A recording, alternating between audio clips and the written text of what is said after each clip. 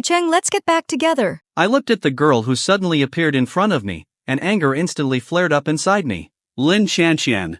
My ex. Once the most beautiful girl in our course, surrounded by crowds of admirers. But among them all, she chose me. I was not only attractive but also an outstanding student, a promising young man.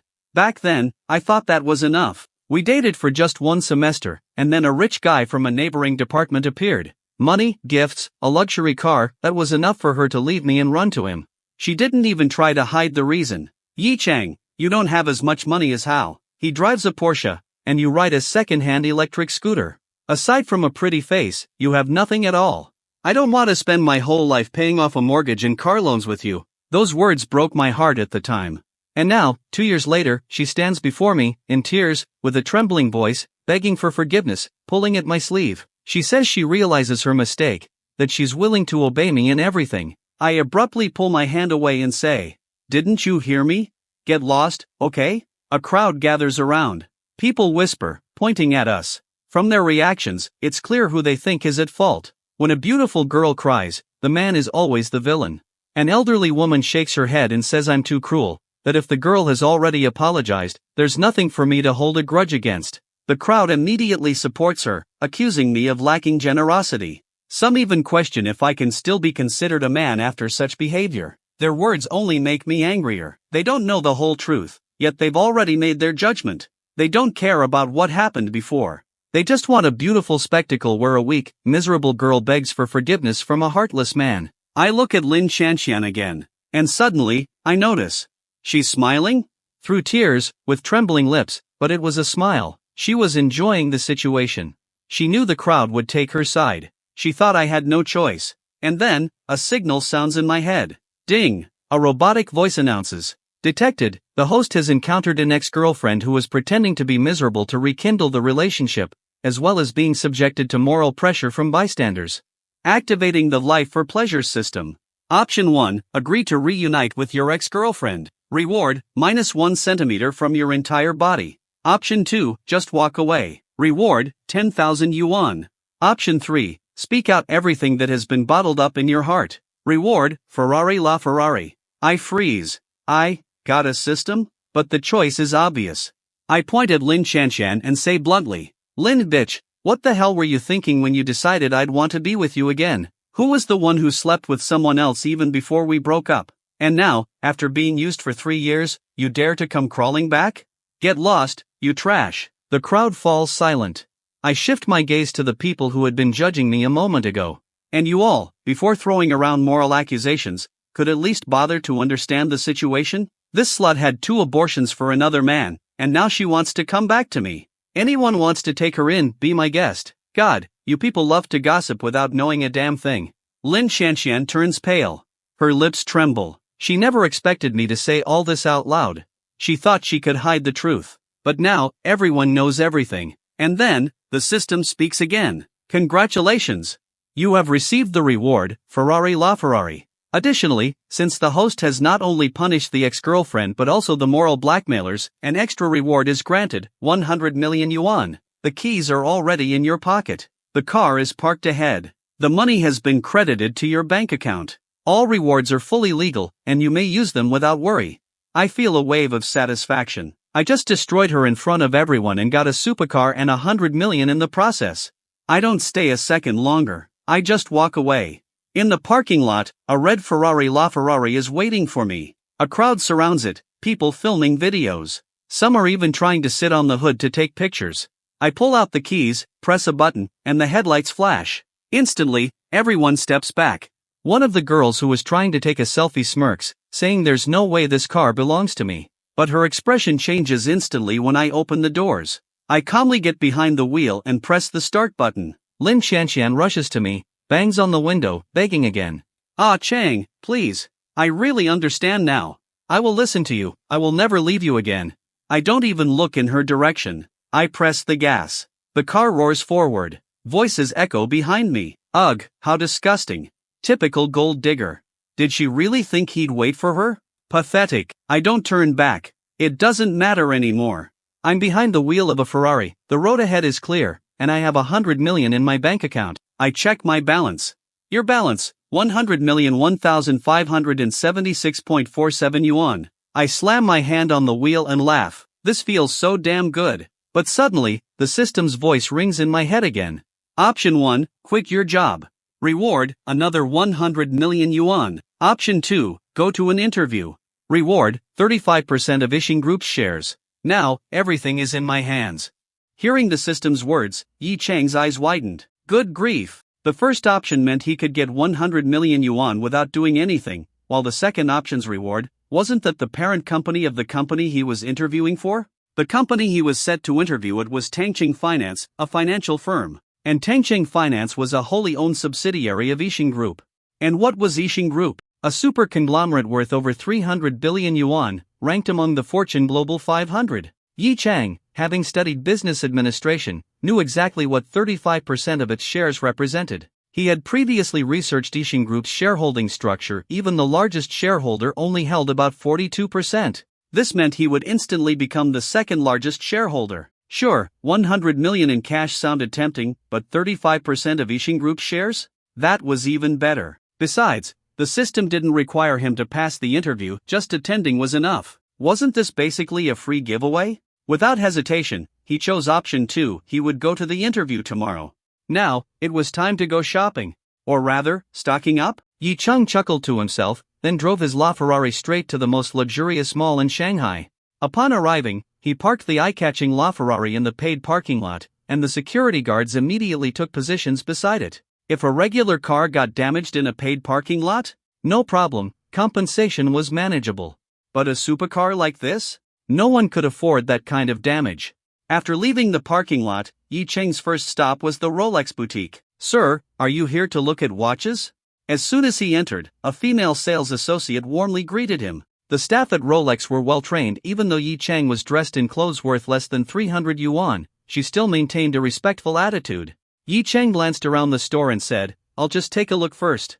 Of course. The saleswoman nodded and followed him as he browsed. He started looking at the display cases near the entrance. The watches there were on the cheaper side, under 100,000 yuan. Before long, his eyes landed on a very famous watch. Is this the green submariner? Yes, it is. Can I try it on? Of course. The saleswoman immediately took the watch from the case and motioned for Yi Chang to extend his hand. She personally helped him put it on. Being handsome really had its perks. Yi Chang's hands were well-defined, with long, slender fingers. The saleswoman took the opportunity to linger on his hand a little longer, touching his skin more than necessary. Yi Chang, however, didn't think much of it, assuming it was just an accident. Once the watch was on, he tilted his wrist to admire it. The metal strap felt cool against his skin, and the green dial was incredibly eye-catching. No wonder it was one of Rolex's most sought-after models. I'll take it. The saleswoman froze for a moment, then lit up with excitement. She hadn't expected Yi Chang to be a serious buyer. Great. Please take it off for a moment, and I'll prepare the paperwork. But Yi Chang waved his hand and said, "No rush. I want to check out a few more. I'll buy them all together." Now that he had money, he wasn't going to hold back. Today, he planned to buy everything, from entry-level to high-end. Hearing this, the saleswoman's smile widened, and she quickly nodded. She had another staff member start packing up the green submariner, then continued following Yi Chang with even more enthusiasm. After browsing for a while, Yi Chang reached the section where watches cost over 1,000,000 yuan. His eyes quickly landed on a stunning watch. The saleswoman immediately introduced it. "This is the full-pave Daytona, an automatic mechanical watch from our Daytona series. As you can see, the dial is entirely encrusted with small diamonds, resembling a starry sky. Additionally, these 4 red rubies at the cardinal points enhance its beauty even further. Let me try it on." Of course. Soon, Yi Chang was wearing a 1,000,000 yuan luxury timepiece. And it really did feel different from those cheap watches. Of course, that was probably just psychological bias, but still Yi Chang was very satisfied. Without hesitation, he said, "I'll take this one too." Great. The saleswoman's heart was racing. Just from her commission on these sales, she had already earned months' worth of salary. Yi Chang didn't need to browse any further. 2 watches were enough. The Daytona for when he wanted to show off. The submariner for everyday office wear. Perfect. The paperwork was prepared. Yi Chang signed and paid. Over 1.2 million yuan spent in an instant. And he didn't feel a thing. He immediately put on the Daytona, then left the store while the staff bowed to him. Next, it was time to buy clothes and shoes. He went to Armani and picked up 2 full outfits totaling 400,000 yuan, including suits, dress pants, shirts, and ties. After changing into his new outfit, the store staff couldn't stop admiring him. He looked incredibly sharp, and when he paid, he looked even more dazzling. By the time he finished shopping, he was loaded with bags. Wearing a casual Armani t-shirt, pants, and shoes, he returned to the parking lot, placed everything in his car, then rubbed his stomach. He was hungry. So, he went back to the mall to find a restaurant. After looking around, he settled on a Western restaurant. He had heard that high-end Western restaurants were ridiculously expensive, and today, he wanted to see just how ridiculous they could be. When the menu arrived, he was actually shocked. Damn! The most expensive steak was over 800 yuan. Was it covered in gold? Looking at the description, no, it wasn't. But it was sprinkled with edible gold flakes. Alright then, rich people really know how to have fun. And now, he was a rich person. So, he ordered one. The waiter didn't seem surprised. After all, one glance at Yi Chang's outfit, Armani, plus a blinging luxury watch, made it obvious he wasn't short on cash. His order: a steak, clam chowder, baked escargot. Total cost, 1,500 yuan. Back when he was in college, he didn't even spend that much in a month. Now, he was waiting for his food, casually playing with his brand new Huawei MX2 foldable phone, which he had just overpaid 20,000 yuan for. He was living the dream. But just as he was getting comfortable, he suddenly heard a loud scolding from a nearby table. What kind of service is this? You call this a high-end restaurant? I've been waiting forever for my steak. A soft, apologetic voice responded. I'm very sorry. I'll go check with the kitchen right away. Yi Chang froze. That voice. It sounded strangely familiar. Soon, the commotion died down. It seemed that the manager had stepped in to talk to the customer, while the female server kept her head down and quickly walked past Yi Chang's table. Yi Chang looked up and caught a brief glimpse of her, immediately freezing in place. Wasn't that Ning Qingxue from the neighboring class? She was a school beauty. Why was she working here? She was wearing a black uniform, with a knee-length pencil skirt. Her slender legs, wrapped in black stockings, extended gracefully from beneath the skirt, their smooth curves well-proportioned and refined. 2 years ago, after breaking up with Lin Shanxian, Yi Chang had lost faith in love. But from time to time, he and his dorm mates would still joke about how amazing it would be if Ning Qingxue could be his girlfriend. Wait a minute. Yi Chang suddenly recalled the expression on Ning Qingxue's face just now. She looked like she was about to cry. Yi Chang and Ning Qingxue had co-hosted academy events before due to their outstanding appearances, so they knew each other, though not very well. Still, seeing her upset, how could he not go over and offer some comfort? Just then, the system's voice rang in his mind. Your former crush is feeling wronged, shouldn't you go comfort her? Option 1, it's not your girlfriend, so why should you care? Reward, your meal will taste extra delicious. Option 2, go watch from the sidelines. Nothing's better than watching a pretty girl cry. Reward, +1 to psychological perversion.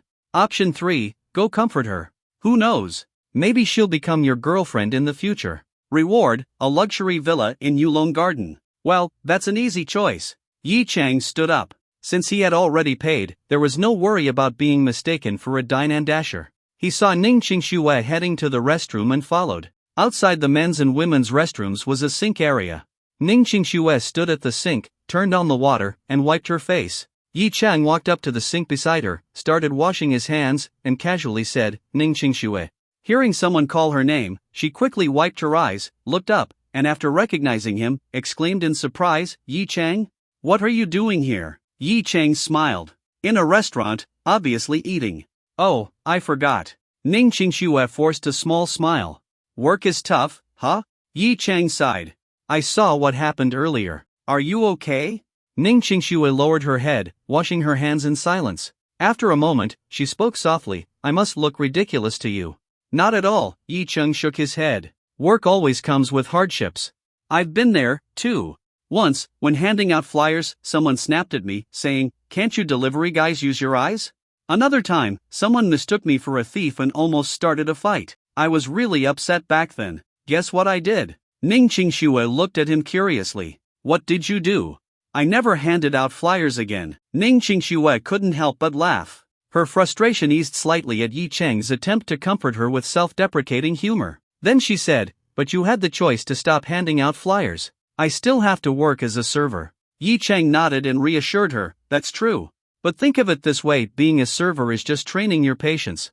You were just unlucky today, that's all. Imagine if your male manager had gone instead of you. The customer probably would have cursed him out even worse. Who could bear to yell at a beautiful girl like you? Hearing Yi Chang call her beautiful, Ning Qingshua's face turned slightly red. She nodded gently and said, "Thank you. I feel a little better now." Yi Chang nodded back with a smile. "No problem. After all, we were co-hosts once." Ning Qingxue chuckled and asked, "You came here for a meal, right? Let me treat you." Yi Chang waved his hand. "No need." His meal had cost over 1,500 yuan, he would feel guilty letting her pay for that. But Ning Qingxue insisted, "Just let me. We employees get an internal discount." "Really, it's fine," Yi Chang said. Then, glancing at his watch, he asked, "When do you get off work?" "Shift change is at 6. Yi Chang was about to take out his phone but then remembered he was wearing a watch now. He glanced at it and said, "That's soon. It's already 5:55. How about I treat you instead?" With that, he walked out of the restroom without waiting for her response. Ning Qingxue watched his back as he left, a small smile forming on her lips. It felt nice to have someone comfort her when she was feeling down. As Yi Chang returned to his table, the system's voice rang in his head. "Congratulations, host. You have received one luxury villa in Yulong Garden. You may collect the keys and property deed at the sales office at any time." Yi Chang was thrilled. Yulong Garden. That was a high-end villa district by the Huangpu River, with properties worth over 100 million yuan each. It was also close to the Bund, making it one of the most expensive neighborhoods in all of Shanghai.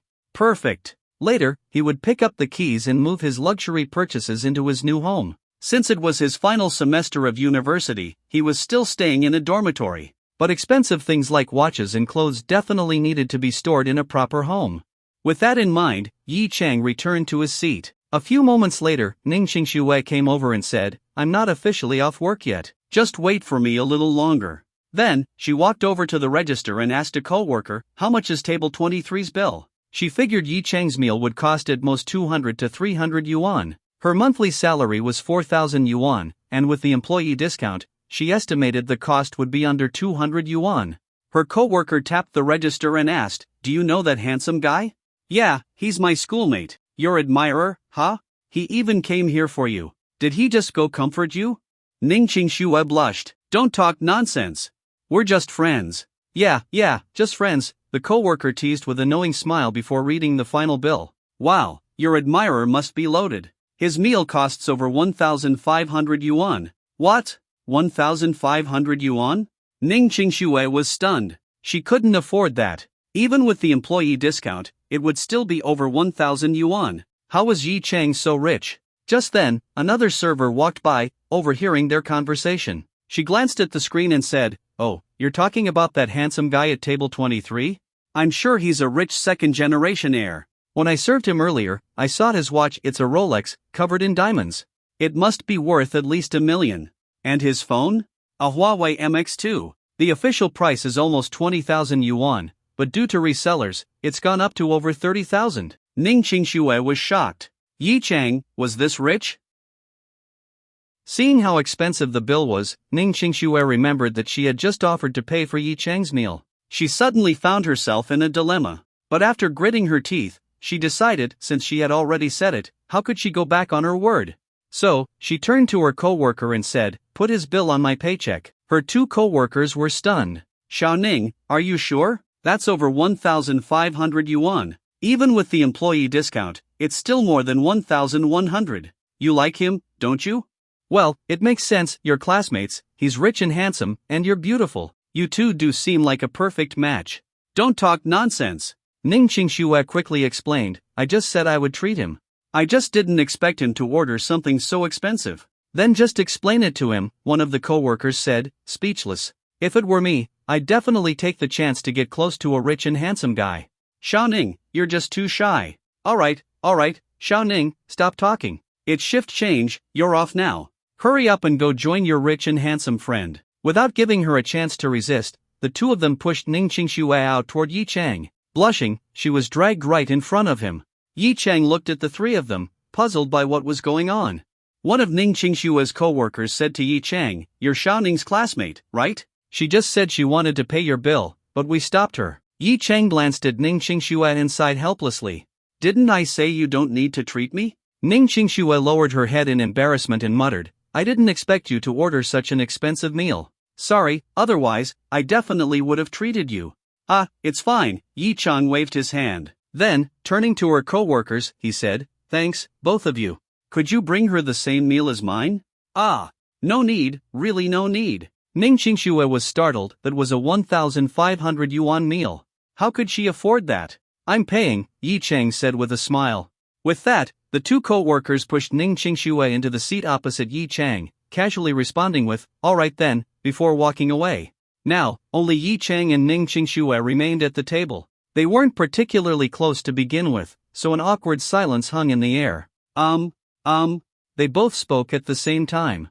Ning Qingxue glanced at Yi Chang and spoke first. You really don't have to treat me. That meal is way too expensive. It's fine, Yi Chang waved it off. Didn't you just want to treat me? This time, let me treat you first. But I haven't paid for yours yet. Then treat me next time, with whatever meal you want.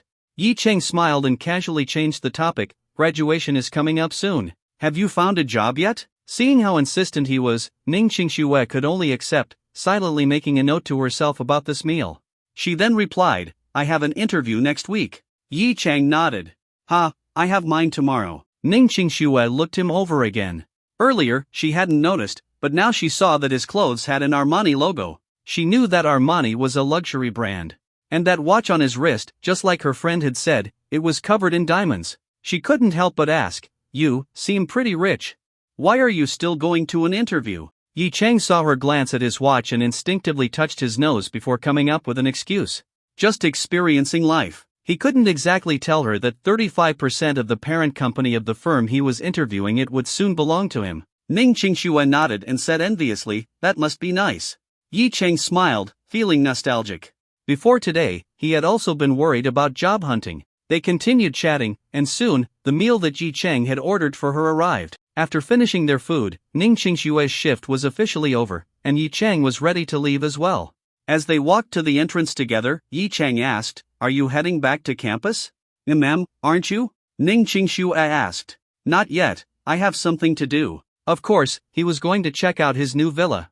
Do you want me to give you a ride back to campus? Ning Qingxue hesitated for a moment but ultimately didn't refuse. Then I'll trouble you. Yi Chang smiled. It's no trouble at all. He then led Ning Qingxue to the parking lot straight toward his LaFerrari. The security guard was still standing by the car, watching over it. When he saw Yi Chang approaching, he smiled at him.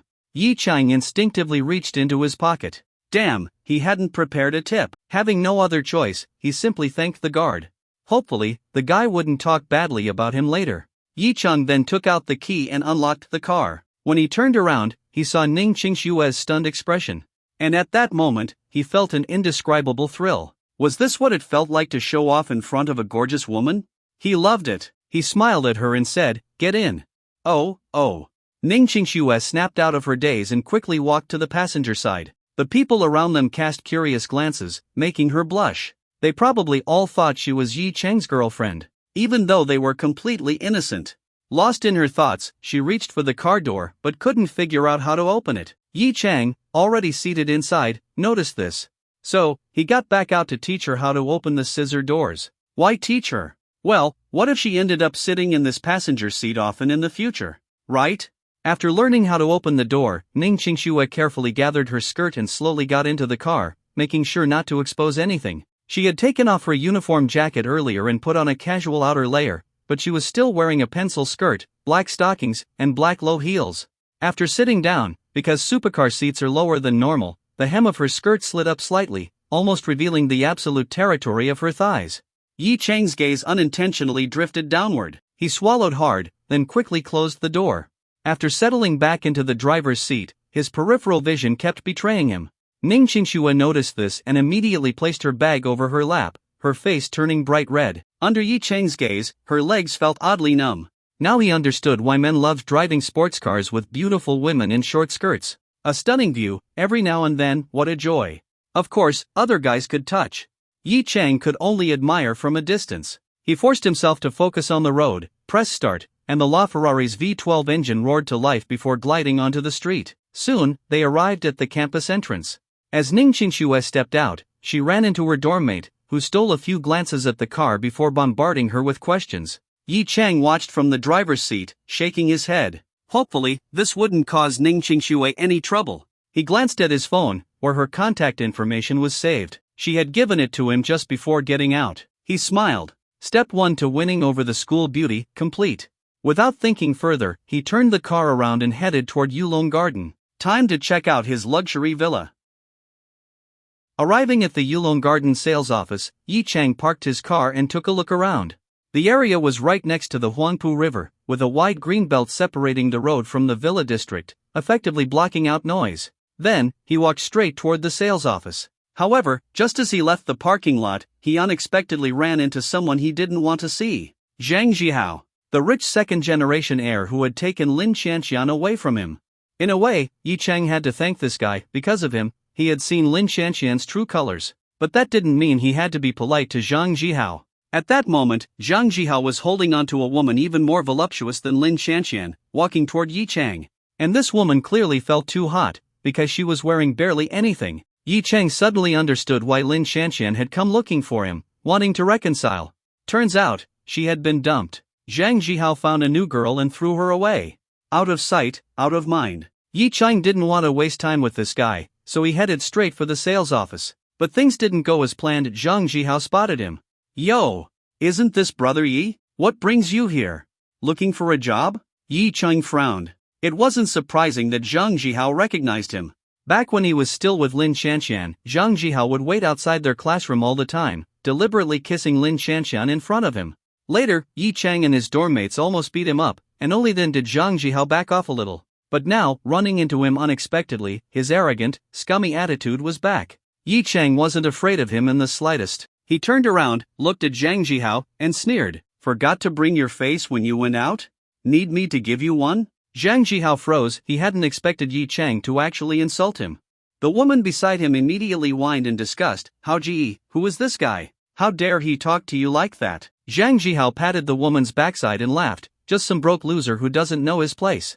Then, he looked Yi Chang up and down, his tone dripping with mockery. What? You think wearing a knockoff Armani suit makes you a big shot? Then, as if suddenly remembering something, he smirked. Oh, by the way, I got bored of Lin Xianxian, so I dumped her. You can go back to her now. Who knows? Maybe she'll take you back. As he spoke, he put on an exaggerated, dreamy expression and said, Lin Xianxian was so good in bed. I had my fun for a long time. Consider her my leftover gift to you. The woman beside him blushed and buried her face in Zhang Zhihao's chest. How Ji, don't say things like that in front of people like him. Even though Yi Chang had nothing to do with Lin Xianxian anymore, hearing Zhang Zhihao's words still made his blood boil. And at that moment, the system's voice rang in his mind. Ding! A mere rich second-gen dares to be this arrogant? Time to unleash your inner beast. Option 1, swallow your anger and walk away. Reward, lose 10 centimeters from every part of your body. Option 2, beat the crap out of him. Reward, master-level martial arts, can be claimed in advance. Option 3, show him what real wealth looks like. Reward, 10 billion yuan in cash. Option 4, first beat the crap out of him, then show him what real wealth looks like. Reward, master-level martial arts, can be claimed in advance, plus 1 billion yuan in cash plus full ownership of Jinsi Road Commercial District. Seeing option 1, Yi Chang flinched. This system was too evil.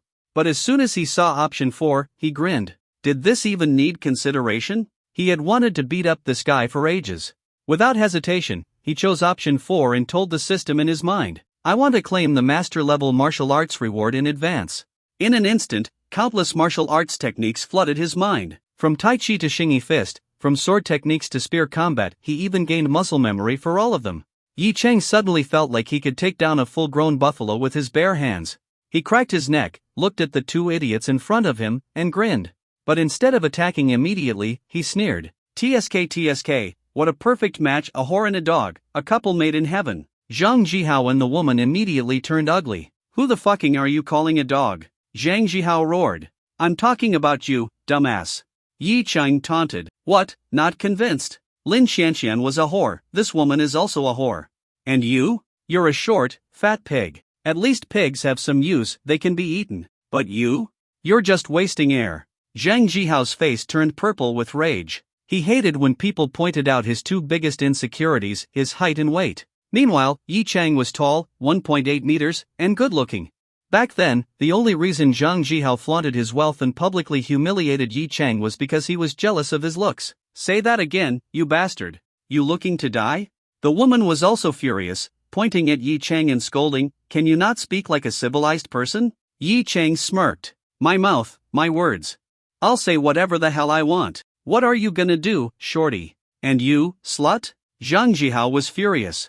He charged forward, throwing a punch at Yi Chang. Yi Chang let the punch land on his chest on purpose. Good. Now it's self-defense. He now had 100 ways to beat Zhang Jihao senseless while only leaving minor injuries so small they wouldn't even count as excessive force. He grabbed Zhang Jihao's wrist, twisted it backward. Zhang Jihao yelped in pain. In one swift move, Yi Chang spun behind him, swept his leg, and slammed him to the ground.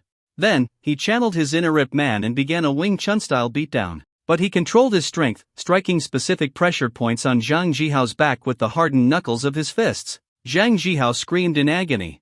Ow. Yi Chang, you bastard. Do you know what happens if you hit me?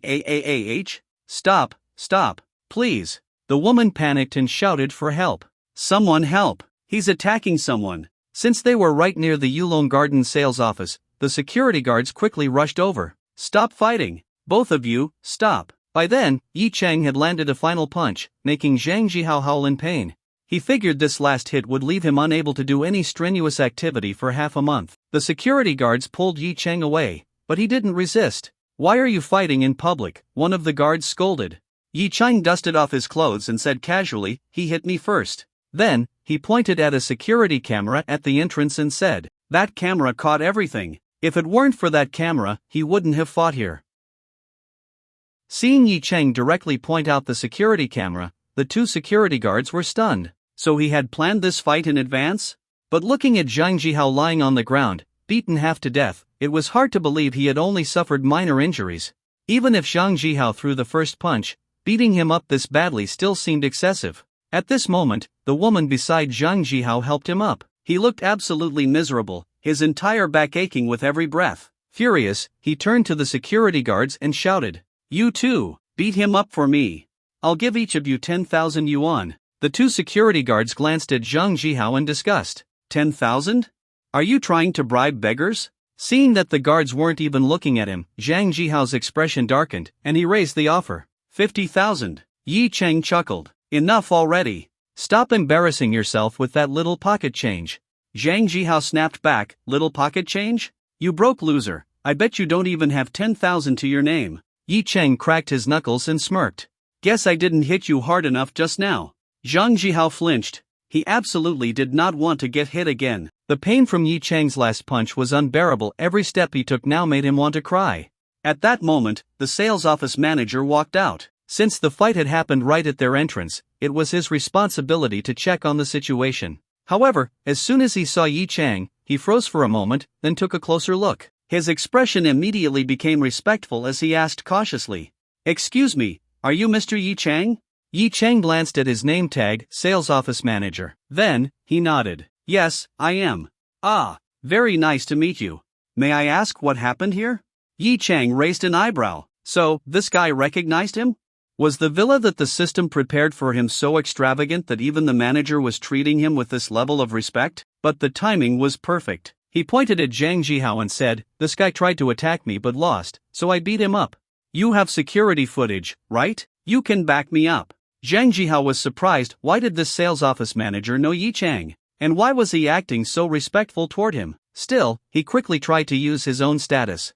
"Manager Liu, you came at the right time. I am Zhang Jihao, the son of the chairman of Zhang Group. I came here today to look at your properties, but this man suddenly attacked me. I need you to detain him and report him to the police." But Manager Liu completely ignored Zhang Jihao. Instead, he turned back to Yi Chang and said, "Of course, no problem, Mr. Yi. You are one of our most esteemed clients. We also have connections with the best law firms in Shanghai. We can arrange for legal assistance if you need it." Much appreciated, Yi Chang said with a smile. Zhang Jihao finally realized something was wrong. Yi Chang was an esteemed client? What the hell? Did he hear that correctly? His eyes drifted back to Yi Chang's outfit Armani. Then, to his watch Rolex full diamond Daytona. Could it be, everything Yi Chang was wearing was real? Not knockoffs? But Zhang Jihao's girlfriend still didn't get it. She still believed Zhang Jihao's claim that Yi Chang was just a broke loser wearing fakes. She pointed at manager Lu and shouted angrily, "Hey, manager, are you blind? That guy just hit my boyfriend. And instead of punishing him, you're taking his side? My boyfriend is the son of Zhang Group's chairman. If he's happy, he might even buy one of your villas." Manager Lu frowned and replied coldly, "Zhang Group? Never heard of it." Then, he looked at the woman with disdain and continued, "And did you just say Mr. Yi is a broke loser? Sorry to disappoint you, but Mr. Yi recently purchased Yulong Gardens Villa Number 1, valued at 688.8 million yuan. I really don't understand what you mean by broke loser.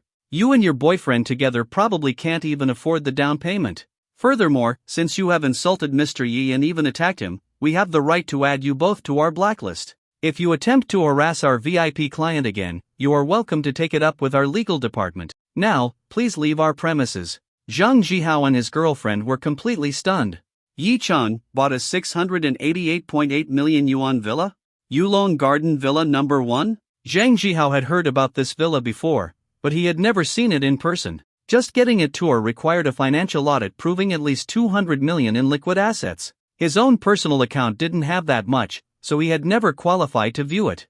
Now, the manager was telling him that this villa already belonged to Yi Chang? Yi Chang gave Zhang Jihao a disdainful look and sneered, "Who's the broke loser now?" Then, without sparing him another glance, he turned and walked into the sales office. Manager Lu, with a stern expression, ordered the security guards to keep Zhang Jihao and his girlfriend from entering. Then, he smiled and respectfully followed Yi Chang inside, asking if he would like to inspect the villa today. Yi Chang agreed while listening to the system notification in his head. "Congratulations, host. You have completed option 4 and received Master Level Martial Arts, already claimed. 1 billion yuan in cash. Full ownership of Jinsei Road Commercial District. The cash has been deposited into your account. Expect a call regarding your new commercial property soon." Hell yeah! Forget the martial arts and the billion yuan. Jinsei Road was one of Shanghai's most prosperous commercial districts, even ranking among the top in China. And now, it all belonged to him. He wondered how much revenue it would generate. Just then, his phone vibrated. He glanced at the screen. "Your bank account has received a deposit of 1 billion Chinese yuan.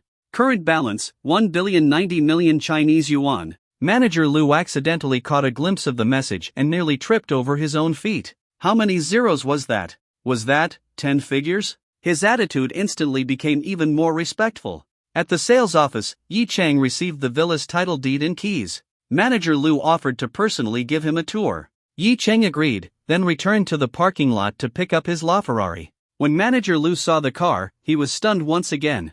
Meanwhile, far away, Zhang Jihao was still standing there, staring blankly as Yi Chang drove off in a multi-million-dollar supercar. This was the broke loser he had mocked? Wasn't this guy leagues ahead of him? Had Yi Chang been pretending to be poor all along? In the end, the real fool was him. Zhang Jihao felt his back ache even more. Driving into Yulong Garden, Yi Chang and Manager Lu arrived at the villa. The gate guards were instructed to recognize Yi Chang's face and car, ensuring he could enter freely from now on. As they drove in, Manager Lu thought to himself, "If only I were a woman. Landing a man like this would mean never worrying about money again." Arriving at Villa Number 1, Yi Chang saw that the property was surrounded by a European-style fence, with an automatic gate that could recognize license plates. However, since this was his first time here, he had to use the remote key to open it. As he entered, he was greeted by a 3-story villa, predominantly white in color, giving off an elegant and comfortable vibe. Around the house was a spacious garden, even featuring a pavilion, from which one could see the Huangpu River and the distant Bund. Following Manager Lu's instructions, Yi Chang parked his car in a nearby garage. The garage itself wasn't ordinary either, it looked more like a high-end showroom, with space for 5 cars. After parking, Yi Chang followed Manager Lu inside to tour the villa. At this level of luxury, square footage didn't even matter anymore, but Manager Lu still mentioned it, 3 floors, plus a basement, totaling over 6,000 square meters. The interior was already fully furnished with the highest-end decor. Italian handcrafted leather sofas, French master-designed flooring and walls, Swiss precision-engineered clocks. Yi Chang had to force himself to stay composed, resisting the urge to show his amazement. After all, he was now a billionaire. By the end of the tour, Yi Chang learned that the interior furnishings alone were worth nearly 100 million yuan. Just the furniture alone could buy a luxury mansion elsewhere in Shanghai. No wonder this villa was worth over 680 million yuan. Mr. Yi, if there's anything you're not satisfied with or if you'd like to add anything to the rooms, please let us know. We will arrange everything for you at the lowest price and ensure your satisfaction. Yi Cheng thought for a moment. He didn't really know what else to add, so he simply said, not for now. Understood. Your property comes with 6 free housekeeping services per year. If you exceed that, you can book more at a 50% discount. If you have any other service needs, feel free to contact me. This is my number. Yi Cheng nodded. Alright, thank you. No need to thank me. It's my honor to serve you. After that, Manager Lu politely excused himself and left. Yi Cheng sat down on the sofa and let out a deep breath. Living in a villa felt amazing. Then, he got up and brought all his stuff from the car, placing it in the master bedroom.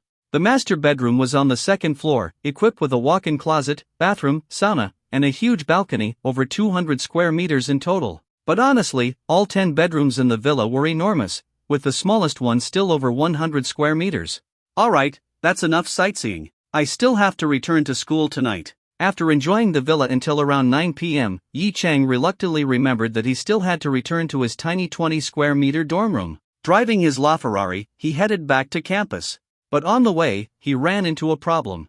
Where should he park his car overnight? Inside the campus? Outside? Yi Cheng had never cared about staying low-key, but a LaFerrari was simply too flashy. As he thought about it, he stopped at a red light. Glancing at his rearview mirror, he suddenly noticed. Oh, a white Maserati MC20 was behind him. But after looking for a few seconds, Yi Cheng realized something was wrong. The Maserati was rolling backward. And it was getting dangerously close to his car. Brake failure? What the hell, it's not a Tesla. Oh, fuck. Yi Cheng immediately pulled forward. Though he wasn't too worried, his car was insured, and the owner behind him was probably rich enough to pay for damages. But still, even if the insurance covered everything, getting hit would make his car a damaged vehicle, which lowered its value. And unfortunately, bang, the Maserati still rear-ended him. Only then did the driver behind snap out of it and hurriedly move the car back. Yi Cheng sighed and rubbed his forehead. Damn it. I've only driven this car for a few hours, and now it's already been hit. He got out, walked to the back, and checked. Great. The rear diffuser was bent out of shape, and part of the bumper had caved in. At that moment, the Maserati's owner also stepped out, came forward to check the damage, and apologized sincerely. I'm really sorry. I truly apologize. When you repair it, please send me the bill. I'll fully cover the cost. It was a woman's voice.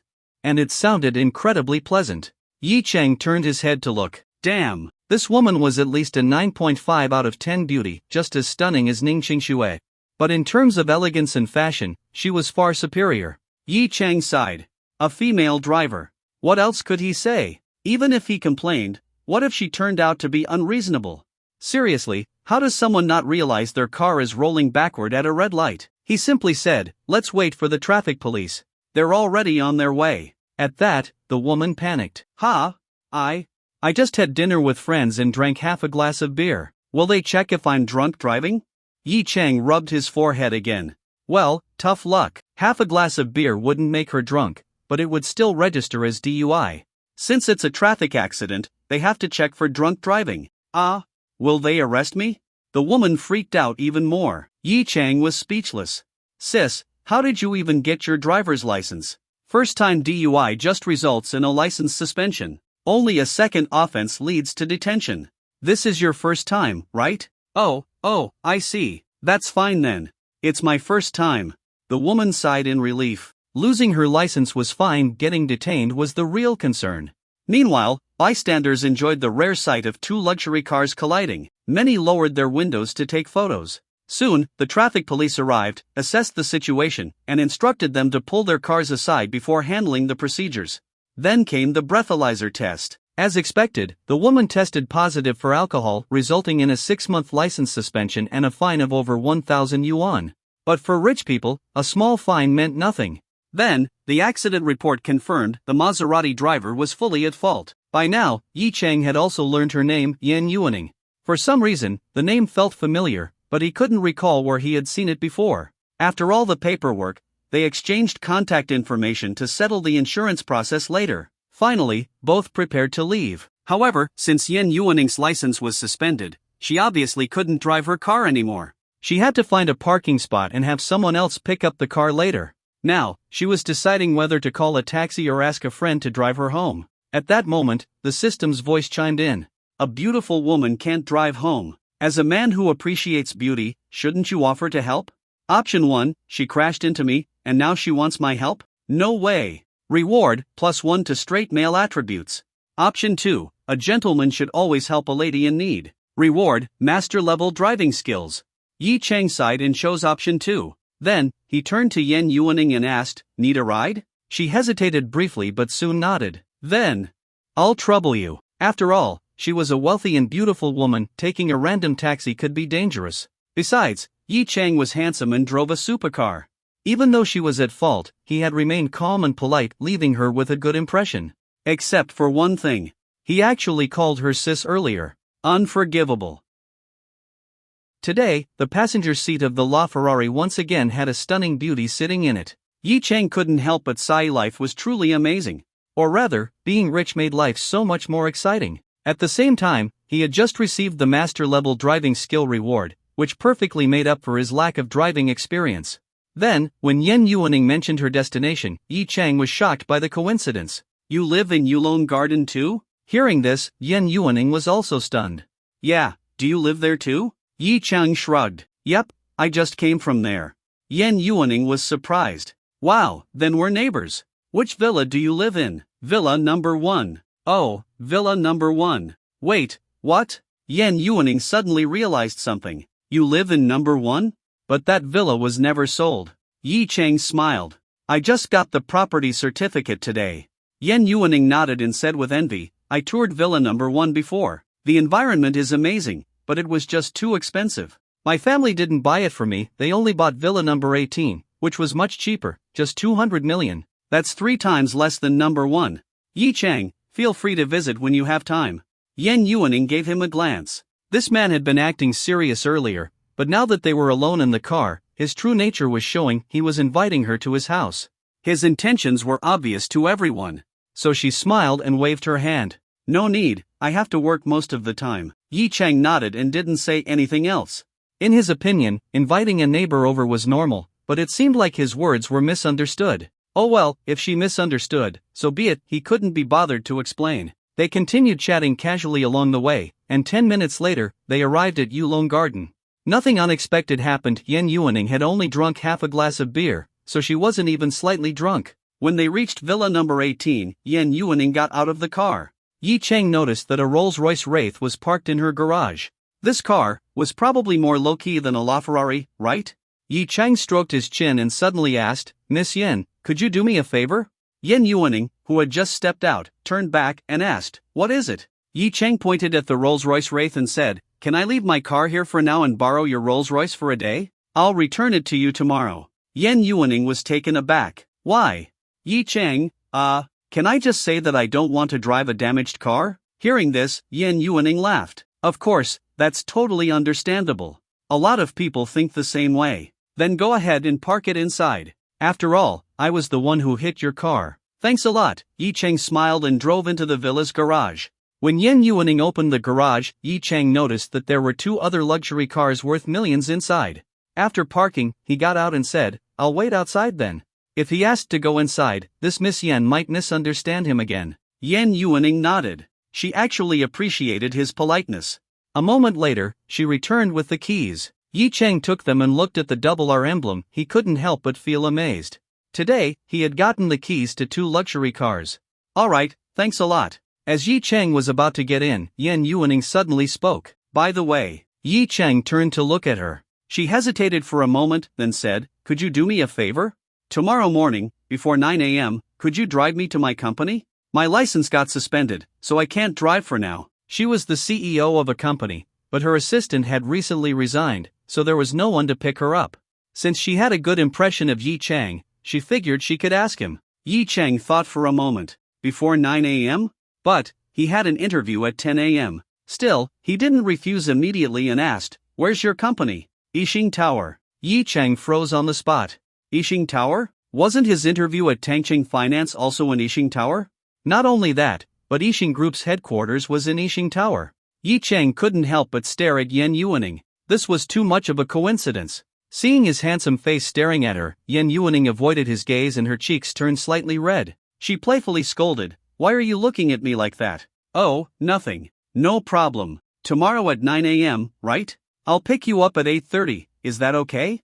Yan Yuaning smiled brightly. "Of course, that's fine. Thank you." Yi Chang nodded. "Alright, it's settled then." Driving the Rolls-Royce Wraith, Yi Chang returned to campus.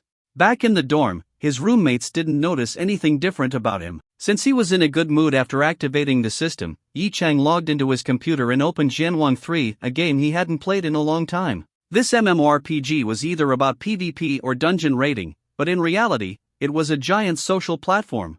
He used to have a lot of online friends, and even though it was already 10 p.m., some of them were still online. As soon as he logged in, someone messaged him. "Muing Ying, bye, you're back?" Yi Cheng's in-game ID was Yi Bai, and he played at Xinjian, swordsman, male character, commonly referred to as Ershao in the game. Seeing this message, Yi Cheng smiled. This was a close online friend, whom he considered his big sister in the game. She was 26 years old, 4 years older than him. Back when he broke up with Lin Shanshan, it was this sister who comforted him for a long time. Even after being away for so long, logging in and getting an instant message felt really nice. He replied, "Yeah, just came online to check things out." Muing Ying sent a party invite, and Yi Cheng accepted. Once the voice chat opened, a gentle and sweet voice came through his headphones. "Little brother, want to run the big battlefield mine quest?" Since it was late, Yi Cheng typed instead of speaking. "I'm not max level yet, I can't do that quest." "Oh, then level up. I'll carry you through dungeons later." "It's too late, my roommates are already asleep. I'll log off soon and level up another time." "Okay." Then Muing Ying said, "By the way, little brother, say something. I haven't heard your voice in so long." Yi Cheng's voice was really pleasant, and many of his online friends liked hearing him talk. Yi Cheng helplessly replied, "It's late, I don't want to wake my roommates." "Oh, then never mind, next time." Muing Ying didn't push it further and instead stood beside his character in the game, playing around with some in-game interactions. She played a female Tiansu character and was probably a rich player since her character wore all the newest premium outfits. Yi Cheng, on the other hand, wore the cheapest default outfit, his sex standard uniform. Still, no one really cared about expensive outfits in this game, and Muing Ying certainly didn't mind. After playing for a bit, Yi Cheng logged off. He had an interview tomorrow, so he needed rest. The next morning, at 8:30 a.m., a Rolls-Royce Wraith parked outside Villa number 18 in Yulong Garden. The villa's doors opened, and Yan Yuaning stepped out, wearing a dark blue women's business suit. Her neat short hair and sharp outfit gave off an undeniable aura of power. She got into the car and said, "Thank you." Yi Cheng glanced at her a few more times, slightly surprised by her professional appearance. Then, he said, "No need to thank me. Let's go." Yi Cheng drove the car, now with master-level driving skills, and since he was driving a Rolls-Royce, which prioritized comfort, Yan Yuaning couldn't help but think having a driver like this wouldn't be bad at all. At the same time, she sized up Yi Cheng. Right now, he was dressed in a finely tailored Armani suit, with a tie neatly fastened at his collar. With his handsome face and immense wealth, even someone like Yan Yuaning, who had met countless men, couldn't help but glance at him a few extra times. Suddenly, Yi Cheng's phone rang. He glanced at the screen. An unknown number. Could be a sales call. So, he put it on speaker and answered. "Hello, is this Mr. Yi Cheng?" Yi Cheng was slightly surprised. The caller knew him? "Yes, speaking. What's the matter?" "Oh, hello. I'm Li Chang, the general manager of Jinxi Street Corporation in Shanghai. The company has officially been transferred under your name. May I ask when you'd be available to visit? We'd like to report the company's overall status to you." Hearing this, Yi Cheng finally remembered yesterday, after teaching Zhang Jihao a lesson, he had received ownership of Jinxi Street. He felt a bit embarrassed. He had almost forgotten about it. So he replied, I'm free today. Around noon actually, never mind. You guys should have your lunch first. I'll come by at 2 p.m. instead. Send me the address. Understood. I'll arrange everything right away. Hearing that Yi Cheng was thoughtful enough to consider their lunchtime, Li Cheng's first impression of his new boss became very positive. This new owner seemed easy to get along with. After hanging up, Yi Cheng noticed a gaze from the side. Turning to look at Yan Yuaning, he smiled and asked, Why are you staring at me, Miss Yan? Could it be that you find me handsome?" Yan Yuaning ignored his teasing and instead seriously stared at him before asking, "Mr. Yi, Jinxi Road belongs to you?" Yi Cheng raised an eyebrow. Oops. Looks like he accidentally showed off in front of this beauty. He really hadn't expected that call to expose the fact that he now owned Jinsei Road. Of course, even if he had remembered in advance, he still would have put it on speaker and maybe even acted more indifferent about it. So he casually replied, "Oh, Jinsei Road isn't mine. It belongs to the country. I just happen to hold its property rights for now." Yan Yuaning rolled her eyes. What nonsense! But still, this was beyond shocking. Jinsei Road was the most famous commercial street in Shanghai, even all of China, often called China's #1 commercial street. How could she ignore the fact that the person sitting right beside her owned it? And what made it even more unbelievable, he was so young. In her eyes, Yi Cheng's background suddenly became even more mysterious. "So shouldn't you be heading straight to your company after dropping me off at Yixing Tower? Jinsei Road alone generates hundreds of billions in rent every year, doesn't it?" "Hundreds of billions? That much?" Yi Cheng was genuinely surprised. "You didn't even know?" Now Yan Yuaning was even more shocked. "How the hell did you become the owner of Jinsei Road without even knowing its value?" Yi Cheng coughed twice and quickly answered her previous question. "Actually, I have business at Yixing Tower too, so I won't have much time to visit Jinsei Road's offices today." "You also have business at Yixing Tower? For what?" "An interview." "An interview?" Yan Yuaning froze. "I'm also going for an interview today." "You too?" "Yes. I'm the CEO of my company, so I'm going as an interviewer." She nodded and then asked, "Do you have investments in Yixing Group? Are you going as an interviewer too?" Yi Cheng fell silent. Something felt off, because he suddenly realized something. Yixing Group's chairman had the surname Yan, and Tangcheng Finance, the company he was interviewing for, was a subsidiary of Yixing Group. Moreover, Tangcheng Finance was a well-known financial firm, and its CEO's surname was also Yan. And if he remembered correctly, that CEO's name was Yan Yuaning. For a moment, he didn't feel like going to the interview anymore. It might be too awkward when they met face to face, but if he didn't go, he wouldn't get Yixing Group's shares. So, he decided not to tell Yan Yuaning just yet. That way, when they met later, she'd be the one caught off guard, and she'd be the one feeling awkward. So he replied with a smile, "Yeah, I'm also going as an interviewer." Yan Yuaning nodded and curiously asked, "What's the name of your company?" That's a secret for now." Yan Yuaning raised an eyebrow. "He's keeping secrets from me? It's just a company. What's the big deal?" "Fine, whatever." She let out a small humph. Yi Cheng glanced at her. Wait, was that a real humph? What was with this tsundere-like reaction? He thought for a moment maybe he was just too rich, making her feel slightly frustrated. Meanwhile, Yan Yuaning also realized her reaction was a bit unusual. Her face turned slightly red. She had never acted like this in front of a man before. It must have been an unconscious reaction. No, wait. The fact that it was unconscious made it even weirder. The more she thought about it, the more her thoughts spiraled. So, she forced herself to focus on her phone to distract herself. For the rest of the drive, they remained silent, and soon, they arrived at Yixing Tower. Located in the HP district, near the Huangpu River and not far from the Bund, Yixing Tower was owned by Yixing Group. It had 66 floors and was one of Shanghai's tallest buildings. To avoid Yan Yuaning realizing too soon that he was one of the interviewees, Yi Cheng suggested, "I'll drop you off at the entrance first, then go park." She agreed.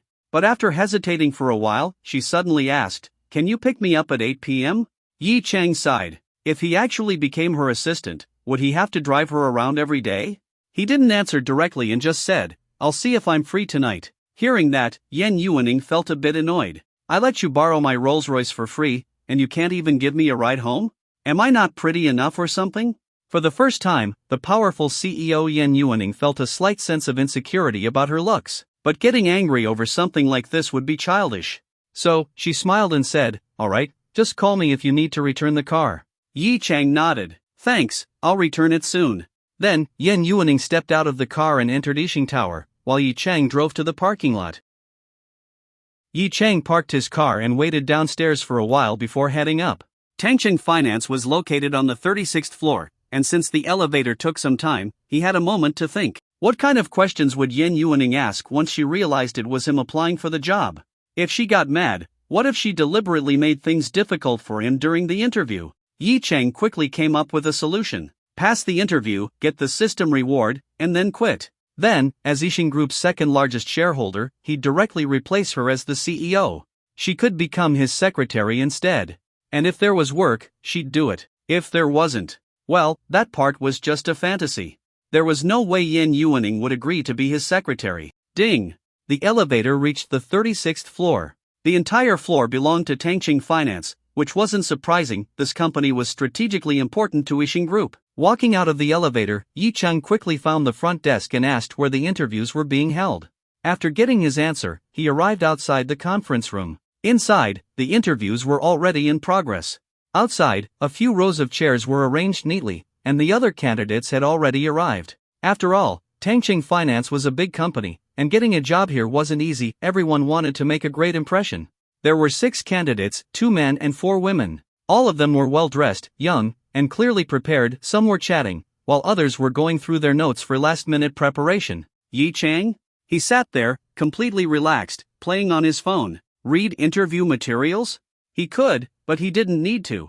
After all, his chances depended entirely on Yan Yuaning's mood when she saw him. If she wanted him, he'd stay. If she didn't want him, there was no hope anyway. Truly a tragic situation. He rubbed his temples. If he didn't have the system, he'd probably be worried about this interview. But then again, if he didn't have the system, he wouldn't have met Yan Yuaning in the first place. Time passed quickly, and the first 2 candidates had already finished their interviews. Then, a voice called out, "Next candidate, Yi Cheng. Please come in." Yi Cheng stood up, adjusted his suit, and walked toward the conference room. Inside the conference room, at the center of the long table, Yan Yuaning was seated. She had just finished reviewing the previous candidate's evaluation, marking a few circles and crosses on the form. Then, she flipped to the next candidate's profile and saw the name, Yi Cheng. She froze. Immediately, she thought of that man. At first, she assumed it was just a coincidence. Maybe it was just the same pronunciation but a different name. But then she saw the photo. She was stunned. This guy, wasn't this that guy? Just then, the door opened. She looked up, and there he was. Yi Cheng, didn't he say he was going to be an interviewer? Why is he applying to be my assistant? This guy lied to me. Yan Yuaning's eyebrows shot up, and she glared at Yi Cheng. If it weren't for the other interviewers sitting beside her, she might have slammed the table and confronted him on the spot. Meanwhile, Yi Cheng pretended not to notice her glare as if he didn't even recognize her. He looked completely calm and composed. But seeing his nonchalant attitude, Yan Yuaning became even angrier. So, he really hid this from me? Fine, then. Time to teach him a lesson. She made up her mind. Her gaze toward Yi Cheng turned dangerous. Yi Cheng, unaware of this change, walked up to the interview panel, gave a slight bow, and respectfully greeted. "Good afternoon, interviewers." One of the other interviewers, seemingly satisfied with his appearance, smiled and nodded. "All right, please have a seat and give us a brief self-introduction." But just as Yi Cheng was about to sit down, Yan Yuaning suddenly spoke. "Wait. Don't sit yet." The other interviewers were stunned. What's the CEO doing? This candidate just walked in, and she's already making things difficult? Did she not want a male assistant? Yi Cheng sighed internally. As expected. She's targeting me, but he wasn't here to be a pushover. So, he pretended not to hear her, sat down anyway, and looked at her with confusion. What did you say? Yan Yuaning gritted her teeth. This guy is here to interview for my assistant position, and he dares act so smug? But with her subordinates watching, she had to keep her composure. So, she swallowed her frustration, put on a blank expression, and said, "Oh, nothing. Go ahead with your introduction." Yi Cheng smiled slightly and began. "Good afternoon, interviewers. My name is Yi Cheng. I studied business administration at Modern University, and I'm applying for the position of CEO assistant." Before he could even finish his first sentence, Yan Yuaning interrupted him. "Excuse me, but I have a question first." The other interviewers paused. Why is the CEO interrupting the introduction? Yan Yuaning stared at Yi Cheng and asked coldly. "You're applying to be my assistant, correct?" "Yes." "Then tell me, why are you wearing Armani? And why are you wearing a Rolex? Your outfit alone is worth over 100,000 yuan.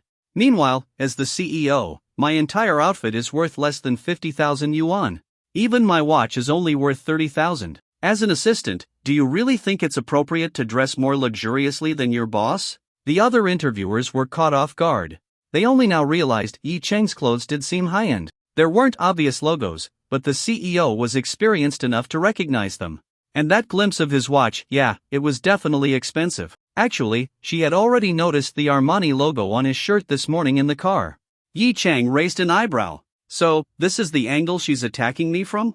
Just then, the system's voice rang out. Ding! The female CEO is making things difficult for you. It's time to prove yourself as a real man. Option 1. A gentleman doesn't argue with a woman. Reward: women will see you as soft and easygoing. Option 2. Show dominance. Reward: a full-body physical enhancement. Yi Chang was speechless. Option 1. Are you kidding me? No way he was choosing that. Of course, he picked option 2.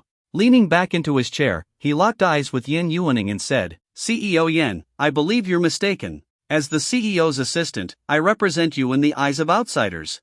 Wearing expensive clothes commands more respect, and it also reflects the company's strength. Besides, even if you wear something cheaper than me, no one would dare look down on you. After all, you're a CEO and a stunning woman. No matter what you wear, you'll always be taken seriously.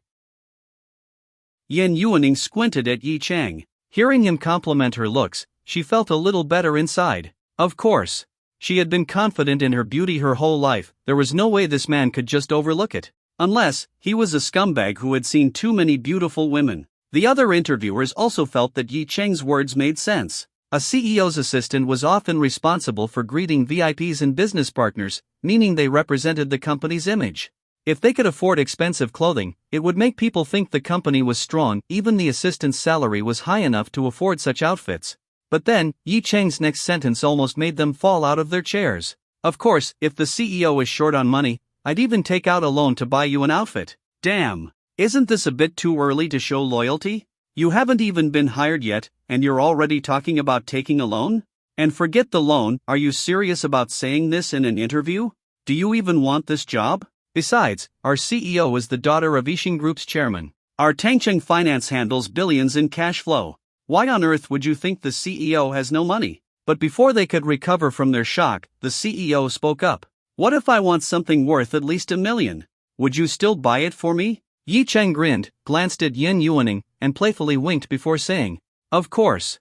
But I'll decide what to buy. Yen Yuaning almost laughed. She didn't doubt that Yi Chang had the money. The question was, would he really spend over $1 million on her? Over the years, plenty of men had tried to throw money at her to win her favor.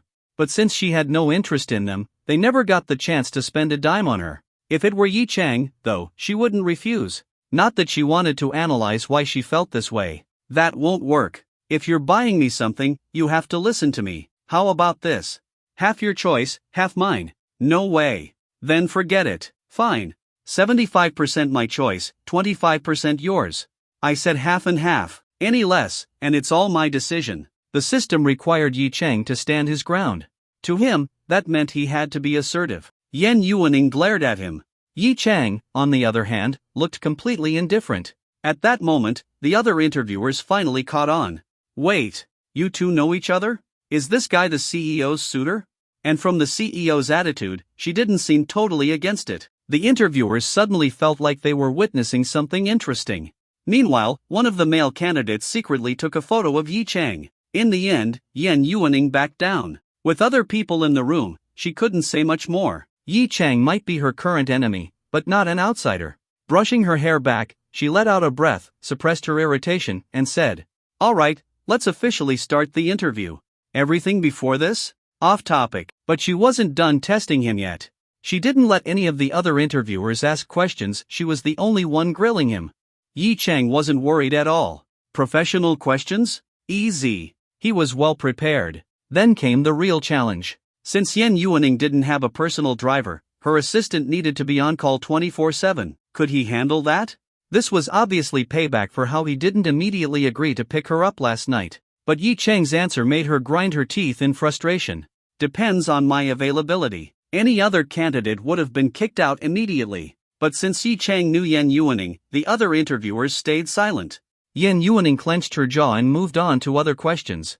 No matter how tricky her questions got, Yi Chang never fell for her traps. She was completely stuck. So, after 40 minutes, she finally ran out of things to ask. Fuming, she glared at him and said, The interview is over.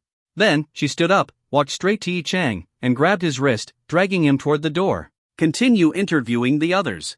Director Zhang, take my place. Before anyone could react, she opened the door and pulled Yi Chang out. The other candidates, who had been waiting outside, were relieved when the door finally opened. But then, they saw something shocking. A woman had dragged one of the candidates out by force. They had no idea this was the CEO herself. They'd only realize it once they got inside and saw the nameplate. CEO Yen, where are you taking me? Yi Chang sighed after being dragged several meters down the hall. Yen Yuaning shot him a glare. We'll talk outside. Then can you let go of my hand? Men and women shouldn't be too close, you know. Yen Yuaning's blood pressure skyrocketed, but then she noticed. Company employees were watching. They were staring at her, clearly wondering, why is our beautiful CEO dragging a random man? Her face turned red. She immediately let go of Yi Chang's hand, glared at him again, and stormed toward the elevator. Yi Chang chuckled and casually followed. At that moment, the system finally spoke up. The host successfully held his ground during the interview. Reward, 1 full body enhancement. Claim anytime. But Yi Chang was still waiting for the reward from the Yixing Group interview. He asked the system, I attended the interview. Why haven't I received my reward yet? The interview results are not finalized. Please wait. So I have to wait for the results? Fine. The system's rules were absolute, so he had no choice but to wait. Most likely, the decision would come out tonight. But, would he accept the job if they offered it? Yi Chang looked up at Yen Yuaning's back. Her tailored suit fit perfectly, emphasizing her curves. Her chest size was definitely not smaller than a C cup. Her waist was slim, and her hips had an ideal 0.7 waist-to-hip ratio, considered the perfect proportion for women. She was wearing 5 cm heels, making her around 1.75 meters tall, just a bit shorter than Yi Chang. Between her pointed high heels and her pants, a small portion of her stocking-covered foot was visible. Yi Chang swallowed. Was she wearing ankle stockings, or full pantyhose? Either way, it was tempting. Yeah, he'd probably stay. Yen Yuaning was walking ahead when she suddenly turned around and noticed Yi Chang staring at her. Her face flushed slightly, and she asked, Why are you looking at me? Because you're beautiful, Yi Chang replied smoothly. Many men had complimented Yen Yuaning's beauty before, but Yi Chang's words somehow made her feel a bit pleased. However, she didn't show it and instead brought up an old grudge. Weren't you the one calling me big sis yesterday? But today, you suddenly find me beautiful? For a woman in her 20s, especially a beautiful one, being called big sis was something she could hold on to for a lifetime. Yi Chang was stunned. Did I say that? Yen Yuaning stared at him for a while, confirming that he really didn't remember, then snorted, Forget it. I won't argue about it for now. I'll settle this with you later. Later? Yi Chang felt that this later was worth thinking about.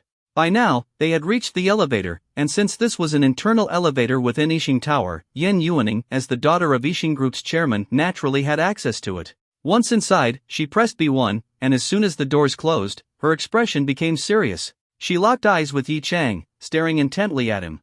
Yi Chang, what are you doing? Yen Yuaning, coldly, weren't you here for an interview?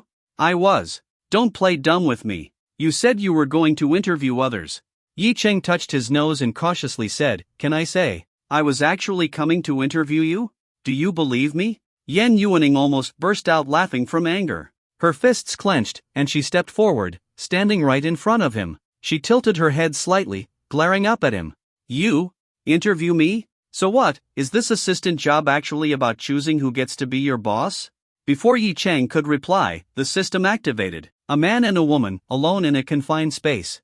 The beauty is being aggressive, shouldn't you show some dominance? Option 1, let it go, be a good man. Reward, +1 good man attribute. Option 2, wall slam her. Reward, master level flirting skills. Option 3, wall slam her and confess. Reward, master level flirting skills plus master level musical instrument proficiency. Option 4, wall slam her and kiss her. Reward, master level flirting skills plus master level cooking skills. Option 5, wall slam her, confess, and kiss her. Reward, master level flirting skills plus master level musical instrument proficiency plus master level cooking skills. More than 10 options popped up, each more outrageous than the last. One even suggested touching places he shouldn't, and the final option was, well, let's just say it involved deep communication. Yi Chang was speechless. Did this system seriously think there was enough time for deep communication in an elevator ride? This system can cut off the elevator's power supply, ensuring it won't resume operation for at least 30 minutes. Yi Chang. No need for that. Just cut the security cameras. As much as he enjoyed teasing Yen Yuaning, he wasn't crazy enough to pull an actual stunt in an elevator. Plus, they'd only known each other for a day. Who knew if she'd have him arrested afterward? System, cameras disabled. Go ahead. Yi Chang took a deep breath, locking his eyes on the feisty CEO in front of him. With her delicate eyebrows, sharp phoenix eyes, high nose bridge, and full lips, even when angry, she was irresistibly captivating. Then, Yi Chang took a step forward. Yan Yuaning was startled and instinctively stepped back. "What are you doing?" Yi Chang didn't answer, he took another step forward. Yan Yuaning stepped back again. The elevator was spacious, but after just 2 steps, Yi Chang had already cornered her against the wall. Don't come any closer. I'm warning you." But at that moment, Yi Chang raised his hand and placed it against the wall, right next to her head. A perfect wall slam. Then, he leaned in, stopping just 20 centimeters from her face. In the small, enclosed space, the air suddenly became charged with an ambiguous tension. Don't do anything stupid." Yan Yuaning's voice unconsciously softened, realizing she had cornered herself. But instead of forcing a kiss, Yi Chang calmly answered her previous question. "Of course, I wasn't here to interview for my own CEO." Then, he smiled slightly, lowering his voice into a deep, magnetic tone. "I was here to interview my future girlfriend." Yan Yuaning's mind went blank. Her face instantly turned bright red. Interview for a girlfriend? He was referring to her? Was this a confession? But they had only known each other for a day. She wasn't ready for this. She completely forgot that Yi Chang had applied for this job months ago, long before they ever met. So it was impossible for him to have planned this from the start. After a moment of dazed silence, Yi Chang continued, "And now, I think you're very suitable for the role. In fact, the moment I first saw you, Yuaning—" "No!" Yan Yuaning shouted abruptly. "Yuaning, don't say no, no. Say yes, yes." Yi Chang grinned mischievously.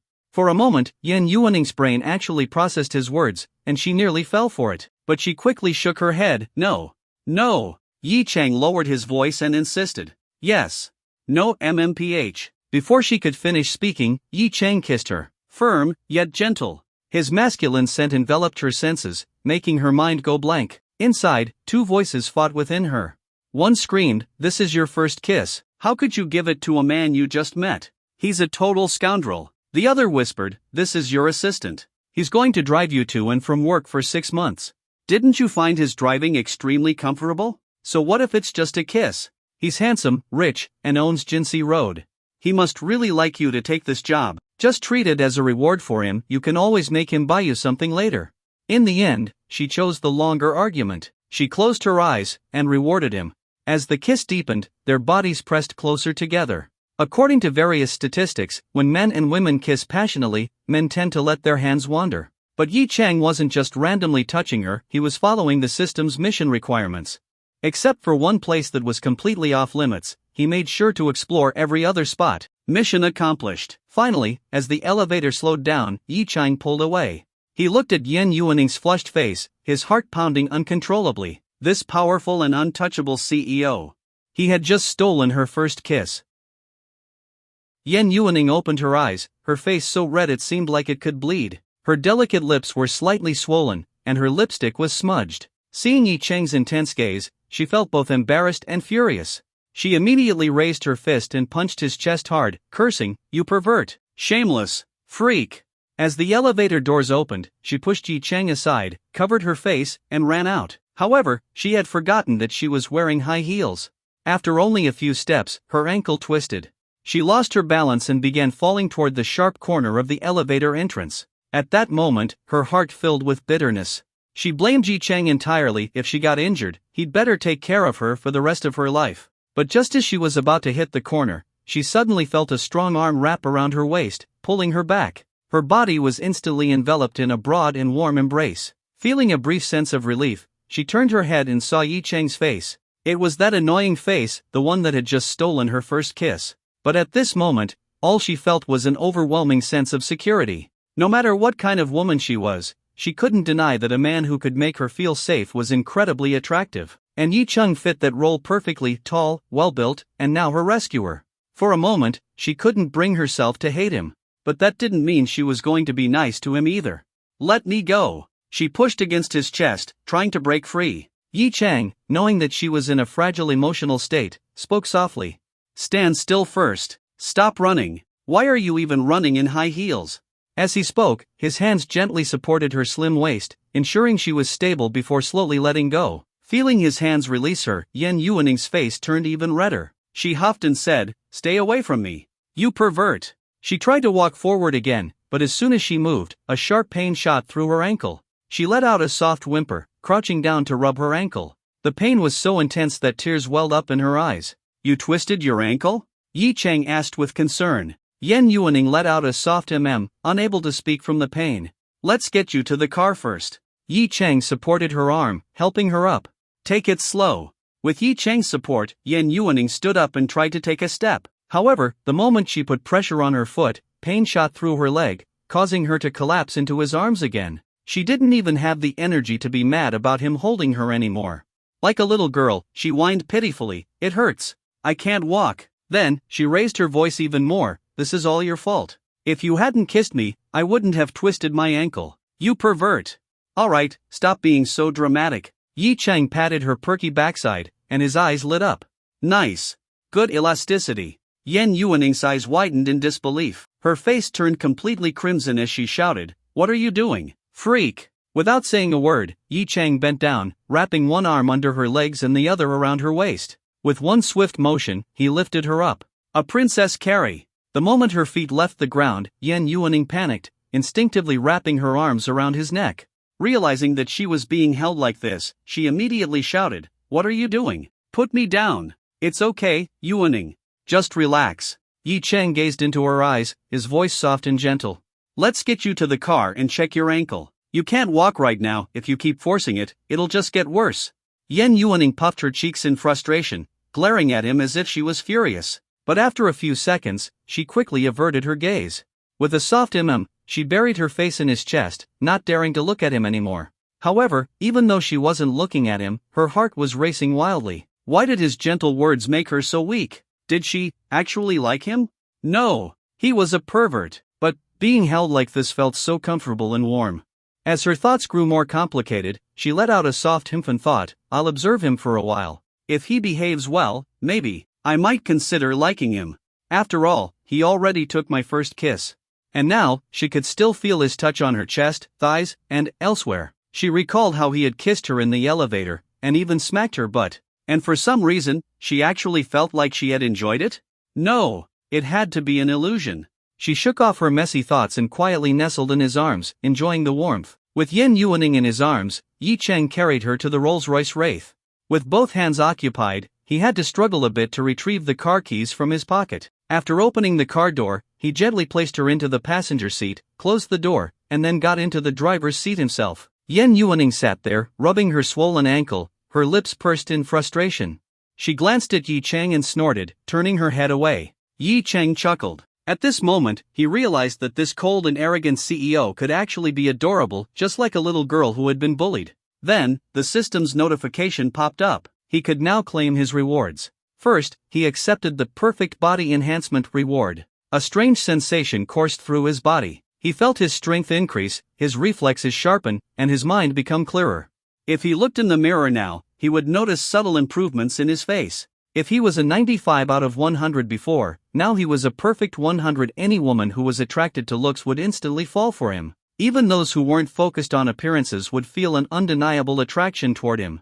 And if he took off his shirt, he would see that his muscles were even more defined. Even his special ability had been enhanced significantly. However, Yi Chang hadn't noticed this yet. Next, he received his second set of rewards.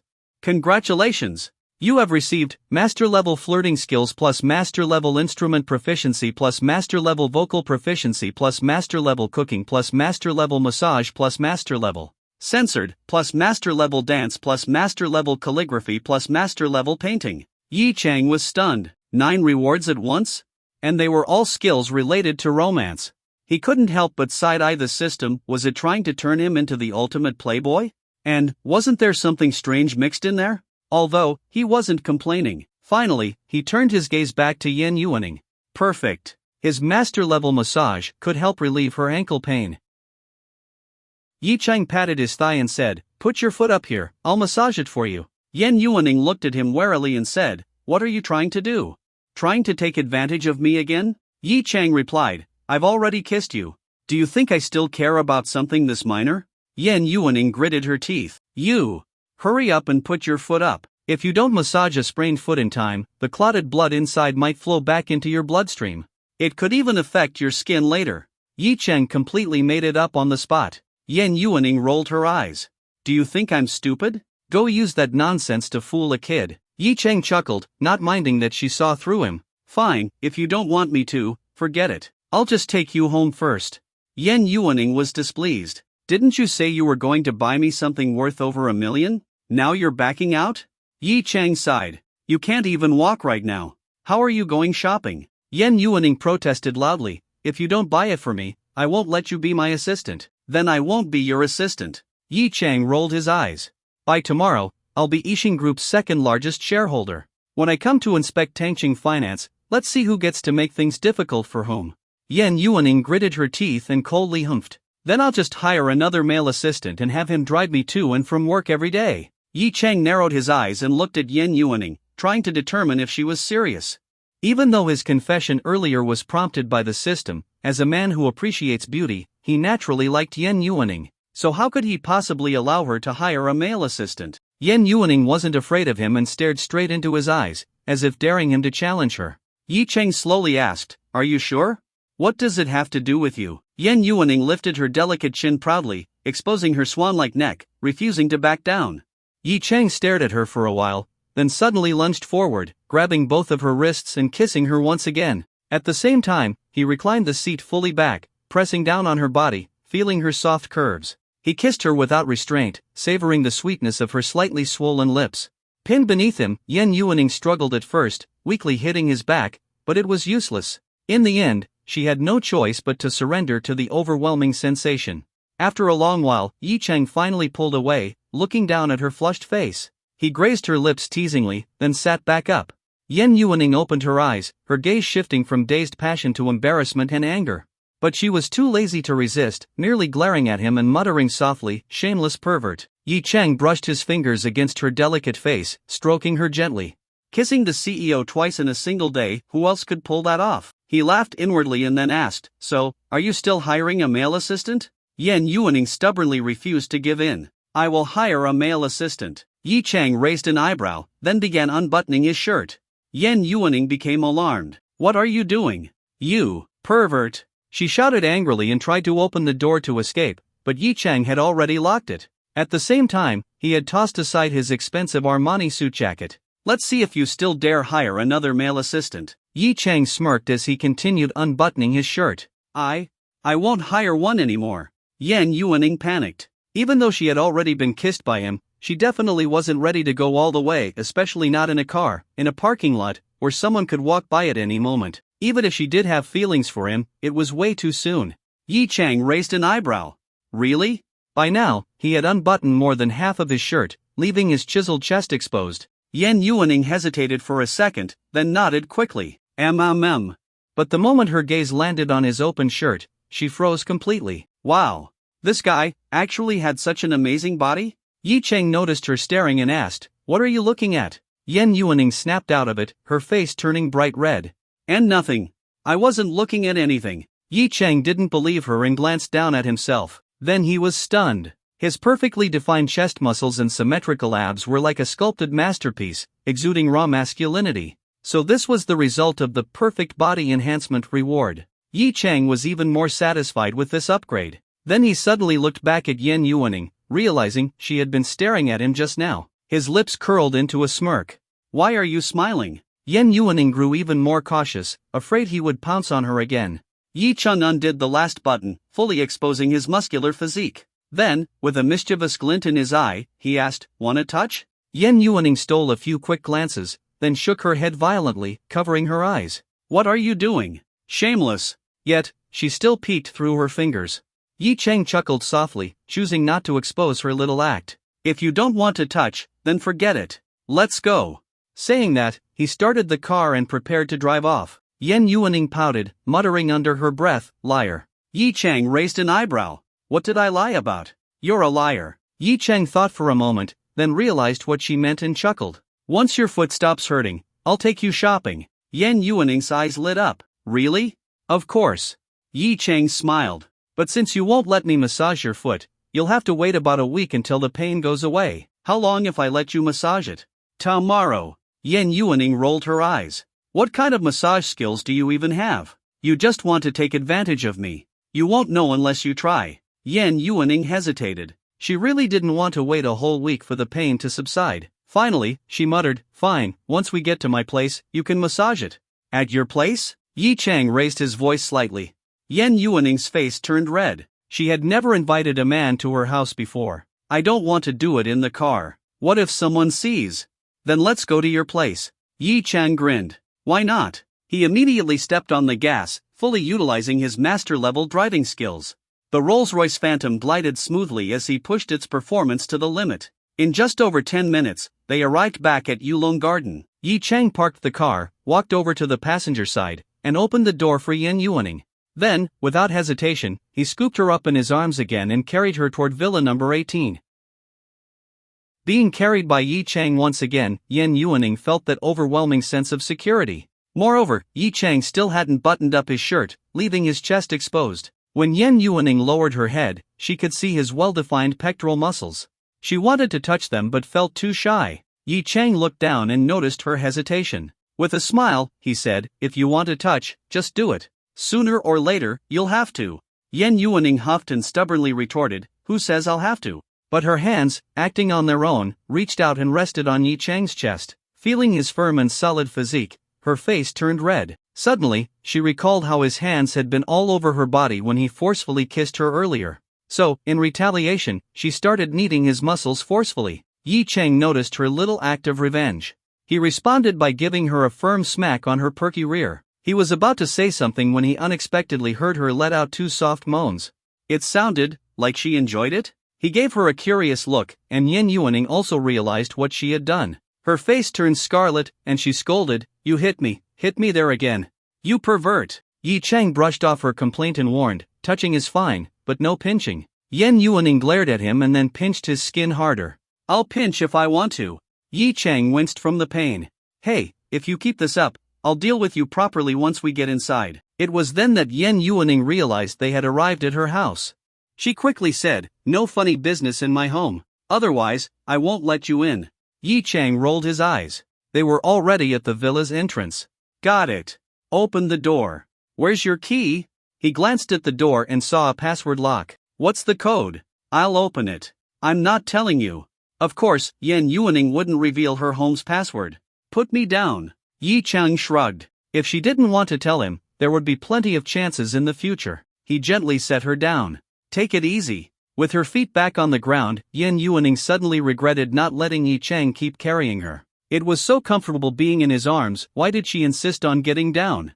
But she was too embarrassed to ask him to pick her up again, though she knew this shameless guy would probably be more than happy to do so. Then, she used her fingerprint to unlock the villa's door and carefully stepped inside. Seeing how difficult it was for her to walk, Yi Chang shook his head helplessly and picked her up again. "If it hurts, don't force yourself. It's not like I can't carry you." Now back in his warm embrace, Yan Yuaning didn't resist. Instead, she wrapped her arms around his shoulders, feeling secretly pleased. However, she still huffed, "Pervert. You're just using this as an excuse to take advantage of me." "Pervert, pervert," Yi Chang frowned. This little minx really refused to back down. So he simply shut the door, carried her to the living room, and placed her on the couch. "Fine, then I'll really show you what being a pervert is." With that, he pressed her down again and kissed her passionately. A few minutes later, Yi Chang walked over with a tray carrying some bruise relief spray and a towel soaked in ice water. On the couch, Yan Yuaning's face was still flushed as she adjusted her messy white blouse and buttoned it back up. This pervert had gone even further than in the car, he nearly stripped her. When she saw Yi Chang approaching, she glared at him, huffed, and turned away. Yi Chang didn't say anything. He set the tray down and lifted her injured right leg onto his lap.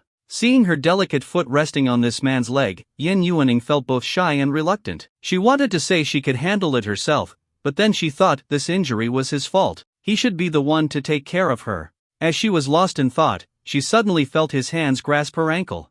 Then, her high heel was slipped off. Yi Chang looked at the small foot wrapped in black silk stockings. Unfortunately, it was just a short stocking. He shook his head in disappointment. Yan Yuaning noticed and asked, "Why are you shaking your head?" Yi Chang answered honestly, "Why aren't you wearing full pantyhose?" "Why would I? Wearing that to work would be way too hot," she said irritably. Yi Chang chuckled. "Haven't you heard of tips for meeting your boyfriend?" Yan Yuaning was confused. "What's that?" "Look it up on your phone," Yi Chang said as he removed her stocking. Her fair skin was now fully exposed, and her 5 delicate toes looked as if they had been sculpted. He couldn't help but give them a gentle squeeze. Yan Yuaning instinctively pulled her foot back. "Why are you squeezing it?" Yi Chang replied, "It's part of the massage." Her ankle was injured. Why was he touching her foot? "You really are a pervert," she muttered. Yi Chang chuckled but didn't tease her further. He turned his attention to her swollen ankle, where a noticeable bump had already formed. He furrowed his brows. He would have to be extra careful while massaging it, too much pressure could worsen the injury. He took out the cold towel, wrung out the excess water, and placed it on the swollen area. Using a specialized technique, he began to massage her foot. Seeing how focused Yi Chang was and that he wasn't trying to take advantage of her, Yan Yuaning's heart warmed. This man actually wasn't that bad. And his massage technique was remarkably effective. She could already feel the relief in her foot. Meanwhile, her phone search had pulled up several videos about tips for meeting your boyfriend. She clicked on one and immediately understood what Yi Chang had meant earlier. Oof. This guy is so shameless. He's always thinking about perverted things. Besides, he's not my boyfriend. Why should I bother with these tips? Out of curiosity, she clicked on a few more videos. The content was all similar. She glanced at Yi Chang and huffed. Just what kind of things does this guy usually watch? After finishing the massage, Yi Chang sprayed some medicine on her ankle and reminded her, "You should rest at home for the next 2 days and take a break from work." Yan Yuaning nodded lightly. Even though she still saw Yi Chang as a shameless pervert, his thoughtful care and warm words filled her heart with a sense of comfort. Yi Chang then glanced at the time and suddenly froze. "Ha? It's already noon?" He turned to look at her. "Are you hungry?" "I'm starving," Yan Yuaning replied. "Do you have groceries at home?" "In the fridge," she said. She knew how to cook, but since she spent most of her time at work, she only occasionally made herself a late-night snack. But wait, was Yi Chang asking because? She looked at him in surprise. "You know how to cook?" Yi Chang raised an eyebrow. Not only did he have a system reward for master-level cooking, but he already knew how to cook before. "Of course. Don't underestimate me. I bet you're not better than me." Yi Chang smirked. "And what if my cooking is better than yours?" Yan Yuaning hesitated for a moment. When she looked up and saw Yi Chang's confident expression, she immediately said, "I just won't do anything special." This guy dared to make such a bet, he must have confidence. She wasn't going to fall for it. She mentally gave herself a thumbs up for her cleverness. Yi Chang chuckled, "Coward." Then, he walked toward the kitchen, not forgetting to remind her again, "All right, don't move around. Wait for me to finish cooking before you eat." Yan Yuaning responded with a soft then watched Yi Chang's back as he entered the kitchen, feeling that all of this was simply unbelievable. She suddenly thought of her father. Her father had always wanted her to marry some wealthy second-generation heir of a family with equal status, but she had never agreed. However, her father never pushed too hard. If her father knew that Yi Chang was actually the owner of Jinsei Road, he would probably be so happy he'd jump up in excitement. But of course, she wouldn't take Yi Chang to meet her father just yet. Otherwise, Yi Chang would definitely overthink things and assume she had agreed to be with him. She wouldn't let this shameless guy be that happy. Thinking of this, Yan Yuaning couldn't help but smile. Just then, her phone suddenly rang. When she saw the caller ID, it was actually her father. Her good mood instantly disappeared. She frowned, wondering why her father was calling. Because of his insistence on her marrying another rich heir, their father-daughter relationship had always been somewhat strained. Still, she couldn't ignore his call, so she answered, "Dad, why are you calling?" "You're my daughter. Am I not allowed to call you?" A hearty laugh came from the other end. Hearing her father's laughter, Yan Yuaning relaxed slightly. It seemed he wasn't calling to talk about something she didn't want to hear. It was never a good feeling to be at odds with family. She also hoped to mend things with her father, and deep down, she even secretly wished he was calling to tell her that he had finally agreed to let her date freely. "Of course, you can call me anytime. Besides, you're always at the top floor of the company, and I'm on the 36th floor. If you wanted to see me, you could do so anytime." Well, if I go to the 36th floor right now, will I see you?" Yan Yuaning froze. She was at home right now, how could he possibly see her? Something felt off. "I'm not at the company. I'm at home." "At home?" Her father's voice suddenly rose a few octaves, but he quickly calmed down and asked quietly, "Are you home alone?" Yan Yuaning fell silent. Her father's question already indicated that he had discovered something. Her silence also made Yan's father realize that something he wouldn't like had likely happened. He asked in a deep voice, "Who is that man? What is your relationship with him?" Yan Yuaning sighed inwardly, just as expected. Clearly, someone from the company had reported today's interview to her father. It was probably one of the interviewers. Of course, it wasn't surprising that her father had people in the company. What annoyed her was that those people were actually reporting her whereabouts to him. Yuaning? Seeing that his daughter hadn't responded, Yan's father called out again. Yan Yuaning finally spoke. Dad, what are you talking about? What man? You left the company with a strange man, her father said in a stern tone. Yuaning, you need to understand, I'm doing this for your own good. A man with no money can't bring you a happy future. Dad, who told you I left with a strange man? Yan Yuaning still refused to admit it. Instead, she asked, is someone lying to you? Her father hesitated for a moment, then uncertainly said, it was Chun Yan. He was at the interview with you. Suddenly, Yan's father realized something. As a seasoned businessman, he immediately understood that his daughter had just tricked him into revealing his source of information. Yan Yuaning let out a cold laugh. Dad, you really have eyes and ears everywhere. Are you planning to assign me a nanny or a bodyguard next? That way, you can get reports on where I go and when I come home? Yuaning, what nonsense are you saying? His voice carried a trace of anger. Yan Yuaning replied in a calm tone, that man is my friend, Dad. Stop trying to deal with him, you can't afford to. Alright, I'm hanging up now. Oh, by the way, I'm taking a week off. I sprained my foot and can't walk. Also, I'm feeling a bit tired and want to take a good rest. If you think I'm unfit for my job, you can fire me. What are you talking about? However, before her father could finish speaking, the call was already disconnected. At the top floor of Yixing Tower, in the chairman's office of Yixing Group, Yan's father slammed the phone onto his desk. He closed his eyes, took a few deep breaths, and gradually calmed down. Chairman, please don't be angry. Miss Yuaning, she.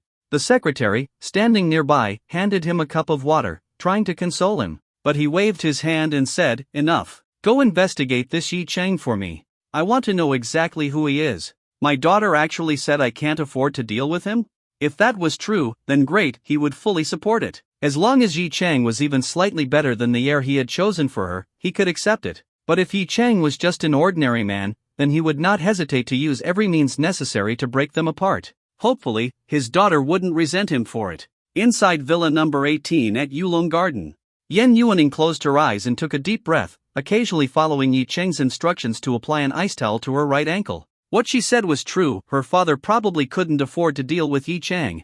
There were too many major companies headquartered on Jinsei Road. As long as Yi Chang was willing to lower rent prices slightly, those companies could easily put pressure on Yixing Group. Even just a few targeted remarks could severely impact the company's stock price. If that happened, even though her father owned over 40% of the company's shares and held significant power, if the shareholders were unhappy, they could still vote him out. Having a boyfriend who could challenge her father seemed pretty nice? Yan Yuaning smirked, looking at her ankle, which still carried the sensation of Yi Chang's touch from his massage. And this man knew how to take care of others. Just then, a delicious aroma reached her nose. Her eyes lit up. Yi Chang really could cook, and it smelled amazing. She immediately got up. But since Yi Chang had carried her inside and she hadn't put on slippers, she simply walked barefoot toward the kitchen. Step by step, she approached the doorway and saw his busy figure inside. What are you making? Yi Chang turned around, saw her, and frowned. Why aren't you wearing slippers? Your feet will get cold. Yan Yuaning gave him a sweet smile. You really can cook? Then what do you think I'm doing? Yi Chang shook his head and continued cooking. Soon, a plate of hot and sour shredded potatoes was ready. He picked up a delicate plate, transferred the food onto it, washed his hands, and walked to the doorway. He handed her the slippers he had changed into earlier. Wear mine. Stop running around, or your foot will hurt again. Yan Yuaning obediently nodded, slipping her feet into the warm slippers. She then watched as Yi Chang, now barefoot, returned to the kitchen to continue cooking. A warm feeling slowly filled her heart. How nice! Wow! Delicious! Wow! This is also so good. Yi Chang, how do you cook so well? It's even better than 5-star hotel food. Watching Yan Yuaning praise the food after every few bites, Yi Chang smiled slightly. This master-level cooking skill was truly no joke. When he cooked, it was as if he had divine assistance. His control over temperature, seasoning, and heat was incredibly precise, and in terms of appearance, aroma, and taste, his dishes were at a Michelin-starred level. If he used fewer ingredients, like employing a Dubai-style knife technique, cutting a single potato into just one strand of shredded potato, cutting 10 potatoes to make a full plate of hot and sour shredded potatoes, then placing a single piece of broccoli on top and using sauce to write an artistic signature. Maybe he could even win a world-class cooking competition. If it's good, eat more. He smiled. Yan Yuaning nodded and continued eating. After a while, she suddenly said, "By the way, I took a week off from work. Why don't you cook for me these next few days?" Yi Chang rolled his eyes. "I haven't even officially become your assistant yet, and you're already ordering me around? Besides, an assistant isn't a chef. I don't care. I just want you to cook for me." Yan Yuaning twisted her body like a spoiled child, looking at Yi Chang with big, watery eyes. "And I'm injured. You were the one who caused it. Not only are you not taking care of me, but now you don't even want to cook for me?" Yi Chang felt a headache coming on. "You're an adult. It's just a sprained ankle. Rest until the afternoon, and you'll probably be able to walk again. Why not just order takeout?" Poof! Yan Yuaning immediately became unhappy, slammed her chopsticks down, and pointed at Yi Chang. "Are you looking down on me because I'm older than you? You were the one who confessed to me. You even kissed me. Now you want to just use me and leave?" Yi Chang's eyes widened. When did he ever say he wanted to use her and leave? They hadn't even taken things to a deeper level yet. What he didn't know was that Yan Yuaning had just had another argument with her father. And since she had also defended Yi Chang during the call, she was feeling extra sensitive. Although Yi Chang was unaware of all this, he thought for a moment and decided to properly comfort this overthinking woman. He put down his chopsticks, sat beside Yan Yuaning, and reached out to pull her into his arms. Yan Yuaning resisted, pushing him away and huffing, "Did I hit the nail on the head? Feeling guilty now?" Yi Chang was both amused and exasperated. He grabbed both of her delicate hands and gently kneaded them in his palms, silently admiring how soft and fair her skin was. At the same time, he said, "Can you stop overthinking things? When did I ever say I was leaving? Our houses are barely a few steps apart. You could block my door anytime if you wanted." Looking at her hands being played with, Yan Yuaning's cheeks flushed slightly. She still wasn't used to being touched by a man like this. The forced kisses from before didn't count. She huffed, "How could I dare block your door? If the security guards see that Villa number 1 is being blocked by someone, wouldn't they just throw me out immediately?" Yi Chang was speechless. He really couldn't argue with that. After all, Villa number 1 was the most prestigious in Yulong Garden, and the security guards would definitely prioritize its protection. After thinking for a moment, he simply said, "Fine, I'll just give you the entry code." Yan Yuaning memorized the code, a slight smile appearing at the corners of her lips. But she still insisted, "I still want to eat your cooking. Come on, I have to go back to school. I'm not even staying here overnight." "Back to school? Why are you going back to school?" Yan Yuaning was stunned for a moment before she suddenly remembered. "Oh right, you're still a university student." Her face turned slightly red. She had already shared such an intimate relationship with a student, even kissed him. For some reason, she gave Yi Chang a strange glare. "Your school doesn't even have classes right now, and you're coming to work at the company anyway. Why bother going back?" Yi Chang raised an eyebrow and suddenly smirked mischievously. "Yuaning, do you really want me to cook for you just because my food tastes good? Could it be you've already accepted that I'm your boyfriend?" Yan Yuaning's face instantly turned bright red. She snapped, "In your dreams. Forget it. I don't need your food anymore." After saying that, she aggressively started eating again, refusing to look at Yi Chang. Yi Chang chuckled twice, sat back down, and continued eating. But wait, did she just say he was going to work at the company? So that means the assistant job was already confirmed? Just then, a system notification sounded. "The host has officially completed the interview. Reward obtained, 35% shares of Yixing Group." Additionally, since the host has passed the interview and become the assistant to the president of Tangqing Finance, an extra reward has been granted, 20% shares of Mohang Bank. Yi Chang's eyes widened in shock. So passing the interview also came with bonus rewards? 20% shares of Mohang Bank? This was one of the world's most renowned investment banks, a subsidiary of the British Mohang Financial Group, with assets ranging from trillions to tens of trillions of dollars. Its market value was in the hundreds of billions, far exceeding that of Yixing Group, and now the system had just casually given him 20% of its shares? Yi Chang only had one thing to say to the system: "This is absolutely insane." But more than anything, he just felt one thing: ecstatic. Now, he was officially a major shareholder in an international financial giant. Feeling overjoyed, he took the initiative to put more food on Yan Yuaning's plate, encouraging her to eat more. She hesitated for a moment, then also picked up some food and placed it on his plate. Yi Chang felt like his happiness had just doubled. After finishing their meal, Yi Chang left. Of course, before leaving, he repeatedly reminded Yan Yuaning to get plenty of rest and apply her medicine on time. Driving away in Yan Yuaning's Rolls-Royce Wraith, Yi Chang realized something. While the LaFerrari was flashy and far more expensive, in terms of comfort, it was no match for the Rolls-Royce. It almost made him not want to drive a sports car anymore. Soon, he arrived at Villa Number 1, changed into a fresh set of clothes, and then drove straight to his company on Jinsi Road in Shanghai. Shanghai, Jinsi Road. Naturally, his company was located on Jinsi Road. At the very heart of Jinsi Road stood the Jinsi Tower. Yi Chang's Rolls-Royce Wraith pulled up in front of the towering skyscraper. Stepping out of the car, he looked up at the building. From now on, this skyscraper shall be called Yi Chang Tower, and this street shall be Yi Chang Street. He indulged in his fantasy for a moment, then chuckled to himself and stepped forward. However, upon reaching the entrance, he realized that Jinsi Tower was not open to the public. A keycard was required for access. He was suddenly frustrated. The boss of the building had just returned home, only to find himself locked out. Just then, a fair, delicate hand reached out from beside him.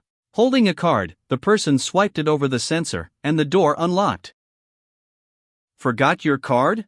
A questioning voice came from beside him. Yi Chang turned his head and saw a young woman dressed in office attire. She had a fair, oval-shaped face, with a pair of dark, bright eyes that accentuated her features. Her delicate nose and cherry lips gave her a soft and fragile appearance, making men either want to cherish or tease her. Her long, jet-black hair was neatly tied up, cascading smoothly down her back, a perfect example of sleek, straight black hair. Beneath her fitted skirt were a pair of slender, well-proportioned legs wrapped in sheer stockings, complemented by a pair of black high heels. Yi Chang was momentarily captivated by her looks but quickly regained his composure and smiled. "Thanks, yeah, I really did forget my card." "You're welcome. Come in with me," the woman said with a polite smile, pushing open the door and stepping into the building. Yi Chang followed behind, unexpectedly needing a woman's help just to enter his own building. Would this be considered using a backdoor through a woman? TSK. However, he didn't follow the helpful woman to the elevator because he didn't even know which floor his company was on. After parting ways with the beautiful woman, he found a sofa in the lobby, sat down, and observed the office workers coming and going on the first floor. Then, he took out his phone and called Li Chang, the company's general manager, the same person who had contacted him earlier. The call connected quickly. "Boss," Li Chang greeted respectfully. Yi Chang said, "I'm already downstairs. I didn't know that you need a keycard to enter Jinsi Tower. I had to get help from someone to get in." "Ah, my apologies, boss, I forgot to inform you. I'll come down immediately. Please wait a moment." "Alright, hurry up," Yi Chang replied. After hanging up, he curiously took in his surroundings. The color scheme had a strong business aesthetic. Office workers in suits and ties bustled around, carrying documents, talking on phones, and going up and down the elevators, all engaged in their busy routines. No one else, except him, had the leisure to just sit on the sofa and wait. Under normal circumstances, he might have been one of these workers, working hard to make money for his boss. But now, he could decide with a single word whether they, or even their bosses, could enter this building. This feeling is pretty damn good. As he sighed inwardly, his phone rang again. He glanced at the screen. It was a call from Beijing. He didn't recognize the number. Slightly puzzled, he answered, "Who's calling?" A pleasant female voice came from the other end. "Hello, Mr. Yi. I'm Elena Mohong, the president of Mohong Bank's Greater China region. I have received instructions from headquarters to sign the board of directors agreement with you. May I ask which city you're in? I will arrange to meet you as soon as possible." At first, Yi Chang didn't think much of her fluent Mandarin, but when she mentioned her name, his expression turned strange. A foreign name? That meant this president was a foreign woman, and her surname was Mohong. Wasn't that the Mohong family? His interest was piqued, but only just a little. "I'm in Shanghai." "Shanghai? Alright. I'll do my best to arrive within 2 days to sign the necessary agreements with you. Please keep your phone accessible." "Sure, no problem." After exchanging a few more words, he ended the call. At this point, he now had 3 industries under his name, all of them massive, each more impressive than the last. Yi Chang couldn't help but grin. So this is what being rich feels like? Just then, 3 people emerged from a corner of the lobby, 2 men and 1 woman. The man in front spotted Yi Chang sitting in the lounge area, smiled, and quickly walked over, extending his hand. "Hello, boss. I'm Li Chang." Yi Chang shook his hand. The other 2 also stepped forward to shake hands with him. I'm Hu Ning, Director of Finance. I'm Yao Tongtong, Director of Marketing. Yi Chang glanced at the female director. She was a mature beauty, likely in her 30s, with well-maintained skin and an elegant, charming demeanor. A small beauty mark near her eye added to her allure. Unlike the typical office attire, her outfit was more personalized, understandable, given her high-ranking position in the company. Of course, he only gave her a second glance before shifting his attention back to their positions. A general manager, a finance director, and a marketing director, these three were essentially the core leaders of a company managing an entire commercial street. And he was the leader above them all. Nice to meet you all. I won't introduce myself, he said with a smile. Let's head up. Of course, this way, please, Li Chang nodded and led them toward the elevator. It was a private internal elevator that went directly to the 81st floor, which was the company's headquarters. Starting from the 5th floor, the elevator offered a clear view of Jinsi Road outside. As they ascended higher, the panoramic scenery became increasingly breathtaking. While inside, Li Chang began briefing Yi Chang about the company. Our company primarily consists of 3 key departments: finance, marketing, and human resources. I personally oversee HR. We also have a legal department. The legal director is Professor Wang Yang from the Shanghai University of Political Science and Law. He has a class today, so he's not here. However, I booked a suite at the Jinsi Grand Hotel to welcome you, and Mr. Wang will be there to meet you. Including myself and the directors, we have a total of 30 employees. Jinsi Road is fully owned by the company. Last year's net profit after taxes was 27.8 billion yuan. This is largely influenced by land prices, and profits should continue to grow. Currently, we have over 26 billion yuan in liquid assets. Yi Chang listened to the report, feeling a wave of emotions. Only 30 employees, yet the company had nearly 30 billion yuan in annual profit. It hadn't made the Fortune 500 list simply because it wasn't publicly traded. If it were listed on the stock market, considering that a company's market value is typically 10 to 100 times its annual profit, and given the stable nature of their profits, damn! It was unimaginable how much it would be worth. Not to mention that Jinsi Road itself was an asset. The buildings, malls, plazas, everything belonged to the company. Or rather, to Yi Chang himself. From what Li Chang said, even the taxes paid by businesses operating within the commercial district amounted to over 30 billion yuan annually. And that wasn't even counting the contributions from the major corporations renting space there. Yi Chang started to wonder, am I actually undercharging them? Should I raise the rent? He chuckled at the thought. If he really did that, those companies would probably sue him. Shaking his head slightly, he shifted his gaze outside. By now, they had reached the 60th floor, and all of Jinsi Road's bustling scenery lay spread out beneath him. He couldn't help but imagine. What if he and Yan Yuaning had done something naughty in this elevator this morning? What kind of scene would that be? After stepping out of the elevator, Yi Chang entered the company's office floor. With Li Chang's introductions, he quickly got to know all the employees. When they saw their young and handsome boss, many of them were momentarily stunned, and some of the female employees even flirtatiously winked at him. Yi Chang, however, completely ignored them and walked straight into the chairman's office. This office was, of course, prepared for him. It was over 300 square meters, featuring a spacious solid wood desk, a bookshelf filled with books, and even an antique display shelf adorned with various potted plants and ornaments. The walls were decorated with famous calligraphy and paintings, giving the space an air of grandeur. Outside the floor-to-ceiling windows, the city stretched out from over 300 meters high, giving him a commanding view of the streets below. Standing by the window, Yi Chang instantly felt a strong sense of prestige. He sat in the leather office chair, which had an incredibly comfortable texture and even a massage function. He could lean back fully without worrying about falling over. Meanwhile, the 3 senior executives stood in front of his desk, continuing their report and handing over various documents.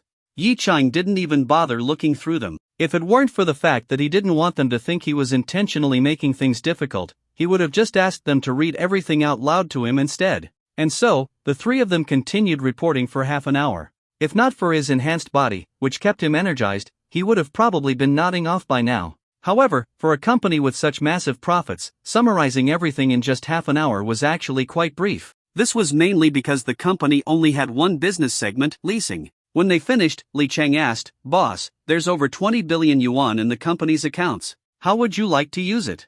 Yi Chang sat up in his chair. This 20 billion yuan was the remaining balance after deducting all expenses, including facility maintenance and salaries.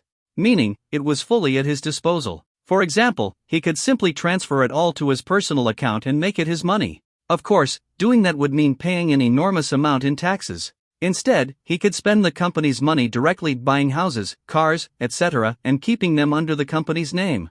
Since he owned the company, it wouldn't make a difference. Plus, these expenses could be written off as business costs, reducing taxes. That's why companies reimburse employees when they collect invoices. But 20 billion?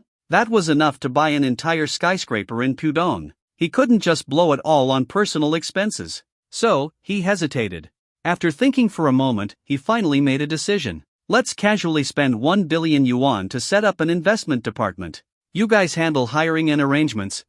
Actually, let's make it 3 billion. If it makes money, we'll keep investing. The three executives exchanged glances. Casually spending 1 billion? Is that something a human says? But then again, considering the company's size, it wasn't actually that crazy. Moreover, Yi Chang had just allocated 3 billion yuan for a new project. For them, this was great news. Li Chang immediately responded, "Understood, boss. I'll have everything ready in, give me 2 weeks." Yi Chang nodded. "All right, that's settled." He glanced at his watch, it was only 3 p.m. "What time is dinner?" he asked. "I booked it for 6 p.m. The whole company will be attending. Is that okay?" "The whole company?" Yi Chang was surprised for a moment, then nodded. "All right. I'll rest for now, call me when it's time to eat." "Understood." With that, the three executives quickly left the luxurious chairman's office. Yi Chang yawned. He was a little tired, but he wasn't about to nap for 3 hours. Playing games sounded like a good idea. He immediately powered on the office computer. The design looked businesslike, but after checking the specs, he realized it was extremely powerful, capable of running any AAA game smoothly. Unfortunately, he only wanted to play Jianwang 3, Swordsman Online. This computer wasn't worthy of AAA games. He went to the official website and started downloading. The internet speed was several hundred megabytes per second, ridiculously fast. Compared to the terrible dorm Wi-Fi at school, it was night and day. Shaking his head, he walked to the sofa to rest while the game downloaded. About an hour later, he got up and returned to his desk. The game had finished downloading. After installing it and waiting for some automatic updates, he finally logged in. A game character with the name Yi Bai appeared on the screen, carrying 2 swords, 1 long sword and 1 greatsword. This was the signature style of the Tsangjian mountain sect, wielding dual weapons. Back then, Yi Chang had originally wanted to play as a female character. Staring at a male character's backside all day was unpleasant. But after switching to a male character, he discovered that his deep, pleasant voice often attracted female players hitting on him. That's when he understood the true purpose of playing a male character. If it weren't for his bad breakup with Lin Shanxian, which made him temporarily lose interest in romance, he probably would have found a girlfriend in the game long ago. After finally moving on from that relationship, he had focused entirely on studying, leaving little time for gaming. The version has been updated. I need to level up first. So, he used divine travel to teleport to a new map and began doing leveling quests. Leveling in this game was convenient. As long as you kept doing quests, you could eventually reach max level.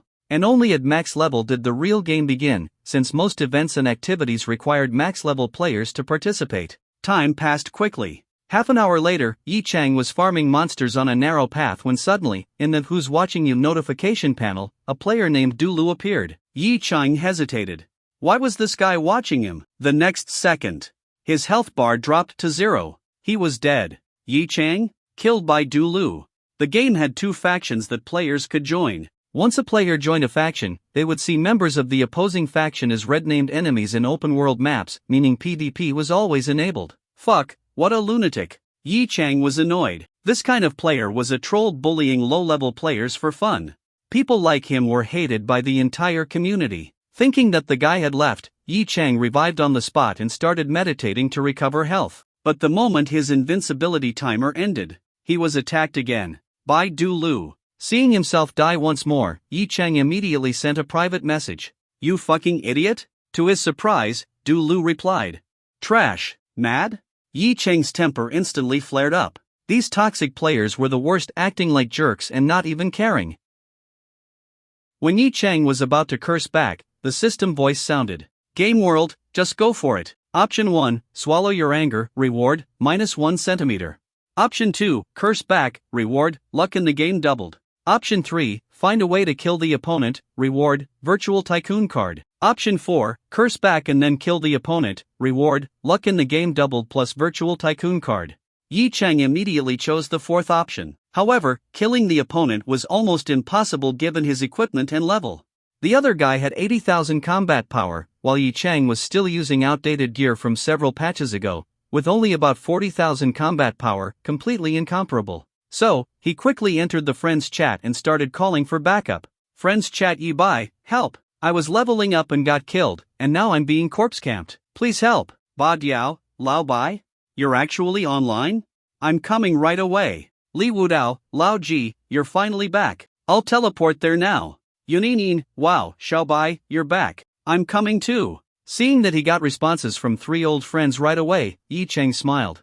It was only because today wasn't a holiday and it was still the afternoon, so fewer people were online. Back then, he had over 20 close friends in the game.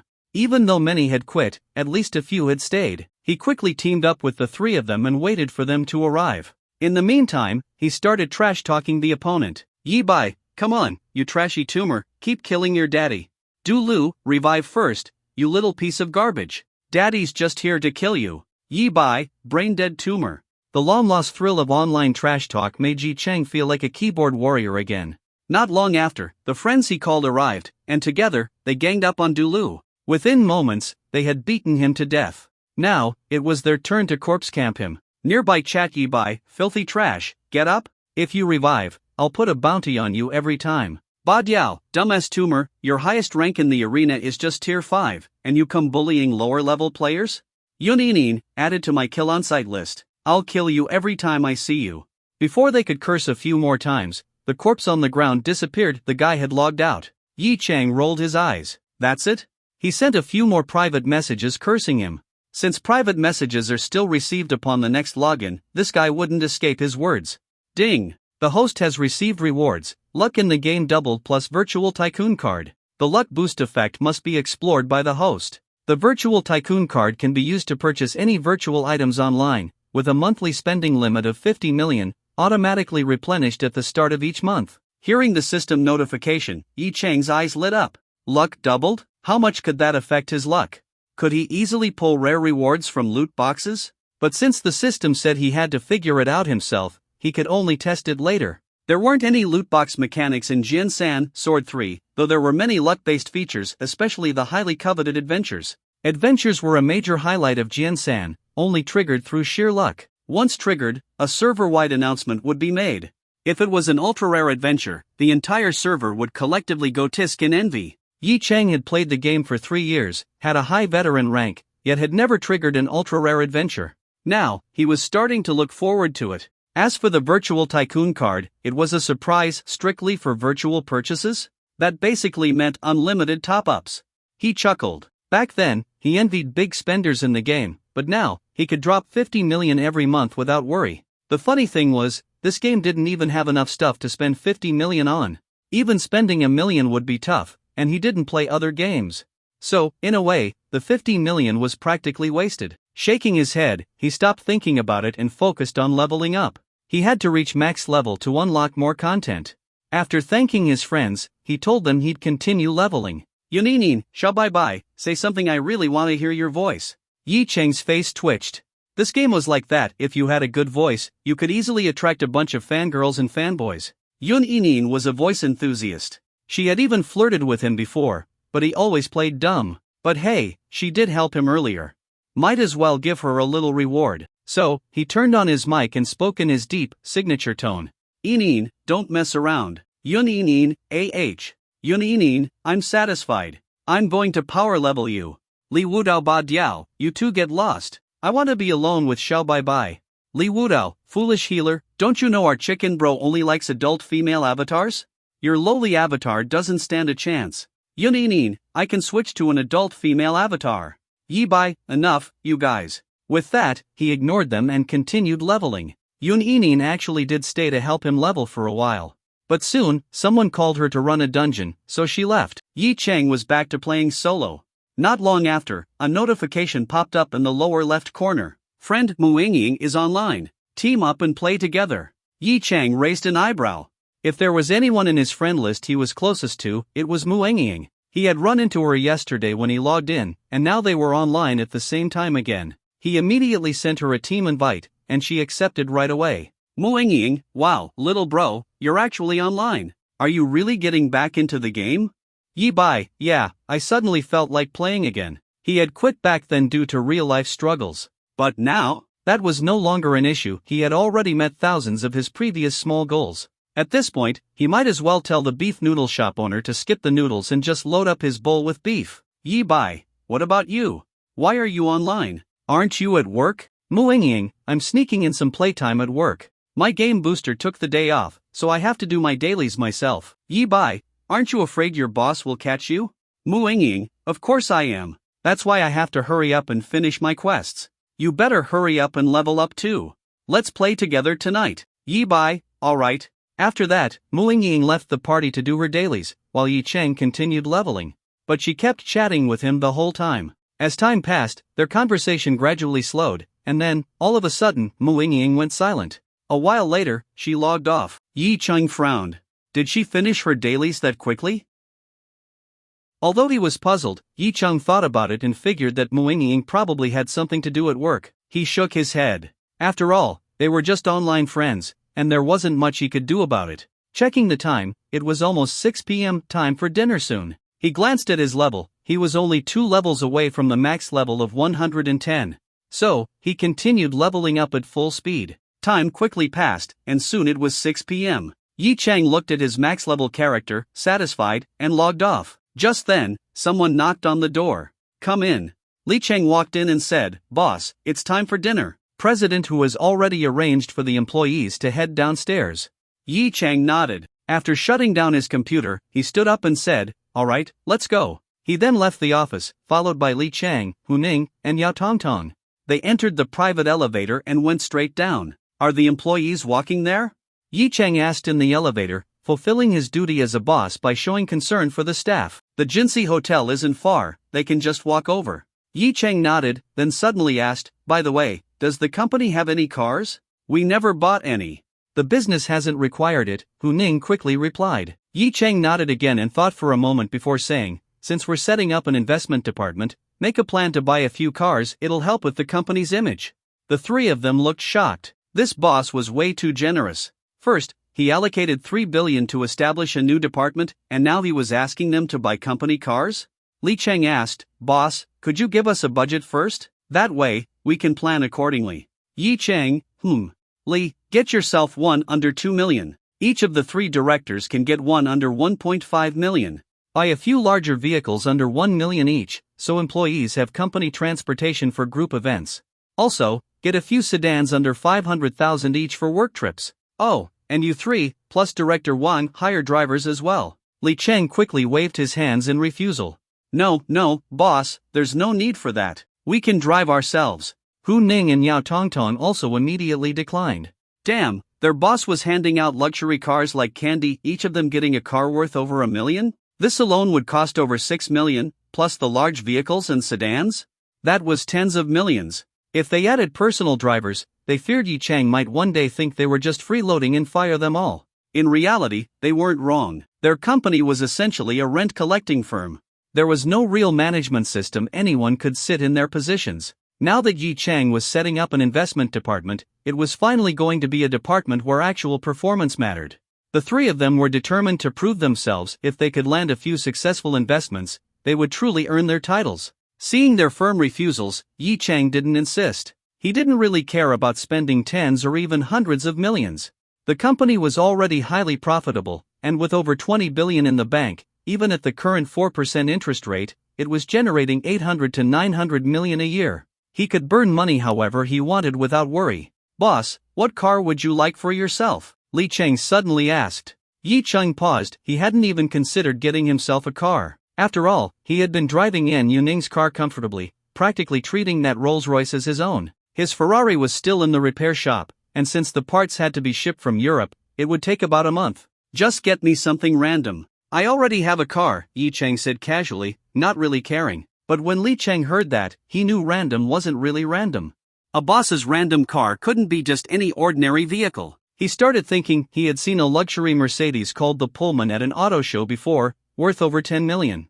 The elevator was fast, with a maximum speed of 5 meters per second. But since the building was 81 floors tall and over 300 meters high, it still took more than a minute to reach the ground floor. When the doors opened, Yi Chang stepped out first and walked into the lobby. Suddenly, he remembered how he had been stuck outside earlier that afternoon because he didn't have an access card. A beautiful office lady had helped him get in back then. So, he turned to Li Cheng and said, "By the way, I don't have an access card for this building yet." Li Cheng quickly pulled a card from his bag and said, "I already got it for you. This card grants access to the building's doors and the internal elevators." Yi Cheng nodded, took the card, and continued walking forward. At that moment, they didn't notice that around the corner, a woman was rushing toward them. She was wearing high heels, making it hard to run, so she could only move in short, hurried steps. Her face was filled with fear and panic. Just as she appeared, another man rushed out from the elevator area, angrily shouting, "Muziing! Stop right there! Are you trying to lose your job?" The woman didn't stop, but because of her high heels, she was much slower than the man chasing her. It was clear that she wouldn't be able to escape for long. Meanwhile, the people nearby noticed that she was about to run straight into a group of people coming from the other direction. At the front of that group was a young man. The onlookers didn't know who the young man was, but they recognized Li Chang, who was walking half a step behind him. As the general manager of Jinsei Road Corporation, Li Chang was well known in the Jinsei Tower. And judging by his respectful attitude toward the young man, that guy must be someone important. If this woman collided with him, she might be permanently banned from entering Jinsei Tower or even any business on Jinsei Road. Some people wanted to warn her, but it was too late. She had already reached the corner, just as the young and handsome man stepped out. A collision seemed inevitable. However, Yi Cheng's enhanced physique had greatly improved his reflexes. He reacted instantly. Yi Cheng quickly turned around, opening his arms wide for the woman running toward him. He planted his feet firmly to ensure he wouldn't lose balance when she crashed into him. Then, he spread his arms, waiting for her to throw herself into his embrace. The next moment, the running woman collided directly into his chest. Yi Cheng instinctively wrapped his arms around her waist. He first marveled at how soft her body was, then admired her amazing figure. From his angle looking down, he could see her round, perky hips, completely covering the back of her heels. As for her chest, it was pressed tightly against his. Yi Cheng was only wearing a thin dress shirt, making the sensation incredibly clear. Fortunately, he wasn't a pervert. Sure, he had forcibly kissed a woman in an elevator before, but that was only because the system made him do it. The system was the pervert, he was just after the rewards. So, he simply held her slender waist without taking further advantage of the situation. The woman lifted her face from his chest, blushing as she looked at the handsome young man. When she had turned the corner and realized she was about to crash into someone, she panicked, thinking she would knock the person over. But to her surprise, after running into this man's chest, he remained perfectly steady. In fact, he even took 2 steps back to absorb the impact, preventing her from getting hurt. At the same time, she became fully aware of his arm wrapped around her waist, sending a tingling sensation through her body. She had never been this close to a man before. "I'm so sorry, It's you?" Just as she was about to apologize, she took a good look at his face and was shocked. Wasn't this the man from earlier today, the one without an access card? Yi Chang was also surprised. So it was her, the warm-hearted woman from before. He chuckled. "Looks like we're really fated to meet." They knew each other? Li Chang, who had initially wanted to scold the woman for running wildly inside the building, quietly stepped back. This woman is gorgeous, what if she becomes the boss's future wife? The woman's face turned an even deeper shade of red. The sensation around her waist became more intense. She lowered her voice and said, "Can you let me go?" Yi Cheng immediately released his grip, though his arms registered a reluctant sensation from the warmth they had just embraced. What could he do? He wasn't a pervert, he had no choice but to let his arms suffer in silence.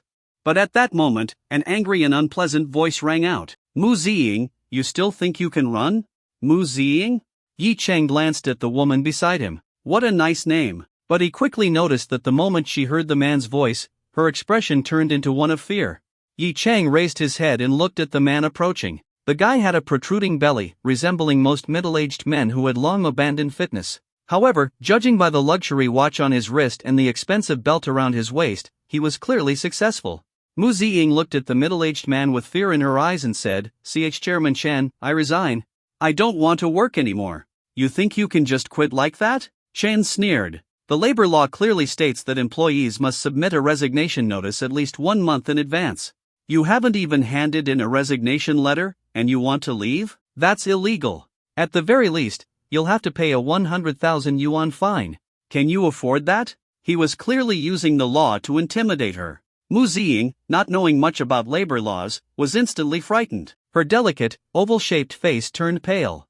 Then, Chairman Chen stepped forward, reaching out to grab her. Come back to the office with me. But before he could touch Mu Ziying, he suddenly felt a powerful grip on his wrist. His hand was forcefully twisted. Hiss! A sharp pain shot through his wrist, causing him to gasp and look up at Yi Cheng in shock. Let go of me. Yi Cheng didn't release him. Instead, he tightened his grip, staring at him calmly. This is the first time I've seen a boss use labor law against an employee. Chen cursed, mind your damn business. He reached out with his other hand to shove Yi Cheng away. But Yi Cheng also had another hand. He swiftly threw a punch, landing it directly on the man's bulging belly. Considering the thick layer of fat that would cushion the impact, Yi Cheng didn't hold back, he punched with full force. At the same time, he let go of the man's wrist. With his enhanced physique, the sheer power behind Yi Cheng's punch was unimaginable. Chairman Chen stumbled backward multiple steps before landing on his butt, clutching his stomach and groaning in pain. Mu Ziying was stunned. In just a few seconds, her overweight boss had been knocked to the ground. Her heart was filled with gratitude toward Yi Cheng, but at the same time, she grabbed his arm and tried to pull him away. Don't be reckless. We have to go. He's Chen Pu, the general manager of Fushan Finance. He has powerful connections. She tugged at Yi Cheng, but to her surprise, he didn't move an inch. She grew even more anxious. Hurry up, let's go. She glanced at Chairman Chen, who was now pointing at them and struggling to get up. But Yi Cheng simply smiled, patted her arm, and said, It's fine. Just stand here and watch. His warm smile immediately put Mu Ziying at ease. She hesitated for a moment before nodding and stepping aside. She kept glancing nervously between Chen Pu and Yi Cheng. At that moment, she noticed that a middle-aged man standing beside Yi Cheng stepped forward, placing himself in front of Chen Pu. She didn't recognize this man. Even though she had worked here for years, she was naturally introverted and never paid much attention to the building's management or the powerful figures on Jinsei Road. But seeing Yi Cheng's calm and composed expression, she suddenly felt a glimmer of hope in her heart. Maybe, this handsome young man is actually a powerful CEO who appeared in her life out of nowhere? Li Cheng walked up to Chen Pu. At that moment, the overweight man was still clutching his stomach, struggling to get up, filled with resentment. He had worked hard to get dirt on this beautiful female subordinate. He had been watching her for a long time. But just as he got her into his office and was about to make his move, she reacted fiercely and ran away. Worried that she might call the police, he chased after her. But unexpectedly, halfway through, this random young man had appeared out of nowhere and punched him. A hero saving the beauty? Chen Pu sneered. This young corporate worker was about to learn the hard way that this kind of thing doesn't work anymore. You fucking wanna die? Chen Pu finally stood up and cursed. But just as he spoke, he suddenly froze because he recognized the face standing in front of him. Ha! Li Cheng? Why are you here? On Jinsei Road, Jinsei Corporation was the most powerful company. If anyone wanted to do business here, fine, but they'd better not cross Jinsei Corporation, or they'd be kicked out the next day. Sue them? Sure. Maybe they'd win in the end, but they'd have to endure months or even years of not being able to operate. Besides, no one really knew how much money Jinsei Corporation had for lawsuits. Only banks could compete with them. So, Chen Pu immediately lowered his stance in front of Li Cheng. Li Cheng looked at Chen Pu with a cold expression. As the general manager of Fushan Finance, Chen Pu was indeed running a large enterprise within the building. His company's market value was roughly equivalent to 2 years of rent collected by Jinsei Corporation. He also leased one of the most expensive floors in Jinsei Tower, and they had frequent business dealings. However, he made one critical mistake: he insulted his boss. Li Cheng had just met his boss today and was racking his brain on how to make a good impression, yet this happened? His face remained stern as he reached out and patted Chen Pu's shoulder. He then glanced at Yi Cheng and began introducing him. Chairman Chen, let me introduce someone to you first. Seeing Li Cheng's serious expression, Chen Pu suddenly had a bad feeling. This is my boss, Li Cheng said slowly. Chen Pu was dumbfounded. He looked at Yi Cheng in disbelief. Li Cheng's boss? Li Cheng was the general manager of Jinsei Road Corporation, and since the company was a privately owned enterprise, it had no external shareholders.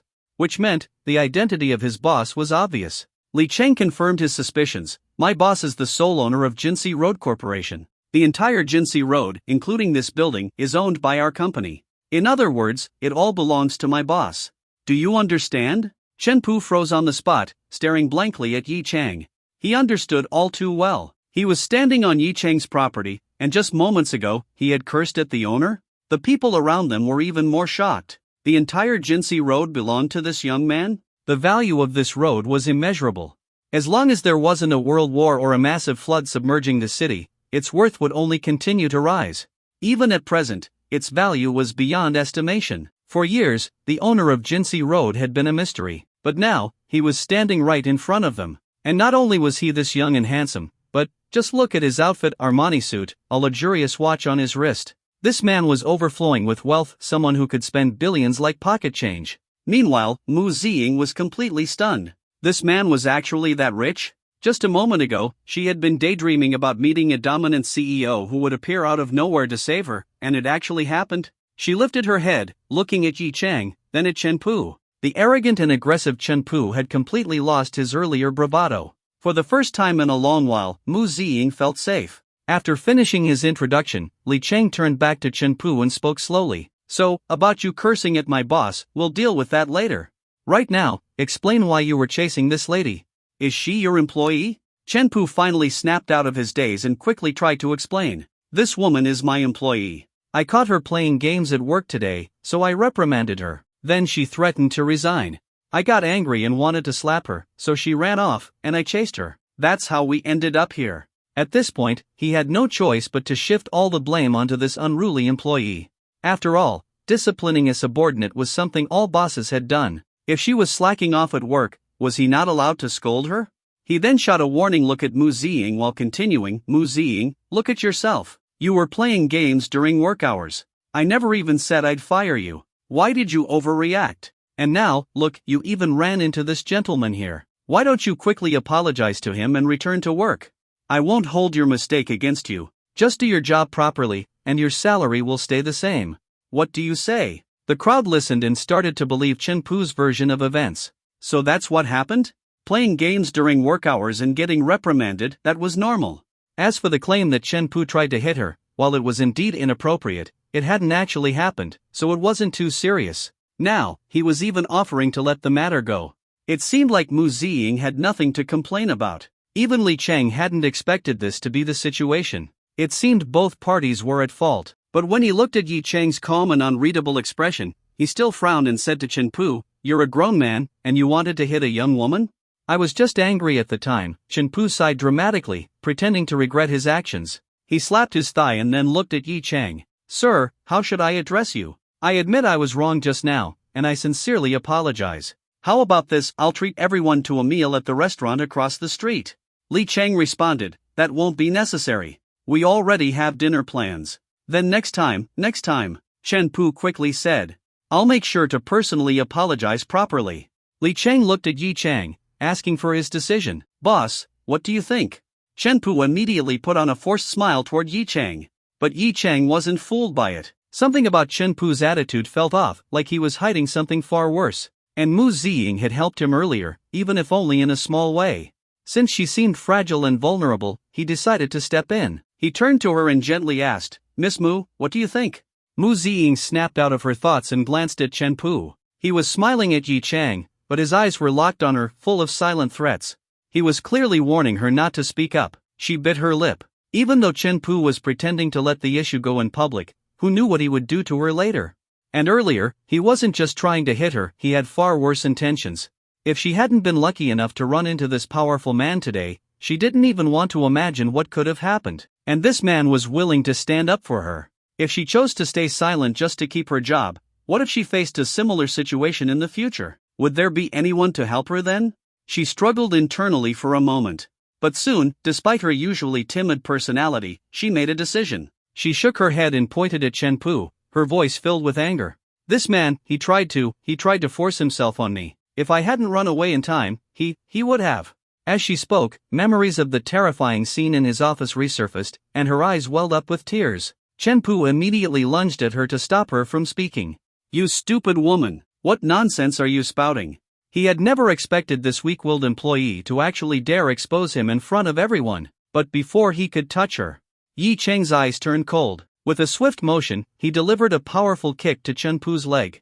The strength of a kick far exceeded that of a punch. Chen Pu, who weighed over 180 pounds, lost his balance and crashed heavily onto the ground. As expected, "You're scum," Yi Chang spat in disgust. Then, he turned to Li Chang and said coldly, "Take care of this. Either his company gets rid of him, or I get rid of his company."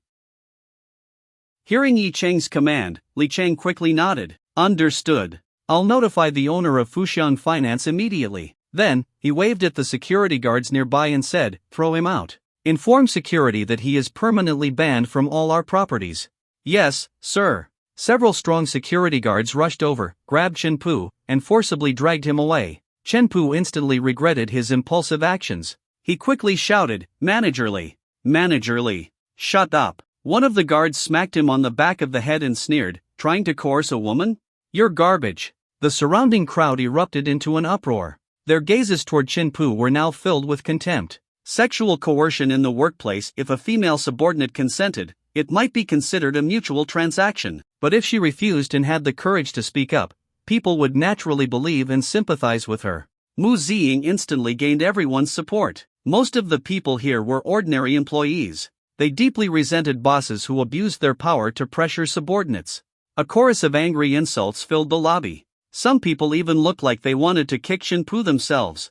The guards dragged Chen Pu to the entrance, shoved open the door, and threw him out like a piece of garbage. Before leaving, they also took his access card from his pocket. A person being tossed out like trash naturally attracted the attention of passers-by.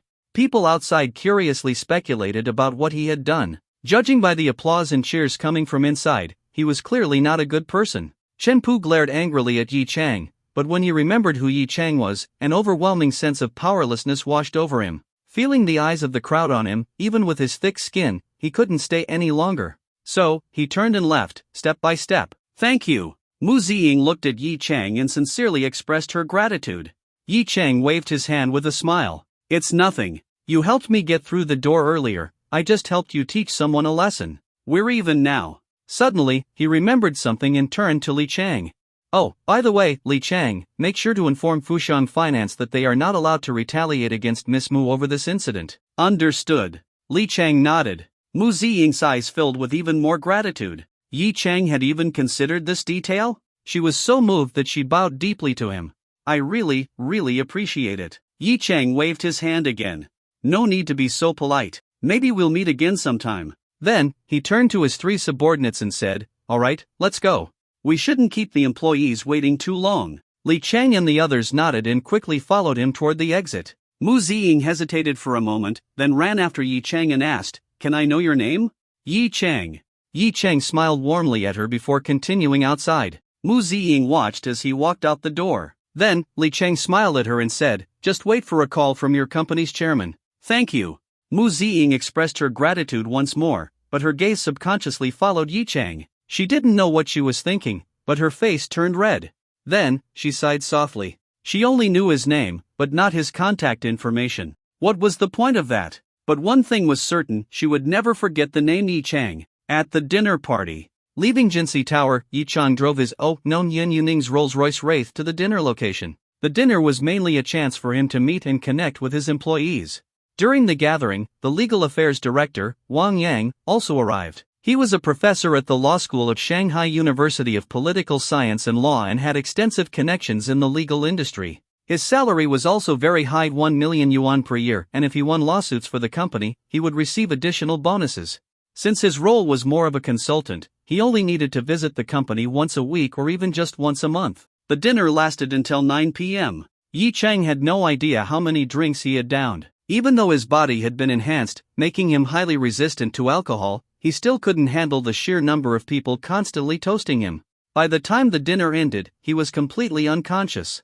The next morning, when Yi Chang woke up, he found himself in a hotel room. Phew, at least they didn't arrange any special services for me.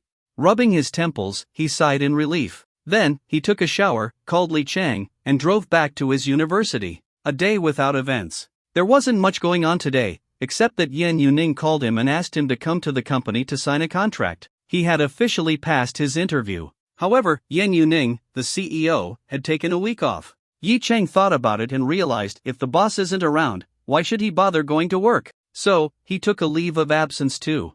HR wasn't happy at all. What the hell? You're taking leave on your first day? Who do you think you are? They immediately reported it to the female CEO, but Yen Yuning actually approved it. HR had no choice but to accept reality. At the same time, they finally realized this assistant was not someone they could mess with. Of course, since Yen Yuning indulged him, the price he had to pay was he had to cook for her again. At the villa, cooking for the CEO. Yulong Garden, Villa Number 1. In the kitchen, Yi Chang was busy preparing food. Since she indulged me, I should return the favor, right? If she got upset, that would be troublesome. Outside the kitchen, the sound of a piano echoed through the villa, adding an artistic atmosphere to the space.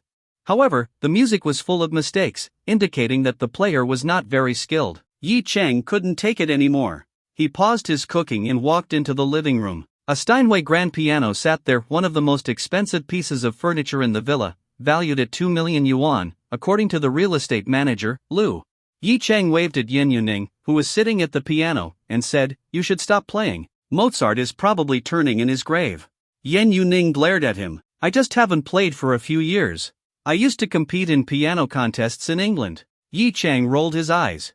"A few years? That's all? And you've forgotten how to play Turkish march?"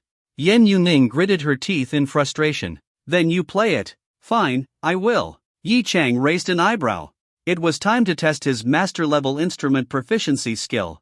Yen Yuning was startled. "Wait, you actually know how to play?"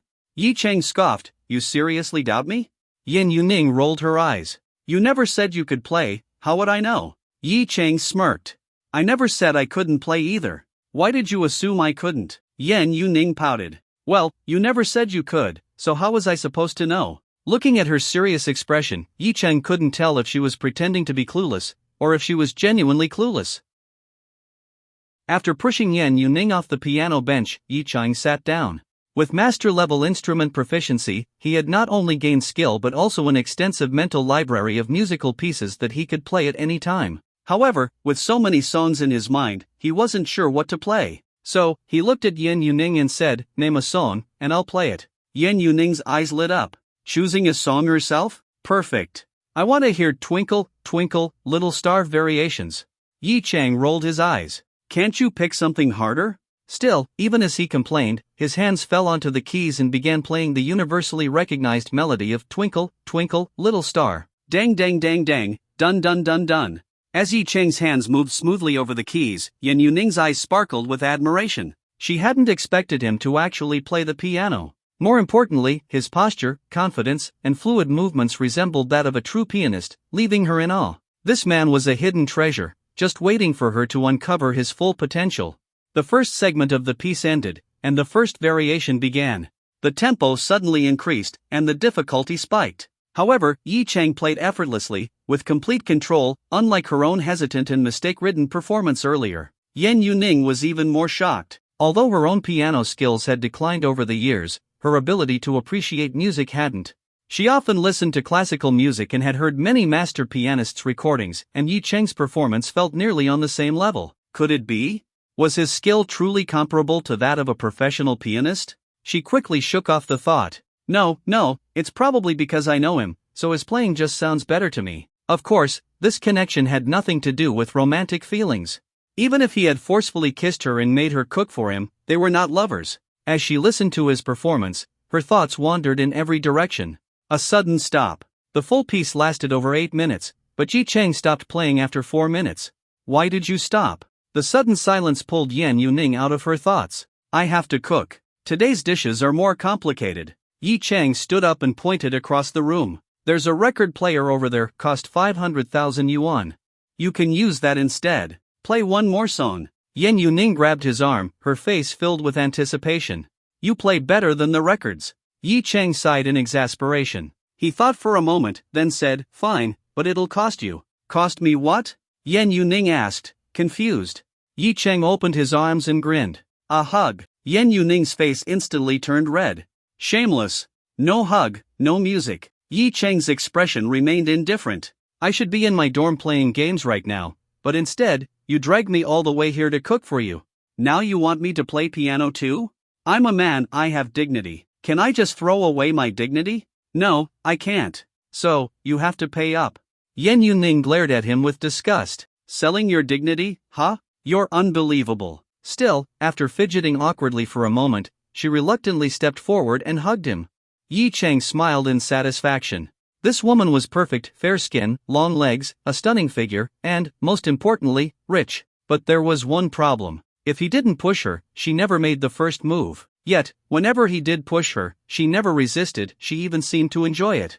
Interesting, very interesting. As he rubbed his cheek against hers, enjoying the smooth texture of her skin, Yan Yuning was just about to push him away when he finally released her. Then, he sat back at the piano, pondering what song to play next. A romantic melody. Got it. He suddenly thought of the perfect piece. Looking at Yan Yuning with deep, affectionate eyes, he said softly, Yuning. At that moment, she was still blushing from their earlier interaction. Hearing his gentle voice, she turned to look at him only to meet his intense gaze, overflowing with affection. Her heart skipped a beat. What are you doing? She quickly looked away, afraid that if she stared too long, she'd fall for him. She had already decided to stay strong, not to let Yi Chang win her over too easily. He can't think I'm easy to get. But, why did his kisses always make her feel excited? Was he casting some kind of spell on her? She wasn't sure whether to accept him or resist him. Yi Chang took her wrist and gently pulled her down onto the bench beside him. Just listen. He covered her eyes with his hand, then placed his fingers on the piano keys. A gentle and dreamlike melody flowed from the piano. The moment she heard it, her heart filled with emotion. She knew this piece, Liebstrom, Dream of Love. Even the title made the meaning clear, a song about deep, passionate love. And the music itself was just as romantic and dreamlike as its name. Thinking back to Yi Chang's gaze before he played, Yan Yuning's thoughts spun out of control once again. Should she accept him? Or would it even matter? He kissed her whenever he wanted anyway. Maybe she needed to be firmer and stop letting him take advantage of her. But why did she always forget to resist whenever he got close? Was she really falling for him? By the time her internal debate ended, the song had already finished. Yi Chang pinched her cheek, then stood up. I'm going to cook now. Another performance, at a price. Wait. Yan Yuning suddenly regretted not listening more carefully. Play it again. Yi Chang raised an eyebrow. Do you want to eat or not? Yan Yuning, I'll pay extra. Price just doubled. After tasting the CEO's soft lips, Yi Chang sat back down and played again.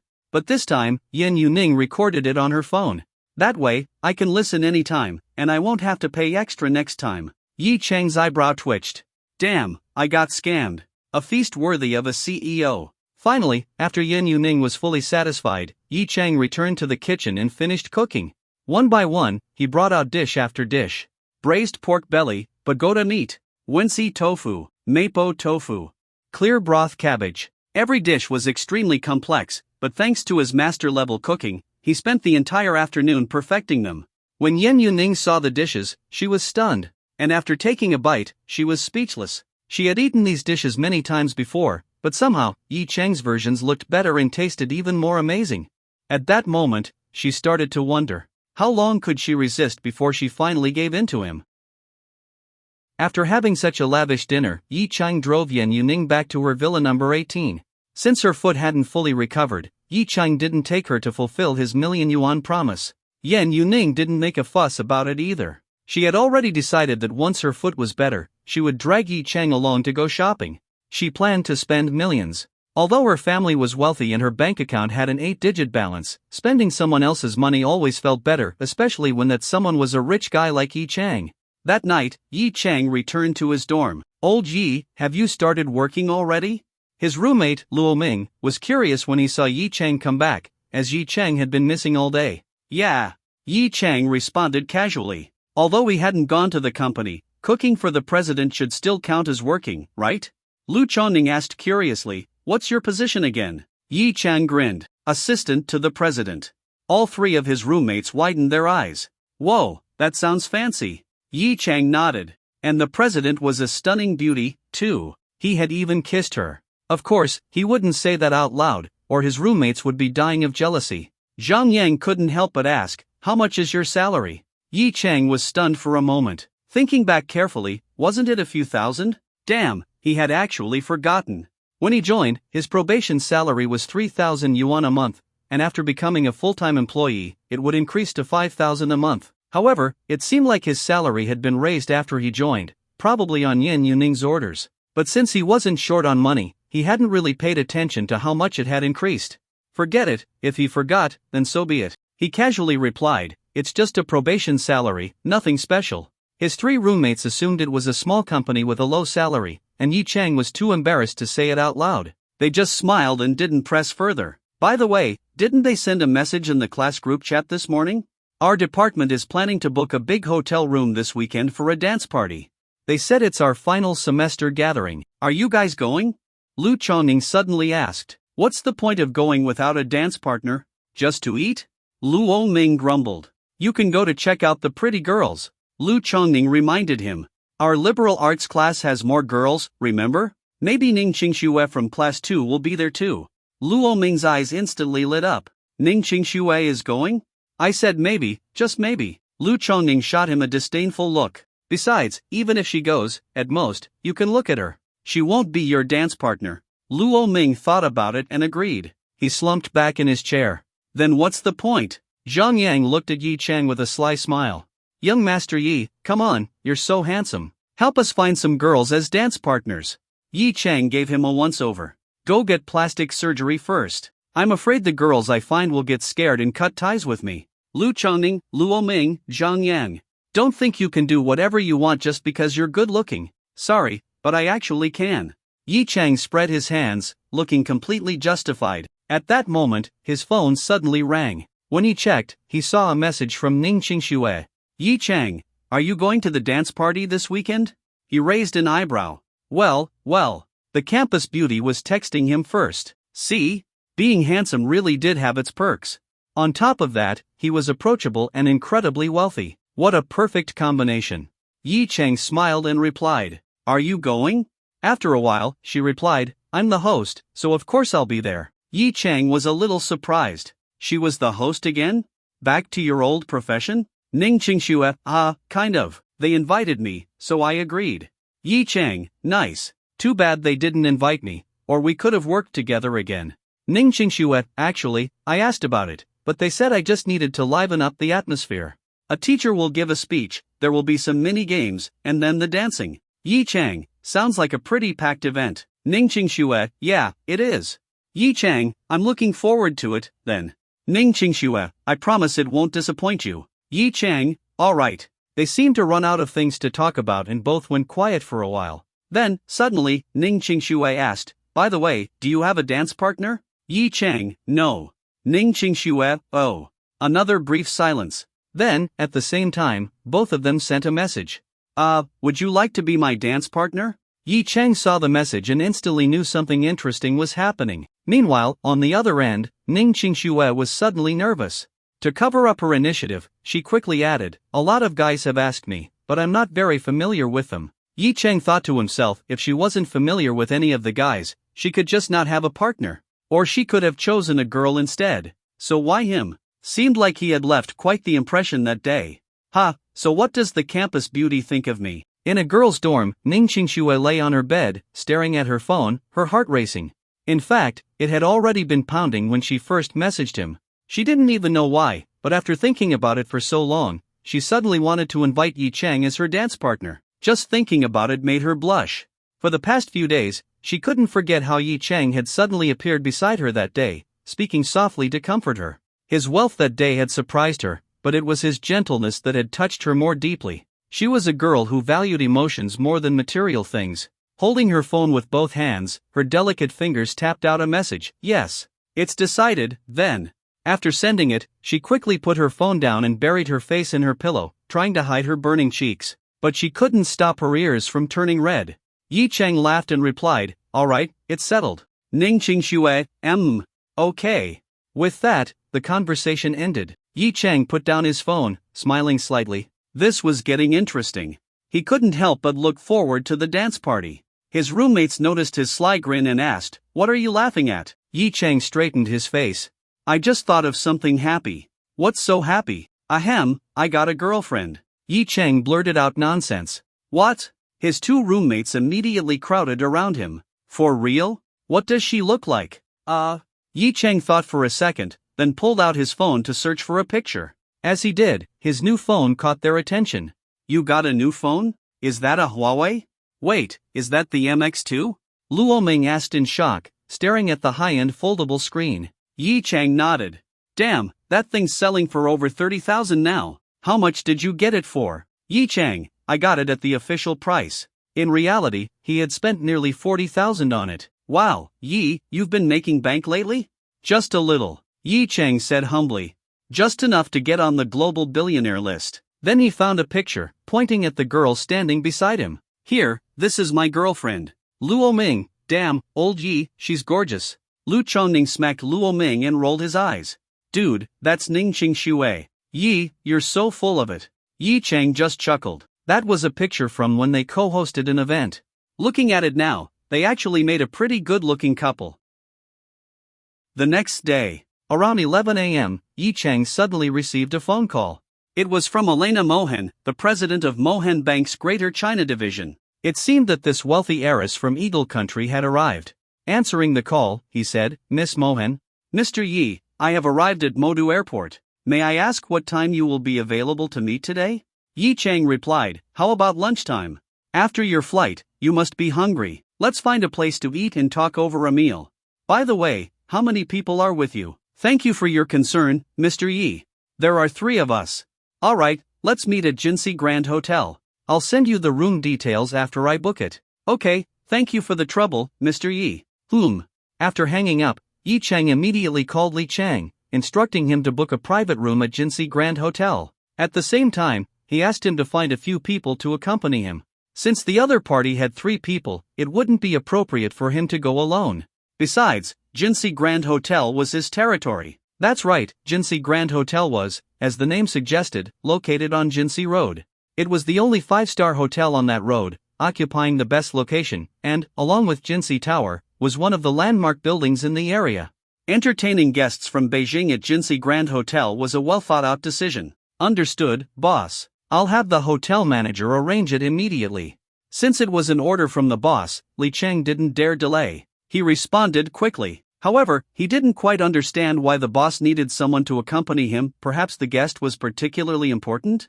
But he didn't ask too many questions. After hanging up, he glanced at the 2 company directors in front of him and said, the boss needs someone to accompany him to a meeting. Who wants to go? The 3 executives were in the conference room discussing the establishment of the investment department. After all, this was a 3 billion yuan business, so they needed a solid plan. Hu Ning and Yao Tongtong paused, confused. Going with the boss? For what? The boss said it's to help him maintain appearances. No idea why, but the guest seems to be important. The meeting is at Jinsei Grand Hotel, Li Chang explained. I'll go, Yao Tongtong said. You 2 continue the discussion. All right. Li Chang nodded and smiled. Perfect, President Yao is a woman. She can help the boss with appearances. Yao Tongtong rolled her eyes. I just want to try the food at Jinsei Grand Hotel. Heh, go on then.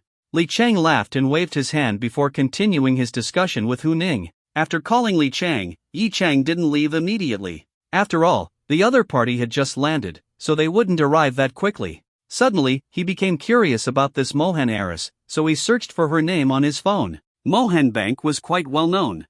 Even though it was just a foreign bank operating in China, it wasn't difficult to find information on Elena Mohan, mostly business collaborations or charity-related news. But what really caught Yi Chang's interest were the photos. In the pictures, Elena was stunning. She had golden hair, blue eyes, and was dressed in an evening gown. Her figure was the best he had ever seen on a woman, even more seductive than Yan Yuning. No wonder she's a Western woman, Yi Chang couldn't help but remark. He began to look forward to their meeting. Admiring beauty, especially foreign beauty, was harmless, right? Of course, given her status, he couldn't mess around, but there was no harm in looking.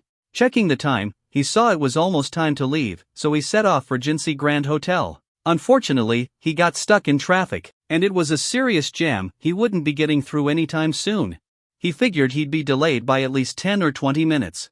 Yi Chang sighed helplessly. There weren't any parking spots nearby, so he had no choice but to wait. He was definitely going to be late. Oh well, being late wasn't a big deal. At this point, he was a major figure. To Elena Mohan, he was essentially her superior since she didn't hold any shares in Mohan Bank. If the boss arrived late, it shouldn't be a problem, right? Still, adhering to traditional Chinese courtesy, he decided to send a message to Yao Tongtong, letting her know about the traffic and asking her to entertain Elena and the others for now. Upon receiving the message, Yao Tongtong was stunned. Her young boss was going to be late? She was already in the private room at Jinsi Grand Hotel and had met the guests. Through introductions, she learned they were from Mohan Bank. But Elena wasn't just a bank executive, she was a Mohan. The Mohan family didn't only own Mohan Bank, they had industries worldwide, particularly in finance. The financial power they represented was beyond estimation. Still, her boss was her boss. She had no choice but to explain to the Mohan Bank representatives. What? Your boss is going to be late? Is this how you receive us? A young man in the group immediately voiced his displeasure. His name was Li Jiannan, and according to the introduction, he was an administrative consultant for Mohan Bank's Greater China division. Li Jiannan was Chinese, and when he looked at Elena, his eyes showed possessiveness. Yao Tongtong speculated that this man must have significant influence in China, otherwise, as a subordinate, he wouldn't dare harbor such thoughts toward Elena Mohan.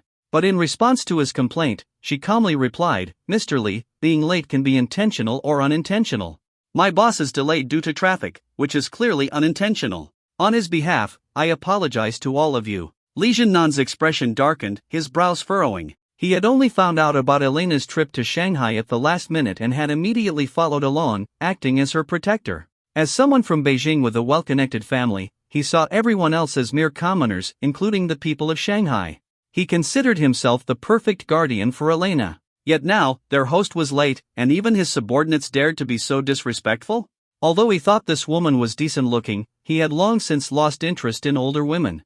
His voice turned cold as he threatened, What's your company's name? Do you believe that with just one phone call, I can shut you down? Yao Tongtong was taken aback. This was the first time someone had dared to threaten their company. It seemed their boss hadn't told these people who they were dealing with. What a joke! Jinsi Road was home to some of the city's biggest taxpayers.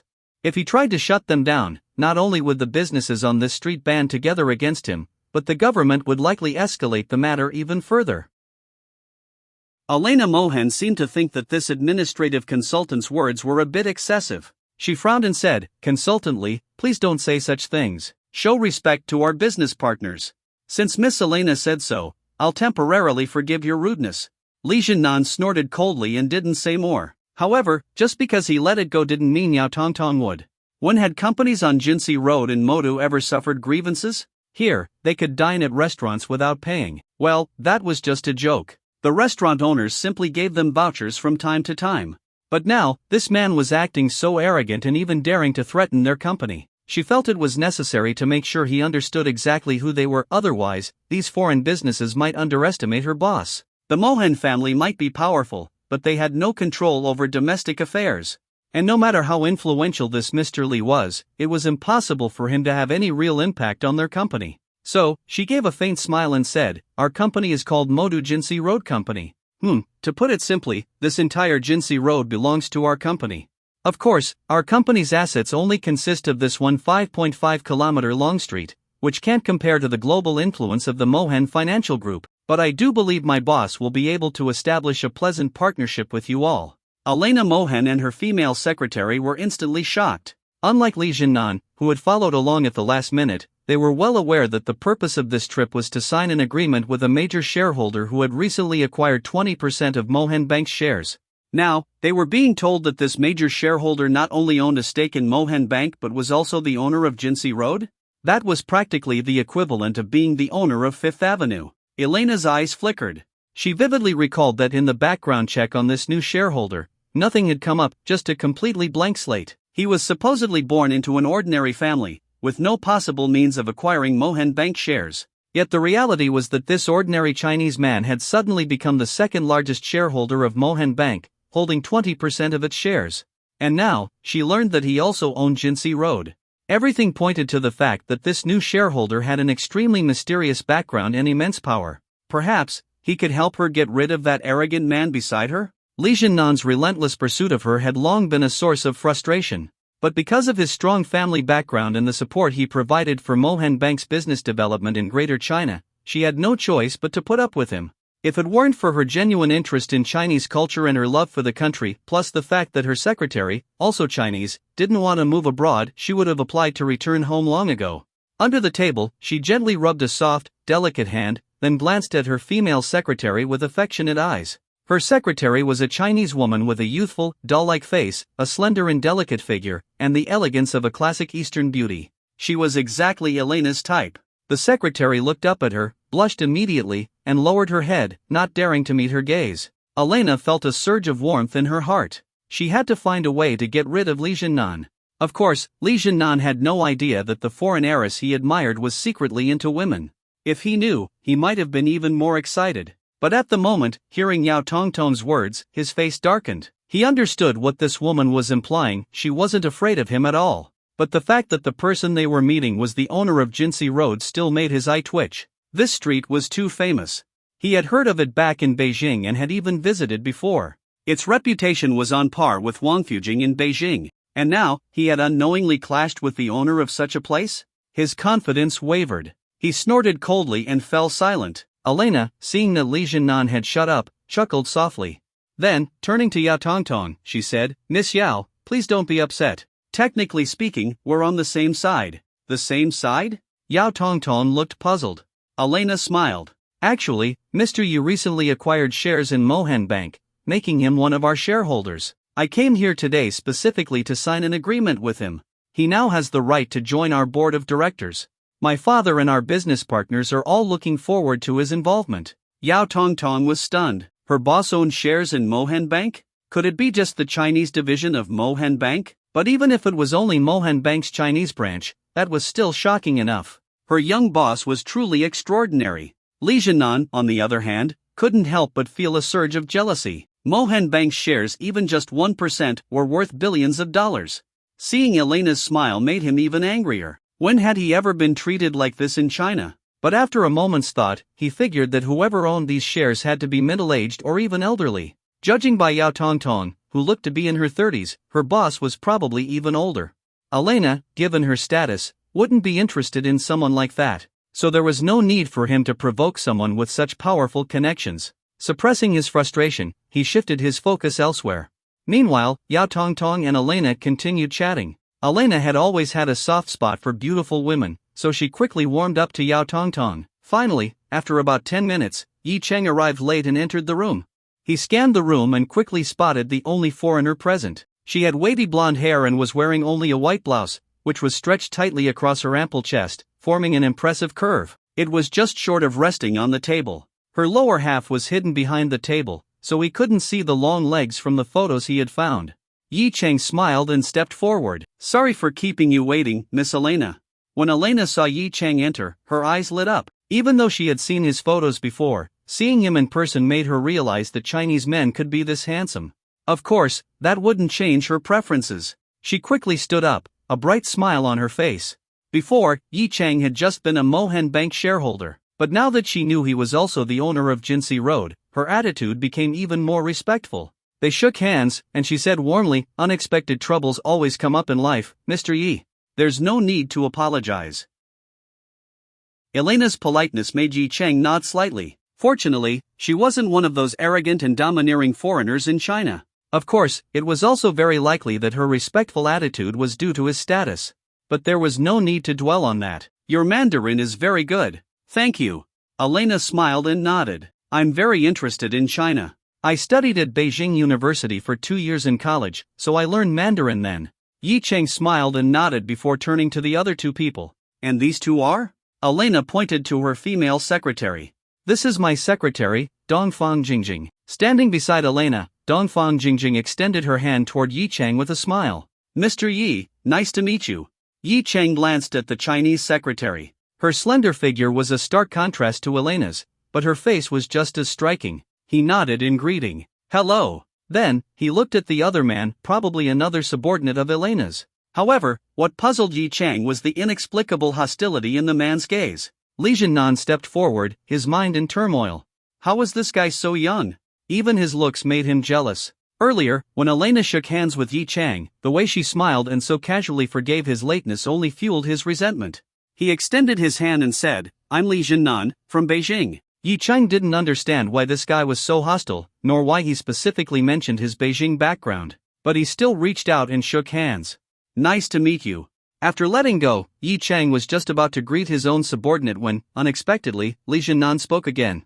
"Mr. Yi, being late when meeting Miss Elena isn't very gentlemanly, is it? Hearing this, Yi Chang was momentarily stunned. The three women in the room all had a change in expression, but in Elena's case, it was because she was secretly delighted. She was hoping for a conflict between Li Jinnan and Yi Chang. That way, Yi Chang could rightfully fire Li Jinnan from the company. As a major shareholder, he had that power. Although she also had the authority to do so, Li Jinnan had been helpful for Mohan Bank's business development in Greater China, meaning she had no legitimate reason to remove him. As for his relentless pursuit of her, that wasn't a valid excuse. So, the only way to get rid of Li Jinnan was for him to offend Yi Chang. The other shareholders, out of respect for Yi Chang as the new shareholder, would then agree to his dismissal. As for the grudge that might form between Yi Chang and Li Jinnan, she didn't care. Yi Chang's background was extremely mysterious, so he probably wasn't afraid of Li Jinnan anyway. Thus, she decided to stir the pot even more, deliberately frowning as she said, consultantly, "I don't mind Mr. Yi being late. Please don't say such things." Li Jinnan grew even more furious. Elena was actually defending Yi Chang? Was it just because this guy was rich? Did his year-long companionship as a consultant mean nothing? Besides, his family might not be as wealthy, but he had something even more important. Suppressing his anger, Li Jinnan lowered his voice and spoke gently to Elena. "Elena, I'm not saying this randomly. I'm simply reminding this gentleman that one should be punctual when meeting friends." Then, he turned to Yi Chang and said, especially when meeting international friends, "Wouldn't you agree, Mr. Yi?" Yi Chang looked at Li Jinnan again, studying him carefully. He seemed to be around 25 or 26 years old, with a rebellious look in his eyes, probably someone from a privileged background, used to throwing his weight around. But was Yi Chang afraid? Not at all. And in a moment like this, how could his system remain silent? When a leader is speaking, how can a mere subordinate interrupt, even if that subordinate has some influence? Option 1, sincerely apologize for being late, admit your mistake. Reward, +1 to etiquette, +1 to weakness, -1 to leadership. Option 2, teach him a lesson and kick him out of the company. Reward, a new character relationship. A character relationship? What was that? Yi Chang was curious for a moment, but he still chose the second option. He turned back to Li Jinnan, casually digging his ear with a finger. "So, what's your position at Mohan Bank?" Li Jinnan shook his head and said, "If you plan to use your status as a Mohan Bank shareholder to fire me, you might regret it. Also, refusing to admit your mistake isn't a good look, Mr. Yi. Since we're both Chinese, we should uphold the manners expected of Chinese people. And in front of Miss Elena, we should act like true gentlemen. Don't you agree?" "I don't agree." Yi Chang didn't even look at him. He simply sat down, placed his cup in front of Yao Tongtong, signaling her to pour him some water, and crossed his legs. If he smoked, this would have been the perfect moment to light a cigarette for effect. Seeing Yi Chang's dismissive attitude, Li Jinnan grew even angrier. He stared at Yi Chang coldly. "So, you're admitting that you're not a gentleman?" Yi Chang sighed and turned to Elena, his expression puzzled, as if wondering why this man was even here. Elena shrugged with a helpless look before dramatically saying, consultantly, "If you continue like this, you'll put me in a difficult position." Li Jinnan waved a hand, speaking self-righteously. "Miss Elena, I'm only trying to ensure you receive the respect you deserve. Even if I'm no longer in the company in the future, I want this new major shareholder to understand that he can't treat you with disrespect." Elena was almost moved by his words. Yi Chang, on the other hand, wasn't sure whether to be angry or just laugh. Looking at Li Jinnan again, he spread his hands and said, "All right, Mr. Li, let me be clear. You're fired. Of course, as a Mohan Bank shareholder, I can't dismiss you directly just yet. But I will bring this up at the board meeting. If you resign on your own, that would be even better. The company will compensate you for your salary, maybe even a few extra months' worth. Mohan Bank's salary level should be quite generous, right?" Li Jinnan was so enraged by Yi Chang's dismissive tone that he actually laughed. "You think I care about some salary? Do you really think I need this job? Fine, I quit." "Then you need to write a resignation letter first. What if you regret it later and sue our company, using labor laws to extort us?" Yi Chang looked skeptical.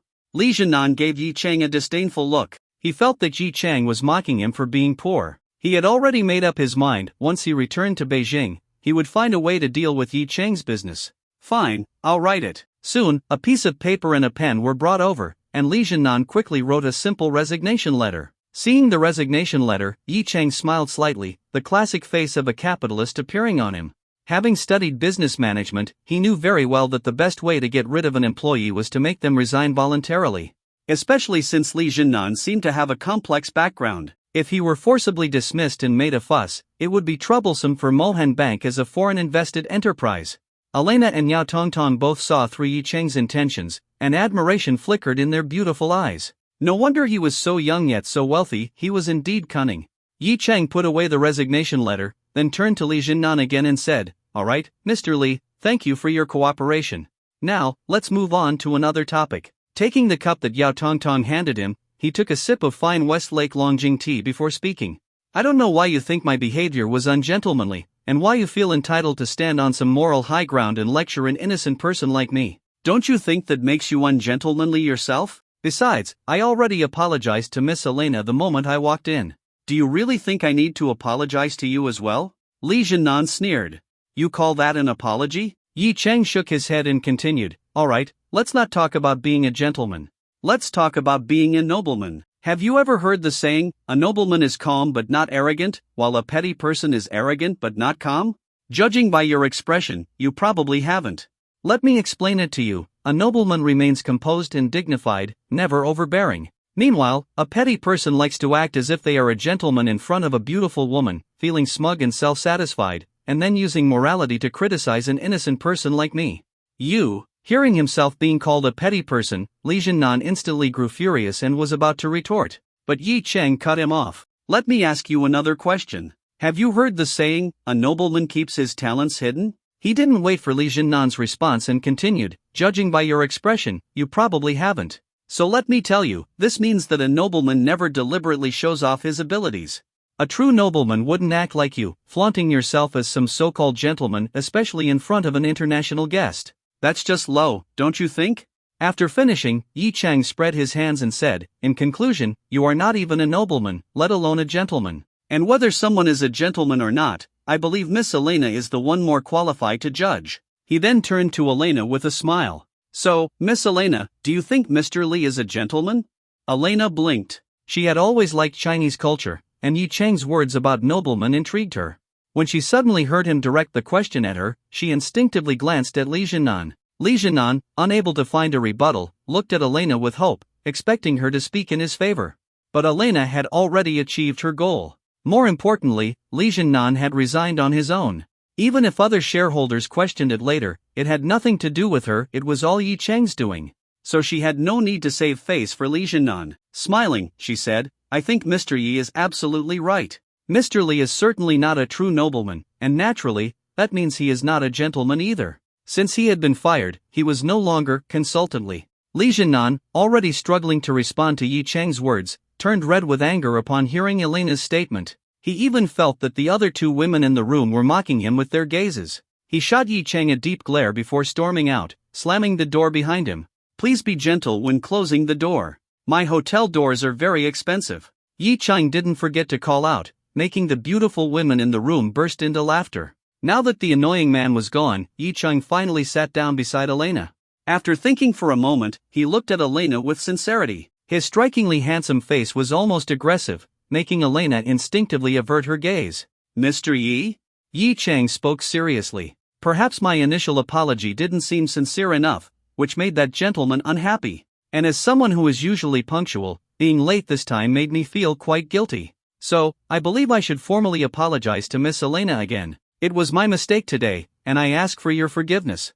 The three women in the room were stunned. They hadn't expected Yi Cheng to actually apologize again. Given how he had treated Li Jinnan earlier, wasn't he supposed to be the arrogant type? But unsurprisingly, his words further improved their impression of him and even earned their admiration.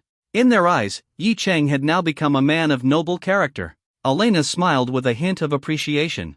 "Mr. Yi, it's rare to meet someone as sincere as you. If I weren't based in Beijing, I believe I would love to be close friends with you. You are a true nobleman and a gentleman as well." Yi Cheng chuckled. "Thank you for your kind words, Miss Elena."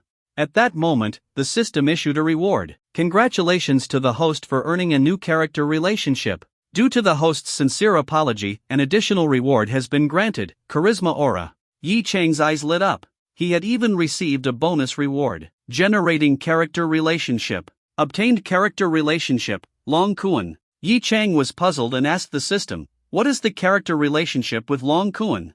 A relationship-based reward that allows the host to establish a highly intimate connection with a specific individual. As long as the host does not violate absolute principles, this relationship will never change.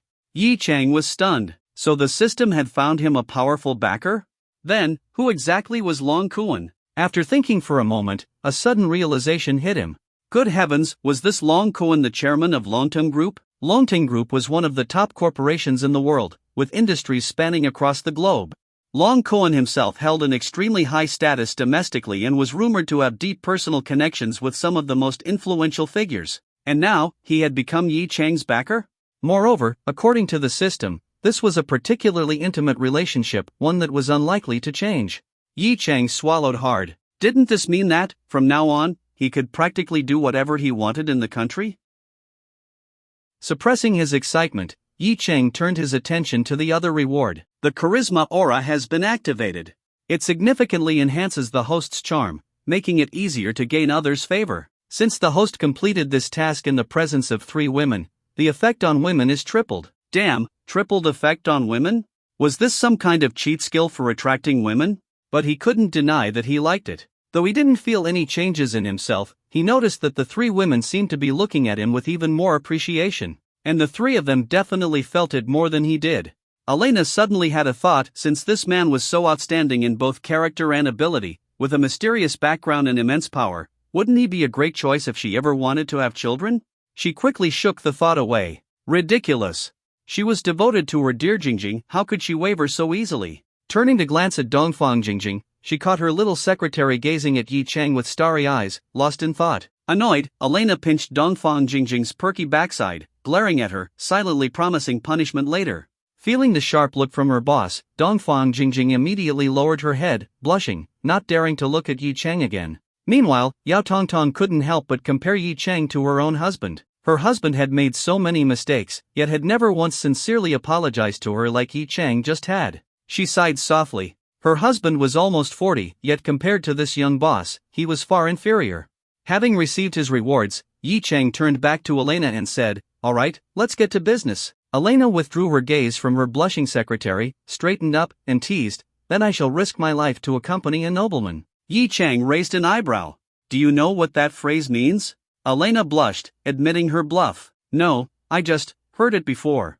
Yi Chang smirked playfully. "It means you're willing to do whatever it takes to stay by my side. I wonder if you truly are. Because I certainly wouldn't mind. Miss Mohan's beauty is quite hard to resist." Elena was momentarily stunned. She hadn't expected the noble and principled Yi Chang to suddenly turn flirtatious. Men, no matter how different they seemed, they were all the same. Women were still better. However, thanks to the positive impression Yi Chang had left on her and the fact that he had helped her get rid of an annoying pest, she didn't mind giving him a little reward. She leaned forward, resting her chin on her hand. The collar of her white blouse drooped, and since the top button was undone, a deep and stunning view was revealed. Then, with a teasing gaze, she said, "I would be very willing if Mr. Yi dares, that is." Yi Chang was caught off guard. His gaze involuntarily flickered downward, and he couldn't help but exclaim internally, "Damn, that's impressive." Western women really were bold. But just as he was about to take another look, Elena reached up and buttoned her shirt, cutting off the spectacular view. Yi Chang snapped out of it and saw Elena smirking at him, clearly amused by his reaction. Obviously, this woman had been playing with him. But he wasn't one to be easily manipulated. Straightening his expression, he said seriously, "All right, let's stop joking, President Mohan. Let's get to business. Did you bring the agreement?" Elena lost interest. She had wanted to tease this Chinese man a bit more, but business came first. Straightening up, she said, "Of course I did." Dongfang Jingjing quickly took out a document from her bag and handed it to Yi Chang. He skimmed through it. It was the agreement confirming his position as a board member of Mohan Bank. Since he had acquired 20% of the shares, he automatically became a board member. The document outlined the responsibilities and obligations of a board member, but there were no hidden traps in the wording. After reviewing everything, Yi Chang took the pen Elena handed him and signed his name. "Mr. Yi, congratulations on officially becoming a board member of Mohan Bank. As per tradition, the board will hold a special meeting to welcome you. Will you be available to attend?" Instead of answering, Yi Chang asked, "Are you a board member?" Elena was caught off guard. "Ha? No, I'm not." "Then you can attend in my place as the new board member." The 3 women were stunned. Was he saying, he didn't want to be a board member? This was Mohan Bank's board of directors, who in their right mind would refuse. Both Yao Tongtong and Dongfang Jingjing looked at Yi Chang in disbelief. Yao Tongtong even wanted to persuade him if he accepted this position, it would be a huge advantage for their company's future investment department. The title alone would attract countless companies. Elena's heart pounded. Yi Chang had just said that she could represent him in the Mohan Bank board? She couldn't believe it. She hesitated before asking again, "Are you sure? Did you really mean that?" "Of course. Why would I lie to you?" Yi Chang leaned back in his chair, his tone completely natural. Elena had to admit she was tempted. Even as the heiress of the Mohan family, she wasn't a board member of Mohan Bank. The other board members wouldn't allow another Mohan family member to join, so from a family perspective, it would be beneficial for her to become a board member and secure more influence for her family. On a personal level, as a woman who had received a Western education and prided herself on her independence, she had ambitions of her own. Becoming a board member of Mohan Bank, even as a representative, would help her climb higher. Of course, she wasn't the type to be blinded by unexpected fortune. After thinking for a moment, she gave Yi Chang a seductive smile and looked at him with flirtatious eyes. "Mr. Yi, do you have any conditions for this?" Seeing her sultry expression, Yi Chang spread his hands. "I already said, Miss Elena, you're very beautiful." Elena chuckled. "And Mr. Yi, your generosity is making my heart race." She twirled a strand of her golden waves and once again leaned forward, resting her arms on the table. This time, her ample curves jiggled slightly with the movement. Then, with a playful, coquettish voice, she whispered, "If Mr. Yi would be willing to share just a little more of his shares with me, I think we could form an even deeper friendship." Yi Chang chuckled. "Of course." Elena's eyes lit up, and even Yao Tongtong grew anxious, wanting to remind her young boss that shares like these weren't something to be given away so easily. But then Yi Chang finished his sentence. "Not happening." Elena stood up, shooting him an annoyed look. This time, she was the one being teased. "That's quite a pity." Yi Chang remained indifferent, he was just playing around with this foreign beauty. Even 1% of Mohan Bank's shares were worth over 100 billion yuan. He wasn't foolish enough to waste that kind of money trying to impress a woman he might not even win over. Elena might have seemed open-minded, but she was only offering him a bit of eye candy, nothing more. As for letting Elena represent him at the board meetings, it was simply because he didn't believe that holding 20% of the shares would allow him to make waves within the board. In fact, it might even attract suspicion from the Mohan family. So why not show goodwill instead? He knew that until he had absolute power over his opponents, alliances were the key to success. Besides, he felt that having Yin Yuning was already enough. Oh, and there was also a certain potential campus beauty. Was this becoming a difficult choice? Forget it. He decided to let fate take its course. If the moment arrived, he would act accordingly. No worries. At least for now, Miss Elena will temporarily attend board meetings on my behalf. However, for important meetings, you'll need to inform me in advance. Of course, I understand. Elena had never truly expected to obtain shares so easily unless Yi Chang was a complete fool. But she was still pleased that he had allowed her to represent him on the board. Under the influence of the charisma aura, her fondness for Yi Chang grew even stronger. With everything settled, Elena had Dongfang Jingjing contact the bank's headquarters to draft a power of attorney agreement. Once it was printed on the spot, they signed it immediately. After the agreement was finalized, Elena, feeling excited, gave Yi Chang a warm hug. Only Yi Chang knew what it felt like to experience such a curvaceous body pressing against him. But overall, he felt like he had one. In fact, he even began wondering if he terminated this agreement every month and then renewed it, would he get to hug Elena every time? If Elena knew what he was thinking, whatever goodwill she had developed toward him might instantly collapse. The meal soon came to an end. Yi Chang officially became a Mohan Bank shareholder, while Elena successfully advanced into the board of directors. Would this be considered a fair exchange of benefits? Yi Chang wasn't sure if the hug counted. After leaving the hotel, Elena prepared to return to work. As the president of Mohan Bank's Greater China region, she was usually swamped with responsibilities. She had only come in person this time because her father had instructed her to do so after Yi Chang became a major shareholder. "Would you like me to give you a ride?" Yi Chang asked, standing next to his Rolls-Royce. Elena smiled and shook her head. "The bank has a branch in Modu, and they sent a car to pick us up. No need to trouble you, Mr. Yi." Yi Chang nodded. Looking at Elena's exotic, beautiful face, he sighed regretfully. "Then this is goodbye. Hopefully, we'll meet again soon." Elena gave him a seductive smile, her sapphire blue eyes sparkling with charm. If you're feeling regretful, how about this? I'll treat you to dinner next time you come to Beijing. Yi Chang smiled. Then I'll look forward to it. Elena chuckled softly. At that moment, a Bentley Mulsanne pulled up by the curb. She bid farewell to Yi Chang and Yao Tongtong before walking toward the car with Dongfang Jingjing. However, something puzzled Yi Chang. As the two women walked, they suddenly held hands. And just before the car door closed, through the small gap, Yi Chang could have sworn he saw them, face to face, almost as if they kissed. A chill ran down his spine. Did he just witness something thrilling? Unfortunately, the Bentley had already driven away before he could confirm it. Covering his face, Yi Chang felt like, for the first time, those online rumors about certain women's relationships weren't so far from reality. Beside him, Yao Tongtong noticed his expression and couldn't help but laugh. Boss, are you interested in Miss Elena? Yi Chang quickly waved his hand. Don't talk nonsense, I'm not. Then, unable to hold back, he leaned in closer and whispered near Yao Tongtong's ear, you better not tell anyone, but I just saw Elena kiss her secretary. Yao Tongtong was startled by her young boss suddenly leaning in so close. At first, she thought she was overreacting, but when she heard his whisper, she realized she wasn't imagining things. Still, the warmth of his breath near her ear made her blush slightly. After all, she was in her 30s, married, and had a child in elementary school. She had never been this physically close to any man other than her husband before. After processing his words, she was stunned. Seriously? Yi Chang grinned. The world is full of surprises. And besides, this is just a subculture. Of course, he could only accept this kind of subculture. Alright, let's go. I'll drop by the office and check on your department's plans. Okay.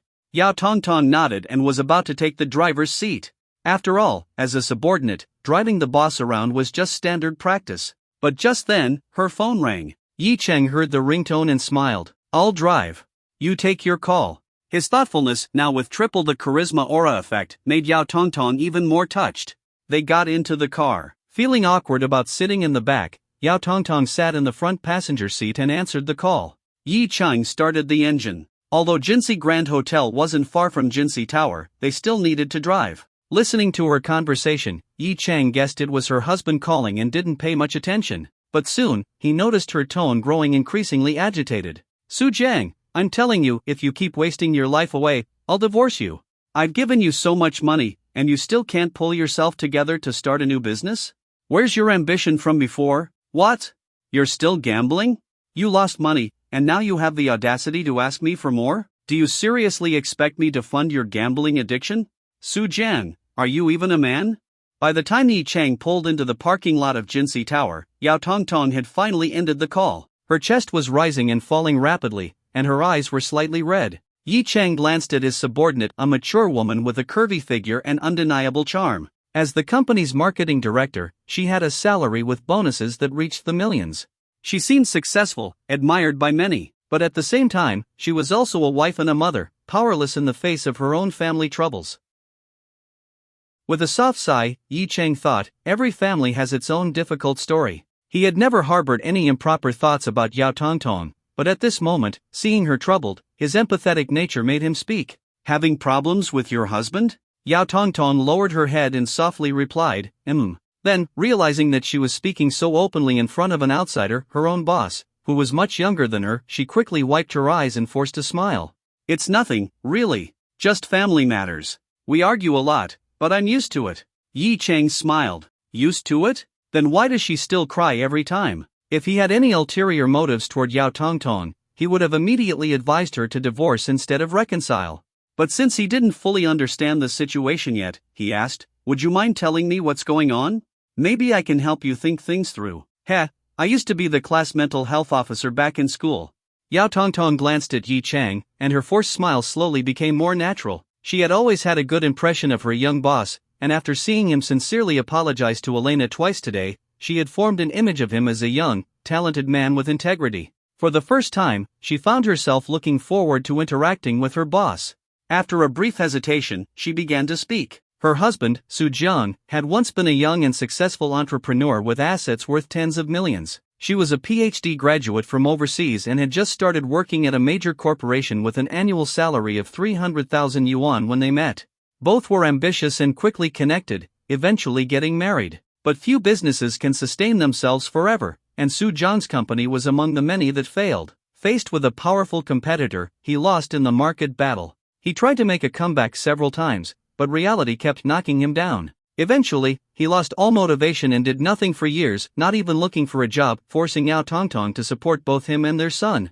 She had encouraged him repeatedly, even suggesting he find a regular job, but Su Jiang, used to being a boss, couldn't handle going from giving orders to taking them. After a short stint at a job, he quit because he couldn't accept being scolded. He remained unemployed for years. This led to increasing family conflicts.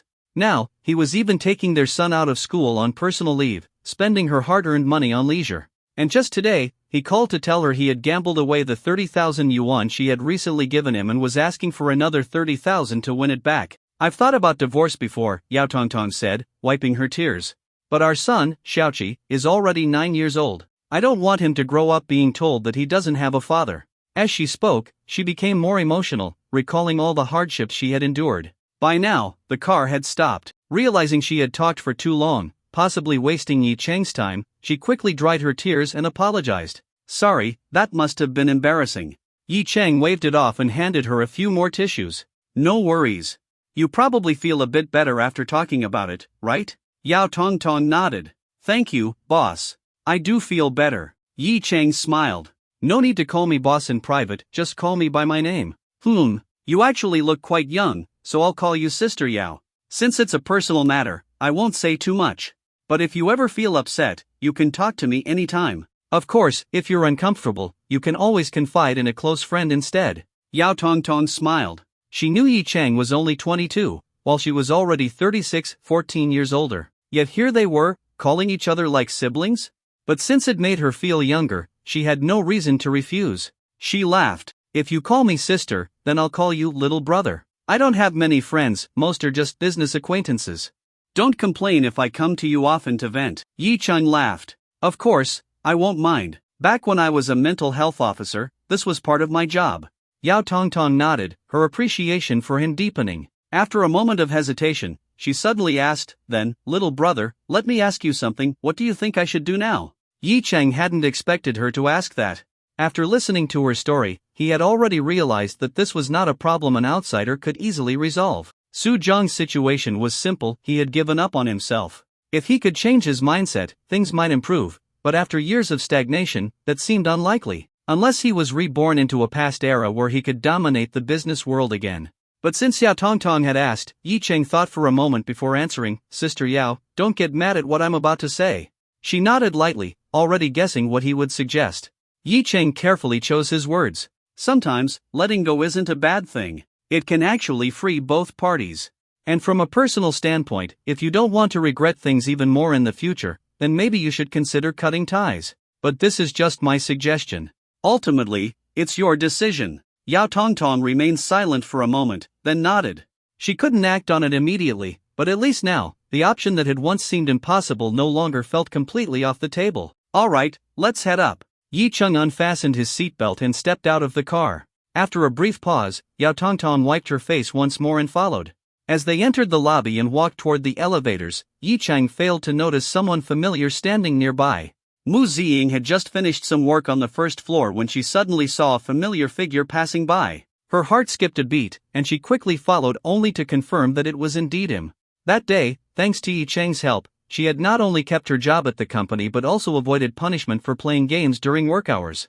Even the chairman had personally inquired about her well-being, leaving her overwhelmed. She knew all of this was because of Yi Cheng, the man who had suddenly appeared in front of her and protected her. But now that they had met again by chance, she hesitated. Would he even remember her? Besides, they were from completely different worlds, was there really a chance for a Cinderella story? In the end, she could only watch as Yi Cheng stepped into the private elevator and disappeared from sight. She sighed softly and turned away. If we missed each other, then so be it. 81st floor, General Manager's office. Yi Cheng didn't just walk in like a boss, instead, he knocked on the door before entering with Yao Tongtong. The entire 81st floor belonged to their 30-person company, so even the general manager's office was lavishly furnished, complete with a large desk, sofas, and a coffee table. At that moment, Li Chang and Hu Ning were sitting on the sofa, still discussing the establishment of the investment department. Seeing Yi Cheng enter, both immediately stood up to greet him. Boss. Yi Cheng nodded slightly at them, walked over to the sofa, and sat down. Still talking about the investment department? Yes. Li Cheng nodded and briefly explained the current progress. A stack of prepared documents was also placed beside him. Yi Cheng picked them up and flipped through them as he listened. The initial preparations involved setting up the structure, determining how many employees to hire, and deciding what investments to pursue. With their boss allocating 3 billion yuan, Li Cheng spared no expense. Just for recruitment alone, he planned to set aside 10 million annually for salaries and incentives. Yi Cheng had no problem entrusting all of this to them. 3 billion? Just spend it. Oh, right, boss. This is the preliminary company vehicle procurement plan. Take a look. Yi Cheng took the plan from Huning. For company cars, the general manager and executives all got Mercedes-Benz S-Class sedans. The only female executive, Yao Tongtong, got a Maserati Quattroporte. Looking further down, he saw that all the other company cars were from high-end brands like Audi, BMW, and Benz. It was luxury to the max. There's even a car for me? Didn't I say I already have one? Yi Cheng was surprised to find that a car had been arranged for him as well. Hu Ning smiled. You're the company's boss, of course, we have to prepare a car for you. Though, we may need a larger budget. Yi Cheng glanced at the figure. 20 million. Damn. These guys sure knew how to spend money. Although it was company money, which was basically his money, he didn't mind. In fact, he liked it. For the past few days, he had been driving Yan Yuning's car as if it were his own. Now that he thought about it, maybe it was time to buy one for himself. His LaFerrari was still being repaired, waiting for parts to be shipped from overseas. So, he nodded. Alright, go ahead and buy it. Hu Ning nodded. He had never expected Yi Cheng to refuse a car purchase anyway. After all, what man didn't love luxury cars? Boss, the extended Pullman model is rare. I'll need to reach out to some contacts to see if we can get one imported. If we can't, we'll have to settle for something else. Yi Cheng nodded. Don't go out of your way. A Rolls-Royce Phantom is a bit lower end, but it's still decent. Understood. Of course, in his mind, Hu Ning secretly swore to do everything he could to get the Pullman. A car worth over 10 million yuan, though technically the boss's, was something he could ride in too. Alright, you guys keep discussing. I'm heading out. After checking the time, Yi Cheng didn't want to stay any longer. Understood, boss. Take care. The executives immediately stood up to see him off. Yi Cheng had only walked a few steps when he noticed Yao Tongtong nearby and suddenly remembered something. Oh, right. Let's give everyone a salary raise. The executives were stunned. Yi Cheng thought for a moment. Their company, despite having hundreds of billions in annual profits, didn't pay particularly high salaries simply because making money was too easy. Li Cheng, as the general manager, had an annual salary of 1.2 million. The legal director, Wang Yang, had 1 million. Hu Ning and Yao Tongtong each earned 800,000. So, he said, Li Cheng, I'll raise yours to 1.5 million. The 3 department heads will go up to 1.2 million each. All other employees will get a 20% increase. Li Cheng and Hu Ning were overjoyed. What a generous boss. May the boss live long and prosper. An instant raise of 400,000 for one, 300,000 for the others. This was incredible. Their loyalty to the company immediately soared. But Yao Tongtong realized something. It seemed like Yi Cheng had glanced at her just before announcing the salary raise. It felt completely spontaneous, without any prior discussion. Was it possible that he did it because he knew about her family situation? And to avoid suspicion, he raised everyone's salaries while giving her and Hu Ning a 50% increase? Her nose tingled, and a wave of emotion swept over her. Having such a thoughtful boss, she wouldn't switch jobs even if someone offered her 1.5 million elsewhere. With the triple effect of the charisma aura, Yao Tongtong's loyalty to both Yi Cheng and the company had reached an unshakable level. Thank you, boss. Yao Tongtong looked at Yi Cheng seriously and said, We'll immediately inform the employees about this great news. Seeing that she had understood his intentions, Yi Cheng sighed internally. Women really are perceptive. Indeed, he mainly wanted to help Yao Tongtong gain more financial independence. With a husband who didn't contribute and even gambled, he worried that one day, her husband might suddenly come home with 1 million yuan debt. Of course, he had also planned to give everyone a raise eventually. Now that he had learned about Yao Tongtong's family struggles, he simply took the opportunity to announce it today and gave a bigger increase because of her. He smiled. Alright, that's settled then. Li Cheng, have HR calculate the new salaries. They'll take effect tomorrow. Yes, boss. Li Cheng nodded. With that, Yi Cheng left while being enthusiastically escorted out. Once he got into his car, he looked at the executives waving him off and sighed. This is the power of money. Then, he stepped on the gas and drove away. However, on the way, he received a call from Beijing. The phone number was insane, 1x999999999 nines in a row. Yi Chang was momentarily dazzled by all the nines. Then, he sighed. Unfortunately, it wasn't Elena. But when he answered and heard the voice on the other end, he got so excited that he accidentally bumped his head on the car roof. This is Long Kuan. Is this Xiao Chang? Forget Helena. Forget foreign beauties. Yi Chang immediately shoved all thoughts of women aside. This was a big-time backer. A super influential figure. Suppressing his excitement, he quickly responded. Yes, it's me. Uncle Long. A hearty laugh came from the other end. Ha, I thought you had forgotten about me. How have you been? Yi Chang grinned. I've been doing well. Thank you for checking in, Uncle Long. Ha, as long as you're doing well. You're studying at Modern University, right? About to graduate? Yes, I'll graduate in June. Have you found a job yet? How about joining Longtung Group as my assistant? Yi Chang's heart pounded. Goodness. Assistant to Long Kuan, chairman of Longtung Group? That was extremely tempting. But he still declined. Sorry, Uncle Long. I already have a job and haven't considered leaving just yet. Come on, working with a beautiful CEO, how could I give that up? Long Kuan didn't press the issue and chuckled. I won't force you, then. If you ever need help, just call my secretary. He'll take care of anything for you. And visit Beijing more often. Yi Chang grinned. I definitely will. Good. Another day passed. In the dormitory, Yi Chang was playing Jianwang 3, doing his daily quests. Now that he had reached the max level, he could participate in various activities. However, since he hadn't acquired good gear yet, he was still a weakling in the game. This game's PvP mode didn't allow players to buy equipment with real money. Instead, he had to complete tasks to earn a special, non-tradable currency to purchase PvP gear. So, he had no choice but to take his time. He hadn't been playing for long when Yan Yuning suddenly called him. Yi Chang, my foot is healed. Yi Chang, your foot is healed? That's great. It doesn't hurt when you walk anymore? MHM, no pain at all. Yi Chang smiled. Why are you calling? Don't tell me you're going back to work and want me to go too? But Yan Yuning snorted. Work? I finally got a whole week off. I'm not going back unless someone forces me. So, you missed me? Yi Chang teased with a smirk. Put. Shameless. Who would miss you? Yan Yuning scoffed, then repeated, my foot is healed. I got it. Why are you saying it again? Yi Chang was puzzled. I said, my foot is healed. Yan Yuning emphasized each word loudly, almost shouting. She even sounded a little annoyed. Yi Chang suddenly remembered he had promised to take her shopping once her foot recovered. He slapped his forehead. How could I forget about such an important date with a beauty? It definitely had nothing to do with the fact that the campus beauty, Ning Qingxue, had chatted with him for 2 hours this morning. He immediately said, I'll be right there. Wait for me at home, and don't forget to wear something nice. Keep dreaming. Yan Yuning scoffed. But then, her tone softened into a sweet, sultry voice. Hurry up, okay? Damn. Yi Chang felt his adrenaline spike. I'll be there in 20 minutes. After hanging up, he stripped off his clothes and put on what he considered his most handsome outfit, a crisp white dress shirt, fitted black trousers, and a pair of white sneakers. He also styled his hair. Looking in the mirror, he smirked.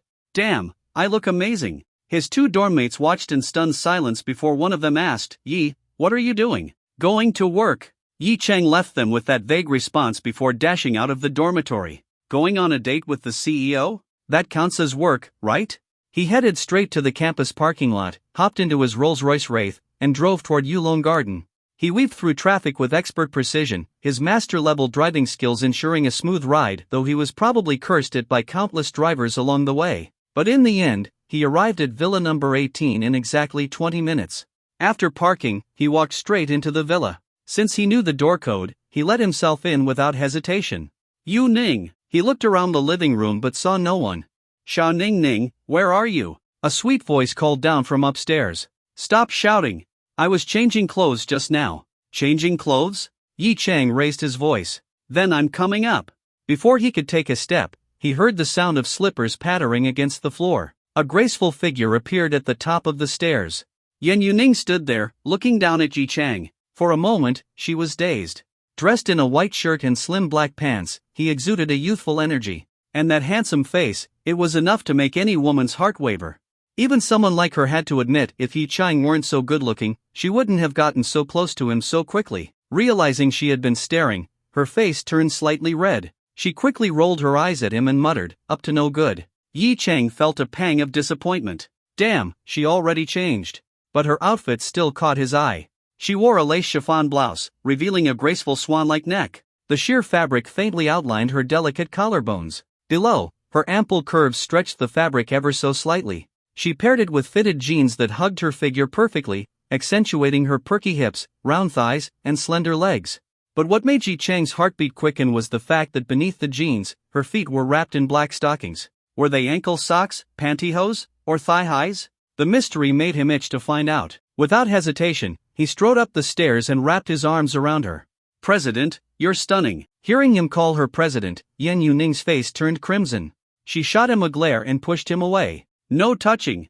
And don't call me president. Otherwise, I'm not going." "Seriously? We've kissed, I've touched you before, and now you're suddenly acting reserved?" Yi Chang grumbled internally but respected her wishes. After all, he knew he'd win in the long run. "Fine, no touching." Then he reached for her hand.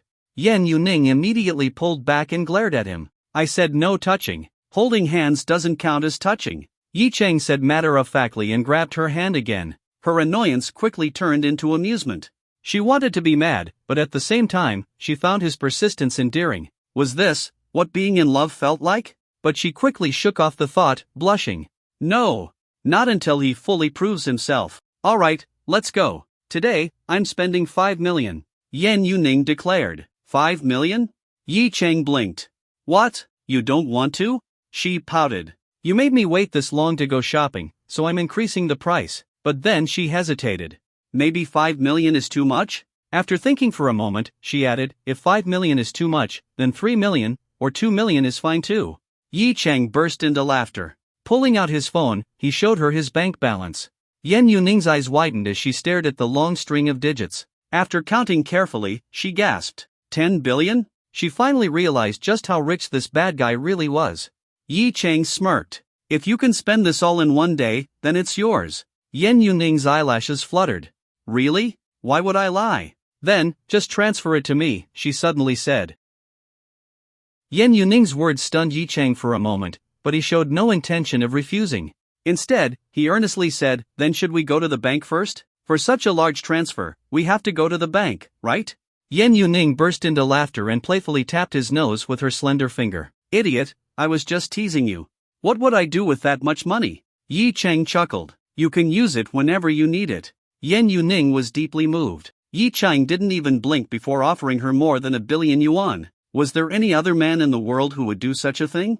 Even her own father wouldn't. She blinked and asked, "If you give me all your money, what about you?" Yi Chang waved his hand nonchalantly. "I still have more than 20 billion in my company. I can spend that money however I like, so don't worry." Her smile froze. This guy. Is it really okay to flaunt wealth like this? Seeing her expression, Yi Chang smiled slightly and said, "But, if I ever run out of money, I'll just rely on you. By then, you'll have to support me." Yan Yuning rolled her eyes at him and scolded, "Dream on. I'm not supporting you. Then I'll have no choice but to wander the streets." Yi Chang immediately put on a pitiful expression. "You're so heartless. What nonsense." Yan Yuning huffed, pinching his arm. Then, with a slight blush, she snorted, "I won't let you mooch off me. I'll give you a job so you can earn your own money." Yi Chang beamed with joy. Wasn't that just another way of supporting him? He immediately wrapped his arms around Yan Yuning's slender waist and rested his head on her shoulder. She struggled slightly at first but soon quieted down, embracing his waist in return. The warmth of his body and the firmness beneath his clothes made her heart flutter shyly, yet she also indulged in the feeling. "Yuning, you're so good to me." After holding her for a while, Yi Chang lifted his head, gazing into her eyes. His deep, magnetic voice softly murmured, "I want to be your assistant for life." Yan Yuning's heart pounded wildly. His gentle gaze made her feel like she was sinking into it. Yi Chang's face gradually moved closer to hers. Realizing what was about to happen, Yan Yuning pressed her hands against his chest to stop him, but with little strength. She whispered, "Don't kiss me. I just put on lipstick. I'll have to reapply it later." If Yi Chang really wanted to kiss her, he could have, but her words made him change his mind. "All right, I won't kiss your lips." Then where are you going to kiss?" Yan Yuning didn't expect this shameless man to actually stop. but his mischievous nature remained. He slightly bent down and pressed his lips against her exposed collarbone. Yi Chang took a deep kiss before lifting his head. Yan Yuning, flustered and angry, raised her little fists and pounded on him. "Who told you to kiss me randomly?" Yi Chang glanced at the mark he left on her collarbone and chuckled. "Just leaving my mark on you." Yan Yuning frowned. "What mark? Go check in the mirror." She immediately rushed into her bedroom, looked in the mirror, and saw the hickey just above her collar. Her face turned bright red in an instant. Meanwhile, Yi Chang had sneakily followed her into the CEO's bedroom. He approached her from behind and wrapped his arms around her waist. "Well, do you like it?"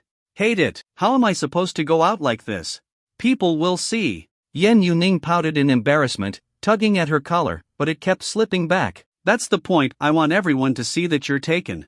Yi Chang grinned. "All right, we should go. If we're any later, you won't have time to spend my money." "Humph.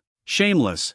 I never agreed to that." Yan Yuning's heart raced with shyness, but shopping with Yi Chang was more important. The mark wouldn't fade anytime soon. Stamping her foot, she turned around and smacked his chest angrily.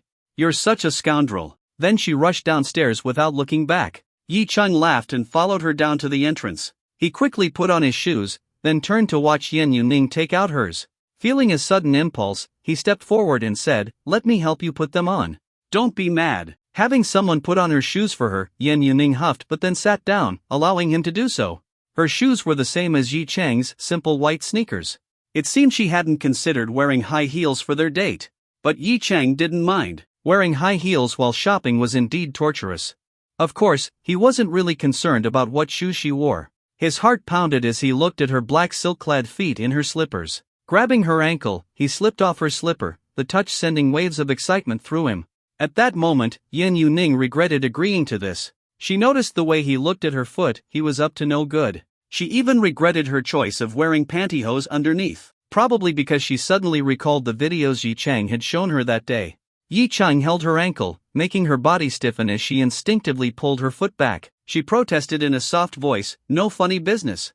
Yi Chang slowly helped her put on her shoe while saying, "So you're admitting I'm your boyfriend now?" "I am not." Yan Yuning huffed. Yi Chang laughed, finished tying her laces, then suddenly yanked up her pant leg when she wasn't paying attention. Yan Yuning gasped, "What are you doing?" She quickly tried to pull her pant leg back down. Yi Chang's eyes widened. Whoa! There were letters on them. Then, he burst into laughter. "So this is your little secret for meeting your boyfriend?" Yan Yuning's face turned completely red, even her ears seemed like they could bleed. She stammered, It's not. I just what?" Yi Chang smirked. At this point, he no longer cared whether this poked at his weakness. The fact that Yan Yuning willingly wore these for him meant his plan was nearly complete. She had already accepted it in her heart. Next step, shifting from his initiative to hers. Then, deeper interactions. That's how strategy games work. Quickly, he finished helping her put on the other shoe, pulled her pant leg down to cover her stockings, and said, "My wife's feet can't be seen by other men." Still flustered from the earlier moment, Yan Yuning's mind was foggy. Hearing his words, she pouted, "Who's your wife?" "You are," Yi Chang declared. Holding the shy-faced Yan Yuning's hand, Yi Chang left the house with her. When they got to the car, Yi Chang took the initiative to open the door for Yan Yuning, acting like a gentleman as he invited her to get in. At the same time, he placed his hand on the doorframe to prevent her from accidentally bumping her head. After she got in, he followed, started the car, and asked, "Where do you want to shop?" Yan Yuning couldn't immediately think of a place, so she finally said, "You're the man, you decide." Yi Chang was stunned for a moment, then smiled. Since she said that, how could he refuse? "Then let's go to my turf," he chuckled. Yan Yuning didn't quite understand. "Your turf?" "Jinxi Road." She rolled her eyes at him and didn't say anything more. "Let's go." The car started and left the villa, heading straight for Jinxi Road. However, they didn't notice that as they were leaving Yulong Garden, a Lamborghini was driving toward them. The man in the Lamborghini watched as the Rolls-Royce pulled out. Through the windshield, he saw that the driver was a man, and in the passenger seat sat the woman who was originally supposed to be his fiancée. His gaze grew cold. He turned his car around and followed them while taking out his phone to make a call. "Zhao Chang, find some guys for me. I need to take care of a country bumpkin." More than 10 minutes later, Yi Chang drove into a familiar street once again. The bustling cityscape was something to admire, but for him, the only thing that mattered was whether this street could help him further his relationship. He drove all the way to the largest shopping mall on Jinxi Road, Jinxi Plaza. After parking the car, Yi Chang and Yan Yuning walked inside. Buy whatever you like, no need to save me money, Yi Chang said grandly, waving his hand like a nouveau riche. Yan Yuning rolled her eyes at him and began looking around while walking. Yi Chang held her hand, and she didn't resist. In fact, she quite liked the feeling. Women have a special talent. When passing by a clothing store, they can instantly spot an item they love and rush inside to try it on. Yi Chang didn't understand how they did this. At least for him, he only went into a store if he liked the brand first. As for whether shopping with women was a painful experience, right now, he didn't think so. After all, he could take the opportunity to hold Yan Yuning's waist from time to time and enjoy the closeness. Other men around them occasionally glanced over, all silently fuming and feeling jealous that Yi Chang was publicly defiling their goddess. Yi Chang noticed their looks and felt quite pleased with himself. Sorry, but this street belongs to me, and so does the goddess. Do you want to watch a movie later? Yi Chang suddenly leaned in and whispered in her ear. A movie? Yan Yuning recalled seeing online that watching a movie was a standard step in a date. Her face turned slightly red, and she nodded lightly. What do you want to watch? Yi Chang asked. What's showing right now, she responded. No, it's not about what's currently playing. It's about what you want to watch, Yi Chang waved his hand. Yan Yuning didn't quite understand what he meant, but after thinking for a moment, she said, I want to watch Titanic. You've never seen it? Yi Chang was surprised. No, Yan Yuning shook her head. I never really had the time before. Yi Chang's eyes softened with pity. A woman like her, born into privilege, probably had her entire life planned out for her. At this point, he still didn't know that even her marriage had been arranged and that she had fought with her father over it multiple times. Alright, let's go watch it. Yi Chang reached out and stroked her hair gently. Take your time shopping. We'll watch it whenever you feel like it. You can watch for as long as you want today. Then he took out his phone. Li Chang, arrange something for me. Which company owns the cinema in Jinsei Plaza? Clear out their IMAX hall today and get Titanic ready for me. On the top floor of Jinsei Tower, Li Chang, who was still working on setting up the investment department, was stunned for a moment before responding. Alright, I'll arrange it right away. You mean a private screening, right? Of course. Hurry up and get it done. After Yi Chang hung up, Yan Yuning gazed at him, her eyes filled with warmth. She hadn't expected that, just to fulfill her wish of watching a movie, Yi Chang would directly book an entire IMAX hall, not just for a single screening, but for the whole day. She asked, will they even agree? They've probably already sold tickets for today's showings. Yi Chang chuckled. Small matter. Li Chang is the company's general manager. He'll handle it. Besides, if the cinema owner refuses, I'll rename Shanghai Cinema to Yuning Cinema tomorrow. Yan Yuning scoffed, you're such a bully. The owner rents the space from you, and you just kick them out? They'd sue you. Yi Chang looked at her affectionately. As long as it's for you, I'd do anything. Her face flushed, and she softly hummed in response. Meanwhile, on the top floor of Jinsei Tower, after hanging up the phone, Li Chang immediately searched his contacts for the cinema owner and called him. Mr. Li, it's rare for you to call me. What's the matter? The owner asked. I'll get straight to the point. We need to clear out your IMAX hall today for a private screening, Li Chang said. Ha? Well, Mr. Li, you know that private screenings have to be booked in advance. We've already scheduled today's showings, and tickets have been sold. If we cancel now, customers will complain. The owner hesitated. Li Chang didn't waste time arguing. There are still about half a day's worth of screenings left, right? Even if we book the hall, that's just 7 or 8 screenings at most. I'll pay 3 times the price to book the remaining slots, and for customers who already bought tickets, you can either refund them in full or give them free tickets for another time. Any losses will be compensated at triple the amount. How about that? Also, let me remind you, this is a direct order from my boss. You understand what that means, right? The cinema owner's eyes lit up, and he immediately changed his tone. Oh, Mr. Li, you didn't have to say so much. Since you've asked, of course, I'll make the arrangements. Li Chang nodded. Good. Let's grab a meal together sometime. Absolutely. After shopping for a long time, Yi Chang had bought everything for Yan Yuning: bags, clothes, watches, jewelry, each item costing at least tens of thousands. Tired? He asked, noticing that it was already past 3 p.m. They had been shopping for nearly 3 hours. Yes, Yan Yuning patted her legs. She was indeed exhausted. Yi Chang glanced at the many shopping bags he was carrying and then at her empty hands. So, women do get tired after all? Then let's watch the movie first, then have dinner. Okay.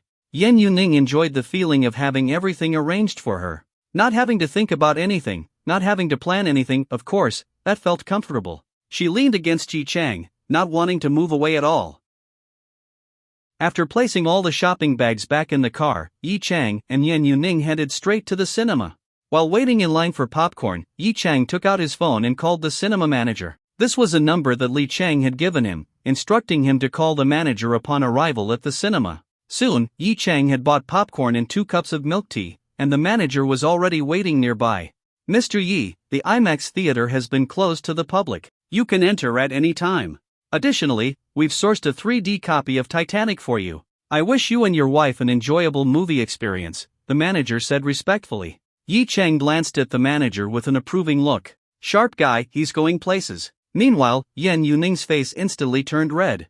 Why was this man talking nonsense? She and Yi Chang looked so young, yet she was already being called wife? She stole a glance at Yi Chang, who was grinning from ear to ear. Feeling embarrassed and annoyed, she shot him a glare, but unfortunately, he didn't notice. Even though Yi Chang was pleased, he still clarified, not a wife just yet. The manager pretended to realize his mistake and, looking at how intimately they were holding hands, said, "Oh, you two seem so close, just like newlyweds." In truth, holding hands wasn't that intimate. The manager had simply noticed the red mark on Yan Yuning's neck. Yan Yuning became even more flustered and lowered her head. She couldn't just pull her hand away in front of others, she had to save face for this troublemaker beside her. Yi Chang waved his hand with a smile. "All right, just take us inside." "Of course, please follow me," the manager nodded and led them in. As they passed the ticket counter, Yan Yuning overheard a couple talking to the cashier. "Why can't we enter the IMAX theater?" they asked, holding their tickets. The cashier replied, "Apologies, the IMAX projection system is experiencing a malfunction. We are urgently arranging repairs. We can offer you a full refund for your tickets. Thank you for your understanding. We finally found time to watch a movie, and now you're telling us we can't? We sincerely apologize. We're happy to offer you either a full refund or free tickets for another movie." With a full refund and free tickets as compensation, the customers quickly accepted the situation. After all, if the IMAX system was broken, they wouldn't be able to watch the movie anyway. Since the theater was even offering extra tickets, there was nothing to complain about. Yan Yuning, however, felt deeply moved. Look at him, her assistant, he had shut down the entire IMAX theater just to fulfill her wish. No wonder King Yu of Zhou once lit the beacon towers just to make Bao Si laugh. She took the initiative to hold Yi Chang's hand, her heart filled with gratitude. Feeling her touch, Yi Chang smiled slightly and gently squeezed her soft, delicate hand, feeling quite pleased with himself. The rich have a simple and straightforward way of flirting. At the entrance of the IMAX hall, a sign read "Under Maintenance, No Entry," with retractable belts blocking the doorway. The manager unhooked the belt and let them inside. The massive IMAX theater was completely empty, and they had their pick of seats. Yi Chang led Yan Yuning to a seat in the back row and then told the manager, "All right, start the movie." The manager nodded, then leaned close to Yi Chang and pointed at the ceiling cameras, whispering, "They're already turned off." Yi Chang raised an eyebrow, glanced up at the cameras, then smirked knowingly and gave the manager a thumbs up. This guy really knew what was up. If he didn't get promoted in the future, it would be a shame. The manager left, and Yan Yuning curiously asked, "What were you whispering about just now?" "Nothing important," Yi Chang replied. "Oh." Yan Yuning didn't think too much about it. Soon, the lights dimmed, the screen lit up, and the Golden Dragon logo appeared, followed by the studio's logo. Then, the movie began. Yi Chang held the popcorn, but his attention wasn't on the film. Instead, he kept sneaking glances at Yan Yuning's side profile. Under the flickering light of the screen, the shadows on her face shifted, making her look even more captivating. Yi Chang felt an overwhelming urge to kiss her. Yan Yuning didn't notice his gaze. She was fully focused on the movie. She rarely watched films, probably no more than 10 a year, so she was watching with extra concentration. From time to time, she would reach into Yi Chang's lap, take a piece of popcorn, and eat it. It had been years since she'd eaten something like this. It was sweet and delicious. The movie moved from the underwater exploration of the sunken ship to the grand Titanic setting sail. Young Leonardo DiCaprio appeared on screen, looking extraordinarily handsome. But Yan Yuning's expression remained unchanged. She quietly watched, occasionally eating popcorn or sipping her milk tea. Yi Chang grabbed her reaching hand. She looked at him, puzzled. He motioned toward Jack on the screen and asked, "What do you think of him?" "He's good-looking," Yan Yuning replied. "For a foreigner, he's probably considered quite handsome." Yi Chang felt jealous. She had never even called him handsome before. But her next words made him happy again. "But still, not as handsome as you," she said with a playful smile, cupping Yi Chang's face. Yi Chang immediately stopped feeling jealous and grinned. Really? He's an international movie star. Just because he's a star doesn't mean you can't be better looking than him. Yan Yuning rolled her eyes. Are you really that insecure? My confidence comes from you, Yi Chang said, placing his hand over hers, gently stroking the back of her hand before intertwining their fingers. Now that you said that, I feel confident again. Yan Yuning blushed, but in the darkness, it wasn't visible. She muttered softly, stop talking. Watch the movie. Yi Chang chuckled and said no more. I want some popcorn. Yan Yuning moved her hand, signaling him to let go. But Yi Chang misunderstood, or rather, he deliberately misunderstood and used his other hand to pick up a piece of popcorn, bringing it to her lips. Yan Yuning's embarrassment deepened. She stubbornly kept her mouth shut, unwilling to accept his offering. Open up, didn't you say you wanted some? Yi Chang coaxed. Just as she was about to refuse, she instinctively opened her mouth to speak and Yi Chang took the chance to pop the popcorn inside. She glared at him, annoyed. But since the popcorn was already in her mouth, spitting it out would be awkward, so she had no choice but to chew and swallow it. The first time led to many more. Yi Chang kept feeding her, and soon, she started enjoying the feeling of being pampered. Meanwhile, on screen, the romance between the film's protagonists was heating up, leading to a passionate kiss. Yi Chang turned to Yan Yuning and softly called, Yuning. She was deeply moved by the film's romance and didn't appreciate being interrupted. Don't talk. The next moment, she saw Yi Chang pulling her into his arms. And just like Jack and Rose on the screen, he kissed her lips. Half a minute later, Yi Chang finally pulled away, satisfied.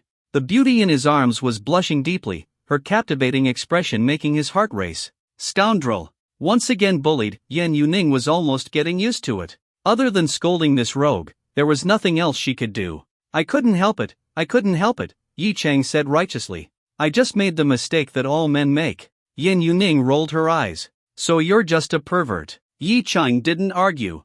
Because it was true. He quickly shifted the topic. Watch the movie, we missed part of the story. Yan Yuning let out a soft humph, too lazy to argue with him. The movie continued. Films like this always followed a predictable structure, showing beauty and happiness at first, then a disaster unfolding in the middle, leading to despair in the final act, usually ending in tragedy to evoke strong emotions. At this moment, Titanic was reaching its climax. The ship was about to sink, and the protagonist stood on the deck, saying, you jump, I jump. Yan Yuning's eyes showed longing and emotion as she sighed, Jack and Rose's love is so beautiful. Meanwhile, Yi Chang was troubled by the gap between their two seats. Damn this IMAX theater, no couple seats. If he had known earlier, he wouldn't have let Li Chang book this hall. Hearing Yan Yuning's comment, he casually replied, that's why Rose survived, and Jack froze to death. Yan Yuning pushed him angrily. Why do you have to ruin the mood? Of course, she already knew the ending, but no one liked facing tragedy head-on. Yi Chang quickly tried to salvage the moment. That just means the male lead was willing to sacrifice himself for the female lead. Yan Yuning looked at him and softly asked, if I were Rose and you were Jack, what would you do? Yi Chang chuckled helplessly. You're not seriously thinking about traveling back in time, are you? It's a disaster movie. Yan Yuning remained serious. Just answer me. Looking into her eyes, Yi Chang knew this was one of those who do you save first, your mom or me questions. Though, thankfully, this one wasn't as tricky. At that moment, the system's voice chimed in. Women's questions are always filled with emotions and unrealistic scenarios. However, giving a perfect answer can quickly capture her heart. Option 1, give a bad answer. Reward, she will think you are cold and indifferent. Option 2, give an acceptable answer. Reward, charm aura effect increased tenfold for 1 day. Option 3, give a perfect answer. Reward, women will find you more likable, and their affection for you will be harder to decrease. Yi Chang couldn't help but complain in his mind if he combined option 3 with the charm aura, wouldn't he become every woman's best friend? Then again, that didn't sound so bad. Now the real question was, what counted as a perfect answer? After quickly thinking it through, he turned back to Yan Yuning and let out a sigh. Yan Yuning tensed up, waiting for his response. Then, Yi Chang looked at her seriously. His gaze was so deep and affectionate that she instinctively wanted to look away, but she couldn't bear to. Yi Chang spoke. Of course, I'd jump with you. Yan Yuning's eyes turned slightly red, her heart melting instantly. But that was just an acceptable answer. Yi Chang wasn't done. He continued, but I wouldn't let that happen in the first place. First, if you wanted to go on a cruise, I'd buy a ship before the trip even started. There would also be a helicopter on board, ready to take off any time and fly us away. Since I'd own the ship, I'd naturally have the right to leave, Yi Chang said. Yan Yuning hesitated for a moment and asked, but what if people criticized you for leaving others behind? Yi Chang chuckled. I never said I'd abandon the passengers. The ship would be fully stocked with enough lifeboats for everyone, and if there wasn't enough room, I'd buy a few more passenger ships to follow us. It's just money, I have plenty, Yi Chang said casually. No big deal. Worst case, he still had Uncle Long. He wasn't sure exactly how rich Long Cohen was, but he was definitely wealthier than Yi Chang at the moment. Hearing Yi Chang flaunt his wealth like that, Yan Yuning couldn't help but giggle. She playfully punched his chest and scolded, a cruise ship costs billions, you're such a spendthrift. Yi Chang was momentarily stunned. Only billions? So that meant Jinsei Road's annual profit could buy 2 or 3 of them? Yan Yuning huffed, what do you mean only billions? My family couldn't afford that. Well, I can, though. Yi Chang held back from saying that out loud. Instead, he took her hand and gently played with it while saying, so, you never have to worry about a crisis like that. Just remember, I will always protect you. Yan Yuning let out a soft hump but didn't resist his touch anymore. Even a wealthy heiress couldn't help but be moved when billions were being thrown around like pocket change. And Yi Chang's final words completely broke down any remaining hesitation she had. Congratulations, host. You have given a perfect answer. Reward, women will find you more likable, and their affection for you will be harder to decrease. Additionally, due to your promise in the answer, you receive a bonus reward, Rossi Shipbuilding and Dock Company plus 100 ship design blueprints and related documents. Yi Chang reached into his pocket and found a USB drive. It must have contained the extra blueprints and documents. He was speechless. What was he supposed to do with ship designs? System, the designs contain advanced technology. Ships built using them will have the highest performance ratings on this planet. If the host constructs a cruise ship based on these blueprints, as long as he doesn't intentionally seek disaster, he will never experience a sinking event. Yi Chang was shocked. His system could even provide cutting-edge technology? Unfortunately, the system didn't respond to further questions. But Yi Chang didn't dwell on it. He pulled out his phone and searched for information on Rossi Shipbuilding and Dock Company. It was based in Newland and was a fairly powerful shipyard. They had built a 200,000-ton luxury cruise ship and 2 100,000-ton ships. They weren't involved with the military, and their background was clean. In other words, the system had even prepared a shipyard for him. Well then, what else was there to say? When the time came, he'd just send them the blueprints and have them build him a ship. He just didn't know how long it would take. Shaking his head, he and Yan Yuning continued watching the movie. As time passed, Yan Yuning became more and more emotionally invested in the film. Without realizing it, she began to see herself as Rose and mentally cast Yi Chang as Jack. And in the end, she realized having a rich man was better. Jack had nothing but love to give. But Yi Chang? He had love and billions. More billions than most men could ever dream of. Besides, the Titanic movie had been romanticized. In reality, first-class passengers had about the same survival rate as third-class children. Though to be fair, most of the men on the real Titanic had been quite gentlemanly. After the movie ended, Yi Chang helplessly wiped Yan Yuaning's tears and said, "All right, stop crying. It was just a movie. Was it really necessary to cry even after it was over?" He had never noticed this side of Yan Yuaning before. "Why can't I cry?" The male lead died. Yan Yuaning, who had just immersed herself in the story and even mentally substituted Yi Chang into the role, couldn't accept the male lead's death. It felt as if she had personally killed Yi Chang. But no matter what, Yi Chang would never have guessed that Yan Yuaning was crying so sorrowfully because of this. Not to mention, during the movie, he had been struggling with the small gap between the seats, nearly punching it out of frustration. But since the mighty CEO was crying, he had no choice but to continue comforting her. "Jack is alive and well. It was just acting. Now he's even gained weight. He can't compare to me at all." Yan Yuaning almost laughed out of frustration, glaring at him. "Do you think I'm a 3-year-old? Do you think I don't know that?" Yi Chang chuckled. "I'm just coaxing you like a little sister." "Put. I'm 3 years older than you. Calling me your little sister, are you trying to take advantage of me?" Yi Chang was surprised. "What? You're not 18? How are you 3 years older than me?" Yan Yuaning was immediately caught off guard. She either had to admit she was almost 30 or insist that she was forever 18. In the end, she squeezed out a sentence, "I'm 18 plus 70-something months. Anyway, I'm older than you, so you have to call me big sister." Yi Chang burst out laughing, stood up from his seat, walked over to Yan Yuaning, pulled her up, wrapped his arms around her waist, and embraced her. Then he whispered softly in her ear, "All right, my CEO big sister, your assistant little brother likes you the most. He gently kissed her forehead, then pressed his face against hers, savoring the softness of her body. Before, Yan Yuaning might have resisted a little, but now she didn't resist at all. Hesitantly, she reached out, wrapped her arms around Yi Chang's waist, and inhaled the scent of the man. It was surprisingly pleasant. A few minutes later, Yi Chang led Yan Yuaning out of the IMAX theater. The staff member outside, a woman, saw them and couldn't help but look at Yan Yuaning with envy. The news that Yi Chang had rented out the IMAX theater had already spread among the employees. He had paid triple the price to book the theater for a whole day and even covered 3 times the refund costs for the theater that day, amounting to 6 times the usual price. He had spent hundreds of thousands in one go. Who wouldn't want a boyfriend like that?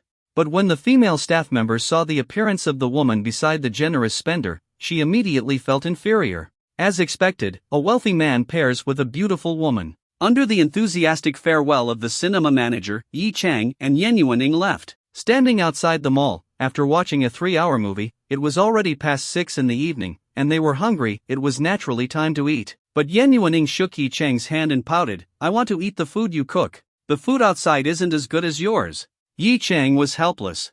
"There are no groceries at home. Even if you want to eat, we have to buy ingredients first. By the time we get back and finish cooking, it'll be past 8. Eating late at night will make you gain weight." Yan Yuaning thought about it and agreed. She reluctantly compromised, "Then you have to cook for me more often."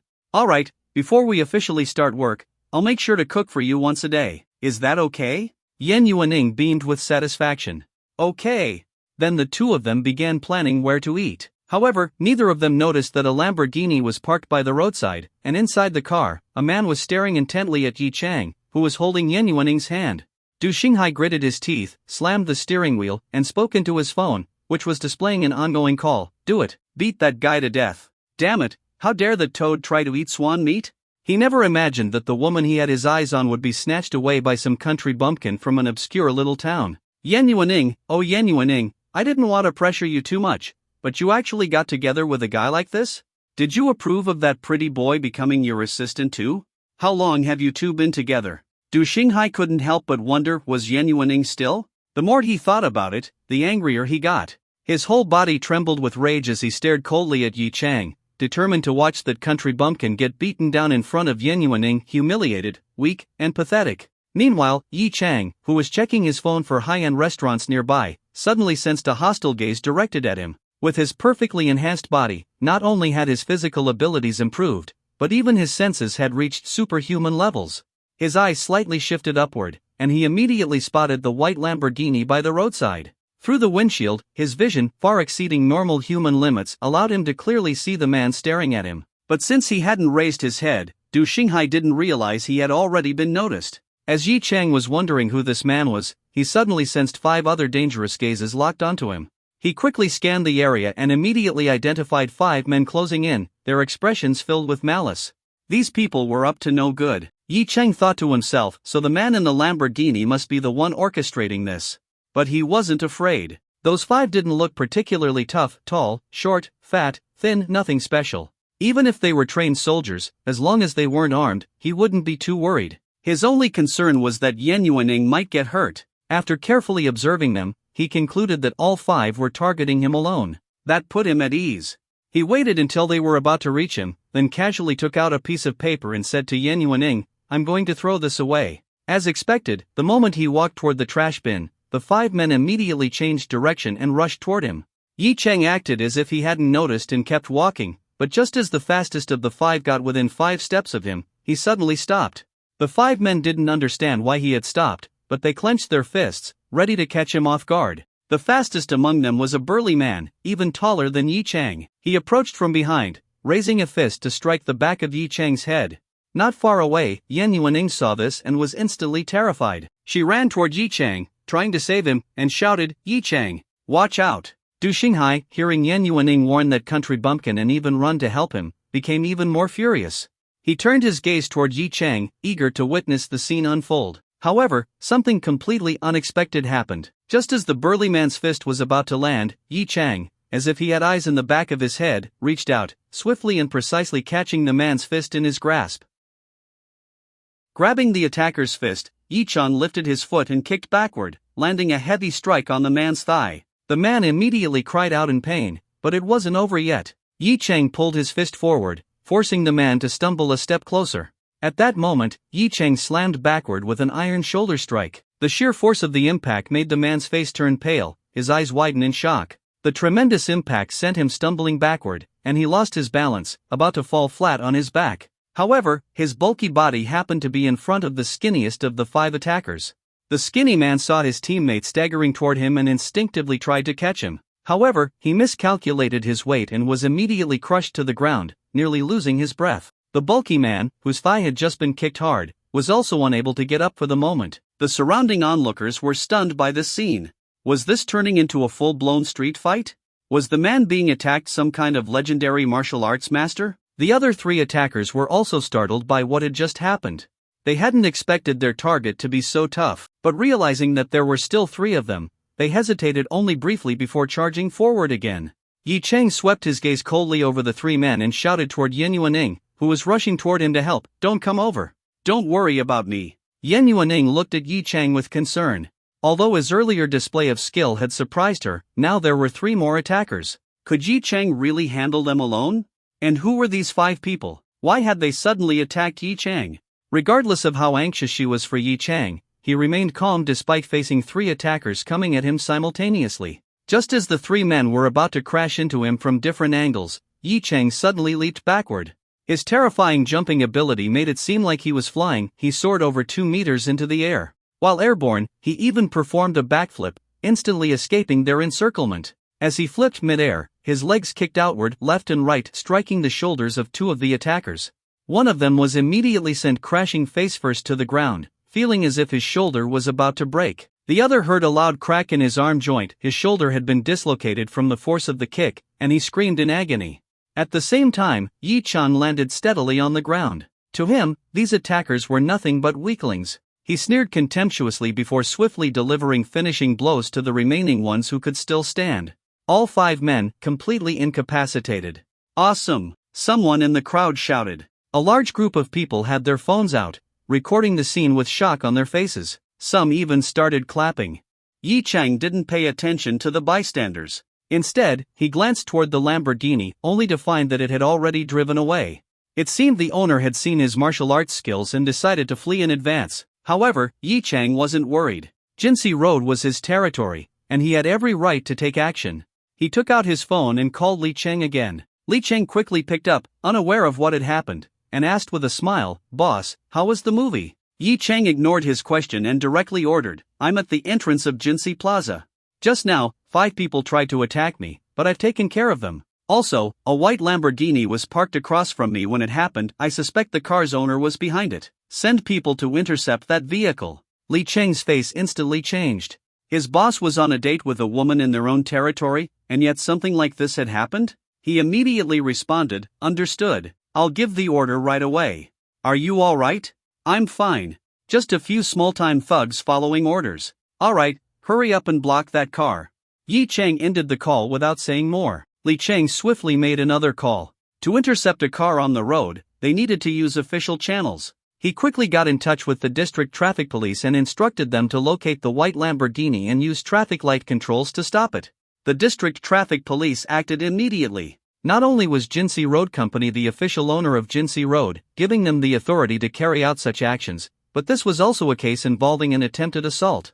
The traffic police were more than justified in assisting. Within a minute of Li Cheng contacting them, the traffic police had already pinpointed Du Xinghai's location. They then extended the red light duration at the intersection, forcing him to remain stuck in traffic. Jinsi Road, being one of the busiest commercial streets in the country, had an enormous number of vehicles passing through. Du Xinghai had never expected Yi Chang not only to notice him but also to have the power to arrange for an interception. At that moment, he was merely confused about why a red light that normally lasted 40 seconds had suddenly extended to 99 seconds. As he waited for the light to change, he recalled Yi Chang's fighting abilities and started feeling uneasy. Damn it, people like that still exist? A country bumpkin who knows martial arts. He had witnessed Yi Chang's backflip, where he took down 2 people in mid-air.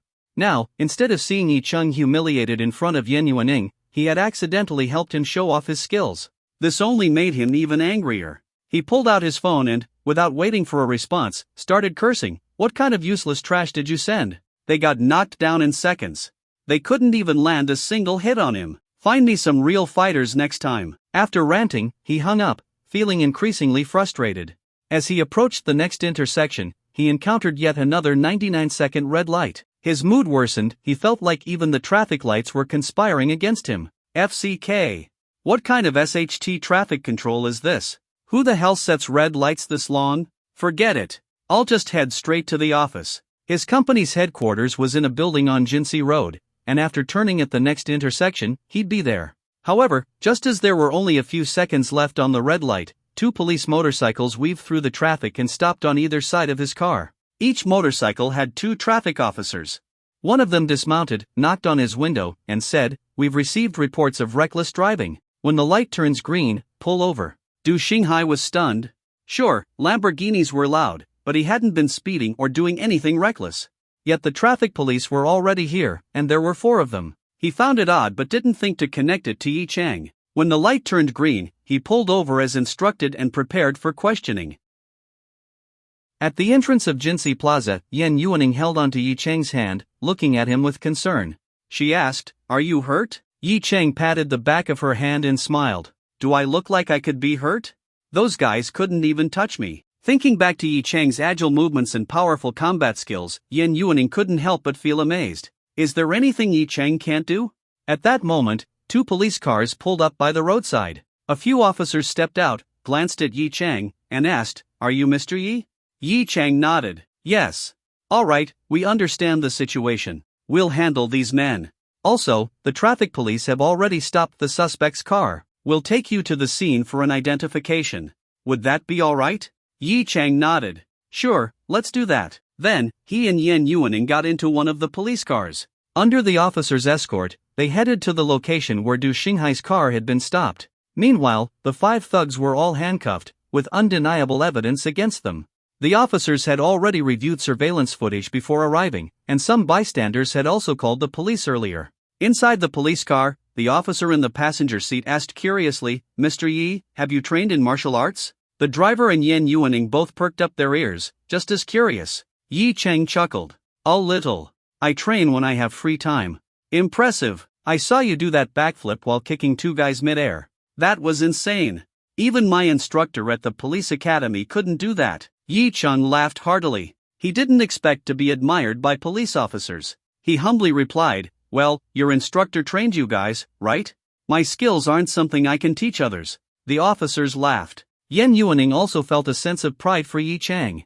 "This is my assistant." At an intersection on Jinsei Road, a Lamborghini was stopped by traffic police, naturally attracting a crowd of onlookers, all wondering what was happening.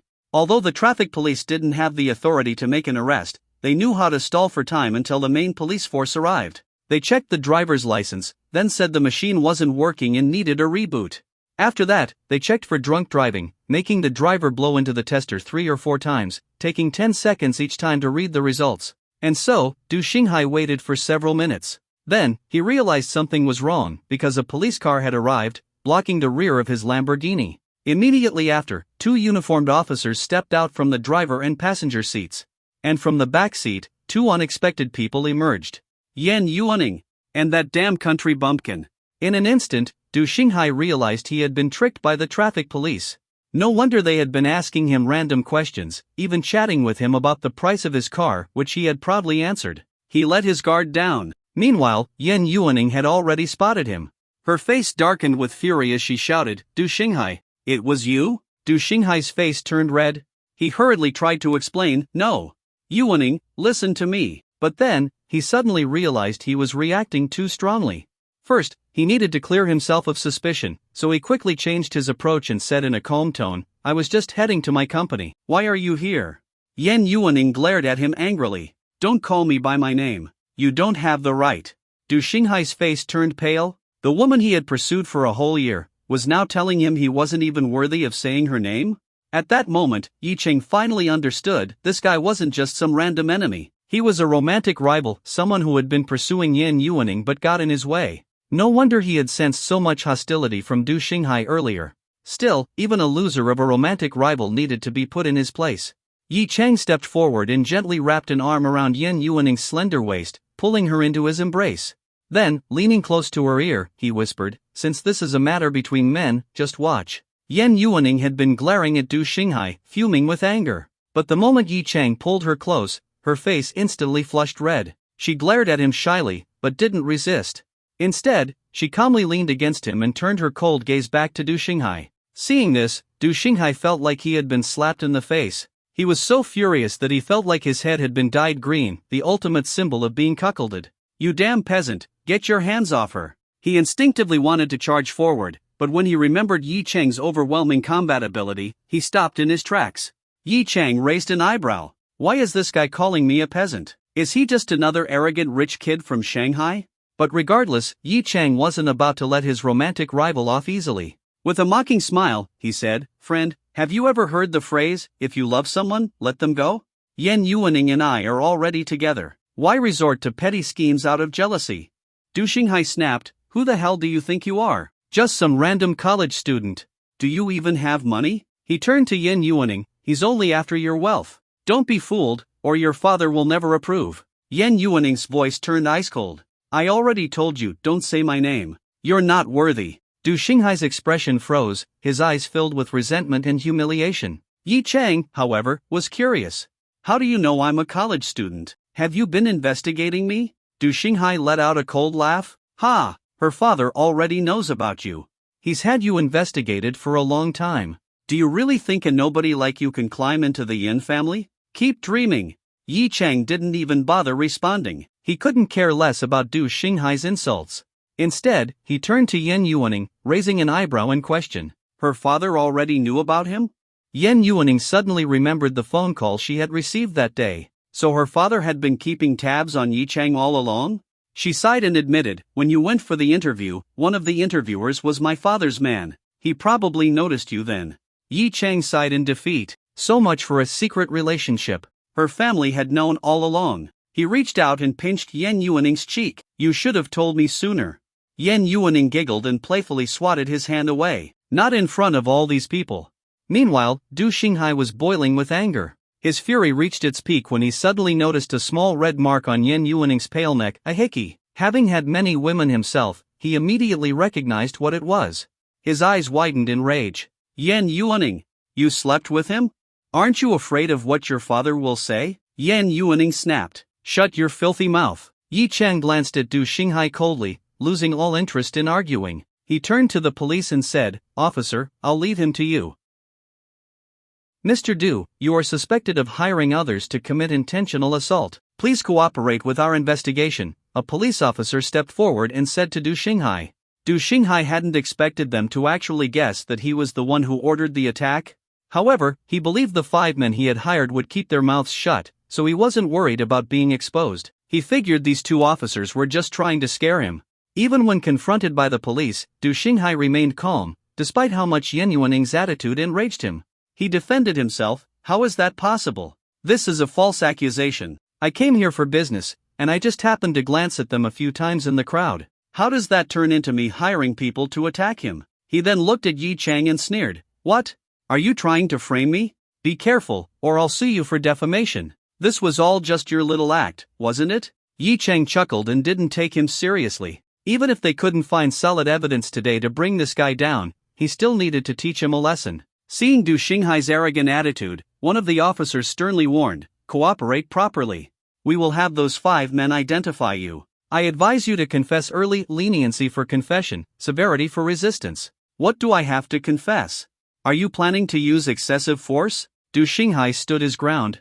Those 5 men didn't know him personally, so he wasn't afraid. At the same time, he pulled out his phone, clearly intending to call for backup. But just then, his phone suddenly rang. When he saw the caller ID, his face changed, and he quickly moved to hang up. However, Yi Chang noticed the shift in his expression and immediately stepped forward, snatching the phone from his hand. "What are you doing? Give it back." Du Shanghai hadn't expected Yi Chang to move so fast. He quickly reached out, trying to grab his phone back. But how could Yi Chang possibly let him succeed? He swiftly stepped back several times, pressed the speakerphone button, and answered the call. "Young Master Du, I found a few retired soldiers. They'll have no problem beating that country bumpkin to a pulp." A slightly excited voice came through the speaker. Du Shanghai's face instantly turned pale, and he burst into a furious curse. "Idiot! Moron! The two police officers chuckled. Wasn't this case already solved? The person on the other end of the call seemed completely confused by the sudden scolding. Du Xiao, what's wrong? Du Shanghai didn't respond. Or rather, he had nothing left to say. Of course, he wasn't completely desperate, he had plenty of money for legal battles. The next step would just be about leveraging connections and seeing who had more resources. In his eyes, Yi Chang was just an ordinary person who could never be a real threat. And as for Yan Yuaning, her father would never help, which meant she had no power to influence this situation. So, he simply stared at Yi Chang coldly, as if committing him to memory. But Yi Chang ignored his glare. Instead, he cleared his throat, then spoke into the phone. Come to Jinsi Road, the underground parking lot beneath Seagate Tower. I'm waiting in the car, hurry up. The person on the other end responded normally. Oh, okay, I got it. I'll be right there. Then, Yi Chang hung up the call. Everyone around was left completely stunned, staring at Yi Chang, because his voice had sounded exactly like Du Xinghai's. His master-level vocal skills not only gave him exceptional singing ability but also allowed him to mimic voices perfectly. With his enhanced physique, even his vocal cords had been strengthened and refined. Compared to him, professional voice actors would have to admit defeat. Mr. Yi. The officers didn't even know how to express their amazement. Yi Chang waved a hand dismissively. Now that we have solid evidence, drive the car inside and wait for his accomplice to arrive. You can catch them all at once. Thank you, Mr. Yi. Just then, another car pulled up. Li Chang stepped out. Since Yi Chang had his back turned, he didn't see him. But Du Shanghai did.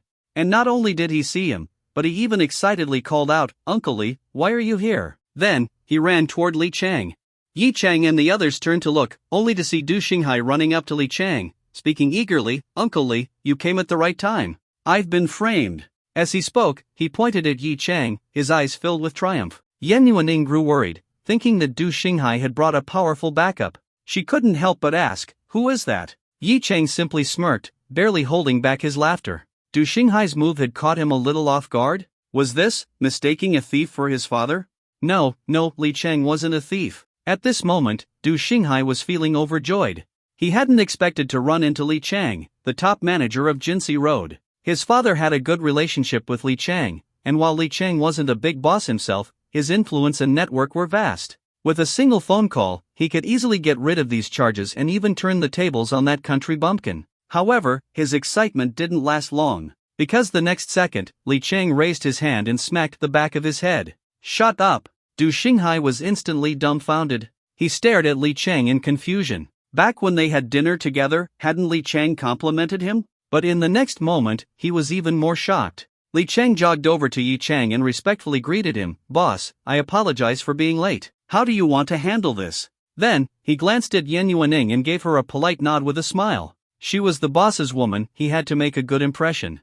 Yan Yuaning was stunned. Wasn't this guy supposed to be Du Shanghai's backup? Why was he standing so humbly in front of Yi Chang? Yi Chang remained calm and simply said, do whatever needs to be done.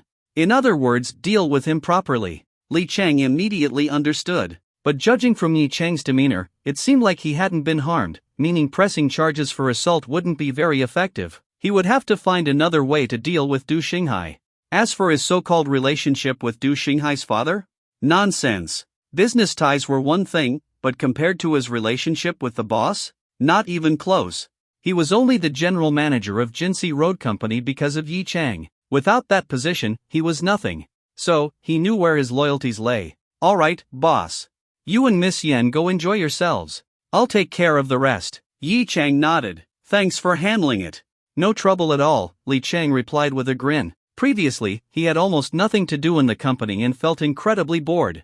Now, although he had to oversee investment matters daily, his priority would always be handling Yi Chang's problems. The better Yi Chang's impression of him, the more secure his position would be. With that, Yi Chang took Yan Yuaning and left. Conveniently, there was a restaurant nearby where they could have dinner. Meanwhile, as if forgotten by everyone, Du Shanghai swallowed nervously. Had he miscalculated the other side's power?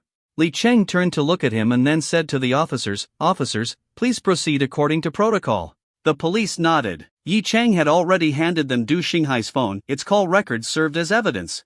Once they arrested the accomplice, the case would be wrapped up.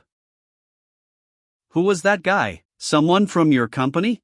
Inside the restaurant, Yan Yuaning couldn't help but ask Yi Chang. Yi Chang nodded.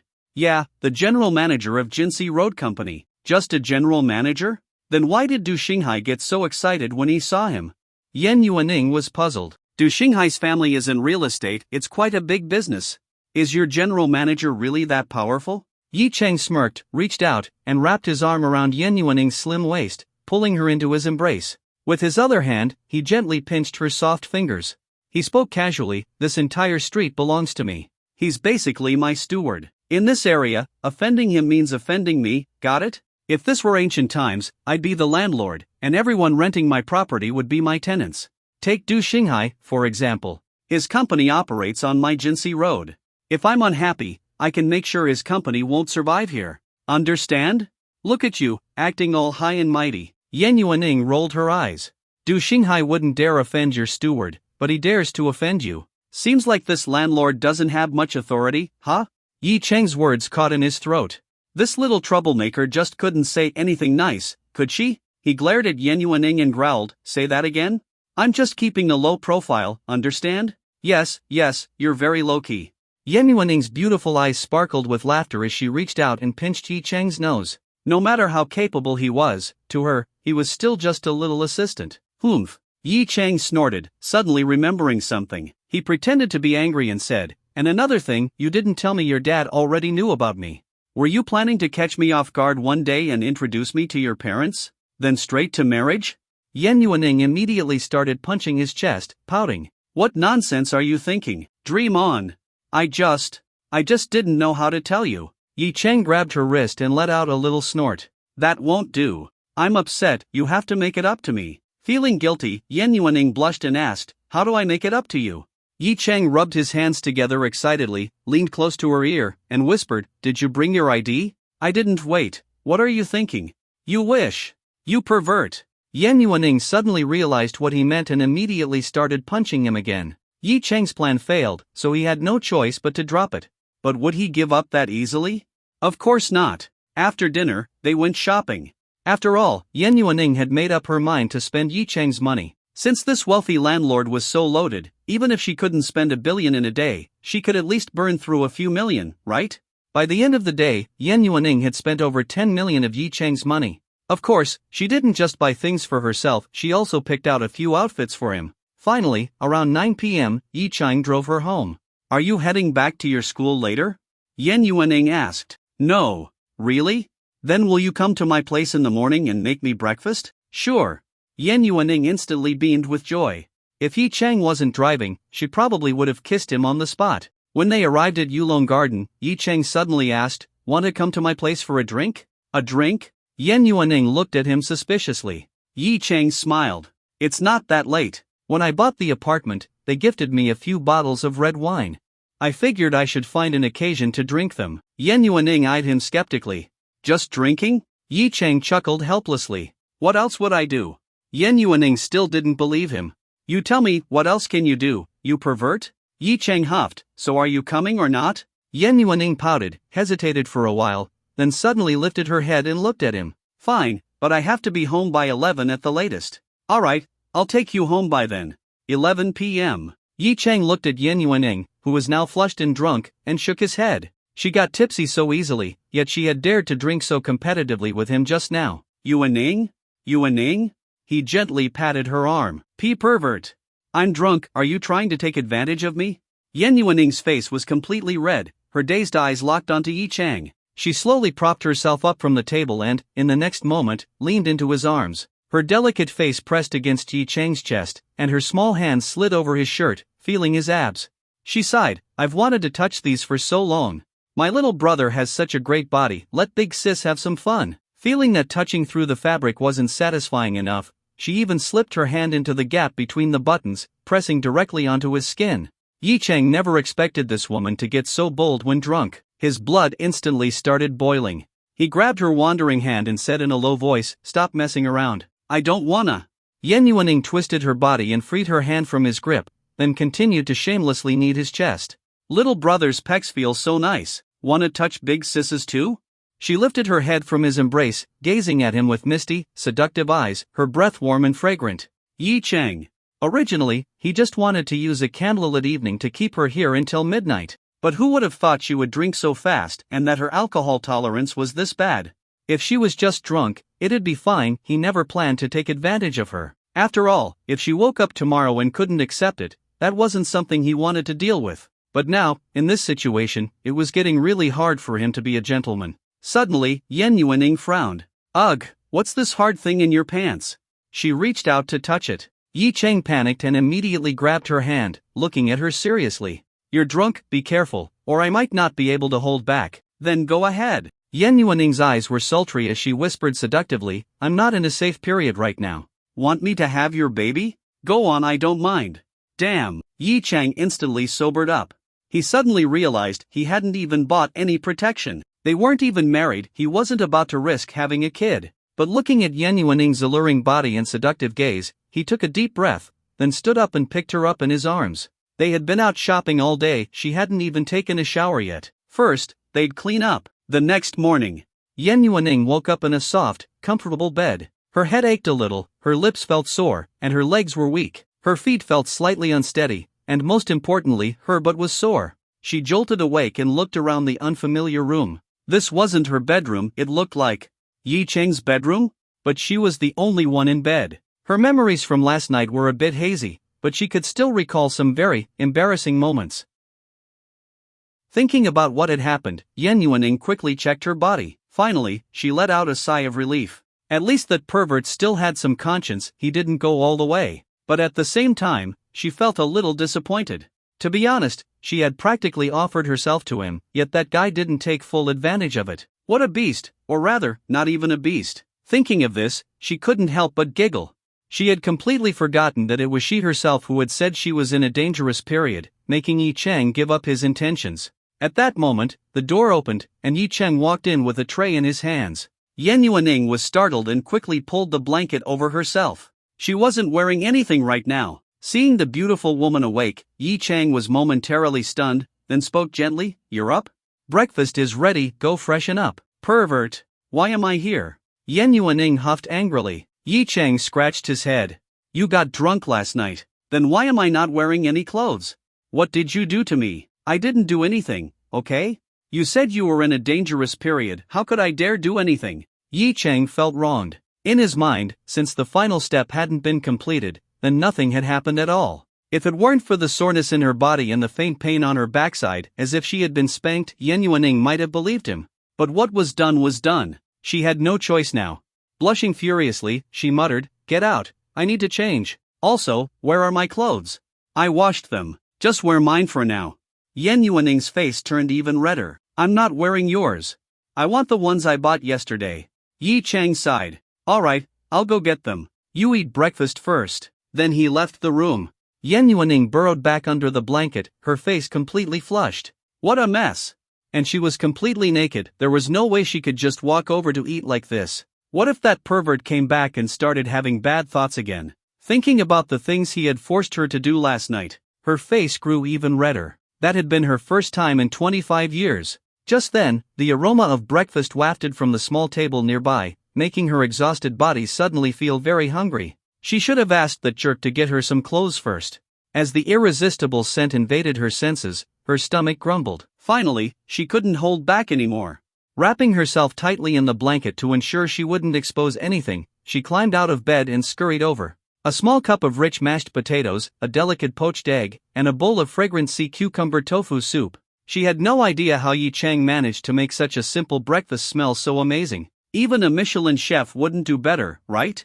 Her appetite was instantly awakened. She picked up a spoon and took a bite of the mashed potatoes. It melted in her mouth, smooth and creamy. Then she took a sip of the soup, absolutely perfect. Indeed, having that guy cook for her was the right decision. Waking up to such a delicious breakfast would surely guarantee a great day. Just as she was enjoying her meal, the door suddenly and quietly creaked open. Yi Cheng had forgotten to fully close the door when he left. Now, hearing the sound of her drinking soup as he returned, he softened his footsteps and walked in. Seeing her wrapped in a blanket while sipping soup, he shook his head. He had hoped to catch a beautiful scene, but then his gaze shifted downward, and he noticed that her blanket had slightly slipped at her chest. Yi Cheng swallowed hard. Even though he had already enjoyed quite a bit last night, the sight still sent a rush of heat through his body. Finally, he spoke, Here, change into these clothes. Startled, Yan Yuaning turned to see him sneaking in and immediately clutched the blanket tightly. She scolded, "Are you a thief? Why do you walk so quietly?" Yi Cheng chuckled and tossed the clothes onto the bed. "There's no underwear. Do you want to wear mine? It's brand new, never worn before." Yan Yuaning glared at him, hesitated for a moment, then reluctantly nodded. Yi Cheng pulled a new pair of boxer briefs from the wardrobe and tossed them onto the bed as well. "Get out!" Yan Yuaning pointed at the door. Yi Cheng pouted. "This is my room." Yan Yuaning glared at him. "Are you leaving or not?" Yi Cheng wanted to push his luck. "I already saw everything last night." But seeing the murderous look in her eyes, he quickly left the room. Unwillingly, he glanced at the door and muttered, "System, give me X-ray vision." System. Why couldn't I get a cultivation system instead? Yi Cheng sighed in regret. "I should have ignored that dangerous period nonsense last night and made sure she couldn't even get out of bed today." Once Yan Yuaning finished changing, he re-entered the room and admired her new look, a black dress with black stockings. Of course, he had picked this outfit purely to satisfy his inner desires. Unable to resist, Yi Cheng rushed forward and hugged her before letting go. As for whether Yan Yuaning was willing or not, after last night, he had discovered a hidden trait of this domineering CEO: she was actually a masochist. That morning finally passed, and Yi Cheng drove Yan Yuaning back to villa number 18. Just as he dropped her off, he received a call from Li Cheng. Li Cheng told him that Du Xinghai's father, Du Ping, wanted to host a banquet to apologize and seek his forgiveness. "Apologize to me?" Yi Cheng smirked. An apology from a love rival? Sounded interesting, but he had no interest in meeting them. He simply replied, "Tell them that Du Xinghai must stop bothering my girlfriend, and they must cancel their arranged marriage plans with the Xing Group's Yanhua Xiong." "Understood. I'll relay the message immediately," Li Cheng responded. "Alright, that's all." After hanging up, Yi Cheng no longer paid attention to the matter. He figured that the Du father and son would probably report his true identity to Yan Yuaning's father. By then, her father would likely have nothing more to say about their relationship. After all, as the owner of Jinsei Road, there was no way her father would refuse to acknowledge him. Back at his school dormitory, his roommates were confused about his absence the previous night. "You had work? A night shift? You're a CEO's assistant, why would you have to work night shifts? You've only been at this job for a few days, and they're already exploiting you like this? Your boss is too ruthless. Damn capitalists." A chorus of voices rose in protest on his behalf. Yi Cheng was speechless. Exploitation? He had nearly done some exploiting himself. And honestly, keeping a female CEO company for a night shift, wasn't that perfectly normal? Relax, it's fine. No big deal. Gotta make money, right? Sigh, old G, you've already surrendered to life so quickly. I guess we'll be next. The group looked disheartened, making Yi Cheng even more speechless. Not bothering to explain further, he sat in front of his computer, turned it on, and started gaming. While doing his daily quests, he opened his friends list. None of his close friends were online. Playing alone in this game could get boring, but Yi Cheng wasn't in a hurry. After finishing his quests, he wandered around aimlessly in the game and suddenly noticed some interesting discussions in the faction chat. Player 1, "Hey guys, what's the best way to play a swordsman this season?" Player 2, "Just play like Player 1. Player 1, huh? Player 3, "Yeah, just play like Player 1. Player 4, "Exactly, just do that." There's never a shortage of people copying each other in this game. But at least some people try to give serious answers. Player 5, "Go for PvE, playing against the game's challenges. PvP, fighting against other players, isn't worth it, it's not even ranked." Player 6, "Yeah, PvE is better. At least you can make money from it. PvP just drains your resources and is frustrating." Soon, more players started supporting PvE. PvE means running missions and dungeons, which can be profitable. Yi Cheng, one of the players, started thinking back to his own experience. Even though he mostly played PvP, his friends often invited him to join dungeon runs, so he was familiar with PvE as well. In this game, PvP and PvE required different equipment. His PvP gear still needed a lot of upgrading, so why not switch to PvE for a while? In PvE, as long as you have enough in-game currency, you can buy better equipment. However, getting the right items also depends on luck. Sometimes you just never get what you need. Wait, didn't I get a luck bonus in this game? Yi Cheng suddenly remembered he had received a special buff that doubled his chances of getting rare items. Maybe, just maybe, he could get everything he needed in just one run? He decided to give it a shot. But first, he needed gold, the in-game currency. Without gold, he wouldn't be able to buy anything. Gold could be purchased cheaper through gaming forums, but that would take too long, so he decided to buy it directly from an online store. A character could hold a maximum of 2 million gold, so he bought 1.95 million. Adding that to the 30,000 gold he already had, he now had nearly 2 million gold. It cost him around $400, but that wasn't a big deal for him. Besides, since this was a digital purchase, he used his VIP gaming card, which gave him a huge monthly balance for in-game purchases. After completing the payment, he received the gold instantly in the game. Looking at his now overflowing inventory, he smiled with satisfaction, joining a high-level dungeon. Without wasting time, he opened the game's group finder and searched for the latest high-level dungeon. Since he didn't have any PvE gear, the only way for him to participate was to pay other players to carry him through the dungeon. The newest dungeon is called Beijing 1? Alright, let's do the hardest version. He found a group with 21 out of 25 players already joined. After messaging the leader, he was immediately welcomed into the team. After all, he was the paying customer, he wouldn't have to fight, just watch while the others did all the work. Because this was the hardest difficulty, the price was high, 80,000 gold. The group leader, Tianlongren, sent him a message. Boss, please join our voice chat. We just need 3 more players, then we're good to go. Yi Bai, Yi Cheng's character name alright? Sure enough, within 5 minutes, the team was full. On voice chat, the leader called out. Alright, everyone, teleport to the dungeon. We're starting soon. We've got 3 VIPs today, so let's move. Then, he added, VIPs, go in first. In this game, there was a superstition that the first person to enter the dungeon affected the luck of the entire team. If they had bad luck, the whole group might not get good items. Without hesitation, Yi Cheng entered first. As soon as he did, the chat exploded with complaints. Oh no, a swordsman went in first? We're doomed. Why didn't we send the healer in first? Swordsman VIP, maybe step out so we can reset? There was a common belief that swordsmen had the worst luck when it came to loot, so many players didn't want them entering first. The leader sighed in voice chat. Alright, it's done. 10 people are already inside, no point complaining.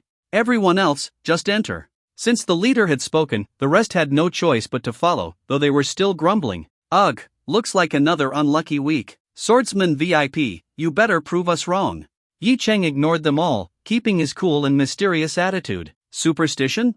That meant nothing against his luck boost. The first boss. Soon, all 25 players reached the first boss. Since Yi Cheng was a paying customer, he stood to the side and let himself be knocked out. He didn't need to fight. The rest of the team fought under the leader's instructions. The first boss wasn't too difficult. Within minutes, it was defeated. A shiny golden loot chest appeared. If you need anything, place your bids. Everyone else, move to the next boss, the leader announced. Checking the loot, he added. Not bad, 2 helmets and a ring, decent drops. Since none of it was what Yi Cheng needed, he didn't bid. This had nothing to do with luck, the first boss simply never dropped the items he was looking for. But then, something unexpected happened. A bidding war broke out between 2 players over one of the rings. The price skyrocketed to 100,000 gold, and in the end, a healer character won it. The chat immediately filled with reactions. VIPs are loaded. Healers always have the most money. 100,000 gold for a ring? Wild. Since the auction profits were split among the whole team, this was actually good news for everyone. The second boss, the jackpot. The team moved on to the second boss. After another intense battle, another golden loot chest appeared, and this time, the chat exploded even more. No way. For swordsman tokens. The leader was just as shocked. Holy crap, for upgrade tokens for the swordsman. VIP, you just hit the jackpot. He confirmed. Just so everyone knows, since the swordsman VIP paid for the carry, all 4 tokens belong to him. These tokens could be traded for top-tier swordsman gear, and getting 4 at once was extremely rare. No wonder the team was so surprised. But that wasn't even the biggest shock. Checking the rest of the loot, someone shouted in chat. It dropped the best wrist guard in the game. Oh my god, but it's not for magic users, ugh. A high-level player spoke up. I've been waiting for this wrist guard forever. This was a super expensive item, and the leader quickly started the bidding. Starting price, 10,000 gold. If you're out, type P. The high-level player immediately offered 50,000 gold. But that didn't scare off the competition. The price kept climbing. Soon, it reached 500,000 gold. Then, Yi Cheng calmly typed in chat. Yi Bai, 650,000. Yi Cheng wasn't trying to show off, he never expected people to go this crazy over bidding for gear. This was his first time joining such a high-stakes group. A completely ordinary piece of equipment selling for over 1,000 yuan? That was insane. But since it was something he actually needed, he had no choice but to go even more over the top. When he placed his bid at 650,000 gold, the whole group erupted. Swordsman VIP is so generous. Crying. I'll never doubt external damage classes again. Awesome. Boss, you're a legend. These same people had just been trash-talking him moments ago, but now they were obsessed with his wealth. The group leader, seeing how their messages were flooding the chat and wiping out the bid history, quickly stepped in. Hey! Let's finish the bidding first. Let the VIPs place their offers properly. The one who bid 600,000, are you raising? His words worked. The chat fell silent again. Then, a high-level player with the legendary weapon made his move. 700,000. Yi Bai, Yi Cheng 750,000.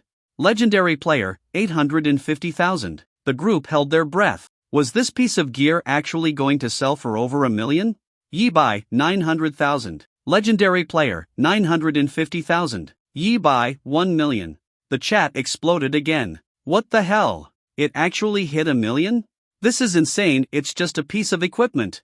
They finally understood what shock and awe meant. But then, the legendary player stopped bidding. The leader waited for a moment but saw no new offers. Boss, are you raising? If not, I'll start the countdown. 3, 2, before he could say 1, the legendary player finally responded. I'm out. But before that, let's make sure the swordsman VIP pays up first. The whole group froze. Oh, right. This swordsman VIP looked like a complete newbie. His outfit was the cheapest available, and his gear was just basic quest rewards. Nothing about him looked wealthy. And yet, he was casually throwing around millions of gold? Normally, players would pay for their gear at the end of the dungeon, after the final boss. But this carried the risk of people taking the loot and running without paying. If this guy bailed, they'd all get nothing. The leader immediately realized this and turned on his mic. Swordsman VIP, we'll need you to pay first. This piece of gear is really expensive. Yi Cheng shook his head. They don't believe me? Do I really need to wear some flashy outfit just to prove I have money? But he didn't argue. Paying up immediately was fair. So he simply typed, all right. The leader assigned the item to him. A payment window popped up in Yi Cheng's game interface. Without hesitation, he deposited 1 million gold and hit confirm. A system message appeared. Player, Yi Bai, has paid 1 million gold. At the same time, the equipment was added to his inventory. The chat went wild. OMG, an actual millionaire. No doubt about it, this guy is a true rich kid. Swordsman clan is insane. In the game's lore, the Swordsman clan was known for being filthy rich. Their entire base was built on a lake, which was basically the fantasy equivalent of living in a mansion on a private island. Yi Cheng said nothing. Instead, he started thinking, do I have enough gold left to buy more gear? Seeing that this mysterious VIP only spoke when bidding and never engaged in small talk, the leader lost interest in chatting and moved on to auctioning the next items. Meanwhile, players across different guild chats were already spreading the story about this insane bidding war. Sure, there had been cases before where gear sold for over $1 million gold, but it was rare. Whenever it happened, everyone talked about it. Within minutes, multiple guilds had heard about the event. People were jealous as hell. And to think, this was only the second boss. At this rate, the total auction earnings were easily going to surpass 1.5 million gold. Once all the earnings were split at the end, the 3 VIPs would take their gear, and the remaining 22 players would divide the rest, meaning each of them would walk away with around 50,000 gold. And there were still 4 bosses left. Third boss, insane luck continues. After the second boss's auction ended, the team moved on. The third boss battle was intense, but in the end, the boss collapsed in a pool of blood, and the team eagerly opened the loot chest. They froze in shock. The leader swore out loud. What the fuck? 4 more swordsman tokens? And a swordsman weapon? Because Yi Cheng was a VIP customer, all of these automatically belonged to him. The team groaned in frustration. Swordsman VIP, please have mercy. We need some tokens too. But Yi Cheng couldn't do anything about it. His double luck effect was simply broken. The auction continued. Another rare armor piece dropped, but Yi Cheng didn't bid since it didn't match his plan setup.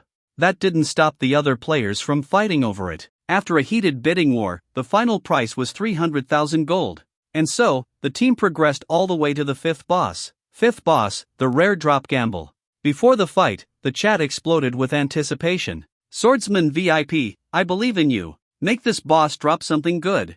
Boss, please use your powers. Bless us with a rare drop. In this game, the rarest item that could drop was called Xianjing. It was used to craft the ultimate legendary weapon, and almost never dropped. Yi Chang saw their messages and shook his head, amused. So far, every boss had dropped his faction's tokens, making some players furious. But at the same time, the total earnings had skyrocketed to over 2 million gold. For players grinding for gold, this was a dream run. They were getting paid better than ever. Even the group leader started joking. Swordsman VIP, call Guo Weiwei and ask him to bless our loot. The chat filled with messages. Yi Bai, hurry up and call Guo Weiwei. Guo Weiwei was the lead developer of this game. He was so famous that players constantly nominated him for social media awards. The joke was that Yi Chang's absurd luck had to be rigged by the developers. Finally, Yi Chang typed, "Don't worry. We'll get 2 rare drops." The chat panicked. And oh, boss, don't say that out loud. You just jinxed it. It's over. We're doomed. Wait, what if the VIP is immune to bad luck? I trust you, boss. Yi Bai, relax. I already called Guo Weiwei. We're getting 2 rare drops today. The chat lost it. No, we're doomed. The leader laughed and called out. Alright, everyone, stop talking and get into position. Time for the real challenge. The team got ready for battle. The 5th boss, unbelievable luck. The 5th boss was incredibly difficult, requiring quick thinking and precise coordination. But somehow, under a mysterious force, the team felt unusually lucky. They dodged attacks effortlessly, executed mechanics flawlessly, and everything just worked. For the first time ever, they cleared the boss on the first attempt, something that had never happened before. As the boss was about to die, the leader joked, "Wow, today's different. We actually got it in one go. Where was this intelligence when we were struggling before?" Right as he finished speaking, the boss collapsed. The group rushed to open the loot chest, and within seconds, the chat exploded. Xianjing, Xianjing, Xianjing. The leader was stunned. Holy shit.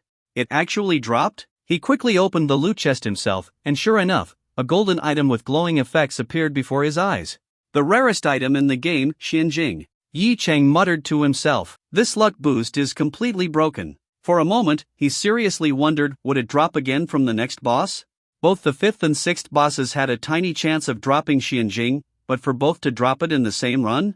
That was nearly impossible. Meanwhile, the chat was once again spammed with praise for Yi Chang. Swordsman VIP, you're a legend. The leader even tried to recruit him permanently. Swordsman VIP, why don't you join our raid team? If you stick with us, we'll let you enter first every time, and you'll get a 50% discount on all gear you bid for. Yi Chang, as usual, barely responded. No need. Alright then.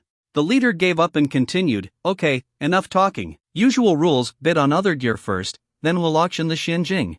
VIPs, please wait a moment." The team snapped out of their shock and checked the rest of the loot. Everything was top-tier gear, and another intense bidding war broke out. Yi Chang spent another 200,000 gold on an item. When he checked his inventory, he realized he only had around 100,000 gold left. But at this point, his equipment was nearly complete. The Xianjing auction, a war of the rich. After all the gear was auctioned, it was finally time for the main event. Starting bid for Xianjing, 3 million gold. That's fair, right? The leader continued. Level 110 just came out recently. A legendary weapon made with this will last for a long time. Nobody objected. The price was standard, and everyone was excited to see who would battle it out for the rarest item in the game. Everyone expected Yi Chang to bid, but the big question was, who else would compete? For those who were just farming gold, they hoped for as many bidders as possible to drive the price up. Yi Chang definitely wanted it, but after checking his gold, he realized he didn't have enough. So he asked in chat, "Not enough gold. Can I pay with cash?" The leader asked the group, and nobody objected. Alright then, VIPs can bid using cash.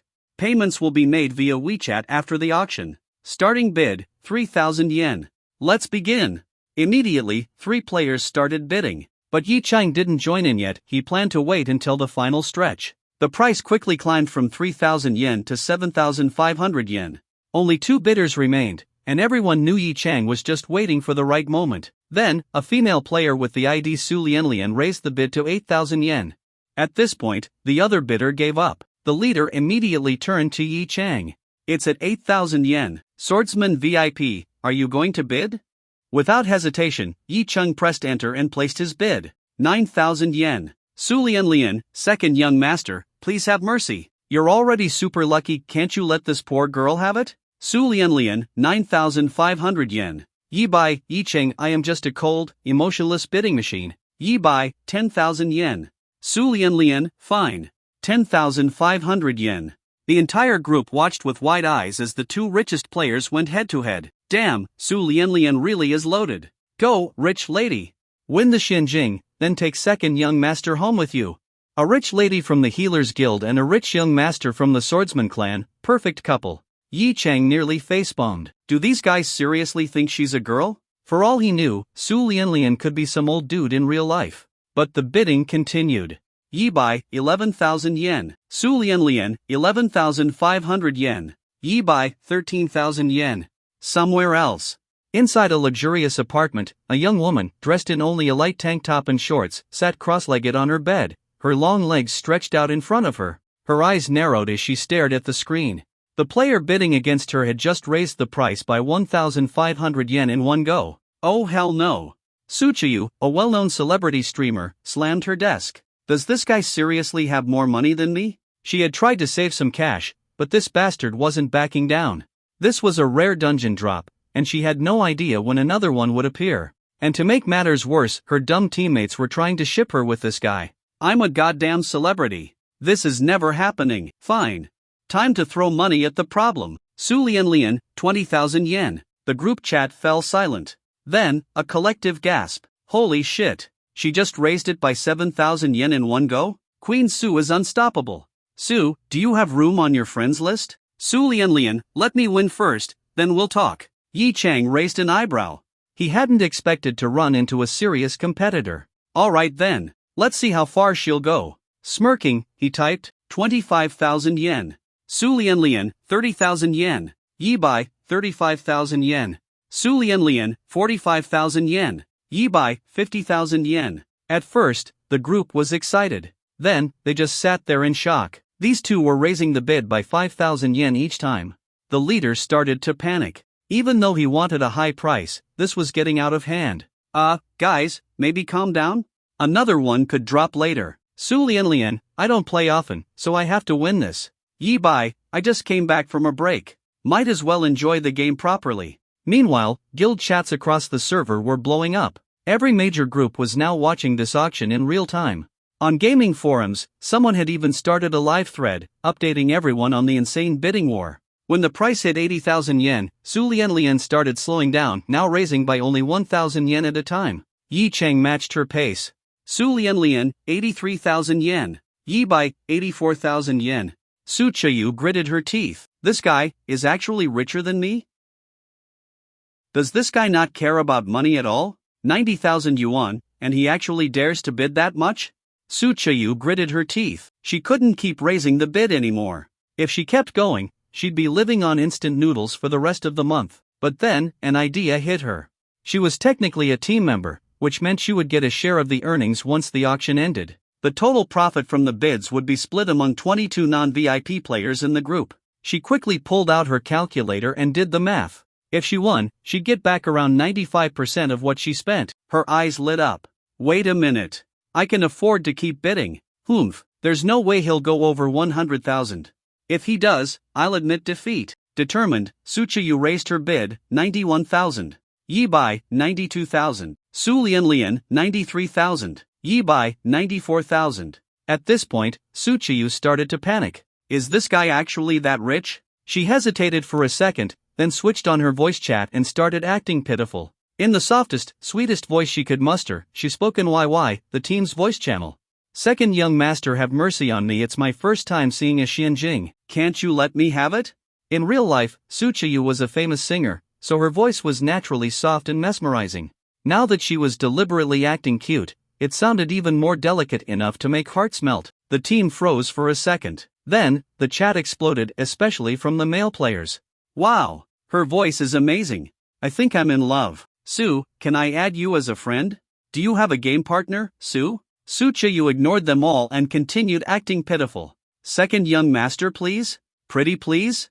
Yi Cheng couldn't help but laugh. She actually turned on voice chat just to beg? That means she's out of tricks. Right as he was about to respond, a system message popped up in his game interface. The lady is asking for mercy. Will you agree? Option 1, who the hell are you? Why should I? Reward, VIP gaming card with instant cash withdrawal. Option 2, we can't be heartless, right? Let's be a gentleman. Reward, universal good guy card. Universal good guy card? Yi Chang blinked. What the hell is that? Even though option 1 would give him an extra 50 million game credits per month, he wasn't short on money. Curious about the mystery reward, he picked option 2. As for losing the Xinjing, he wasn't worried at all. His luck was broken beyond belief. He'd just get another one later.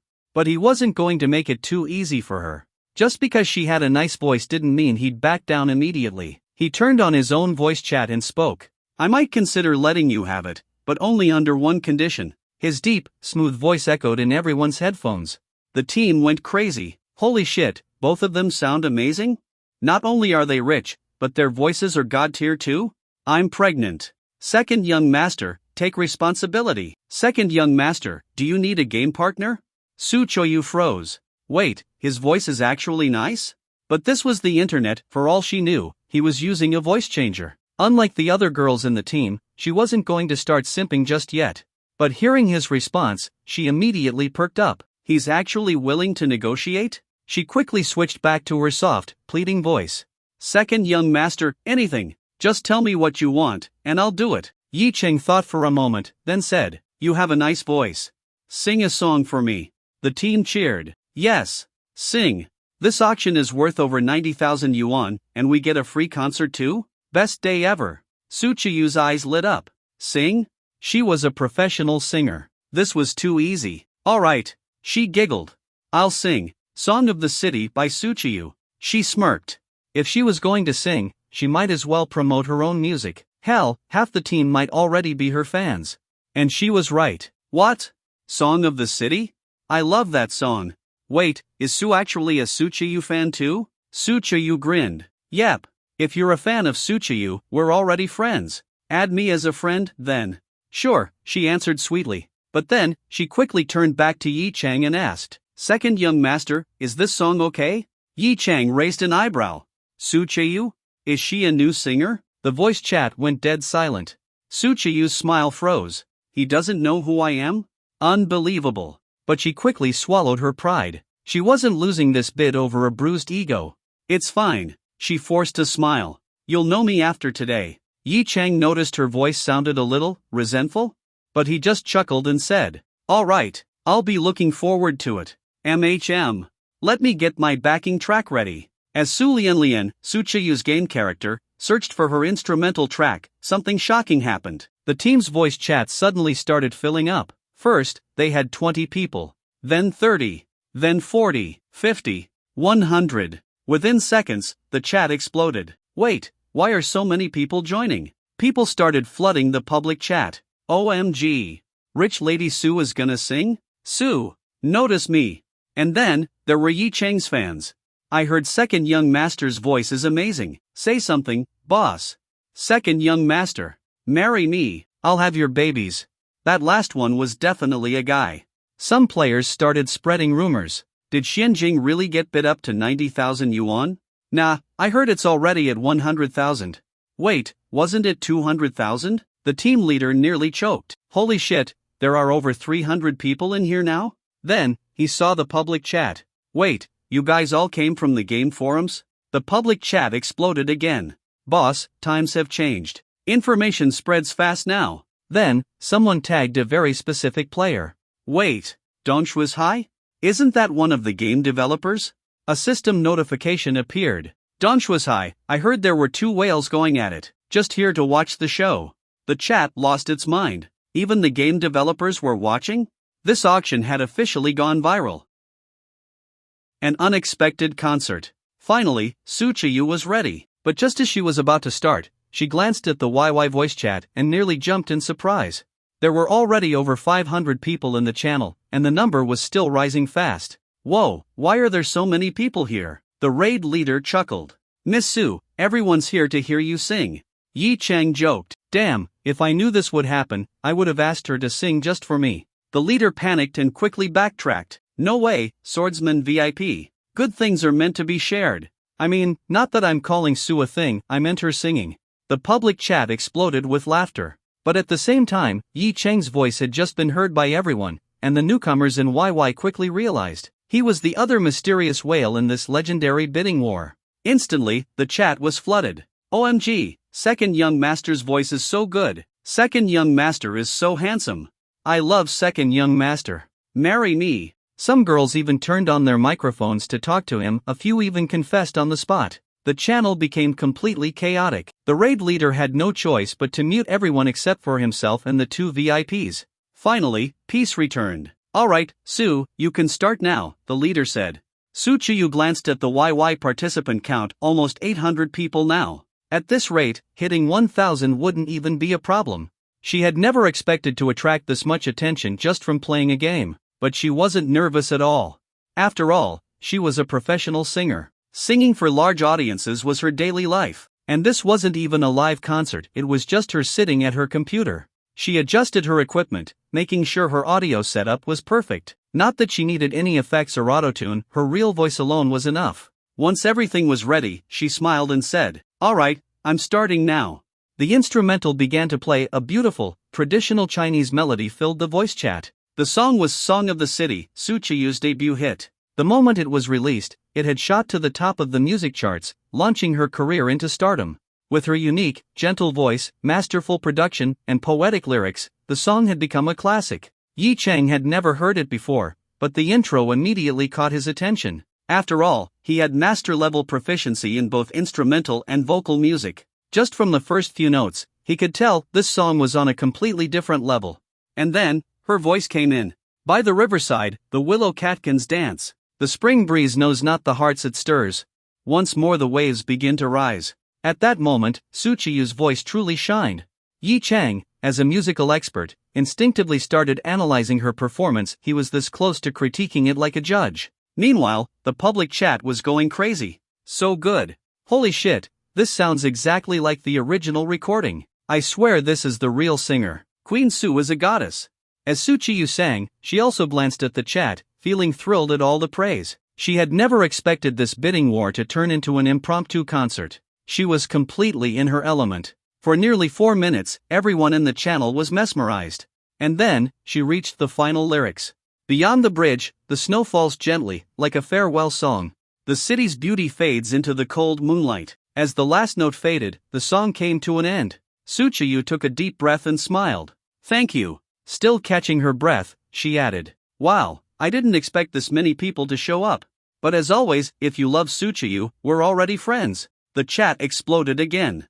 I love Su Chiyu. Where do I add you? What server are you on? I'm transferring right now.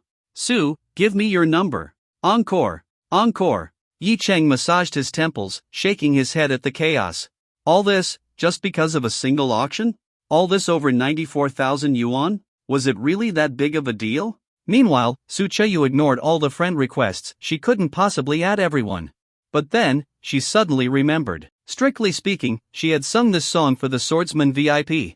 So she turned to Yi Cheng and said with a playful smile, "Alright, I was only here for the auction. Don't be too enthusiastic, everyone. Second Young Master, what do you think?" Yi Cheng responded casually. "Very good. Beautiful voice. The Xianjing is yours." "Yay, thanks, Second Young Master." Su Chiyu cheered, then added with a teasing tone, "You're such a good person."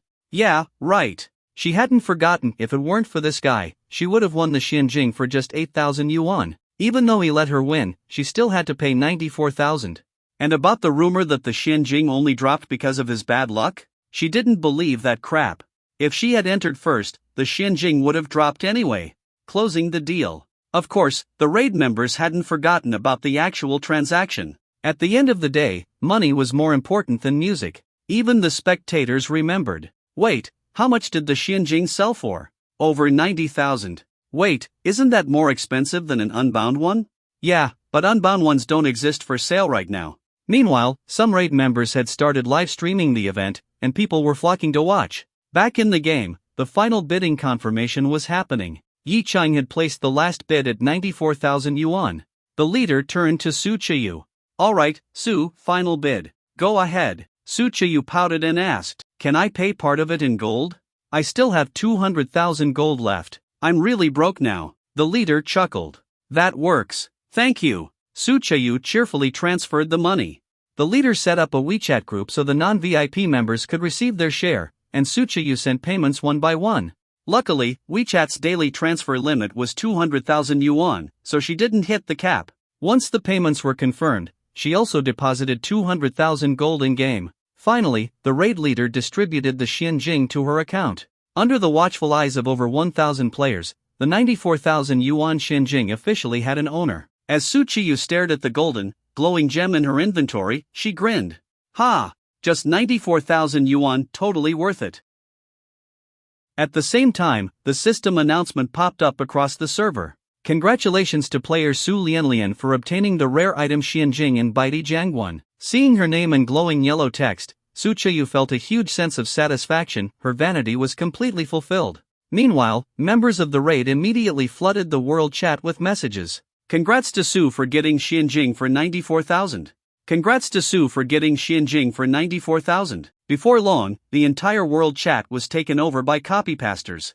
After all, someone spending 94,000 yuan on a single item was huge news. In the past, this would have been unheard of, but now, the entire server and game community knew about it. The raid leader saw an opportunity and immediately started promoting his services. Su, if you need to farm meteorite iron, our team can help. We guarantee the best price and the fastest results. To craft a legendary weapon, a player needed 200 meteorite iron, 1 Xianjing, and a full dungeon run. Su Lianlian, sounds good. The leader grinned. This was business. Alright, let's move to the final boss. The song was over, the auction was over, and now it was time to finish the dungeon. Final boss, the lucky charm returns? As they walked toward the final boss, someone in chat called out, Swordsman VIP, bless us again. Give us another Xianjing drop. We bow to our lucky swordsman. Use your magic. But Yi Chang had already switched back into his cool and silent mode. He said nothing. Once they reached the boss room, he immediately killed himself off, letting the rest of the team handle the fight. Meanwhile, his system reward had arrived. Congratulations, host. You have received Universal Good Guy card. Item effect. Use this on someone who has called you a good person. Once used, this person will subconsciously always see you as a good guy and will rarely refuse any of your requests. Yi Chang blinked. Wait, the person has to have already called me a good guy? Thinking back, only one person had said that recently, Su Lianlian. No wonder it was called a Universal Good Guy card. It literally required someone to first hand you a good guy label. But would it even work on her? The system immediately answered his doubts. The card can be used on anyone, even people you've never met. As long as they have said the words "you're a good person," it will work. Yi Chang nodded. Should he use it? Why not? It's not like he could just go around convincing random people to call him a good guy. And besides, Su Lianlian had a really good singing voice. If he used the card on her, maybe he'd get a free personal jukebox whenever he wanted? Smirking to himself, he immediately activated the card. System, Universal Good Guy card successfully applied. Target, Su Cheyu. Yi Chang's eyes widened. Su Cheyu? Wait, isn't that? Then it hit him. Su Cheyu? That was the name of the singer from earlier, and that's the song she sang just now. Wait, so Su Lianlian is actually Su Cheyu? Yi Chang was stunned. A top celebrity, is my raid teammate? This was unbelievable. No wonder she kept saying things like, if you like Su Cheyu, we can be friends. She wasn't promoting someone else, she was promoting herself. Yi Chang chuckled, shaking his head. This just got interesting. Who would have thought that one of the biggest pop stars in the country was out here grinding dungeons in an online game? Curious, he quickly looked her up. Her profile popped up. Cute, sweet-faced girl. Oval-shaped face, long black hair. In one picture, she was pouting her lips. Adorable. Her listed height was 170 cm, but Yi Chang guessed it was more like 165 centimeters. Inflating height is standard for celebrities, right? Scrolling through fan comments, he noticed a common theme. She's beautiful, but her voice is even sweeter. Yi Chang grinned. So basically, if he ever wanted her to sing for him, he now had a direct line. Oh, and of course, free in this case didn't mean scamming her, it just meant automatic access. Satisfied, Yi Chang closed the page and sent a friend request to Su Lianlian in the game. Meanwhile, at that moment, Su Cheyu was busy healing the raid's tank when suddenly, a friend request popped up. It distracted her just enough to mess up her healing rhythm. She quickly glanced at the screen. Oh, so this swordsman finally wants to add me? She let out a soft hum of satisfaction. Earlier, everyone had tried adding her as a friend except him. She had thought he was just too cool to bother adding a poor player who could only afford a 94,000 yuan Xinjing. TCH. So even Mr. Moneybags couldn't resist in the end, huh? She smirked but then paused. Wait, he actually let me have the Xinjing. Her mind started wandering. If he's that rich, why did he let me win? He didn't have to do that. He must be a good person. Then, she snapped out of it. No, wait. I had to spend 94,000 because of him. This bastard only drove up the price because he doesn't care about money. But, technically, I was the one who kept bidding. Su Cheyu found herself completely torn. This was the power of the universal good guy card. Even if she tried to be mad, her brain kept making excuses for Yi Chang. Before she could think any further, the raid leader suddenly shouted. What the hell is happening? The tank's HP is dropping. Healers, what are you doing? Then, at that exact moment, boom. The boss launched a massive attack, instantly wiping out the main tank and several DPS players. Shit! Everyone back out. Reset! The team quickly ran out of the battle zone to avoid a total wipe. The leader checked the healing logs and immediately found the problem. Oh, Su Lianlian didn't heal enough. The chat held its breath. But then, the leader's tone completely changed. Oh, it was Su? No worries, no worries. Just be careful next time. Do you want to switch to DPS instead?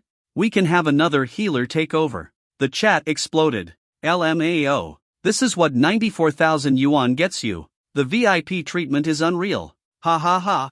Meanwhile, Su Cheyu pouted. Ugh, it's all that swordsman's fault for distracting me. Even as she complained, her fingers instinctively clicked accept friend request. In the corner of Yi Cheng's screen, a small notification popped up.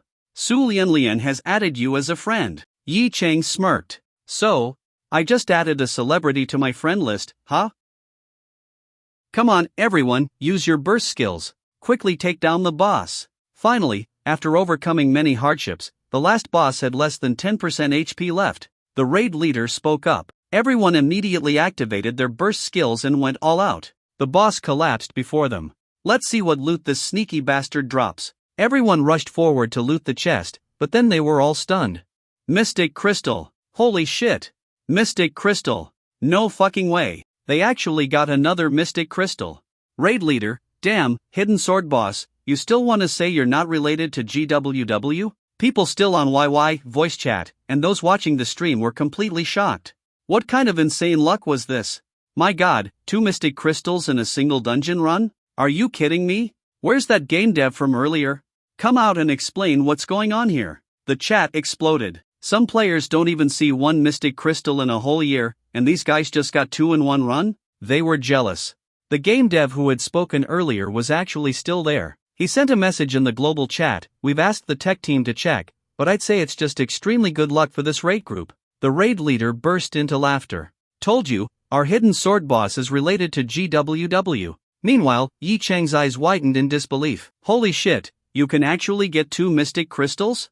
Just how ridiculously boosted was his luck? Did he completely break the laws of probability? On the other side, Su Cheyu was absolutely dumbfounded. What? I just spent over 90,000 bidding on one, and now you're telling me another one dropped? What the hell? She was devastated. If she had known this would happen, why the hell did she fight Hidden Sword for the first one? Wouldn't it have been better to wait for the second one? She could have gotten it for just 8,000. Instead, she paid more than 10 times that amount. News spread fast, and people flooded into the stream and YY chat. The raid leader didn't even know how to react anymore. After thinking for a moment, he decided to deal with the other loot first. Alright, let's not dwell on this. Let's auction off the rest of the gear first. Damn, TMD, these are all great items too. The other loot sold for over 1 million gold, and then they finally got to the Mystic Crystal. Let's go with the usual rule, starting bid at 3,000? The raid leader knew full well that the second Mystic Crystal wouldn't fetch the same price as the first one, which made things awkward. Xiujia had spent over 90,000 for one, and now someone else was about to get one for less than 10,000? That was bound to make her feel bitter, but there was nothing he could do. He couldn't just force Yi Cheng to bid 94,000 again, that'd be straight up scamming him. The bidding started. 4,000, 5,000. 8,000. Yi by 8,500. No one else raised their bid. Alright then, congrats to Hidden Sword Boss for winning the Mystic Crystal. Do you want to set up a WeChat group again? Yi Bai, yeah, just add me to the one you made earlier. Yi Chang was quickly invited into the new group. He started adding everyone as friends and sending them their share of the gold. 8,500 split among the group members meant everyone got a bit over 300 each. Compared to the previous 90,000 plus, this was way cheaper, but everyone was still happy with the payout. The last person Yi Cheng transferred money to was Su Chiyu. After sending it, he messaged her. Xiujia, I've got a business deal for you.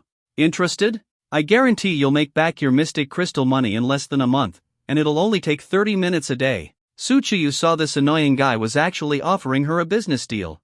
Make back her mystic crystal money in a month? Only 30 minutes a day?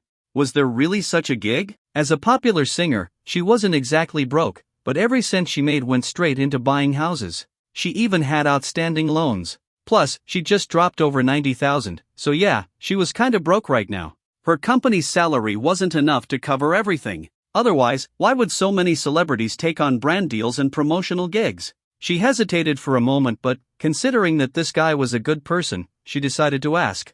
What kind of business? Yi Chang grinned and replied.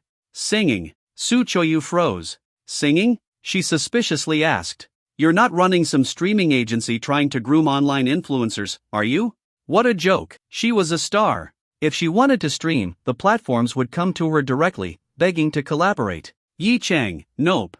Just singing for me. 5 songs a day, I'll pay you 10,000. Su Chiyu's eyes widened. 5 songs a day, 10,000 yuan? She suddenly felt pretty smug. Look at that. This guy had good taste. Even though he didn't know her real identity, he was still willing to pay this much. That meant her voice had completely won him over. And 5 songs? That wouldn't even take 30 minutes. That was 10,000 yuan a day, 300,000 a month. For her, this would be pure side income. No reason to refuse. A monthly extra 300,000 meant an annual 3.6 million. And since it'd be a direct transfer, no taxes. That would be a ton of extra spending money. For a singer who had only debuted 2 years ago, making over 3 million a year was already pretty good. She wasn't some viral pop star who made quick cash, she was a true artist, and real artists had to grind their way up. But, singing for a man every day? If people, especially her fans, found out about this, she'd be finished. And if they heard she was singing 5 songs a day for just 10,000 yuan? Wouldn't that make her seem super cheap? She hesitated for a long time before deciding to maintain her dignity and negotiate. 1 song per day. That's my limit. Yi Chang saw that she was willing to negotiate and chuckled. As long as she was willing to talk, that meant they had a deal. 1 song per day for 10,000? You're not even a big star. 5 songs for 10,000 is already generous. What the hell? I am a big star. Su Chiyu huffed. If she revealed her real identity, this guy would probably be scared shitless.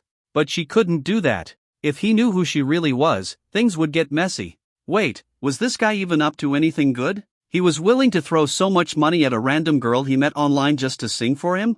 He had to have some ulterior motive. Still, he seemed like a decent person. She decided to push her luck. I don't normally sing for people. And you saw earlier, I spent over 90,000 on gear, so I'm not hurting for money. I need a price increase. Yi Chang, alright then, 5 songs a day, 30,000.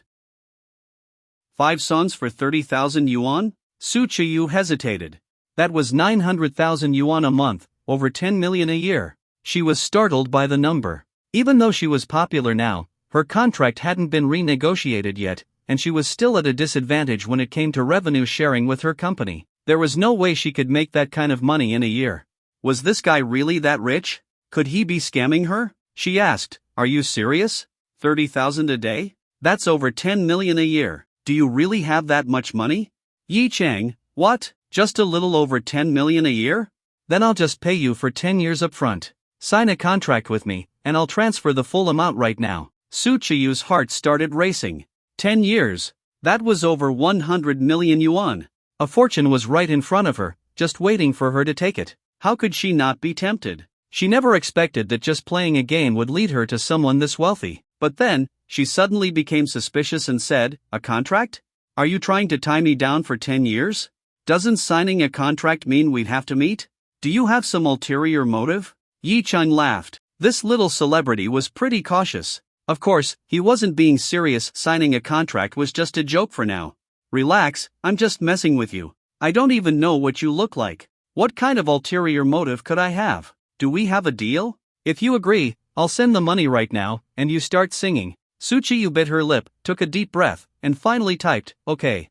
There was no way she could refuse, he was offering too much. More importantly, this money didn't have to be split with her company. It was all hers. A moment later, she saw the transfer notification pop up, 30,000 yuan. Just like that, a third of her health bar was restored. Her heart pounded as she confirmed the payment. Since she had accepted the money, she had to do the job. She asked, how do I sing for you? Yi Cheng chuckled and typed, wait until the others finish splitting the money. Then I'll open a voice chat room, and you can join to sing. Got it. With that, their attention shifted back to the game. Yi Cheng had already paid, so the Mystic Crystal was officially his. The raid leader started promoting their dungeon farming services again, and Yi Cheng agreed. After all, he couldn't always be online himself. With that, the dungeon run was officially over. Yi Cheng left the party, but both he and Suchiyu were invited to the group's chat. After all, they were big spenders, and PvE groups always loved players with deep pockets. The two of them had already made a name for themselves. As soon as they joined, they were welcomed enthusiastically. As for Yi Cheng, since he was now considered a relative of the game developer, a bunch of people begged him to invite them next time he did a dungeon run, hoping for more incredible loot. But Yi Cheng ignored them. Instead, he created a private voice chat room and invited Suchiyu. Turning on his microphone, he said, alright, sing. Suchiyu felt a little awkward. She was really about to sing for a man alone, even if it was just online. But then again, he seemed like a decent guy, and the money was good. So, fine, she'd sing. Besides, his voice was actually pretty nice. She kind of liked it. What do you want to hear? I'll find a backing track. Anything. Yi Cheng replied. Alright, I'll just sing whatever then. Okay. She chose one of her own songs and started singing. Yi Cheng listened, enjoying himself. Though he had initially intended to tease her, he had to admit she really could sing. 5 songs in a row, all her own.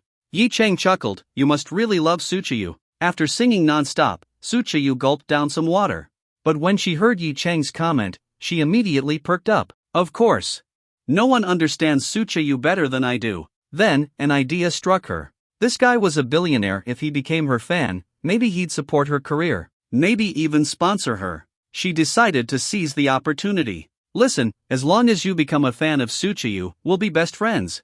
Yi Cheng saw right through her little scheme and held back a laugh. Instead, he teased her. What's so great about being her fan? She's just another mainstream pop singer. Suchiyu nearly choked in anger. She wanted to curse him out, but considering how rich he was, she held back. Instead, she huffed. What do you mean, just another pop singer?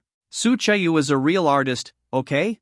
She even won first place in China's top singers competition, and her album City's Melody topped the new release charts. Yi Cheng, oh? That impressive? Of course. And you're not allowed to badmouth her in front of me. If you do, I won't sing for you anymore. Oh no, what a tragedy, Yi Cheng joked. But you know what? I could just hire Suchiyu herself, offer her over 20 million a year to sing for me every day. You think she'd say no? Suchiyu. 20 million a year, that's 100 million in 5 years. Would she say no? She honestly wasn't sure. But she stayed stubborn. She wouldn't agree. She doesn't care about your money. She's a superstar, she earns way more than that. Oh? She's only been famous for 2 years. You think she makes 200 million a year? Suchiyu hesitated. Well, probably not. Then she pretended to be furious and said, whatever. She wouldn't agree anyway. And stop talking bad about her. You can't insult someone's idol in front of their fans. Yi Cheng smirked. He wasn't insulting her idol in front of her fans. He was insulting her in front of herself. Alright, I won't say anything more. But I think I'll test your theory. See if she really would turn me down. Then he casually pulled out his phone and called his assistant, Li Cheng. Hey, look into that singer named Suchiyu. Contact her manager.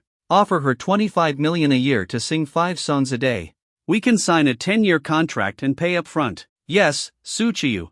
She's been popular these past 2 years. Her big hit is City's Melody. No need to pressure them, just ask if she's interested. We're running a legitimate business, not a crime syndicate. Alright, let me know what they say. Yi Cheng had put the call on speaker.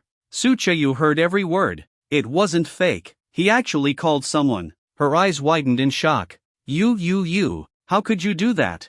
I just want to see if your idol really values art over money. If she does, maybe I'll even consider becoming her fan. Hearing Yi Cheng's words, Su Qiyu huffed, just because you have money doesn't mean you can do whatever you want. You can't disrespect my idol. You're really getting into character as a fan, huh? Yi Cheng shook his head with a smile and said, well then, let's wait and see. He had complete confidence in Li Cheng's abilities. It wouldn't take long to make contact, that was the power of money. Meanwhile, across the screen, Su Qiyu swallowed nervously, wondering when her manager would call. Should she accept the offer? 10 years, that was 250 million yuan. She'd never have to worry about money again for the rest of her life. But she had entered the entertainment industry to pursue her dream of being a star. How could she sell out for money? No, absolutely not. After some thought, she cautiously asked, if you became Su Qiyu's fan, what would you do? I've never been a fan before, how would I know? Yi Cheng answered confidently. But if it's a money problem, then it's not a problem. Oh, and connections. I may not know many people in the entertainment industry, but the people I do know definitely have plenty of connections. Helping Su Qiyu climb higher wouldn't be hard at all. Really? Su Qiyu's eyes lit up. You're not lying to me, are you? You're not even Su Qiyu. Why would I lie to you? Yi Cheng replied matter-of-factly. Then, who exactly are you? Su Qiyu couldn't help but ask. Someone who spoke this boldly couldn't be an ordinary person. Take a guess. Yi Cheng laughed. How could I possibly guess? Su Qiyu pouted. Alright, I'll let you in on a secret, something I haven't told anyone else. Hearing Yi Cheng sound so mysterious, Su Qiyu couldn't help but be curious. What secret? Long Koan is my uncle. Su Qiyu froze for a moment before realizing who Long Koan was. Her eyes widened in shock. Wait, seriously? You mean that Long Koan? The one from Longteng Group? Who else? Other than him, is there another famous Long Koan in the country? Yi Cheng replied. Su Qiyu's heart started pounding. If this hidden sword guy was really Long Koan's nephew, then if he became her fan, she'd never have to worry about the dark side of the entertainment industry again. In just 2 years, she had already encountered multiple cases of sexual harassment. If it weren't for her aunt being a shareholder in her company, she might have been forced out of the industry already. Even with her aunt's protection, she still had to deal with a lot of sketchy people. But if she had Long Koan's nephew backing her, who in the entertainment industry would dare mess with her? Longteng Group didn't run talent agencies or train artists, but their influence stretched far and wide. They owned shares in many of the biggest entertainment companies and controlled a massive portion of the music and film industries. With that kind of backing, they could do whatever they wanted. Su Qiyu's mind started to drift, and she began to daydream. With Longteng Group behind her, even the most senior figures in the industry would greet her with a smile. If she waved her hand, top composers and lyricists would line up to write songs for her. Any song she released would get the best promotional resources.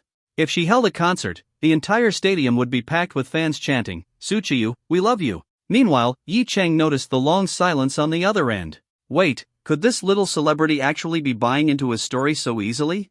Did she not know that anyone could make things up online? Well, actually, he wasn't lying. Long Koan was his uncle. With that connection alone, he could easily turn any newcomer into a superstar, let alone an already famous singer like Su Qiyu. Just then, Su Qiyu's phone rang. Since her mic was open, Yi Cheng could hear the ringtone as well. Su Qiyu looked at the caller ID and froze. It was really her manager, so this guy wasn't bluffing. She quickly muted her mic to avoid revealing her identity and picked up the call. Hongjie? What's up? Hongjie Zhou Hong was Su Qiyu's manager, assigned by her company. She was also a close friend of Su Qiyu's aunt, so she had always looked out for her. Zhou Hong sounded excited. Qiyu, I have amazing news for you. Su Qiyu played dumb. Oh? What kind of news? Why are you so excited? Of course I'm excited. A big-name VIP has taken an interest in you. They want you to sing for them, but you don't have to meet them in person, just sing online. And the contract won't be with your company, it'll be directly with you. All the money goes straight into your pocket. Su Qiyu finally believed it. This hidden sword guy really was some insanely rich big shot. Maybe he really was Long Koan's nephew. But no matter how high the offer was, she had to reject it. If she rejected it, Hidden Sword would become her biggest fan. With his support, she could dominate the entertainment industry, become a national superstar, and leave her mark in history. She smirked. Bet this guy never expected that I'm actually Su Qiyu. Taking a deep breath, she said, Hongjie, right now, I just want to focus on my career and improve myself. No matter how much they're offering, I can't accept. Zhou Hong was stunned. Wait, at least hear the offer first. 5 songs a day, 25 million yuan per year, with a maximum 10-year contract. That's 250 million total. And they're willing to pay up front. Think about it, if you had 250 million, you could hire the best composers and lyricists to write songs just for you. Su Chiyu's heart ached. 250 million, slipping away just like that. But she still had to stand firm. No, even if it were $1 billion, I wouldn't do it. Hongjiet, think about it, if my fans found out that I was singing privately for some rich guy every day, wouldn't they freak out? I don't sing just for money. I sing because I want to be an artist, a singer that everyone loves. Of course, she did want to make money, but deep down, she meant what she said. Her words were so sincere that even Zhou Hong hesitated. But then, wait a minute. Zhou Hong frowned. Hold on, how do you know it's a man? I never mentioned that. I guessed. I mean, who else but a man would do something this ridiculous? Fine, I'll turn them down, but actually, we could use this to your advantage. We could make it a big deal, put you in the headlines, and frame you as an artist who values passion over money. Su Chiyu's eyes lit up. Yes. That's perfect, Hongjie. Let's do it. After hanging up, she let out a satisfied laugh. She couldn't wait to see Hidden Sword's reaction when he found out she had rejected him. Not long after, Yi Chang received a call from Li Chang. Just as expected, after that little celebrity muted her mic, she had indeed turned down the offer. After all, with the conditions he had put on the table, if Su Chiyu wasn't tempted, then she wouldn't be a real celebrity. Li Chang even told him that when Su Chiyu refused, she went on about how she didn't care about money and just wanted to chase her dreams as a singer. It nearly made Li Chang burst out laughing. How inspiring. Yi Chang had answered the call without muting his mic, so Su Chiyu heard everything loud and clear. She immediately put on a smug tone and said, "So? Isn't my my idol amazing? She has ambition and dreams. She's not the type to sell out for a bit of money." Yi Chang held back a laugh. Yes, very impressive. Sigh, well, if she doesn't want to, I won't force it. As long as you keep singing for me every day, that's enough. Su Chiyu's face turned red.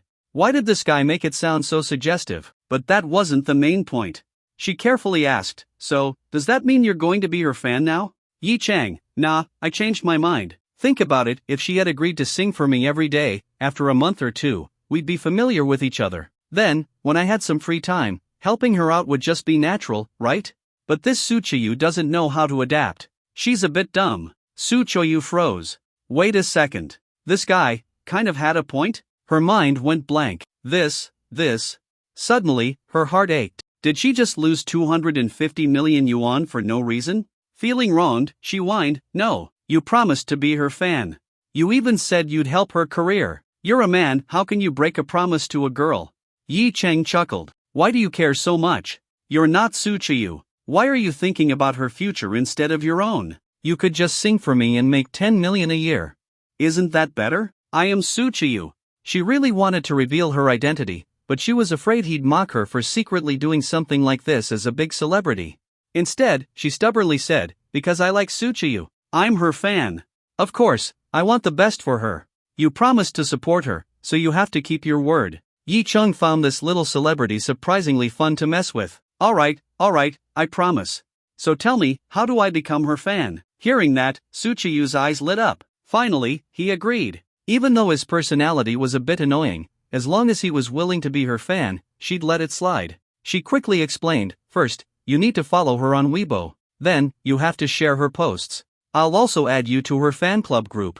There are a lot of activities there that you can participate in. Oh, and let me think, Yi Chang sighed. That's it? That's too basic. If people found out I was doing this, it'd be embarrassing, you know?" Su Chiyu was confused. What's embarrassing about it? That's what fans do. Yi Chang didn't bother explaining. You wouldn't understand, considering your level, whatever, you'll see later. Just add me to the fan group first. I'm curious about what's in there. It's just full of fans. Su Chiyu's fan group is super friendly. You'll feel right at home. Everyone's really nice, and the conversations are fun. I love hanging out there. Yi Chang let out a dry chuckle. Was this just self-promotion at this point? A moment later, he received a friend request from an admin of the official fan club. They were adding him to the group. Yi Chang playfully asked, "Wait, you have connections with the official fan club admins? That impressive?" Su Chiyu casually replied, "Oh, I just told them about you. They welcome every new fan, of course. Are you in the group too?" "Of course. What about Su Chayu herself? Su Chayu answered naturally, of course not. Only washed-up celebrities hang out in fan groups to stay relevant. Then what are you doing there? Yi Cheng nearly laughed. Is this what they call spying from a small account? After joining the fan club, he was immediately welcomed with enthusiasm. Welcome, new member. Welcome to the Raindrop family. Is our new Raindrop a guy? New member, post a selfie. Yi Cheng had never experienced anything like this before. He turned to Su Chayu. What the hell is a raindrop? And why are they so friendly? How do I even respond? Su Chayu giggled. Raindrop is what we call Su Chayu's fans. From now on, you're a raindrop too. And about the selfie thing, just post one. It's normal for new members to do that. Then, she suddenly realized something. Wait, how old are you? You sound like you don't know anything about this. Don't tell me you're some divorced, middle-aged guy with 2 kids? Su Chayu paused. That would make sense. Rich guys were usually older, right? Yi Cheng rolled his eyes. Do I sound like an old man to you? How do I know you're not using a voice changer? Yi Cheng, alright, I'm leaving the group. No, wait. I was joking. Su Chayu panicked. Okay, I won't say anything else. Just go introduce yourself in the group. And don't forget, you promised to help Su Chayu. Yi Cheng sighed. She was really treating him like a tool, huh? Fine, I got it. He opened the fan chat and said a simple, hi, everyone. As for posting a selfie? No way. But, he could post something else. Let's show this little celebrity what a real man looks like. He walked to the mirror, lifted his shirt, and snapped a photo of his perfectly sculpted abs. He sent it to the group as a disappearing flash photo. The fan group, mostly full of female members, instantly erupted in excitement. Whoa, that body. Drop a full selfie, handsome, new member, I like you already. Meanwhile, Su Chayu, who had been lurking in the chat, clicked on the disappearing photo. And instantly froze. This guy had that kind of physique? Even though his face was hidden, based on his build alone, he was definitely handsome. Add in the fact that he was rich and well-connected, he just got a massive boost in her eyes. And worst of all, she blushed. She quickly turned on her mic. Hey, send me a real selfie. I showed my face first. Yi Cheng smirked. Why should I? You perv. Su Chayu nearly choked. Did this guy just call her a perv? You, say that again. What did you call me? A perv. I'm not singing for you anymore. Then I'm leaving the group. Su Chayu, are you even a man? Why do you keep threatening to leave the group every time? Do I need you to tell me whether I'm a man or not? Take a look at the girls in this group. They're going crazy. Su Chayu's fans aren't very classy, huh? Have you considered filtering out some of them? Who told you to randomly post pictures? You're the one being inappropriate, posting body pics. Alright, I'm done talking. If you want my picture, send me yours first. Keep dreaming. Like hell she'd send her own picture. Wouldn't that expose her identity? Fine, whatever. Yi Cheng thought to himself he could find her pictures all over the internet anyway. Did she think her photo was some rare treasure? Su Chayu swore that if this hidden sword guy were standing in front of her right now, she'd tie him up and show him what it really meant to be the queen. Fine, I won't send one. I'm done talking to you. Just don't forget your promise, you said you'd help Su Chayu. Yeah, why would I lie to a little girl? Hanging up now. Hey! She had wanted to ask how he planned to help, but this guy just hung up on her without hesitation. Stomping her foot in frustration, she wondered why had she ever thought he was a good person. Yi Cheng logged out of YY, still amused. This little celebrity was more interesting than he'd expected. Playing this secret identity game with him, and she actually seemed to be enjoying it. Those people who had been in the voice chat earlier should be thanking him after all. They'd just gotten a free live performance from a top-tier singer. But since he had promised to help her, he'd keep his word. He'd need to contact Long Kuan and make use of Longting Group's resources. Would Long Kuan think less of him for asking for help over some celebrity? Would it make him seem useless? Then again, the system had made it clear as long as he didn't violate certain absolute principles, his relationship with Long Kuan wouldn't change. Those absolute principles referred to actions that would harm Long Kuan or his family without a justifiable reason. Also, Long Kuan was extremely patriotic. To him, loyalty to the country was practically a belief. If Yi Cheng ever did something that betrayed the nation, Long Kuan's attitude toward him would definitely change. Of course, Yi Cheng had no intention of doing anything like that. At that moment, he reached into his pocket and remembered the USB drive that the system had given him. It supposedly contained a bunch of advanced technology, right? Not that he had any use for it at most. he could have his shipbuilding company build a few luxury yachts. Since that was the case, he might as well hand the data over to Long Cohen. Longton Group could probably make better use of it. But still, he was curious. What kind of futuristic technology was in there? He plugged the USB into his computer. It took forever to load. Yi Cheng frowned. Why was it taking so long? When it finally loaded, he checked the storage size. 1 PB, which was 1024 terabytes. What the hell? A USB this big actually exists? This thing had to be high-tech. A 1 PB USB? His cheap 5,000 yuan computer shouldn't even be able to read something this massive. Unless, was this USB also some kind of advanced technology? Yi Cheng rubbed his eyes, checked again. Yep, still 1 PB. Okay. The system had officially given him something beyond his comprehension. But then a new question arose: how could just 100 blueprints take up 1 PB of space? He opened the USB. It took 10 minutes to load. When it finally opened, he started scrolling through the file names.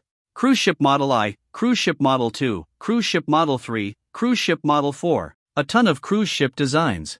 Each one took up multiple terabytes. Yi Cheng was in awe. This is insane. He clicked on a random one.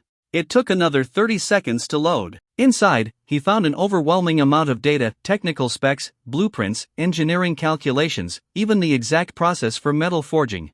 Damn, this is so detailed. Even a total amateur could probably build a ship with this. Yi Cheng clicked his tongue in amazement and went back to the main folder to keep browsing. There were 20 different cruise ship models, ranging from 100,000 tons to 300,000 tons. Underneath those were other ship types: cargo ships, yachts, speedboats, fishing boats. 40 more designs in total. After reviewing 60 different ship designs, he flipped to the next page. And what he saw made his jaw drop. Wait, are these destroyers? System. What the hell? Why are there military ship designs in here? System, military ships are still ships. Yi Cheng. Well, technically, that logic was flawless. And thinking back, the reward never specified that the designs would all be civilian ships. He scrolled through the list. There were 5 different destroyer models. Clicking into one, he was shocked. Nuclear powered. The blueprints even included detailed schematics for small-scale nuclear reactors designed specifically for warships. This was way beyond his understanding. System, why are there nuclear-powered warships in here?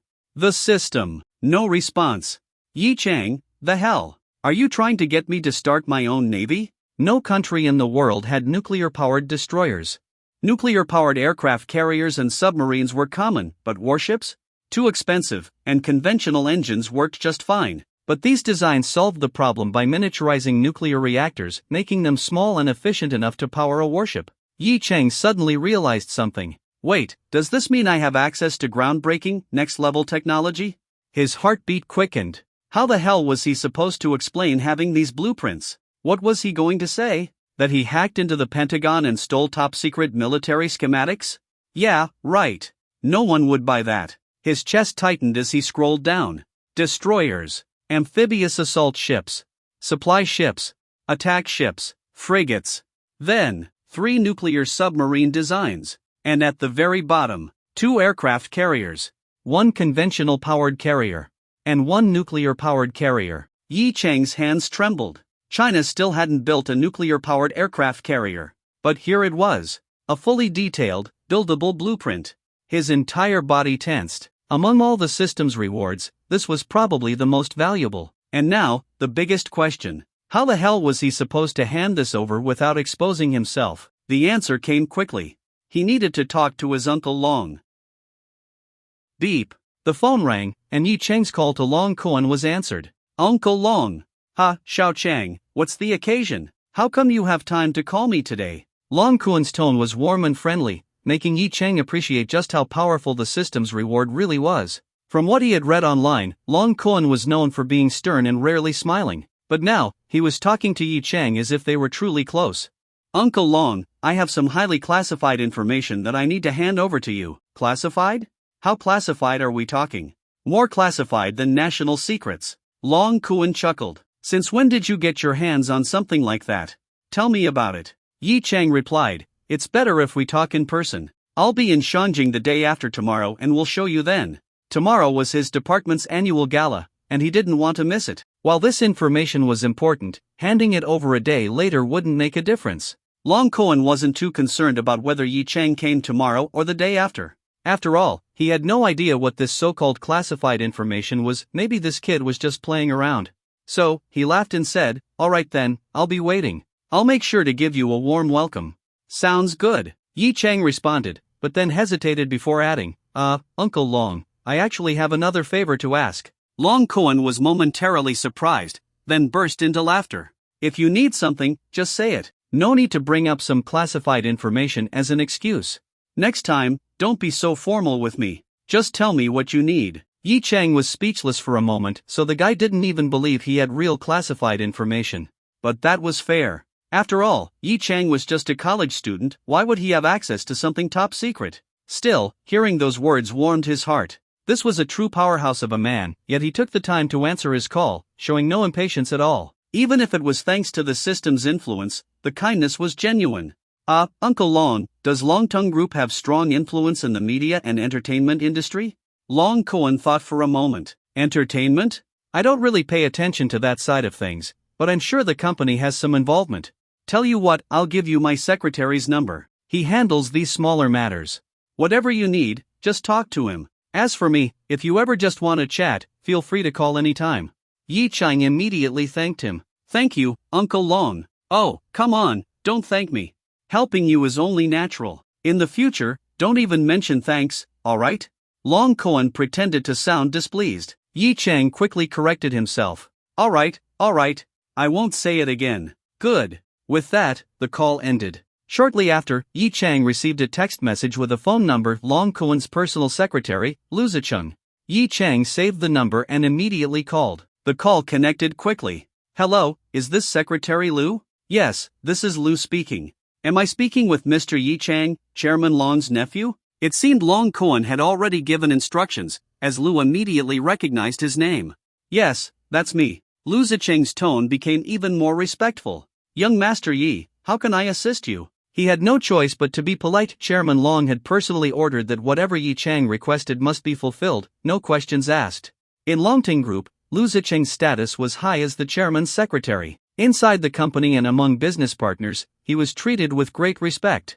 But he knew very well his power came from Long Cohen. If Long Cohen was ever dissatisfied with him, all of that would disappear instantly. At the same time, he was curious, who exactly was Yi Chang? He had never heard of Chairman Long having such a nephew before. Hearing how respectful Lu was, Yi Chang found it a bit amusing. This was Longtung Group's chief secretary, someone others would kill to have a connection with, yet here he was, calling Yi Chang young Master Yi. Uncle Long really was amazing. With a smile, Yi Chang said, "Secretary Lu, no need to be so formal. Just talk to me normally." Lu Zicheng let out a small sigh of relief. It seemed this young master was easygoing. "You're Chairman Long's nephew, I have to show respect." Yi Chang chuckled but didn't dwell on it. Instead, he got straight to the point. "Alright, Secretary Lu, I just wanted to ask, does Longtung Group have a lot of influence in the entertainment industry?" Lu immediately answered, "Of course. You only need to know one thing, no one in the entertainment industry dares to go against Longtung Group. If we want someone blacklisted, they're done." "That powerful? Could you even take down a superstar?" Yi Chang asked, intrigued. Lu scoffed. "That's easy. It only takes 3 steps. First, we use media reports to destroy their public image. Second, we silence them on social platforms, Weibo, public accounts, fan groups, whatever excuse we need, we shut them down. Third, we block them from releasing any new work. Big stars all have skeletons in their closets. It's just that the public doesn't know about them. We only need to dig a little, and we'll find something. Follow these 3 steps, and no celebrity, no matter how famous, can survive in the industry." Yi Chang was silent for a moment before saying, "Damn, that's impressive. And what about making a nobody famous?" Lu chuckled. "That's even easier. We have deals with all the major TV networks and variety shows. We just put someone on a few of them to build hype. Then, we use media coverage to push their name. Give it a year, no, actually, just 6 months. As long as they have a decent look, we can boost their fan base by tens of millions. And if they actually have talent, like good singing or acting skills, they can rise to the top easily." Yi Chang clicked his tongue in amazement. "That's insane." Lu laughed. "In entertainment, it's all about resources. No company in the country has more reach than Longting Group. Even giants like Tencent and Alibaba don't match up. After all, we own shares in both of them." "Alright, then I have just one request," Yi Chang said. Do you know a singer named Su Chiyu?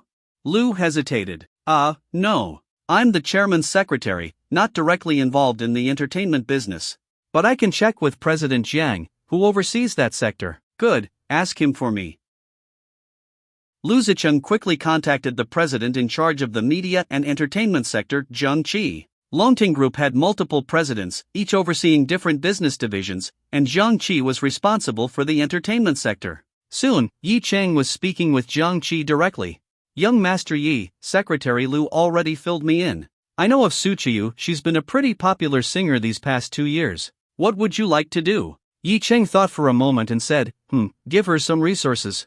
Get her a major brand endorsement or have some popular variety shows invite her. But don't go overboard, just a small boost will do. Zhang Qi was momentarily stunned. For him, making a celebrity famous was easy, it was just a matter of making a few calls. But this small boost request, that was tricky. How exactly did one slightly promote a celebrity? He had never been asked to do something like that before. After racking his brain, he suggested, I remember Su Chiyu is a strong singer. How about getting her on Who's the Hidden Singer for an audition? Yi Cheng wasn't familiar with entertainment shows, so he simply said, do whatever you think is best. I don't watch these things anyway. Zhang Qi sighed and said, alright, I got it. I'll have my people handle it. She can be on the next episode. Yi Cheng, great, I appreciate it, President Jiang. Zhang Qi, oh, young Master Yi, there's no need to be so polite. It's my pleasure. Secretary Lu had already informed Zhang Qi about Yi Cheng's background, so he treated him with the utmost respect. After hanging up, Yi Cheng smirked. With his current level of influence, did this mean he could collect any celebrity he wanted? The thought crossed his mind, but he wasn't actually going to do it. His mindset had evolved beyond such things. Of course, if an opportunity presented itself, he wouldn't necessarily refuse. For now, though, he should at least give Su Chiyu a little heads up, otherwise, she might think she got this opportunity purely on her own merit. He sent her a message. Keep an eye on the news soon. Su Chiyu? What do you mean? I just did your idol a favor. Maybe you should consider sending me some kind of thank you gift. A selfie, for example. Su Chiyu. What kind of favor? Yi Cheng, just wait for the trending news. Oh, and your fan group might hear about it first. Su Chiyu, tell me already. She was getting excited. What kind of help had Yi Cheng given her? But Yi Cheng ignored her. Instead, he went into her fan group chat and dropped a message. Insider scoop, Big Rain is set to appear on a hit variety show soon. In the fan group, members referred to Su Chiyu as Big Rain, while they called themselves Little Raindrops. His message sparked an immediate frenzy. Fans flooded the chat, asking which show it was. Some even recognized him as the new member who had posted that abs picture earlier. Once again, they started begging for more photos. Yi Cheng ignored them. He was cultivating a mysterious insider persona in the fan club. If he kept leaking exclusive news about Su Chiyu, he might even rise to a moderator role. Then, he could openly interact with Su Chiyu without raising suspicion. Meanwhile, when Su Chiyu saw the message, she became even more excited. A trending variety show? That would definitely boost her popularity. But which one was it? Would it suit her? Ugh, this guy. Always keeping me in suspense, she fumed. But she couldn't deny it, Yi Cheng had helped her. So, even though he was infuriating, he was a good person. Yi Cheng, however, wasn't paying any more attention to the matter. For now, he just wanted to keep playing this little game of hide-and-seek with the mystery celebrity. And listening to her sing 5 songs a day? Not a bad deal at all. The next day. It was Saturday. That evening, Yi Cheng's department was hosting a formal dance party, a farewell event for their final semester in college. Unlike his 3 roommates, who were all dressed in flashy suits, Yi Cheng was still outside on a phone call. Mom, I told you already, I got a job at a big company as an assistant to the CEO. Of course, the salary is high. Relax, I'm not doing anything illegal. I know. Finally, he ended the call and let out a long sigh. Yesterday, he had sent his family 50,000 yuan. As expected, his mom called him the next day, grilling him for 30 minutes straight. Headache. He had thought about this situation many times. His family lived in a small county and had a middle-class income of about 100,000 yuan per year. So when he suddenly sent them half a year's worth of income, it naturally shocked them. But he had managed to talk his way out of it this time. Going forward, he'd slowly increase the amount. If they asked, he'd just say he made money from stock trading and investments. Hanging up, he returned to his dorm. It was already 5 p.m. The party started at 6 p.m. at a hotel across the street from the university. His 3 roommates were fully dressed and ready to go. "Yo, Yi, hurry up and change. We're all waiting on you," Luo Ming urged. Yi Chang sighed. "What's the rush? We still have an hour. Who knows if your goddess is even going to show up? Come on, man, we need to get there early and pick good seats. There are over 100 people from our department, there's gonna be a bunch of tables." "Yeah, and even if she's there, what are the chances she'll dance with me?" Yi Chang shrugged. "Well, I'm gonna ask your goddess for a dance. Let's see if she says yes." "Ha! Ning Qingsno has been in college for 4 years, and no one has ever seen her date anyone. Just because you're good looking doesn't mean you'll stand a chance." Yi Chang glanced at his phone. A message from Ning Qingsno had popped up. "When are you heading over?" He smirked and typed back. "Haven't changed yet. I'll head over soon." Ning Qingsno, "Oh, I'm almost there too." Yi Chang, "Alright, see you soon." Ning Qingsno, "See you." Putting his phone down, Yi Chang started looking for his outfit. Luckily, earlier that morning, he had visited Yulong Garden to cook for Yan Yuan, and while he was there, he picked up a formal suit. He changed into a white suit, white pants, and white leather shoes, finishing the look with a deep red bow tie. His tall, athletic build filled out the suit perfectly, highlighting his sharp facial features. No matter where he went, he was guaranteed to be the center of attention. His roommates were stunned. "Lu Choning, Yi, maybe you should sit this one out?" Yi Chang, "Huh? I'm afraid Ning Qingsno will say yes to you." Yi Chang smirked. "No need to worry. She already agreed." Yi Chang's roommates just assumed he was bragging. After all, every guy had told this kind of lie at least once. "Alright, let's go." Once Yi Chang finished getting dressed and made sure he had everything, the 4 of them headed out. A few guys from the neighboring dorms, who were also in the same department, came out as well. Some were dressed formally like Yi Chang, while others went all out with flashy outfits. One guy even showed up in a Naruto cosplay, instantly drawing a crowd. The venue was at a hotel just outside the university's main gate. A short walk later, they arrived at the hotel, took the elevator up, and entered the banquet hall. The hall was spacious, with 10 large tables, each seating around a dozen people. Though there was still some time before the event officially started at 6 p.m., a lot of people had already arrived. A small stage had been set up at the front, equipped with various instruments, piano, drum set, guitars, which piqued everyone's curiosity. It was rumored that there would be live performances later, but no one knew what kind of acts were planned. Yi Chang and his roommates didn't care about that, though. They immediately claimed one of the tables near the stage. Since no one had taken the good seats yet, of course, they weren't going to let them go to waste. As they chatted, their eyes occasionally wandered toward the well-dressed girls entering the hall. Their department had quite a few attractive ones this year. But Yi Chang soon spotted someone he really didn't like. Lin Shanxian. Tonight, she was wearing a JK-style dress. The skirt barely covered her thighs, instantly drawing the attention of many guys in the hall. Lin Shanxian was their class beauty, and to be fair, she was very pretty. But Yi Chang, his roommates, and most of the guys in their class all knew what she was really like. To them, she was no different from a call girl, you just needed the right amount of money. Lin Shanxian noticed Yi Chang too. But to his surprise, she smirked at him condescendingly before turning away and sitting at another table with her friends. Yi Chang found this amusing. Had she found another rich guy to cling to? Oh well, it didn't matter to him. As long as she didn't bother him, he had no interest in her. But if she did decide to mess with him, he'd make sure she regretted it. Time passed. Staff members started adjusting the microphones and sound system on stage. Some students who could play instruments, guitar, piano, went up to test them out, drawing a small crowd. By 5:40 p.m., a new wave of people entered the hall. Some were wearing dance attire. Some were dressed in traditional Chinese performance outfits, likely for a comedic skit. But the one who stood out the most was a stunning figure in a red evening gown, Ning Qingsno. Her makeup was subtle, and she wore a faint smile that was enough to charm both men and women alike. Her long, slender legs peeked out from beneath her gown. She wasn't wearing stockings, leaving her smooth, fair skin exposed. She walked in black high heels, accentuating the perfect curve of her body, elegant, graceful, and breathtaking. The moment she entered, she started looking around, as if searching for someone. A few guys and girls beside her tried making conversation, but she only responded casually, not paying them much attention.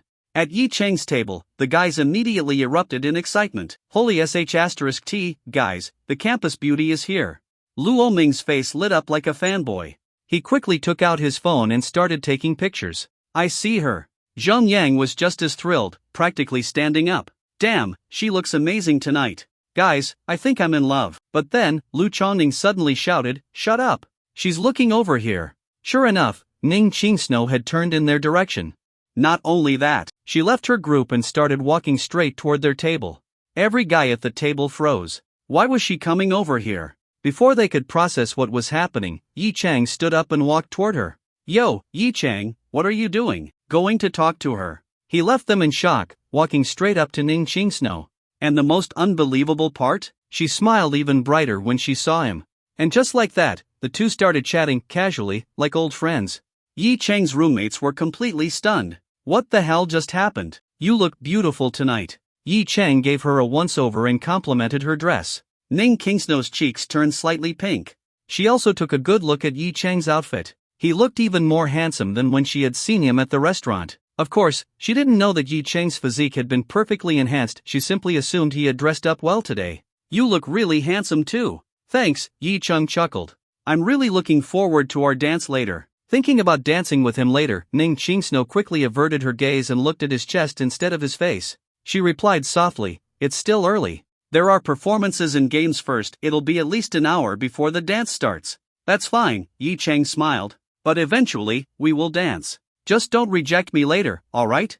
Later tonight, he'd finally get to wrap his arms around the campus beauty's waist and see just how slim and soft it was. Ning Qingsno blushed and avoided looking at him. "We already agreed. Of course, I won't reject you." Yi Chang smirked. "Qingsno, what are you doing?" A girl suddenly ran over. "The department head is arriving soon. You're the host, get ready." Then, she noticed Yi Chang. She paused for a moment, seemingly stunned by his face, and then glanced back and forth between them. A sly smile appeared on her lips. "Oh, I see what's going on here. You two continue chatting. Qingsno, I'll give you 5 minutes." "Hey! What do you mean you see what's going on? Don't say weird things." Ning Qingsno protested. Yi Chang chuckled. "Go ahead. I won't hold you up." Sorry, we'll talk later." With that, she quickly ran off after her friend. Yi Chang shook his head with a smile and walked back to his table. Along the way, he could feel the death glares from the other guys in the room. When he sat back down, his roommates just stared at him, dumbfounded. He raised a brow. "What? Why are you guys looking at me like that?" "Yi Chang, is there something you haven't told us?" "Yeah, spill it. What's going on between you and the campus beauty?" Yi Chang laughed. "What else? We're just friends." Seeing his roommate's skeptical looks, Yi Chang shrugged. "We're really just friends. Why would I lie?" Then he added, "But that's only temporary." His 3 roommates looked like they were about to cry. "Damn it, you beast. You actually stole my goddess." "I let my guard down." Yi Chang rolled his eyes. "Is it that serious?" He couldn't be bothered to argue with these guys who talked big but never took action. All bark, no bite. At 6 p.m., the banquet hall was nearly full. The school leadership occupied one table, while students sat with their friends. On stage, everything was set up and ready. Ning Qingsno, holding cue cards and a microphone, gracefully walked onto the stage, her high heels clicking against the floor and drawing everyone's attention. All eyes turned to her. As soon as the dazzling campus beauty stepped onto the stage, the once noisy hall instantly fell silent. Graduation is a heavy word, but it also marks a new beginning. After a brief introduction, she moved on to the main topic. "Dear teachers, fellow students, good evening. Welcome to the Business Administration Department's graduation gala. Now, let's welcome our department head to give a speech. A round of applause, please." Applause filled the room as the department head walked onto the stage. Luckily, he kept his speech short and stepped down quickly. A few professors followed with brief remarks, and within 15 minutes, the formalities were over. The students breathed a sigh of relief. Now their applause actually sounded genuine. And then, the performances began. The instruments on stage were finally put to use. Some performers even brought violins and cellos. Clearly, they were well prepared. There was singing, dancing, comedy skits. All the classic school event performances. Even though they were common, everyone still watched with interest. After all, out of 100 students, only a few were bold enough to perform. There were also some mini-games in between, like hot potato, passing a flower around while music played. Whoever held it when the music stopped had to perform on stage. Unfortunately, Yi Chang wasn't picked. The unlucky ones who were chosen had to go up and sing. Zhang Yang, however, got caught holding the flower when the music stopped. Normally, he would have been excited for the chance to interact with Ning Qingsno on stage. But then he remembered. She was already claimed by that bastard Yi Chang. And just like that, all his enthusiasm vanished. Time passed, and by 7:40 p.m., the moment everyone was waiting for finally arrived. Alright, we've had fun with games and performances. I'm sure everyone wants to move around a little. Ning Kingsnow's bright smile lit up the stage. At the same time, a graceful waltz melody began playing in the background. Now, it's time for our final event of the night. Please bring your dance partners to the stage, or find someone here to dance with. Let's enjoy this moment together. The dance had officially begun. But no one moved at first. They were too shy to be the first ones on stage. Then, two of the school's leadership staff stepped forward, smiling at the students. Come on, everyone. Graduation is just around the corner, don't be shy. And with that, the two leaders began dancing. Seeing them take the lead, the hesitant students started pairing up and heading onto the dance floor. Couples placed their hands on each other's shoulders and waists, linking hands as they swayed to the music. Not everyone knew how to waltz, but that didn't matter. No one cared about proper technique, even just moving with the rhythm was fine. At Yi Chang's table, Luo Ming looked around. Where's everyone's dance partners? Lu Chongning, don't have one. Zhang Yang, we're not Yi Chang. Yi Chang, don't drag me into this. The next second, they watched as Luo Ming stood up and walked toward a girl at a neighboring table. Extending his hand, he asked her to dance. The girl hesitated for a moment, then shyly placed her hand in his. The two walked to the dance floor. Lu Chongning and Zhang Yang? Lu Chongning, what the hell? That actually worked? Zhang Yang, devastated, grabbed Lu Chongning's shoulders. Bro, we're doomed. No dates. No girls. And soon, Yi Chang is going to wrap his arms around the campus beauty's waist. Life is unfair, sob sob sob. Lu Chongning smacked his hands away. Don't touch me. I'm not part of this mess. And then, they watched in shock as he stood up too. Just like Luo Ming, he walked to a nearby table, reached out to a girl, and she accepted. Lu Chongning had secured a dance partner. Zhang Yang was stunned. The real clown was him. He turned to Yi Chang, eyes filled with betrayal. Don't tell me, you're going to leave me too? Yi Chang smirked, patted his shoulder, and said, there are plenty of single girls here, Zhang Yang. Go forth. I believe in you. Zhang Yang, painful emoji face. Meanwhile, Yi Chang left his seat. It was time to measure the campus beauty's waist. Ning Qingsnow was sitting at another table. In her red gown, she was undoubtedly the most beautiful woman in the room, and the center of everyone's attention. She was like the main character, captivating everyone's gaze. A tall, confident guy suddenly approached her. He smiled, thinking he looked charming, and extended his hand. Miss Ning, may I have this dance? Ning Qingsnow shook her head politely. Sorry, I already have a dance partner. The guy frowned. But I haven't seen anyone approach you all night. That doesn't change the fact that I have a partner. He reluctantly walked away, feeling embarrassed. In his mind, she was just rejecting him because she wasn't interested. Then, he saw another guy walking toward her. Scoffing, he turned to watch. Ready to see this loser get rejected. Yi Chang walked toward Ning Qingsnow. He had seen her turn down that other guy. He smirked. The campus beauty was waiting for him. He couldn't keep her waiting any longer. Quickening his pace, he arrived in front of her. Ning Qingsnow looked up. Finally, he was here. Now, she wouldn't have to keep rejecting other guys. Yi Chang flashed a charming smile.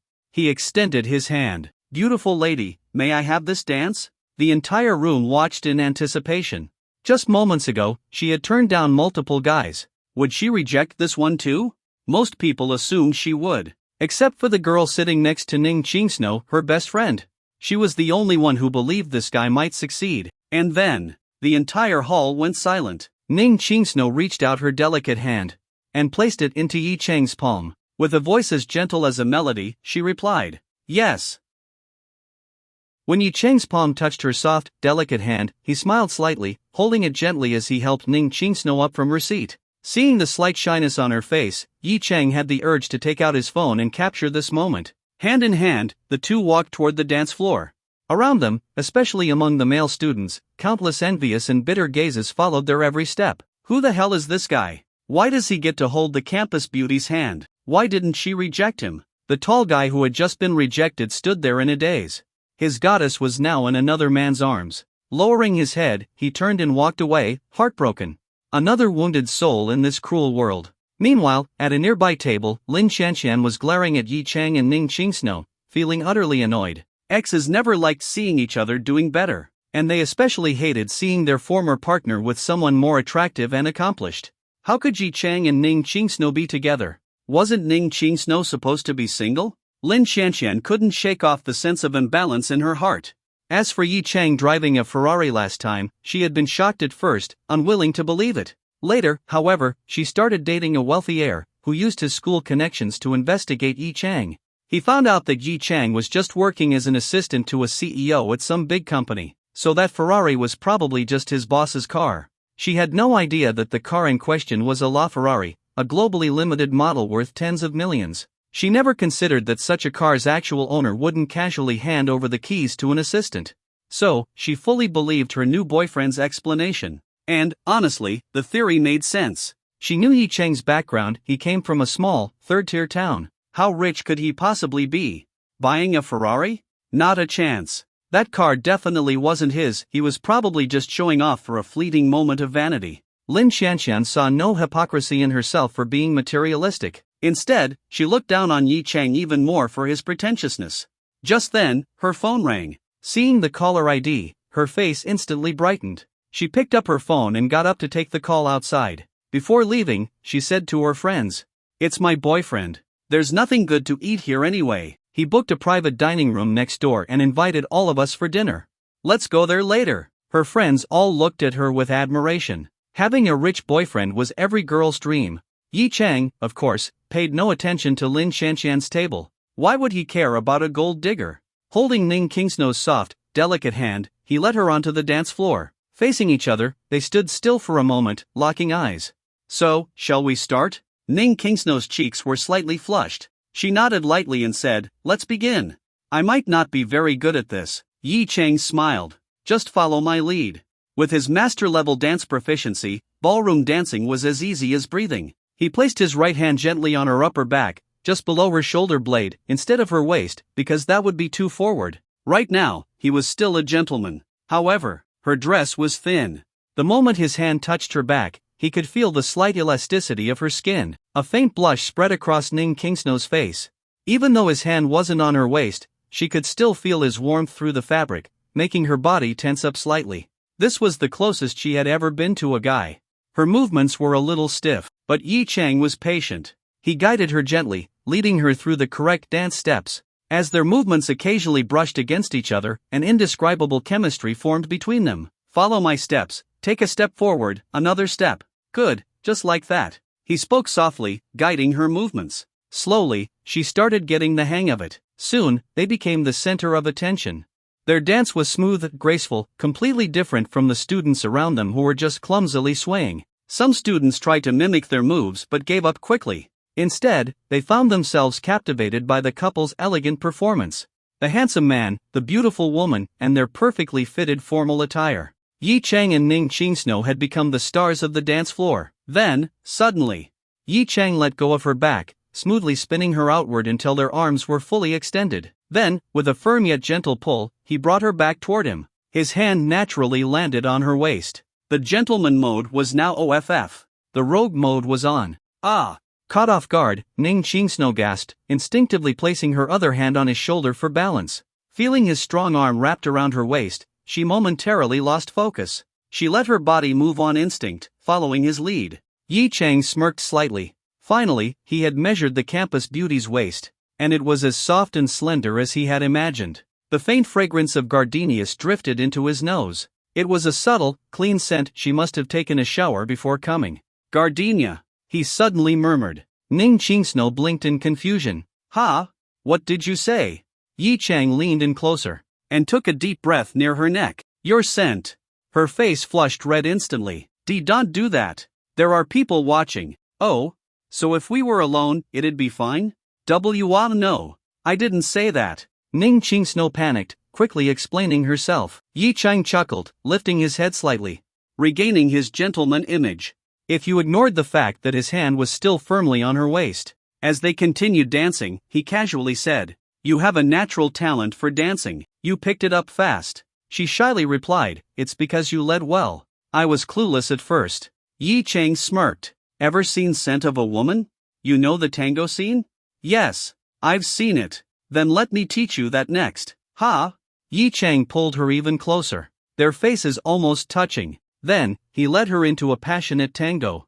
In Western culture, this wouldn't be a big deal. But in China, such an intimate dance was practically a public declaration of love. Still, neither of them were married. So instead of disapproval, the onlookers were filled with shock and envy. Especially the guys. Their jealousy toward Yi Chang skyrocketed. By the end of the dance, Ning Qingsnou's face was completely flushed. The intimate movements had left her feeling weak, and the moments when Yi Chang's face had brushed against hers only made her even more shy, especially with so many people watching. She could feel the gazes around her. She wasn't sure if they were shocked that their campus beauty was dancing so closely with a guy, or if they were simply jealous of him. But finally, the waltz came to an end, and they stepped apart. Yi Chang smiled as he looked at her. Through the occasional brush of their chests and the feel of her waist under his hand, he had roughly figured out her measurements. Now all that was left was her hip size, but that wasn't exactly easy to measure. "Wanna dance again?" he asked. Ning Qingsnou actually wanted to, but with all the eyes on her, she hesitated and said, "Maybe later." Yi Chang nodded. "All right." They stepped off the dance floor and found an empty table to sit at. A waiter brought them 2 drinks. Yi Chang clinked his glass against hers, and they began chatting. "Did you get through your interview?" he asked. Ning Qingsnou had still been replaying the dance in her mind, but at this question, her expression dimmed. She shook her head. "No, I didn't pass." Yi Chang raised an eyebrow. "Really? But you performed really well in school. Why would the company reject you?" She sighed, a little frustrated. "They were only hiring one person, and another applicant had connections, so I got pushed out." Yi Chang shook his head. There wasn't much you could do in situations like that. Sometimes, life just wasn't fair. "Have you thought about interviewing elsewhere?" he asked. "Not yet. Still working as a waitress at that restaurant?" Yi Chang was silent for a moment before saying, "Need my help?" "Huh? No, it's okay. I want to find a job on my own." She was momentarily stunned when he offered. Remembering the sports car he had driven that day, she knew he was a rich guy. If he wanted to, he could easily help her get a job. But she quickly refused. She didn't want to accept favors for free. Yi Chang smiled. "I can find you an interview opportunity with a good company, but you'll still have to pass on your own merit. What do you think?" Ning Qingsnou was instantly tempted. If it was just an interview opportunity, she didn't mind. Passing or failing would still depend on her own abilities. But then, a thought crossed her mind, and she narrowed her eyes at him. "Wait a minute, this company wouldn't have anything to do with you, would it? Like, could you just decide who gets hired?" She shook her head. "That wouldn't be any different from those people who rely on connections." Yi Chang hadn't expected her to be so principled. There went his idea of getting her into Jinsei Road Corporation as the chairman's personal assistant. But he quickly thought of a better idea. "Don't worry," he said, "that won't happen." "Really?" Yi Chang smiled. "How about an interview at Longtung Group's Shanghai office? I know people there, so I can get you into the interview, but I have no control over whether you pass or not. You know how Longtung Group works. HR reports all final decisions to headquarters. And I don't have any connections at the top. Except with the chairman himself." The moment he mentioned Longtung Group, Ning Qingsnou was shocked. Yi Chang had the ability to arrange an interview at Longtung Group? They never recruited fresh graduates with business-related degrees. For majors like business administration, economics, finance, or law, Longtung only hired professionals with years of experience. This made Yi Chang's offer incredibly rare. Her heart began to race. This was a golden opportunity. A job at Longtung Group meant great salary, amazing benefits, and just having it on her resume would be a huge career boost. More importantly, she believed him when he said he couldn't control the outcome. Everyone knew Longtung Group's hiring process was strict. Unless someone had personal ties to the chairman, it was almost impossible to get in through connections. But, could Yi Chang really have a connection with Longtung's chairman, Long Kuan? No way. She immediately dismissed the thought. Still, she hesitated. Should she accept? Then, Yi Chang's voice softly interrupted her thoughts. "Qingsnou, say yes." She froze, looking up at him. His gaze was serious. Something about it made her feel flustered, so she quickly looked down again. In a quiet voice, she asked, "Why?" Yi Chang gently took her hand in both of his. "Because I don't want to see you working at that restaurant anymore," he said softly. "I don't want to see you being treated unfairly, forced to smile for rude customers, or crying because of them. And every time I think about how I can't always be there to comfort you, it makes me sad. I don't want to see you unhappy. So, say yes." For a moment, Ning Qingsnou's mind went blank. She never expected him to say something so much like a confession. Flustered, she quickly pulled her hand back. Thank you. I'll do it. But the moment she said it, she realized. It sounded like she had just accepted his confession too. Her face burned. Panicking, she covered her face with both hands and blurted, I need to go to the restroom. Then, she got up and rushed away. The sound of her heels clicking against the floor echoed in the hall as her beautiful silhouette disappeared into the restroom. Yi Chang chuckled and shook his head. She's really shy. He casually sipped his drink, wondering how long she'd need to calm down before coming back. But just then, a skinny guy appeared in front of him, blocking his view of the restroom. Yi Chang looked up. Wasn't this the same guy who had played the piano during the performances earlier? Can I help you? Yi Chang asked. The guy looked at him and said, My name is Wen Zijin. What's yours? Yi Chang raised an eyebrow and smirked. Just a nobody. What, are you here to challenge me or something? To his surprise, Wen Zijin nodded seriously. Yes. Yi Chang was taken aback. Wait. You mean, like, a fight? He stood up, took off his suit jacket, and rolled up his sleeves. At over 6 feet tall, with a visibly muscular build, he completely towered over Wen Zijin, who was only around 5 feet 9 inches and noticeably thinner. Wen Zijin immediately waved his hands in panic. No, you misunderstood. I meant, a talent duel. Yi Chang was stunned. A talent duel? Wen Zijin took a few steps back, trying to distance himself from the pressure of Yi Chang's imposing build. But now that they were in a familiar setting, one he was confident in, he regained his composure. Yes, a talent competition. You know how this works, right? You can pick anything, an instrument, singing, whatever. You can even have them play a backing track while you sing.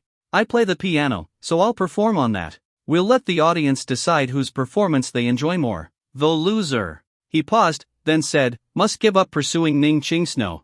Do you dare to compete? Yi Chang chuckled. Why would I compete with you? Who even are you? Wen Zijin scoffed. You don't need to know who I am, and frankly, I don't care who you are either. I don't know what tricks you used to make Ning Qingsno like you, but I saw how you danced with her. You were just using it as an excuse to take advantage of her. You're just after her body. You don't truly love her. So you don't deserve to pursue her. If you're a real man, accept my challenge. The loser backs off from Ning Qingsno. Yi Chang raised an eyebrow. First of all, let's put aside your nonsense accusations for a second. I just want to ask, do you really think this bet is fair? Why wouldn't it be fair? Because I'm about to win Ning Qingsno's heart, and she doesn't even look twice at you. You're betting something you don't even have, while I'm betting something I already do. You really think that's fair? When Zijin's face turned bright red, Yi Chang was right. Ning Qingsno had never even noticed him before today. And today, he had been the first to ask her to dance. But she had rejected him. At first, he felt disappointed. But when he saw other guys also getting rejected, he convinced himself that it wasn't personal, she had simply turned down everyone. Until Yi Chang showed up. And she said yes. And not only that, their dance had been so intimate, face to face, body to body. It was infuriating. To Wen Zijin, it felt like his goddess had been defiled. That was why he challenged Yi Chang to this duel. He clenched his teeth in frustration. You don't get it. My feelings for Ning Qingsno are way deeper than yours. You're just a player, tricking her with sweet words. Well, Yi Chang had to admit this guy wasn't entirely wrong. But he wasn't going to let some random guy slander him. Wake up, man. Yi Chang sighed. You're in your senior year. You're 20-something years old. Stop obsessing over some one-sided crush like this as a teenage drama. You say your love is deep?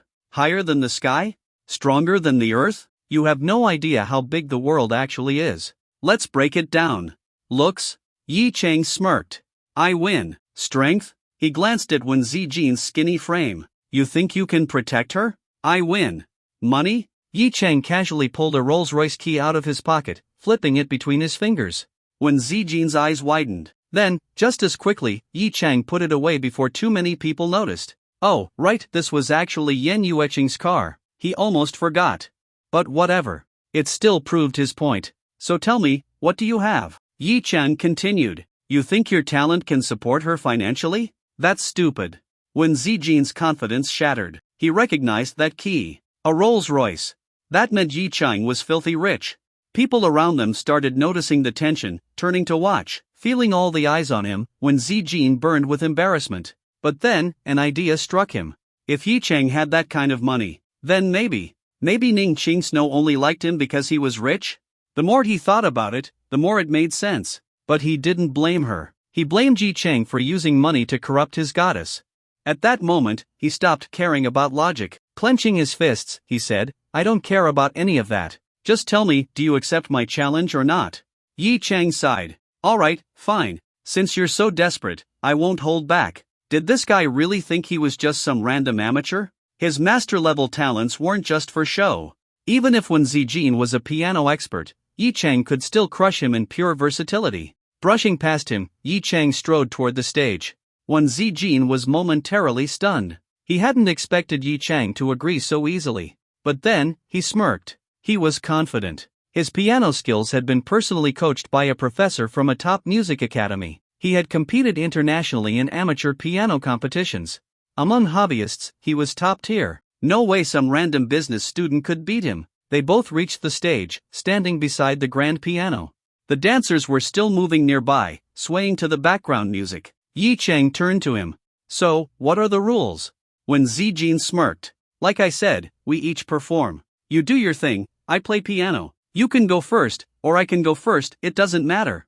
Yi Cheng chuckled. "How about this? You know how to play a waltz, right?" Wen Zijin frowned. "Of course I do. Then after this song ends, we'll each play a waltz for the dancers. We'll see whose music keeps them moving better. Sound fair?" Wen Zijin hesitated. "Wait, does this guy actually play the piano?" But even if he did, Wen Zijin wasn't worried. He had never seen Yi Cheng perform at any university event. That meant he was probably a nobody in the music scene. So what if he could play? He had zero experience performing on stage. There was nothing to be afraid of. "Fine," Wen Zijin agreed. "We'll do it your way." Yi Cheng smiled. "Great. Now go tell the sound guy to stop the background music when this song ends. I need to borrow a few instruments." Wen Zijin frowned. "Borrow instruments?" But before he could ask, Yi Cheng had already walked off. What? So, he wasn't playing the piano?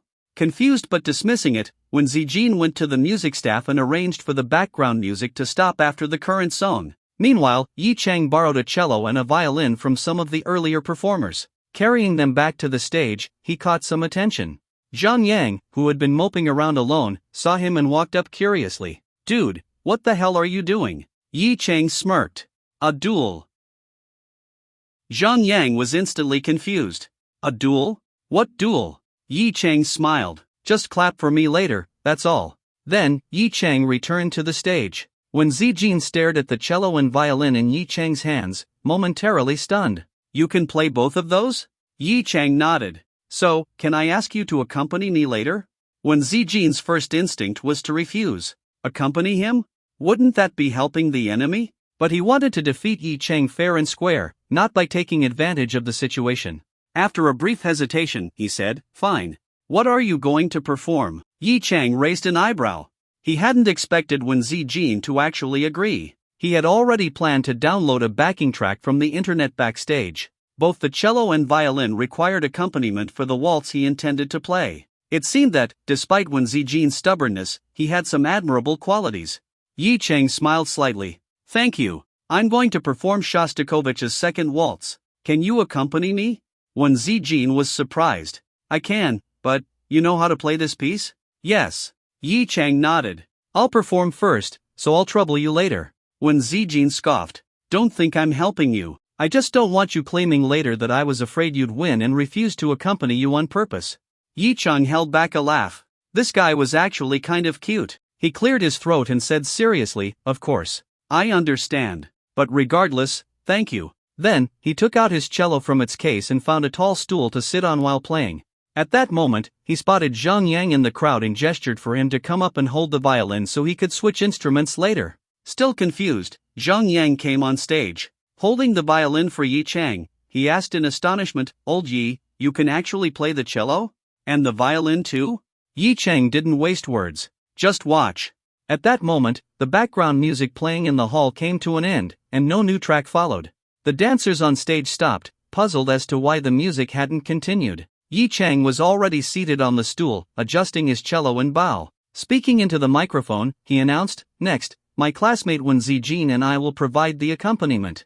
Please continue dancing." Then, he looked at Wen Zijin and gave him a slight nod. when Zijin was already seated at the piano. Seeing Yi Chang's signal, he began playing. Do dun dun, do dun dun, do dun dun, do dun dun. The piano's intro ended, and the deep, rich tones of the cello rang out on stage. Through the microphone, the music spread across the hall, reaching every listener. Yi Chang's words had already drawn attention. Now, as the cello's music resonated, everyone turned to look. They might not know the name Second Waltz, but they had definitely heard it before, maybe in a movie, maybe in a video. Its elegance and depth carried a philosophical undertone. The dancers who had just stopped now resumed, swaying to the familiar yet slightly unfamiliar melody. The combination of piano accompaniment and the cello's slightly melancholic tone brought a touch of sadness, making the dancers not just immerse themselves in the dance but also take a moment to appreciate the beauty of the music. Those who weren't dancing turned their gazes toward the cellist. His handsome appearance naturally earned goodwill, and the moving music made him seem even more refined and sophisticated. The young students closed their eyes, losing themselves in the music. The school leaders stopped their work-related conversations, looking up at the stage, reminiscing about the grand waltzes of the 90s and early 2000s. Some even closed their eyes, listening attentively. A few couldn't resist the urge to dance along, pulling their partners onto the stage and joining the waltz. When Zijin's accompaniment was simple, allowing him to focus on watching Yi Chang's performance, he was shocked. He hadn't expected Yi Chang to have such exceptional musical skills, capable of producing such mesmerizing music. At first, he had thought Yi Chang was just some lowly pursuer of Ning Qingxue, driven by lust. But now, he wavered. Someone with this level of musical talent, could he really be the person Wen Zijin had assumed? Wen Zijin was a student at Modern University, but he was also a devoted fan of classical music. To him, anyone who loved and could perform classical music well was automatically a friend. He firmly believed that those who truly appreciated classical music, and could master it, must have good character and a romantic soul. Thinking about it this way, had he misjudged Yi Chang? Could it be that Yi Chang was sincere about Ning Qingxue, just like he was? Just then, when Zijin's expression changed, he noticed Yi Chang giving a subtle signal to his classmate, who immediately handed him the violin.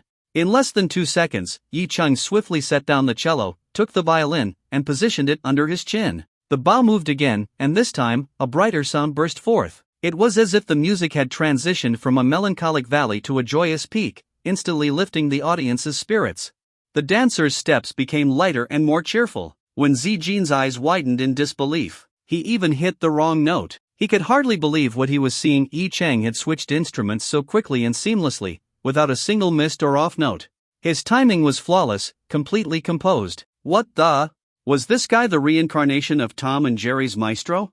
Then, when Zijin saw Yi Chang's confident smile as he played the violin, he began moving across the stage, stepping into the crowd of dancers. At that moment, he was no longer just a musician, he was the undisputed star, and everyone else was merely his background. When Zijin's heart was filled with admiration, he had no other emotions left. This performance was so masterful that, for a moment, he felt like he was accompanying a true music maestro, and to be a part of it, he felt honored.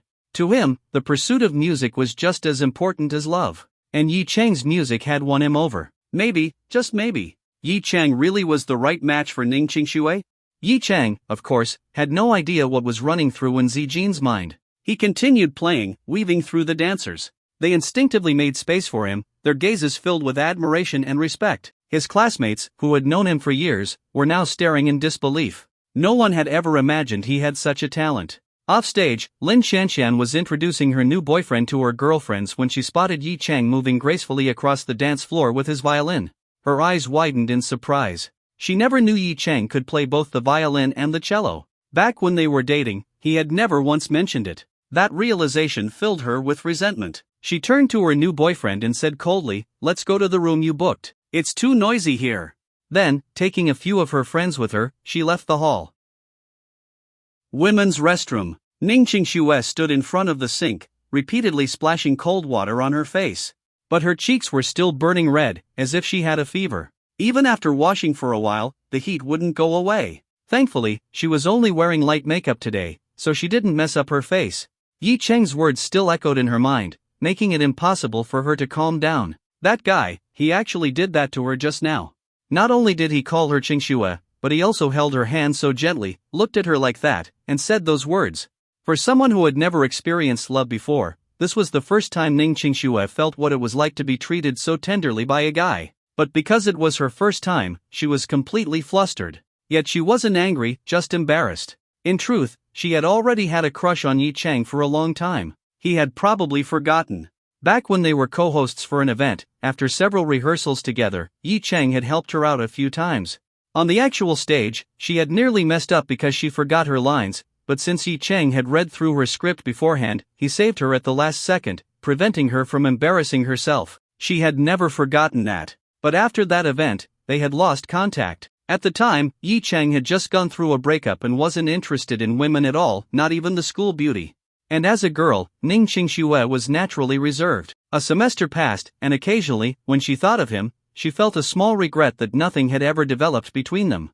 She never expected that, in the last semester of senior year, when she was feeling wronged at her part-time job, she would run into Yi Chang by chance, and he had comforted her. After that day, memories of him from years ago came flooding back, and she was surprised to realize how vividly she remembered them. So when she heard about the department's upcoming dance ball, she finally let go of her reservations and took the initiative to chat with Yi Chang again. She even agreed to be his dance partner. Thinking back to their dance earlier, Yi Chang had guided her through elegant steps, making her feel like a princess dancing with a prince. But at the same time, his intimate gestures made her shy, making it hard for her to go out and see him again. Ugh, what should I do? She thought anxiously. She had been in the restroom for so long. If she didn't go out soon, would Yi Chang think she was mad at him? Besides, he even promised to arrange an interview for her at Longton Group. She was really grateful to him. But his words, which sounded almost like a confession, only made her blush harder. What he said truly resonated with her. She also didn't want to work as a waitress. And with her looks, she wasn't suited for that job anyway. She had assumed that working at a high-end restaurant meant all the guests would be sophisticated, but in reality, she still encountered men who ogled her and even tried to touch her. If she hadn't been good at protecting herself, she wouldn't have lasted there. Covering her face, she struggled with her thoughts for a long time. Just then, two girls walked into the restroom, chatting as their conversation drifted into her ears. That guy playing the violin is so handsome. I'm in love. Right? The way he moved through the dancers, wow, it was perfect. Ugh, if I had a boyfriend like that, I'd have no regrets for life. Do you know what class he's in? I think it's class 1 or 2. I heard someone say his name is Yi Chang. Yi Chang? Ning Qingxue froze. Yi Chang could play the violin? Hurry up and finish up. I want to go back and watch him before his performance ends. Yeah. Hearing this, Ning Qingxue quickly wiped her face and rushed out of the restroom. She had to see for herself, was Yi Chang really playing the violin? If it was him, she definitely didn't want to miss it. No, she couldn't miss it. Leaving the restroom, she was immediately greeted by the sound of beautiful music. She turned her eyes toward the stage. There, under the bright lights, stood a tall figure in white, holding a violin, while gliding gracefully across the strings. The enchanting melody filled the air. Ning Qingxue covered her mouth in shock. That figure, it was Yi Chang. She slowly approached the stage, joining the group of students gathered around. Taking out her phone, she started recording.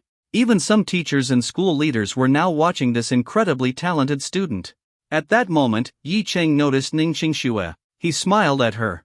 With the violin in his hands, that smile was incredibly charming. Ning Qingxue couldn't help but smile back. Holding up her phone, she gave him a thumbs up. Yi Chang, still playing, slowly walked toward her. The dancers instinctively parted for him, clearing a direct path to Ning Qingxue.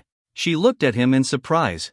She hadn't expected him to come toward her. Her cheeks turned red again, and when she noticed the envious looks from the surrounding girls, the corners of her lips curled up in delight. Yi Chang circled around her once, then leaned in and whispered so only she could hear. I'd play for you every day if you wanted. With one last charming smile, he turned and walked back onto the stage. Reaching his tall stool, he smoothly handed the violin to Zhang Yang, picked up his cello, and started playing again. The bright, elegant sound of the violin faded into the deep, rich tones of the cello. The dancers adjusted their pace to match the shift in music. The audience watched in awe. Yi Chang's seamless instrument switch was nothing short of impressive. This guy is on a whole different level. Meanwhile, Ning Qingxue, whose flushed face had just started to cool down in the restroom, found herself burning up again. She had heard Yi Chang's words loud and clear. Pouting slightly, she muttered under her breath, "What nonsense is he saying? What if someone heard?" But when she looked at Yi Chang again, her gaze had softened even more. The music continued but was now reaching its final notes. Finally, as Yi Chang drew the last stroke of his bow, the elegant waltz came to an end. The room erupted in applause. Whether they had been watching from the audience or dancing on the floor, everyone clapped enthusiastically. When Zijin let go of the piano keys. As a music student, he was utterly shocked by Yi Cheng's ability to switch instruments so effortlessly. And no matter if it was the cello or the violin, Yi Cheng's performance was masterful. I can't believe our department had a musical genius like this, and I never even knew. Yi Cheng walked over to him and said, "Thanks for accompanying me. Now it's your turn." When Zijin sighed, shaking his head, his expression was a mix of disappointment and relief. There's nothing left to compete over. I admit defeat. Yi Cheng was stunned for a second before laughing. This guy was actually pretty interesting.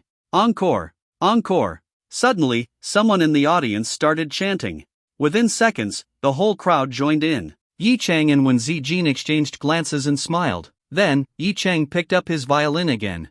Wen Zijin adjusted his posture at the piano, and just like that, the music started once more. And the dancing continued. Time passed quickly, and soon it was 8:30. Yi Cheng and Wen Zijin stopped playing, no longer providing accompaniment for the dancers. I can tell you truly love music, and you're better at it than I am, so, I believe you really like Ningqing Shua. Wen Zijin looked at Yi Cheng seriously and said, "Goodbye, I wish you both happiness." Then, he left the stage, walking alone toward the exit. His thin figure carried a sense of loneliness. Yi Cheng was speechless.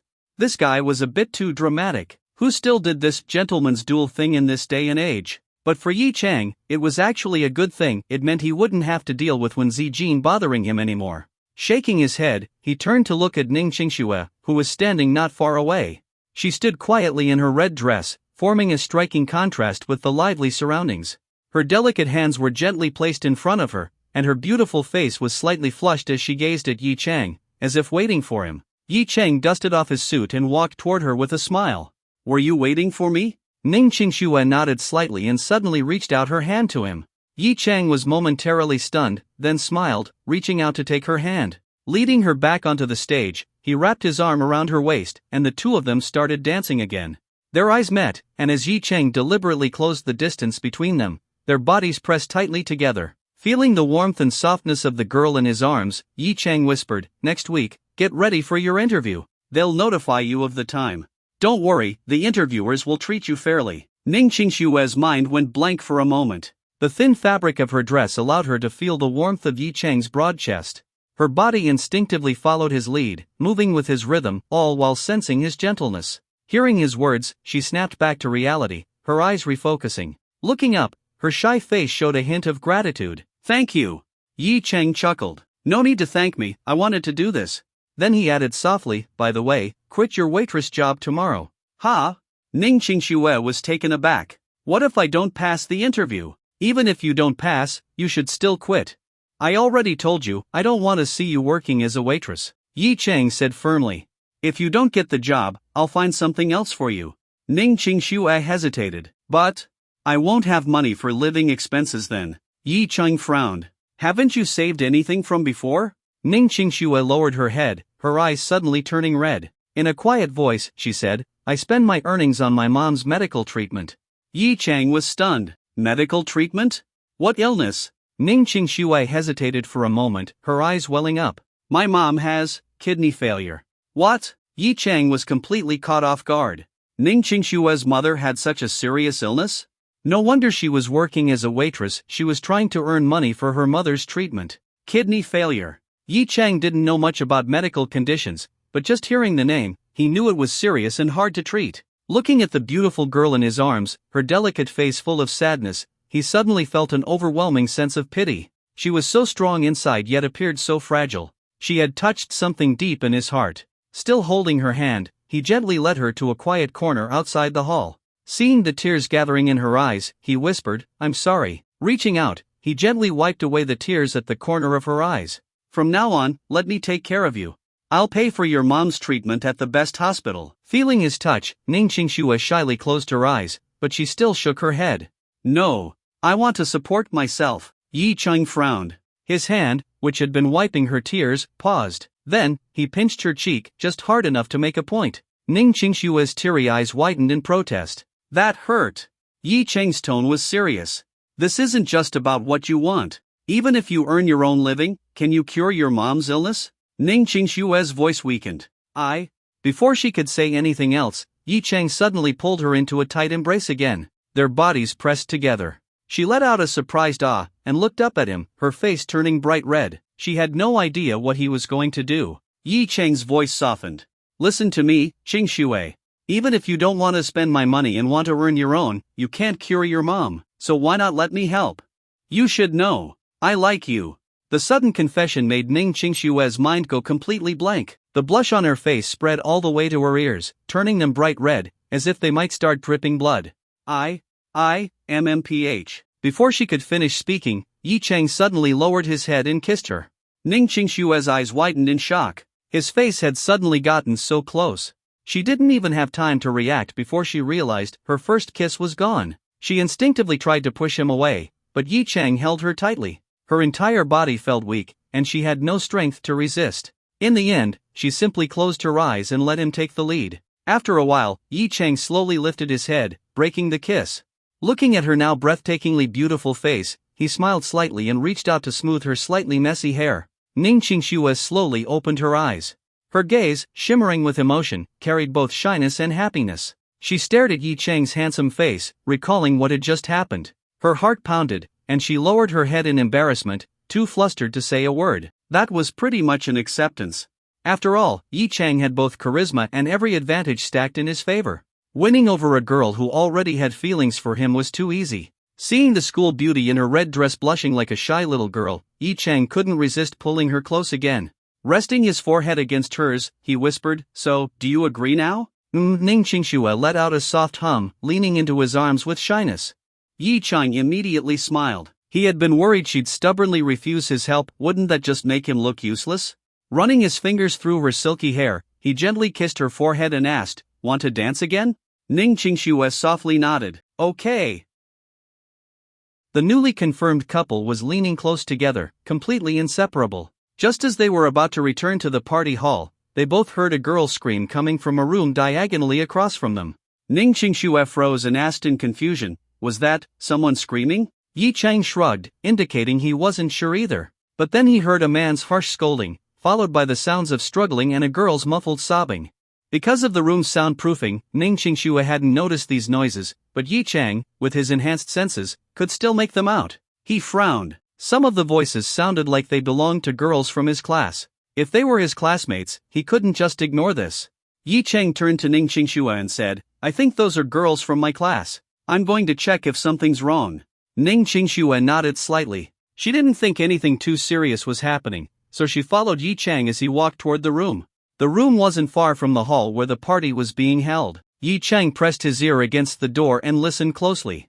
Inside, he could hear both male and female voices. The man inside was laughing and saying things that were clearly inappropriate, obviously harassing the women.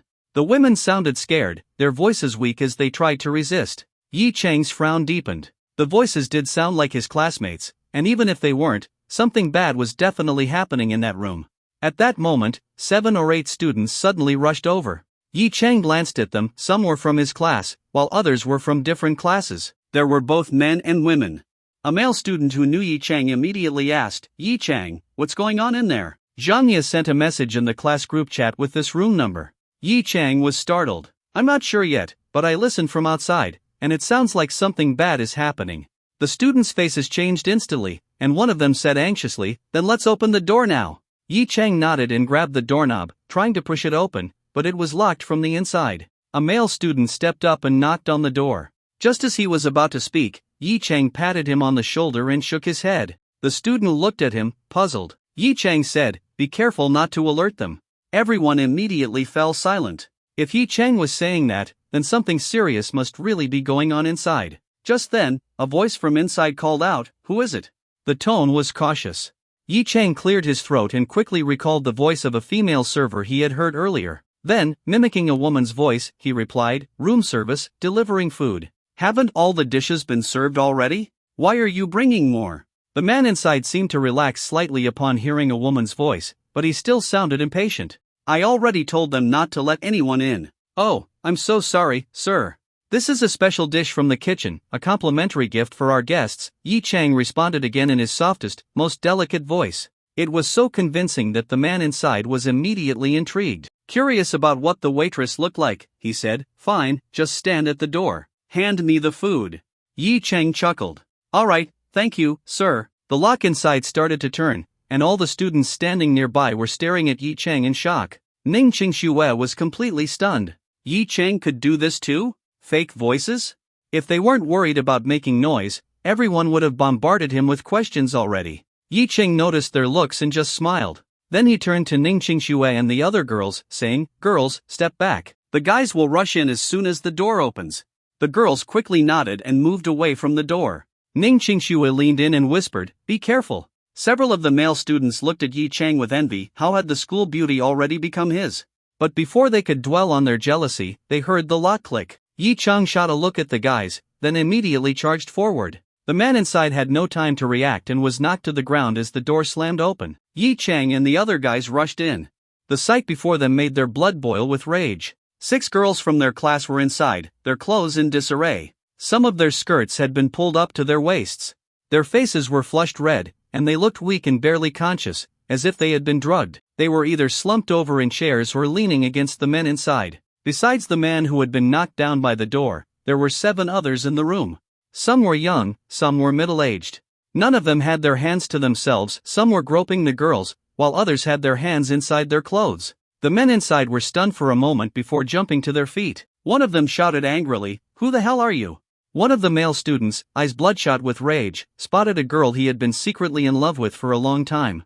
"Li Jing," he shouted in fury. "You bastards, get your hands off her." Then, without hesitation, he lunged forward to rescue her. 2 of the men immediately stepped up. These 2 were built like tanks, easily 6 feet 2 inches or taller, with powerful physiques.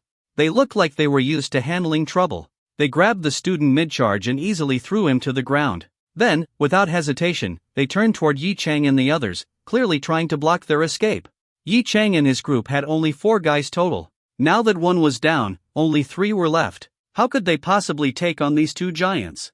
Outside, the girls panicked and shouted, "Run!" The other 2 guys started backing away in fear, but Yi Chang remained calm. His cold gaze swept over the 2 men before shifting past them to the dining table. There, he saw someone unexpected, Shanghai. Shanghai spotted Yi Chang too, and his face instantly changed. Yi Chang sneered. Then, looking around again, he spotted another familiar face, Lin Qianqian. She had also been drugged. For a moment, he considered just walking away. That woman? Whatever happened to her, she had brought it on herself. But thinking about the other girls, he shook his head and stayed. As the 2 huge men charged at him, Yi Chang cracked his neck, rolled his wrists, and called out to the others, "Go get more classmates and teachers. And don't forget to call 911. I'll handle this." Ning Qingxue's voice trembled with worry. "Yi Chang, come back. Don't try to be a hero." Yi Chang waved her off, took 2 steps forward, and then, like a cannonball, shot toward the 2 men. The 2 thugs hadn't even processed what was happening before Yi Chang was already in their space. He crouched low and swept his leg out. Both men crashed to the ground instantly. Before they could get up, Yi Chang swiftly kicked each of them in the jaw, knocking them unconscious on the spot. 2 giant men, completely incapacitated. In less than 3 seconds, Yi Chang had taken down the 2 strong men.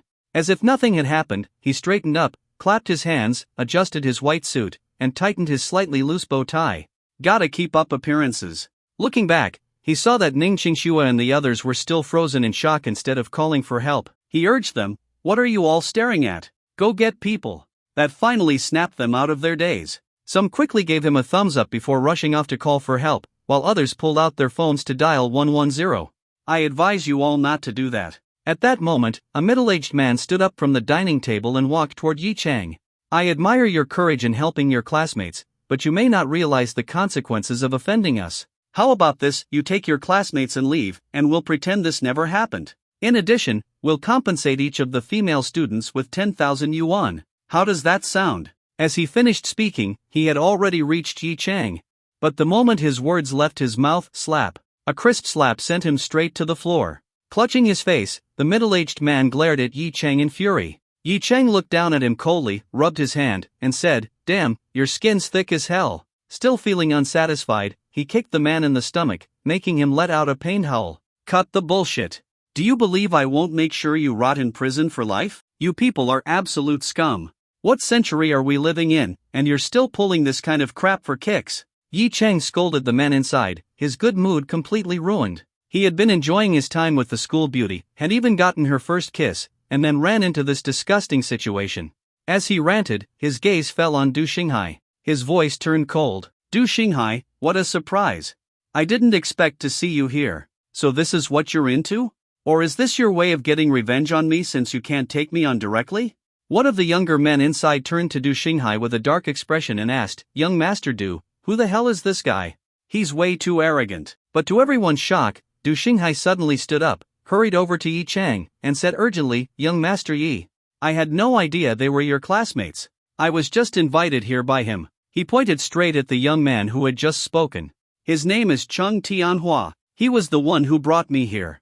The drugging was all his idea. Cheng Tianhua and the others widened their eyes in disbelief. Damn it, Du Xinghai, are you insane?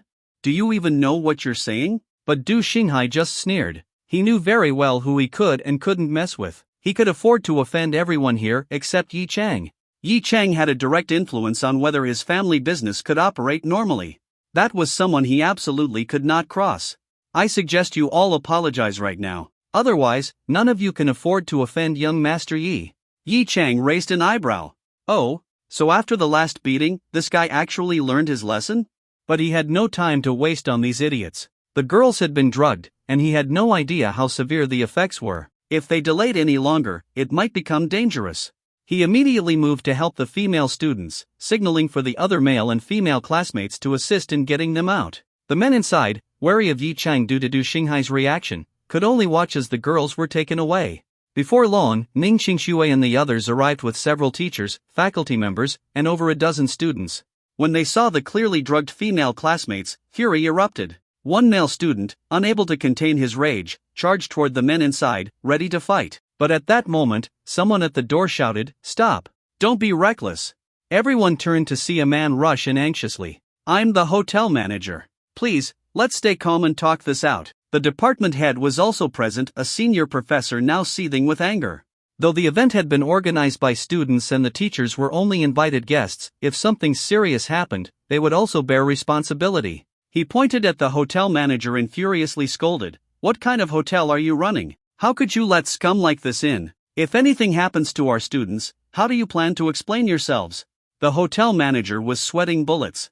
On one side were wealthy businessmen and powerful second-generation heirs. On the other side was Modern University, one of the most prestigious schools in the country. He couldn't afford to offend either side. In a panic, he tried to deflect responsibility. We had no idea this was happening. We didn't know. Enough! Yi Chang cut him off, immediately drawing everyone's attention. The department head frowned. Young man, don't act recklessly. Yi Chang ignored him and turned back to Du Xinghai. Du Xinghai, speak up. Tell everyone exactly what happened. If you tell the whole truth, I promise you won't suffer any consequences. If you don't, I promise you'll regret it. Du Xinghai hesitated. Should he spill everything? If he did, he'd offend everyone in the room. Cheng Tianhua's face darkened. Du Xinghai, you better think carefully. No matter how powerful he is, he's just one man. Yi Chang leaned closer to Du Xinghai and whispered, You better think carefully too. I have more than just one Gold West Road in my hands.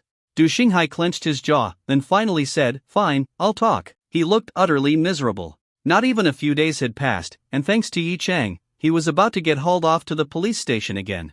This guy is my king nemesis, asterisk. Cheng Tianhua and the others panicked. They lunged forward, trying to silence Du Xinghai. As long as none of them admitted guilt, they could throw money at the problem, offer the girls tens of thousands, settle things privately, and walk away clean. But if Du Xinghai spoke up, they'd all be facing charges for multiple attempted rapes. They could not let him talk. But Yi Chang was standing right next to Du Xinghai. No way was he letting anything happen to his key witness. He clenched his fists, ready to deal with these bastards himself. But before he could make a move, the other students had already stepped up, blocking Cheng Tianhua and his men. With over 10 students standing in their way, they had no chance of getting through. Yi Chang smirked, loosened his fists, and turned back to Du Xinghai. All right, don't say anything now. Wait for the cops to arrive. Du Xinghai let out a bitter chuckle and nodded. Right now, his only hope was Yi Chang. Hopefully, this guy really is as untouchable as he seems. Not long after, the police arrived at the hotel. Seeing the suspects being restrained by a group of students, they quickly stepped forward to assess the situation. Du Shanghai, the sellout, wasted no time spilling everything. It turned out that Cheng Tianhua was Lin Shanxian's current boyfriend, but he had approached her with bad intentions from the start. His goal was to lure innocent and beautiful female students to events like this to satisfy his sick desires. To reduce risk and build connections, he invited a group of wealthy businessmen and second-generation elites to join him. Du Shanghai happened to be one of them? What Cheng Tianhua didn't expect was that one of his guests would betray him the moment he saw a certain someone. In the end, all of them were cuffed and taken away by the police. Du Shanghai was also taken to the station, but since he had fully cooperated and provided key testimony, he was considered to have made a major contribution. As a result, the police didn't handcuff him, he was just taken in for a statement. Given the circumstances, Du Shanghai could likely use his family's connections to avoid any real punishment. The real concern was how he would deal with the inevitable retaliation from the others. He knew his family wasn't powerful enough to protect him, so his only hope was Yi Chang. As for the drugged female students, they were taken to hotel rooms provided for free, where they were cooled down with cold water and allowed to sleep. By morning, the drug's effects would wear off, and they would be fine. Once the police took the suspects away, the atmosphere at the party was completely ruined. Most people lost interest in continuing. Meanwhile, curiosity about Yi Chang's identity spread among those present. How did he get someone to confess everything so easily? But when they looked around for him, he was already gone. Under the bright city lights, Yi Chang walked hand in hand with Ning Qingxue. In May, Shanghai was hot during the day, but the night breeze was still cool, carrying a slight chill. Yi Chang noticed the thin fabric of Ning Qingxue's dress and let go of her hand. Taking off his white jacket, he gently draped it over her shoulders. "Don't catch a cold," he said softly. Ning Qingxue had been looking down at the pavement. Feeling his movement, she lifted her head to look at him. A soft smile appeared on her lips. She held onto the lapels of the jacket, tightening it around herself. The warmth of his body still lingered on the fabric, bringing a slight blush to her cheeks. Then, she reached out and wrapped her arm around his. Every so often, she glanced at his side profile, which she never seemed to get tired of admiring, her eyes sparkling. She thought back to what had happened at the hotel.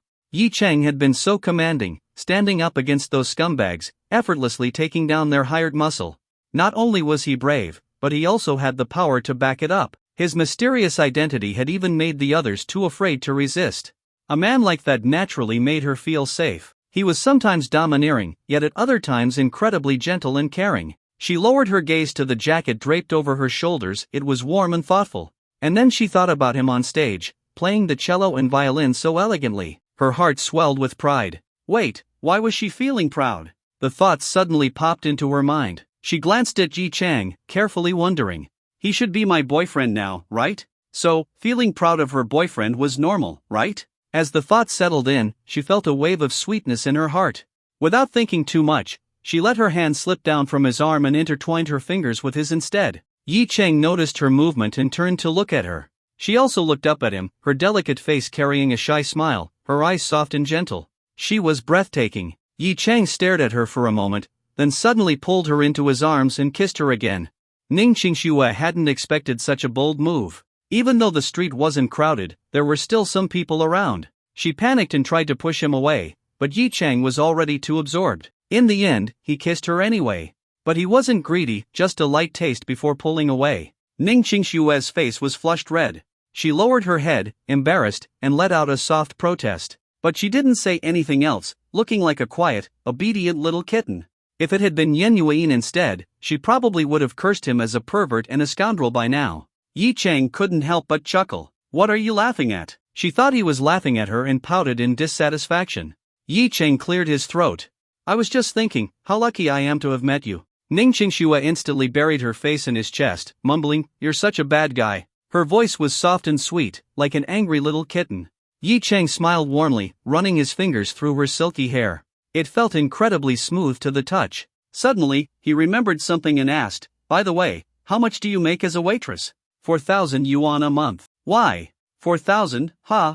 Yi Chang nodded thoughtfully. He had been paying Su Chiyu 30,000 a day.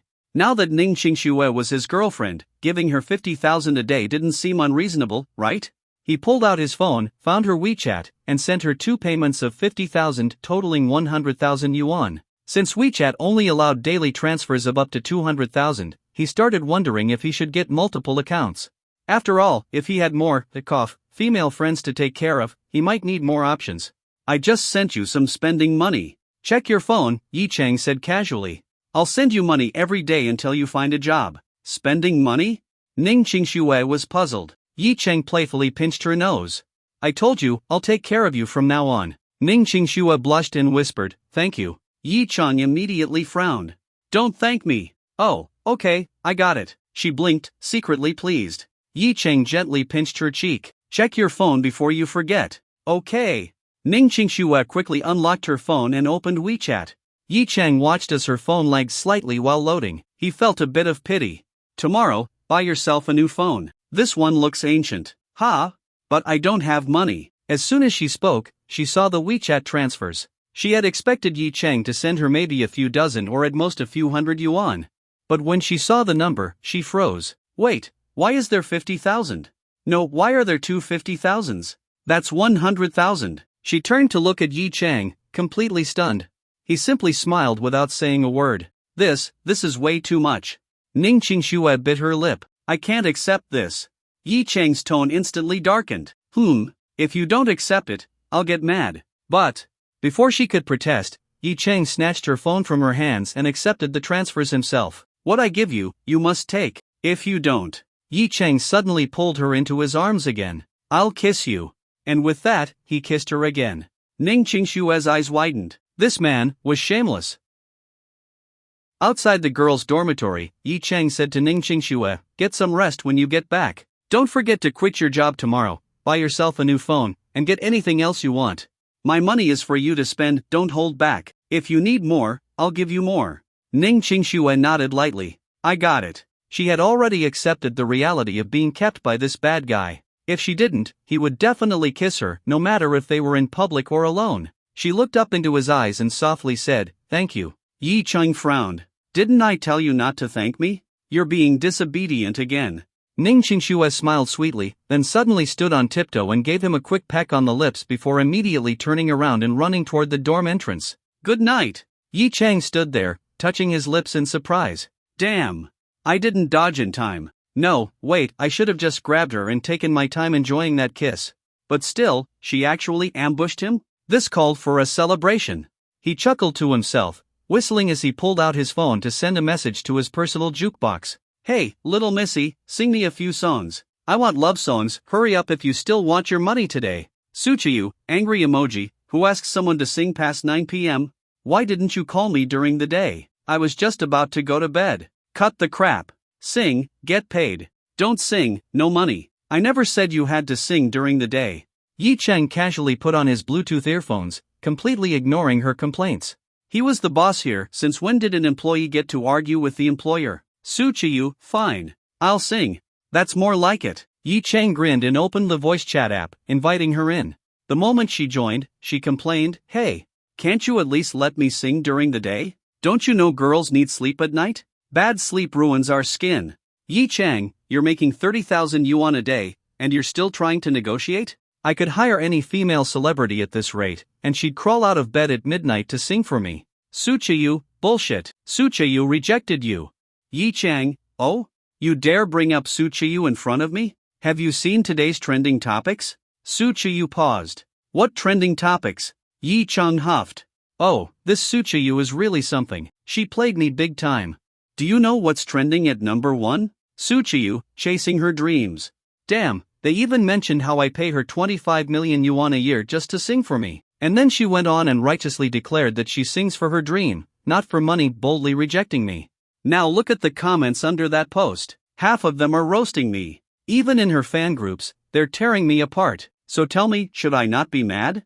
Suchiyu suddenly remembered her agent had orchestrated that media move today. So this guy actually saw it? She stuck out her tongue guiltily. She had only wanted to craft an image of being an artist who wouldn't bend for money, but her fans had zeroed in on that tiny irrelevant detail. She quickly tried to soothe him. Aya, don't be mad, I never said anything bad about you. How about I sing 3 extra songs for you tonight? Yi Chang snorted. Oh, you must have forgotten about another trending topic. Who's the hidden treasure singer invites Suchiyu to the next episode. Since Suchiyu played me, I'm thinking of telling the show's producers not to invite her after all. Suchiyu panicked. She had been over the moon when her agent told her about this invitation earlier today. and she knew Yi Chang had pulled the strings to get her on the show. Now he was regretting it? That was not okay. She had to fix this. She quickly said, "Aya, don't be mad. Suchayu really didn't mean anything by it. Stars aren't in charge of these things, it's always their managers. This was definitely my agent's doing, it had nothing to do with me. Don't be upset with me, okay? Suchayu would never have bad intentions." Total deflection. Then, carefully, she added, "How about I sing 10 songs for you tonight? Will that make it up to you?" Yi Chang huffed. "Turn on your camera while you sing."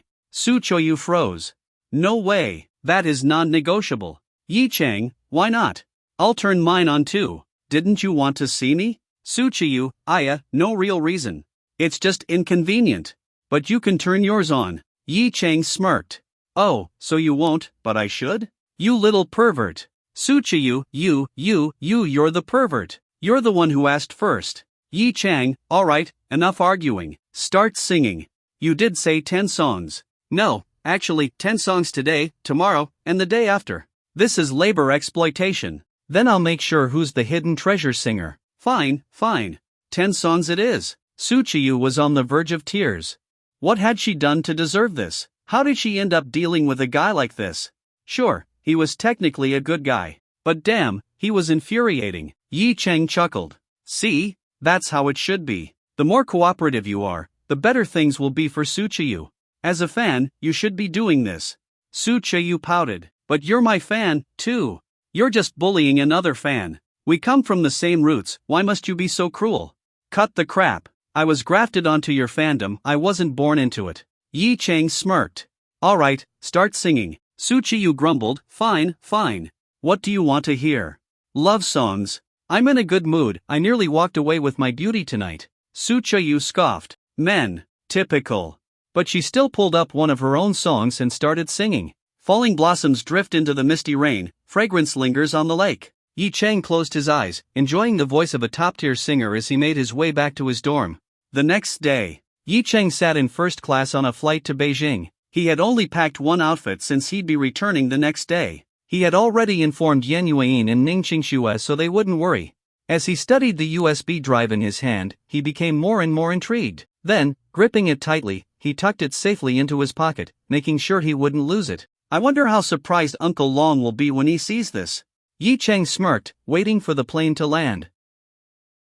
A massive Boeing 747 landed at Beijing Airport. As soon as Yi Chang stepped off the plane, a familiar system notification rang in his ears. "Technology from the future is in your hands.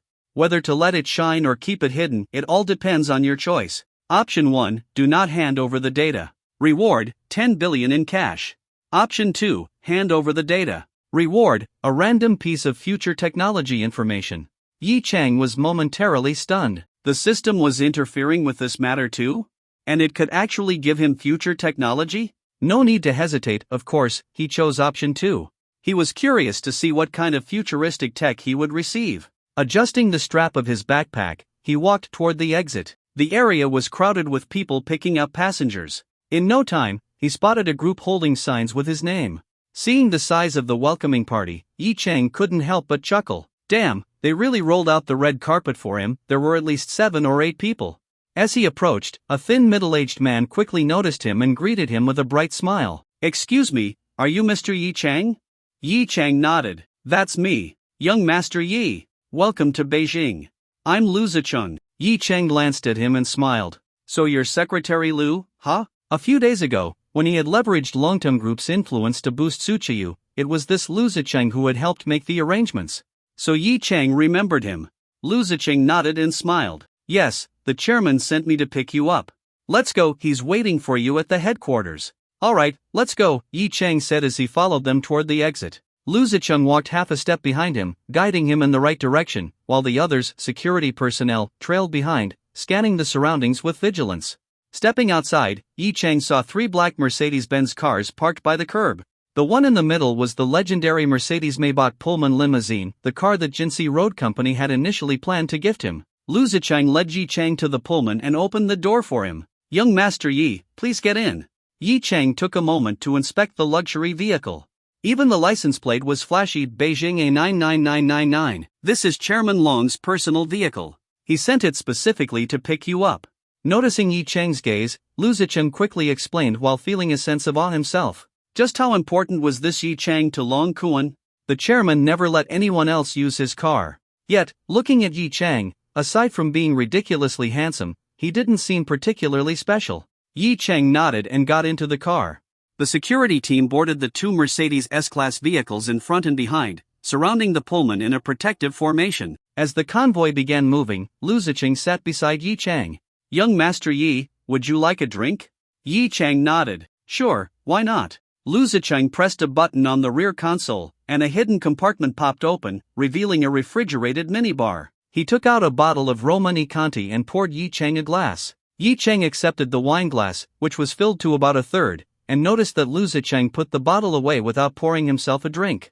"Aren't you drinking?" Yi Cheng asked. Lu Zicheng shook his head. "This wine is usually reserved for Chairman Long's guests and friends. As staff, we don't drink it. Besides, it's work hours, I can't drink on duty." Yi Cheng smirked. "You guys sure have strict rules."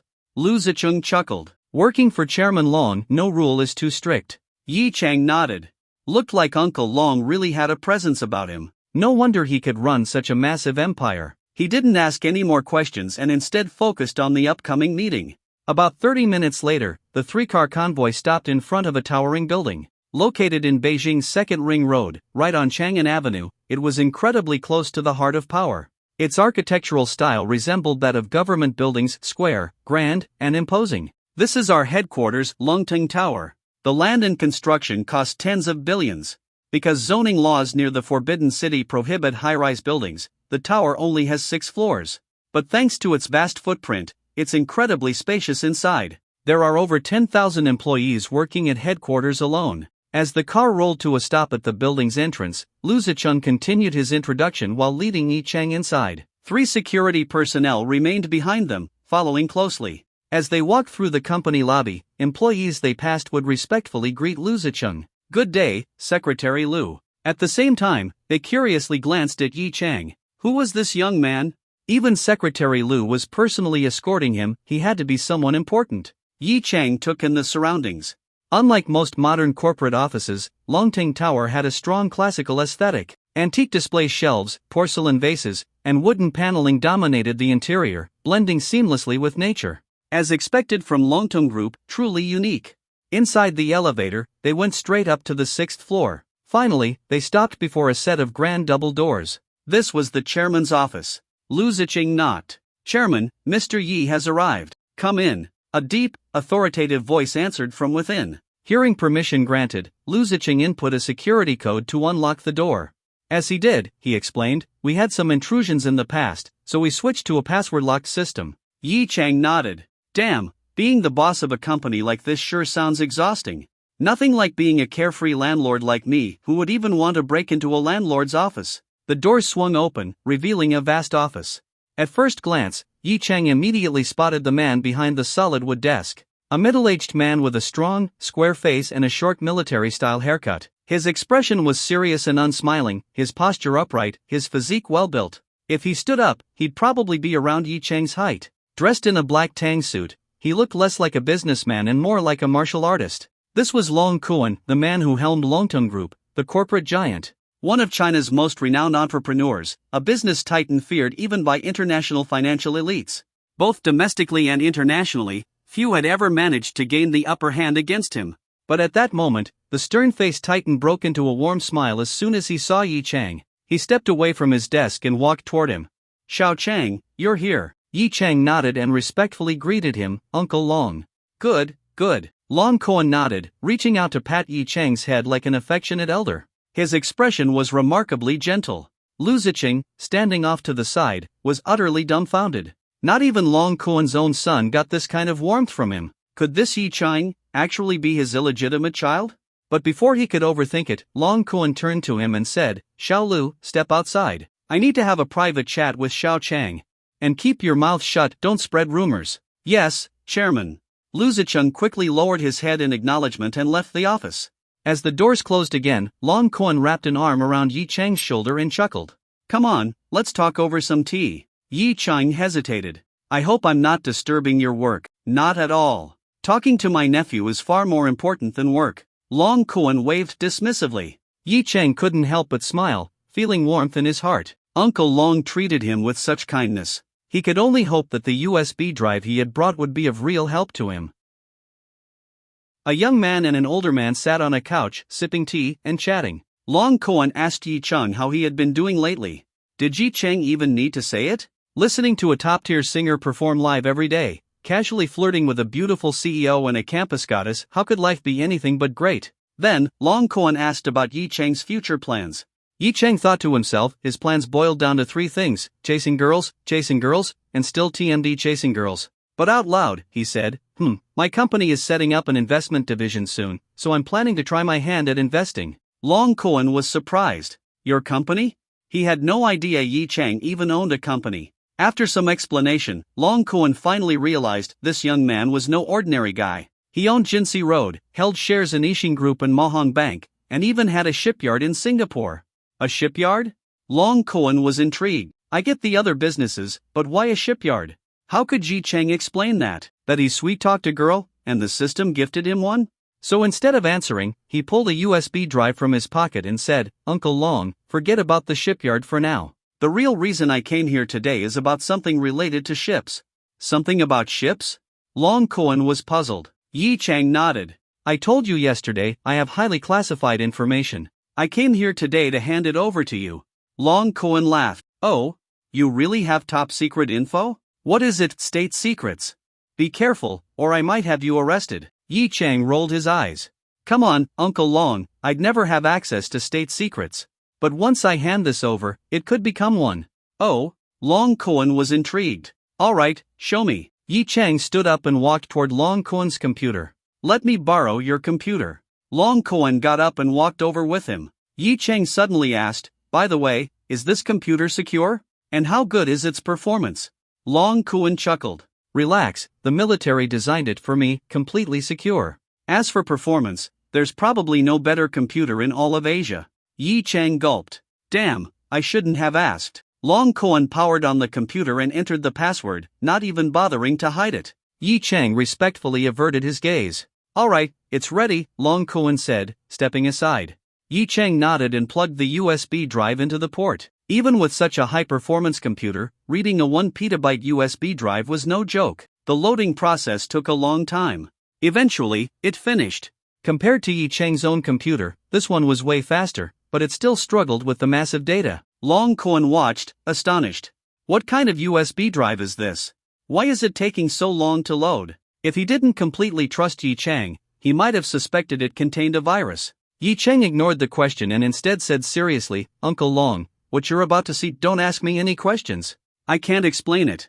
Long Kuan frowned. What do you mean, you can't explain? I mean, just watch. Don't ask, okay? Seeing how serious Yi Chang was, Long Kuan nodded. He trusted Yi Chang completely. If Yi Chang said not to ask, then he wouldn't ask. Yi Chang exhaled slightly, then opened File Explorer and pointed to the removable disk icon. This USB drive holds 1 petabyte of data. Even a seasoned businessman like Long Kuan couldn't help but widen his eyes. 1 PB? That was insane. He instinctively wanted to ask something, but then he remembered what Yi Chang had just said. No wonder he told me not to ask questions. It really was unexplainable. There was no way such a small USB drive could store 1 PB of data unless it used quantum storage technology, which theoretically had infinite capacity. While Long Kuan's mind raced with possibilities, outwardly, he simply nodded for Yi Chang to continue. Now, he was really looking forward to seeing what was inside. Yi Chang opened the USB drive. The files began slowly loading. Compared to his own computer, which took 10 minutes, this high-tech machine loaded everything in 3 minutes. Finally, 100 ship designs appeared on the screen. Yi Chang pointed to the first 60 ships. These are all civilian ships. But they contain new technologies that don't exist in ships today. Long Kuan nodded. Civilian ships weren't particularly exciting to him. That's not the important part. Then, Yi Chang scrolled down to the crucial section. Here are 40 military vessels, including destroyers, attack ships, landing ships, and more. And down here, 3 nuclear submarines. 2 aircraft carriers, 1 conventional, 1 nuclear-powered. At that moment, Long Kuan's eyes lit up. Show me the nuclear-powered aircraft carrier. Yi Chang had no objections. He clicked on the last file, the nuclear carrier. This file was the largest of them all, over 50 terabytes, so it took a moment to load. After about 10 seconds, the document finally opened. The screen filled with dense technical data. From hull design to communication systems, from nuclear reactor schematics to close-in weapon systems, everything was detailed and thoroughly documented. Long Kuan's eyes were wide with shock. He didn't even need to verify it yet, the sheer depth and complexity of the information told him it was legit. Next, he'd have to bring in military engineers to analyze it. If this was real, it would massively boost China's naval power. Longtung Group, in turn, would gain unparalleled influence in the country, even more than it already had. His voice low, Long Kuan finally asked his first question.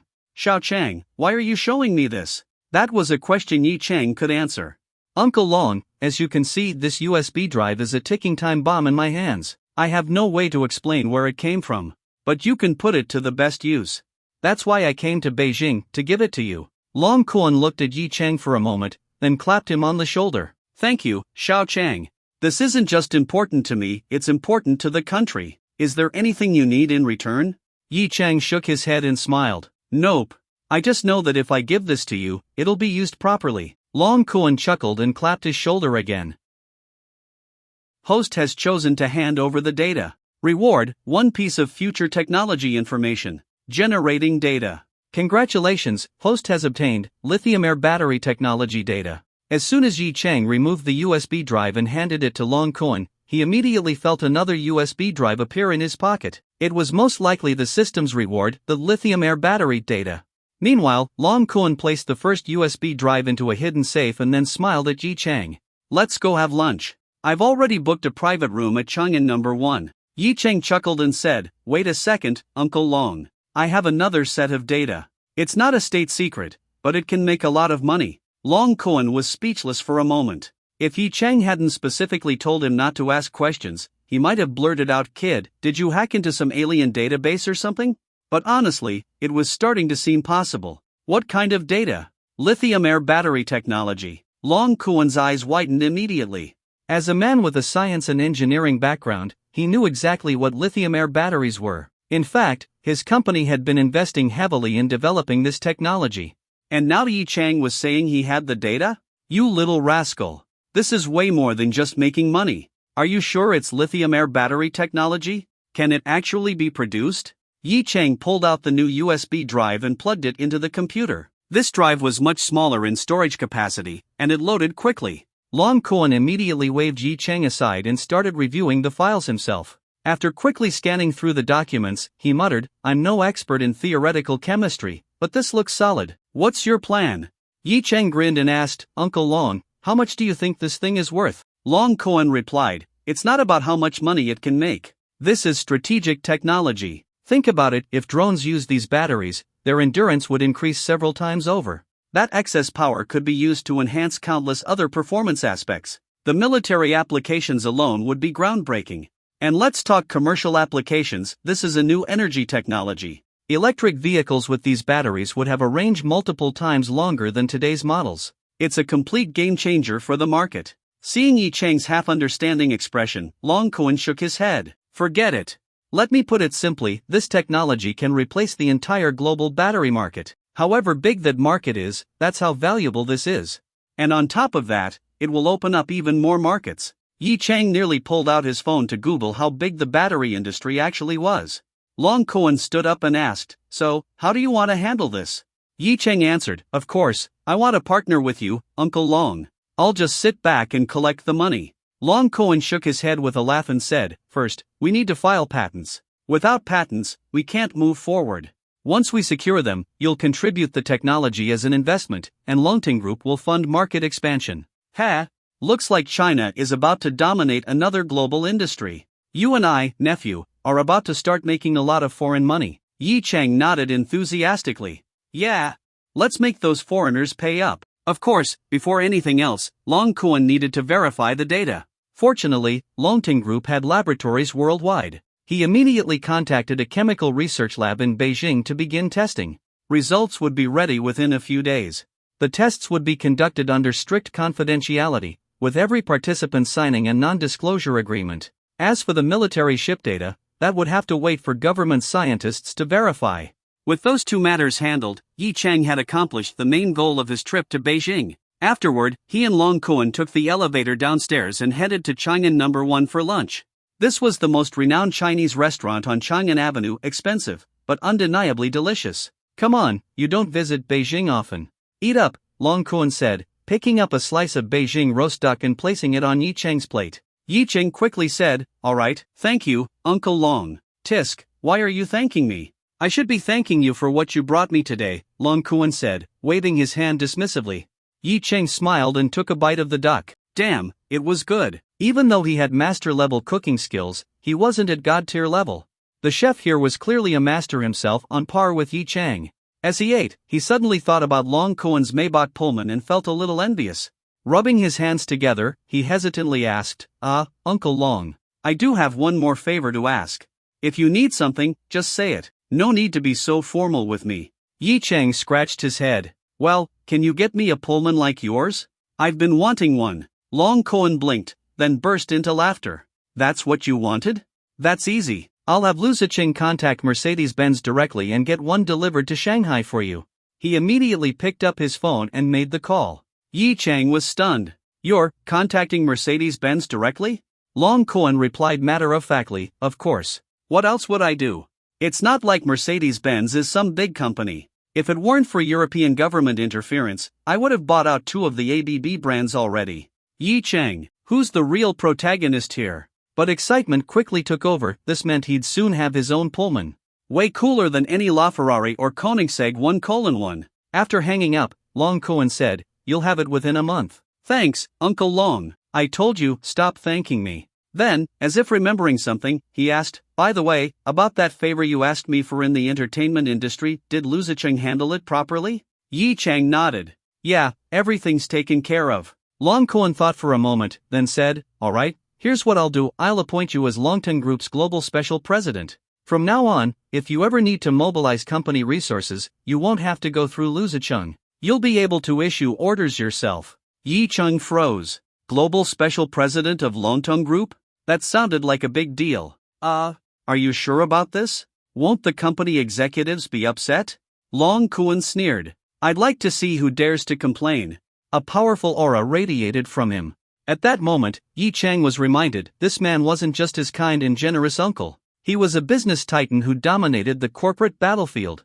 "It's settled. I'll hold a meeting and announce your appointment. You'll start immediately." Long Kuan was repaying Yi Cheng for the 2 invaluable pieces of data he had delivered. Before this, Longteng Group had never had a position with authority nearly equal to the chairman. Yi Cheng cautiously asked, "So, what exactly are my responsibilities?" Long Kuan smiled. "That's up to you. You'll mostly be in Shanghai, right? Just keep an eye on the regional branches when you have time." Yi Cheng couldn't help but admire Long Kuan's absolute control over his company. With that level of power, of course, he could do whatever he wanted. But being Longteng Group's special president sounds pretty fun. All right, got it.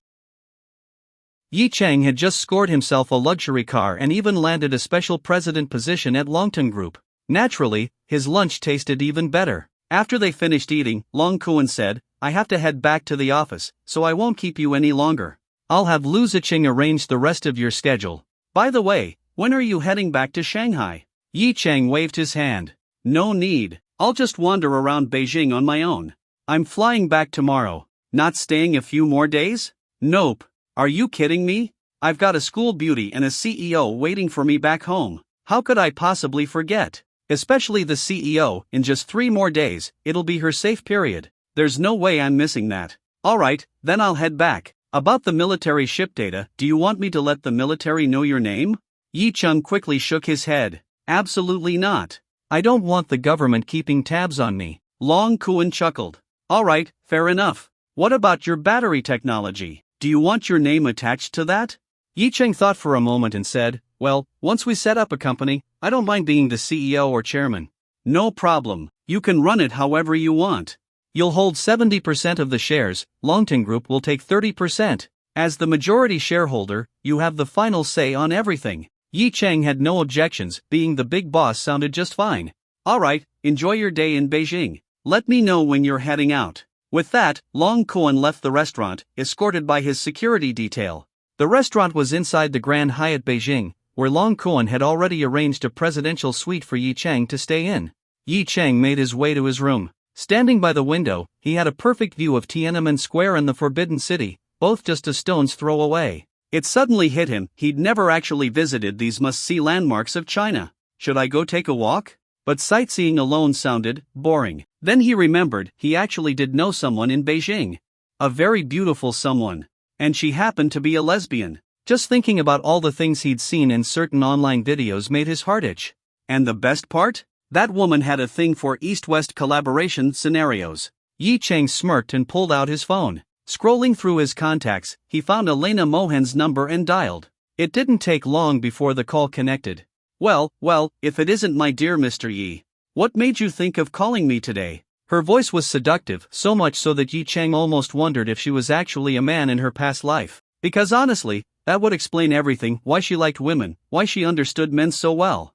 She had clearly figured men out completely. My dear Miss Elena, I've just arrived in Beijing. Don't you think it's time you fulfilled the promise you made me? Mohan Bank, Greater China HQ, President's Office, Private Lounge. Oh my dear Mr. Yi, you're already in Beijing? Elena's tone was filled with mock sorrow, as if she were genuinely upset. Why didn't you tell me in advance? I would have gone to the airport to pick you up. Yi Chang, I was here to meet an elder first. Just finished, and now, of course, I thought of you. Is that so? Then I suppose I should be grateful that Mr. Yi hasn't forgotten me. Hearing Yi Chang's response, Elena quietly let out a breath of relief. For a second there, she had thought he was calling to discuss board member affairs. Right now, she had officially taken Yi Chang's place as a board member at Mohan Bank. It hadn't been long, but after attending a few meetings, she had fully embraced the role of a modern, powerful businesswoman. Sitting at a conference table, playing mind games with those men, watching them seethe with frustration while being unable to do anything about it, she found it immensely satisfying. Plus, thanks to her single vote of influence, her family had regained some decision-making power in the bank. In other words, because of her, her family was back in control. So, she cherished this new identity. That's why she was so on edge about Yi Chang's visit. If he wanted to reclaim his board seat, neither she nor her family would be able to refuse. But now that she knew he was just here for personal reasons, and simply wanted to meet up, she felt completely at ease. Her mood brightened instantly. Where are you now, Mr. Yi? I'll come to you right away. Yi Chang replied, I was thinking of visiting Tiananmen Square and the Forbidden City later, but I need a companion. Miss Elena, would you mind sightseeing with a man? Elena raised an eyebrow. Mr. Yi was inviting her on a date? If it were any other man, she would have rejected him on the spot. But thinking back to her first meeting with Yi Chang, he had left a very good impression on her. He was different from other men. He had the qualities of an ideal partner. And, of course, the biggest reason, her board member status was still in his hands. So she didn't hesitate and replied in a soft voice, why would I mind? Mr. Yi is an incredibly charming gentleman. I don't think any woman could refuse your invitation. Yi Chang raised an eyebrow. Oh? If I invite you to spend the night, would you accept? Of course, he kept that thought to himself. Instead, he said, then I appreciate the compliment. I'm at the Grand Hyatt Beijing, just call me when you arrive. Understood. Then, as if she suddenly remembered something, Elena added, oh, by the way, I hope you don't mind if I bring my secretary along? You've met her before, Dongfang Jingjing. Yi Chang's eyes lit up. Of course I don't mind. Actually, that makes it even better. I don't think any man would refuse the chance to go out with two beautiful ladies. And he meant it. A real-life lesbian couple? His curiosity was off the charts. Alright then, please wait a bit, Mr. Yi. We'll be there soon. Elena chuckled seductively before hanging up. She turned to look at her secretary, who was still lying in bed, naked. Walking over, she captured Dongfang Jingjing's lips, savoring the kiss for a moment before pulling away. Then, she whispered, come on, let's go meet that Mr. Yi we met in Shanghai. Dongfang Jingjing clung to her like an octopus, pouting. Elena, I thought you didn't like men. Why are you being so nice to him? Jealous? Elena smiled and gently stroked her secretary's cheek. Then, in a teasing voice, she said, that was before. Now, I like men. What, is that a problem? She playfully patted Dongfang Jingjing's face and added, from now on, don't ever question me like that again. Or else, heh. Without waiting for a response, she got up, grabbed a pair of black silk stockings, and slowly slipped them on. Hurry up and get ready. We don't want to keep him waiting. A Maserati Quattroporte pulled up in front of the Grand Hyatt Hotel. The back door opened, and a slender foot, wrapped in black silk stockings and wearing low-heeled sandals, stepped out onto the ground. Above those black silk-covered legs was an even more tantalizing sight, making the surrounding men unable to resist shifting their gazes toward the owner of those legs. Then, a stunning figure full of exotic charm emerged from the car, golden wavy hair, a towering chest, and a tight skirt hugging her scandalously curvy hips. The men around were completely entranced, never expecting to encounter such a foreign beauty here. Elena stepped out of the car, closed the door, and glanced around. Quickly spotting a familiar figure, she curved her lips into a smile and walked toward him. Yi Chang, dressed casually, watched as this stunning foreign bombshell approached, momentarily dazed. Damn, this woman really knew how to drive men crazy. Just look at her outfit, a white floral bodycon dress that tightly wrapped around her sultry figure, accentuating her seductive curves. The hem barely reached mid-thigh, and the top was a cool spaghetti strap design, unable to conceal the enormous peaks beneath, leaving a deep, crime-inducing cleavage exposed. And those long, slender legs wrapped in black silk. Yi Chang couldn't help but think this kind of woman must be liberated from foreign men. Miss Elena. He stepped forward, reaching out to shake her hand, but before he could, the foreign beauty spread her arms and threw herself into his embrace. Mr. Yi, I really missed you. That explosive body pressed against him, and Yi Chang could clearly feel her intoxicating softness. His eyes narrowed, the sensation against his chest told him that she wasn't wearing anything underneath. But there were no visible outlines under her dress. Was it adhesive? Wasn't this woman supposed to be into women? Why was she dressed like she was deliberately seducing him? Yi Chang's thoughts ran wild, but he simply said, I'm honored that Miss Elena missed me so much. Elena let go of Yi Chang, smiling playfully. But I wonder, Mr. Yi, did you miss me? Yi Chang chuckled. Of course I did. If I didn't, would I have remembered to contact you as soon as I arrived in Beijing? As he spoke, he smoothly took Elena's hand into his own, gently rubbing the back of it while adding, or have you already forgotten what I said before? Your beauty makes it very difficult for anyone to resist. Elena raised an eyebrow and subtly withdrew her hand, a bit surprised that Yi Chang was actually taking the initiative. She preferred being the one in control. Her logic was simple: if she took the lead, she was the one taking advantage. If she was passive, then he was taking advantage, and she didn't like that. But Yi Chang didn't understand her way of thinking. Seeing her pull back, he found it amusing. So, this woman was just putting on a show for him. She looked open and bold, but in reality, she was quite cautious. Still, he couldn't shake the suspicion that she was actually into women. Weren't people like her supposed to dislike physical contact with the opposite sex? Without any more physical interaction between them, and not seeing her secretary anywhere, Yi Chang asked, Where's Miss Dongfang? Oh, she's parking the car, Elena replied. Didn't you say you wanted to visit Tiananmen? We can just walk there. Soon, Dongfang Jingjing finished parking and ran over. Unlike her boss, the little secretary's outfit was much more modest, a knee-length dress without stockings, exposing her fair, slender legs. She wore delicate strappy sandals, her toenails painted a lovely shade of red. Good evening, Mr. Yi, she greeted politely, bowing slightly. Yi Chang nodded. Good evening, Miss Dongfang. He could tell this elegant little secretary was wary of him, even defensive. She kept sneaking glances between him and Elena. Was she worried he'd steal her boss away? Little secretary, do you even know how well your boss understands men? Yi Chang smirked to himself and said, All right, let's head out. Of course, Mr. Yi. Elena smiled. Have you visited before? Do you need me to guide you? Of course, Yi Chang grinned. Honestly, it's a little embarrassing that a native Chinese guy like me needs a foreigner to show me around Tiananmen. Elena covered her mouth and giggled. Then she reached out and lightly patted Yi Chang's chest. Don't be embarrassed. I've lived in Beijing for years. I might not speak the local dialect, but I know all the famous spots inside out. I told you before, I love Chinese culture. As she spoke, she tapped his chest 3 times. Suddenly, her eyes lit up. His chest felt firm? Did this man work out? Curious, she patted him a few more times to confirm, yep, pure muscle. Yi Chang looked at her strangely. What is this foreign chick up to? Was she that into touching his chest? Was she copping a feel? He glanced down at her chest, wondering if he could return the favor. Seeing her boss acting like this, Dongfang Jingjing panicked. She reached out and tugged on Elena's sleeve, giving her a very hurt look. Feeling her secretary's pull, Elena suddenly realized what she was doing. But instead of being embarrassed, she doubled down, placing her entire hand flat against Yi Chang's chest, fingers slightly curled as she gave a light squeeze. Whoa, that was solid. Just as she was about to let go, she suddenly felt her wrist being grabbed. Looking up, she saw Yi Chang smirking at her. For the first time, she blushed a little, but still feigned innocence. Mr. Yi, what's the matter?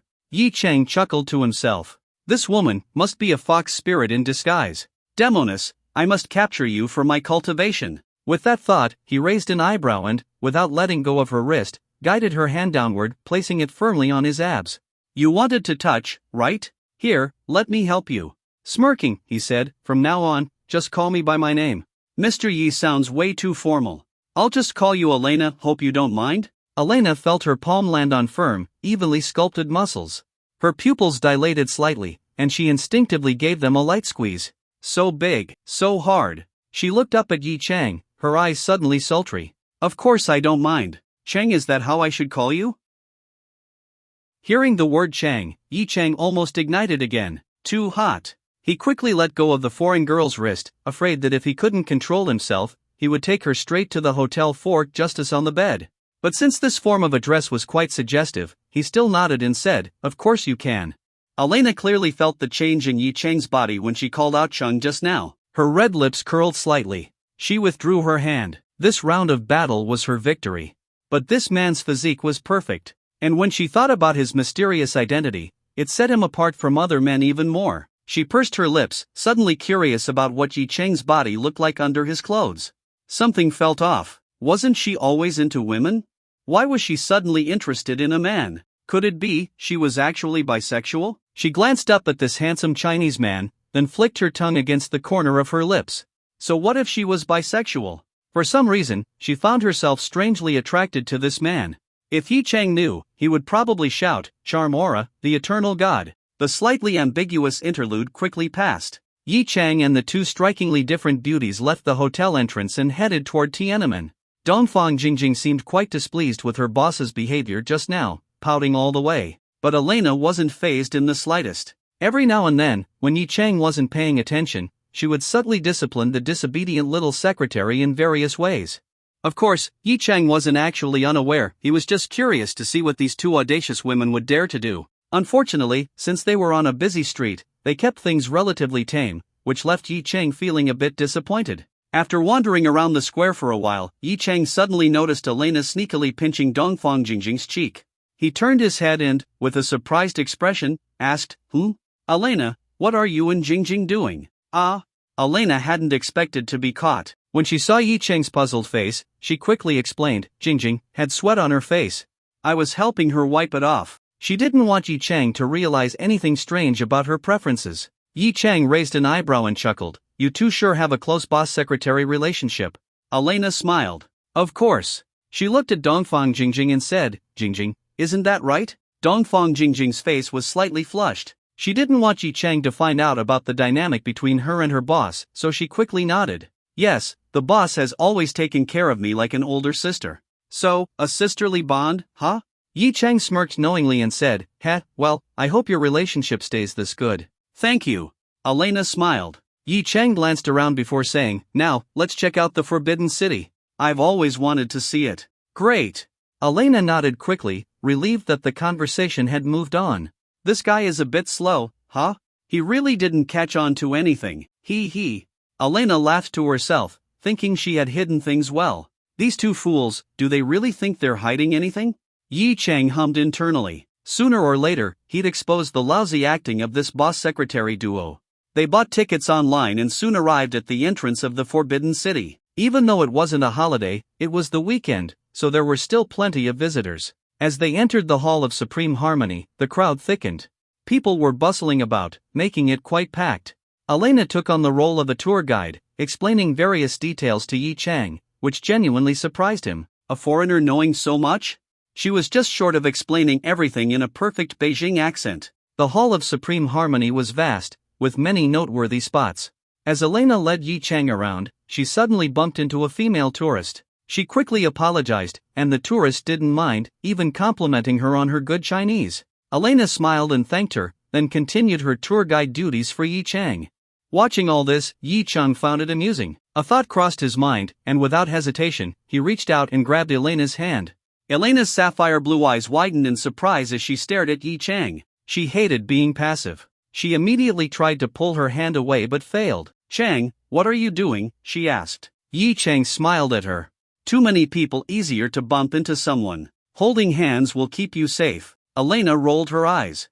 If you're afraid of bumping into people, just be more careful. Why do you have to hold my hand? Keep explaining things to me. Yi Chang ignored her glare and looked at the antique decorations around them. Elena gritted her teeth. There were too many people around, and she didn't want to forcefully break free. It might embarrass him, and that could be a problem considering the board of directors. Fine. She'd let this guy have his way just this once. After all, she had groped his chest and abs earlier. This was just letting him take a little back. Besides, she glanced around. It was easy to notice men sneaking glances at her, some even secretly snapping photos. As a beautiful foreign woman in China, such attention was nothing new. But today, since she had dressed up specifically for meeting Yi Chang, she was attracting even more stares than usual. She snorted lightly.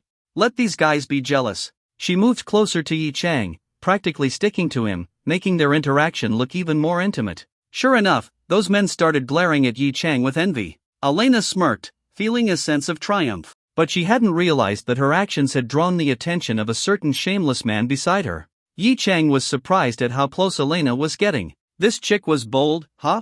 Well, he could be bold too. Without hesitation, he wrapped his arm around Elena's waist. When they hugged before, he hadn't had a chance to really feel anything.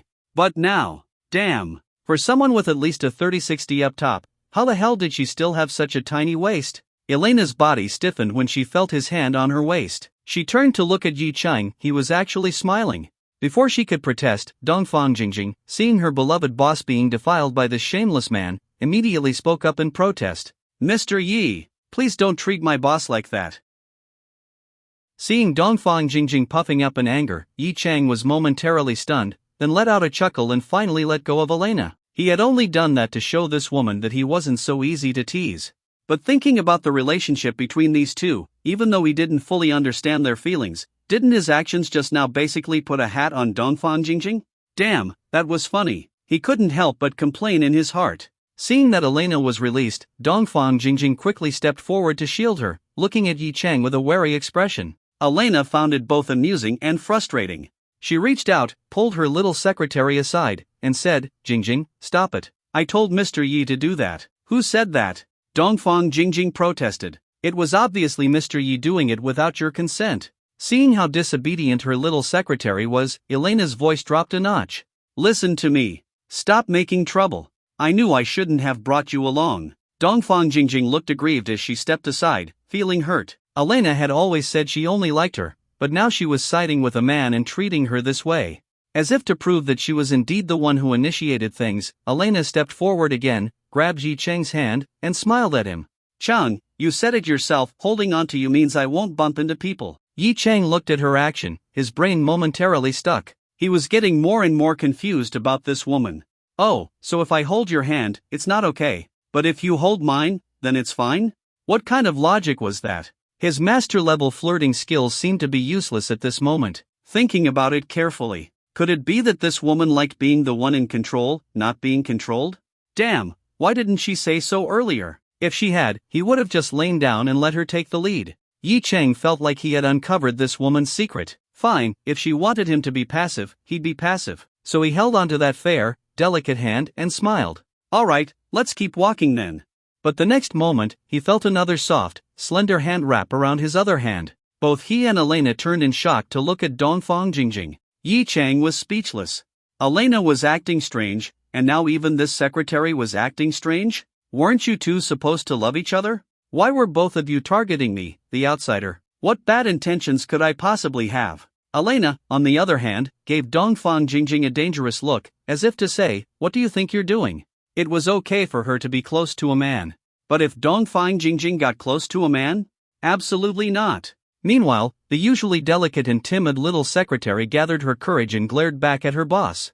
You're doing it, so I'm doing it too. Elena let out a cold sneer, leaned in closer to Yi Chang, and tilted her chin at Dongfang Jingjing as if to say, oh?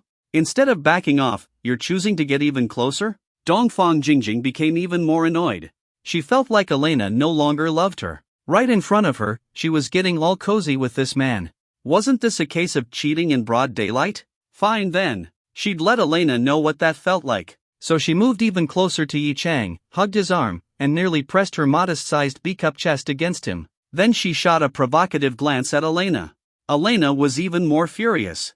Oh, you little brat, Looks like I haven't trained you well enough. How dare you defy me? Trying to put a hat on me, huh?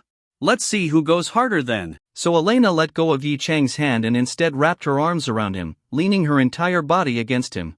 Dongfang Jingjing's eyes widened and pressed in even closer. Yi Chang was dumbfounded. What the hell? He was just an innocent bystander, yet these two stunning beauties were fighting over him? And the men around them were all getting jealous. Why the hell did he get to have both a Chinese beauty and a foreign bombshell clinging to him?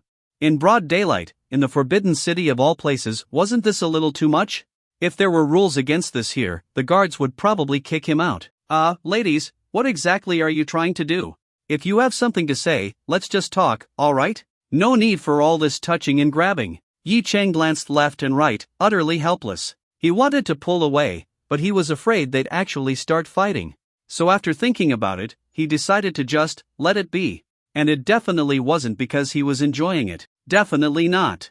Elena rested her head on his shoulder, her Germanic features tinged with a rosy blush. Her red lips, coated in lipstick, parted slightly as she whispered into his ear in a sultry voice, "Chang, I really want to see your abs." Then she turned to Dongfang Jingjing and shot her another provocative look. Dongfang Jingjing gritted her teeth. She wasn't as tall as Elena, who was over 5 feet 9 inches, so she had to stand on her tiptoes. Even then, she was still about 4 inches away from reaching Yi Chang's ear. But she tried her best and whispered, "Mr. Yi, you're the most handsome man I've ever seen." Her ears were burning red, completely forgetting that she used to hate men. Yi Chang. Did these two even realize how many people were around them? If you've got the guts, why didn't you do this back at the hotel? Screw it. Passive or not, he was taking both of them. Without hesitation, Yi Chang reached out and wrapped his arms around both of their slim waists. Ah! Both women gasped at the same time. The two who had been competing against each other suddenly remembered. Their tool for competition was a tall, strong, and very energetic man. People nearby started staring. The men were envious. The women were jealous. And everyone else awkwardly looked away. This was not something they wanted to witness. Then, Yi Chang, still holding both women, walked off to another part of the Forbidden City, feeling absolutely triumphant. Elena's waist was firm, toned, and completely free of any excess fat. Her legs were strong, like they could probably crush someone. Meanwhile, Dongfang Jingjing's waist was soft and delicate, even tinier due to her naturally petite Eastern frame. Yi Chang's arm could easily wrap around it completely. Holding on to both of them, he led them to a quieter corner outside the Hall of Supreme Harmony. With both beauties blushing furiously, he smirked and said, "Ladies, do you really think I don't exist? How about we head back to the hotel, and I show you what a real man is?" Elena pressed her hand against his chest. "Please let go of us, Mr. Yi." Dongfang Jingjing also tried to pry his hand off her waist. But his grip was strong, his hand was warm, and the slight stroking motion made her entire side feel tingly. Yi Chang chuckled. "I'll let go, sure, but first, I need to collect some interest for all that teasing just now." Before they could react, he glanced around to make sure no one was watching, then turned his head toward Dongfang Jingjing and kissed her right on her cherry-red lips. Dongfang Jingjing's eyes widened, her mind unable to process what had just happened. This man, how could he be so bold? It wasn't until 3 seconds later, after the man had thoroughly explored her lips with his tongue, that she finally snapped out of it and hurriedly tried to push Yi Chang away. But Yi Chang had already sensed her resistance, so he didn't go any further. Releasing her soft cherry lips, he let go of her and turned his gaze toward Elena, who was still in shock. Licking the corner of his lips, he wrapped both arms tightly around Elena and then kissed her, this alluring foreign woman who exuded temptation at every moment. Elena reacted quickly and immediately tried to stop Yi Chang. For the first time, the always confident and aggressive woman showed a hint of panic in her expression. "Chang, please don't do this." Yi Chang stared at the breathtaking face right in front of him, unable to suppress his emotions any longer. He spoke, "I promise not to terminate your position as a Mo Hung Bank Board member for the next 6 months. Elena froze. Her resistance instantly faded. Yi Chang's words struck her at her weakest point. This meant that in 6 months, she might be reduced to just an ordinary CEO again, no longer the powerful woman commanding the boardroom, unless she agreed to this exchange of power and desire. At first, when Yi Chang, a young man who hadn't even graduated from university, had appointed her to the board, she had thought he was inexperienced in such matters and hadn't hesitated to accept. But now, he was using this very position to threaten her. So he had understood everything from the start. Fine.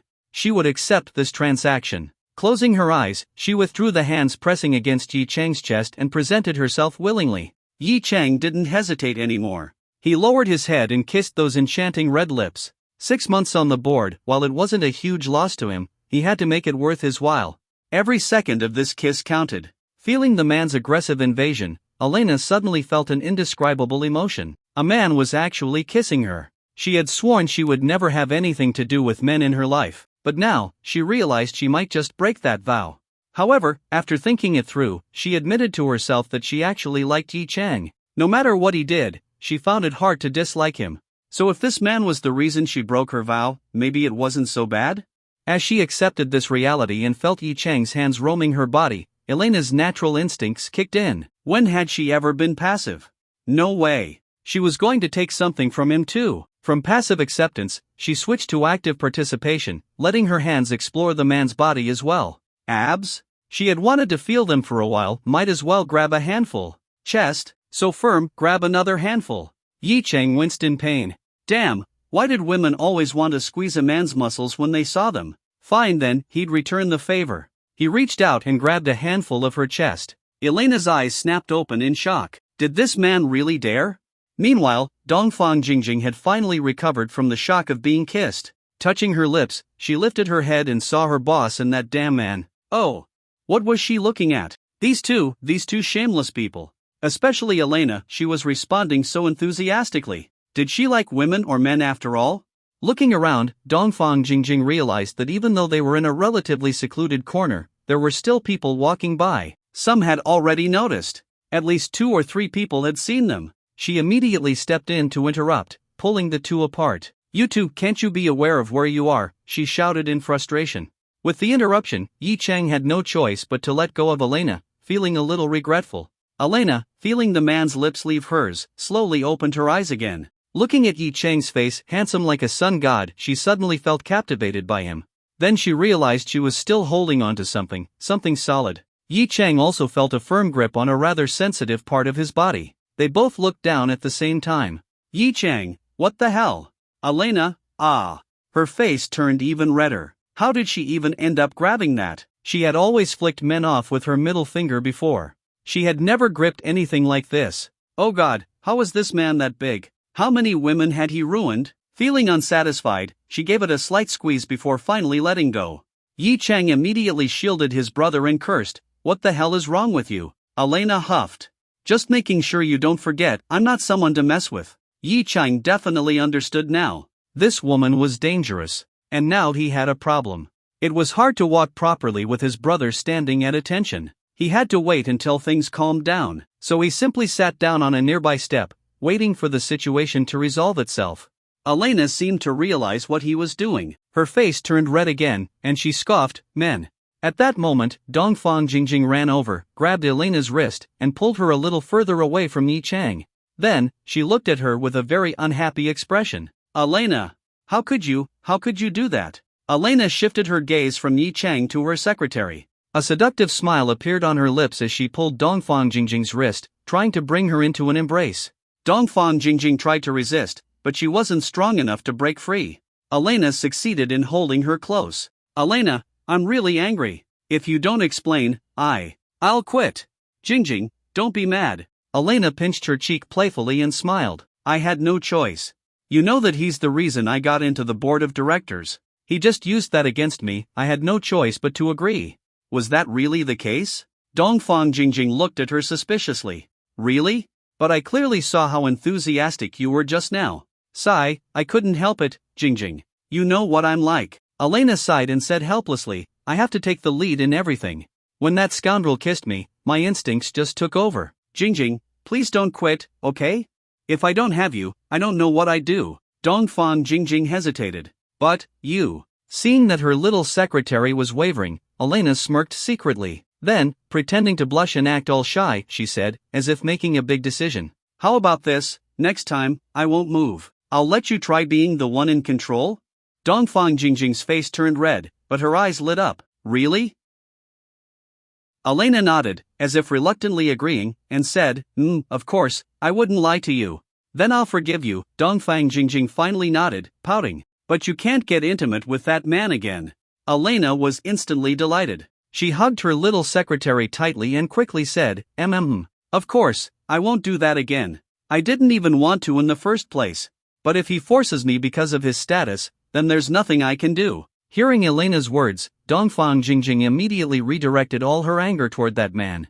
Last time in Shanghai, she thought he was a good person. But after meeting him today, she finally saw his true face.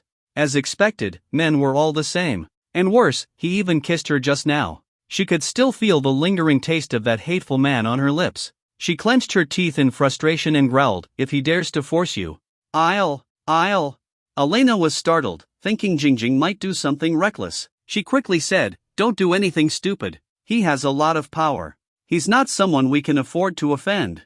If anything happened to you because of me, I'd be heartbroken." Dongfang Jingjing was deeply touched by Elena's concern. She nodded and reassured her, "Don't worry, I won't do anything stupid." But in her heart, she silently added, "I will fight that man to the end." Seeing that Dongfang Jingjing had agreed, Elena breathed a sigh of relief and smirked inwardly. This naive little secretary was too easy to manipulate. Then again, it was exactly this part of her personality that Elena liked so much. While the two women were talking, Yi Chang had been sitting on the steps for a while. Finally, after some time, his ultimate evolved state returned to normal. He got up, walked over to the two women, and asked, "What are you two talking about?" The two women were startled. They quickly separated from their intimate embrace and looked at him. Elena quickly changed the topic, pretending to be furious about what had just happened. She put on a serious face and said, "Mr. Yi, you were a little too much just now." Yi Chang raised an eyebrow. "Miss Elena, weren't you the one who was pretty enthusiastic just now?" Elena's face instantly turned red. Dongfang Jingjing immediately stepped in front of her boss, her small face cold as ice. "Mr. Yi, please behave yourself. The CEO might not be able to resist your threats, but you also did that to me just now. Be careful, or I might accuse you of sexual harassment." Yi Chang was stunned for a moment, then suddenly laughed. "And you're not worried that because of you, your CEO might lose what she wants?" Dongfang Jingjing froze. I. Elena quickly pulled her aside and apologized to Yi Chang. "Chang, please don't mind Jingjing's words. She didn't mean it, she's just worried about me." Yi Chang chuckled. These two really thought he hadn't noticed what was going on between them? "Yeah, I get it. Miss Dongfang is a very loyal secretary, always looking out for her boss," Yi Chang said, then suddenly smirked. "Miss Dongfang, how about working for me instead? I'll offer you double Elena's salary." Dongfang Jingjing glared at him. "Forget it. Working as your secretary would be a total nightmare." The look on her face screamed, "You're a pervert," making Yi Chang shake his head helplessly. It seemed like changing this little secretary's opinion of him wouldn't be easy. Not that it was his fault, he only kissed her because he couldn't resist. If she hadn't been messing with him, it wouldn't have happened. Elena, meanwhile, smiled, feeling amused by how protective her secretary was. She turned to Yi Chang and said, "Yi Chang, Jingjing is my favorite secretary. Don't even think about poaching her." Yi Chang laughed and waved his hand.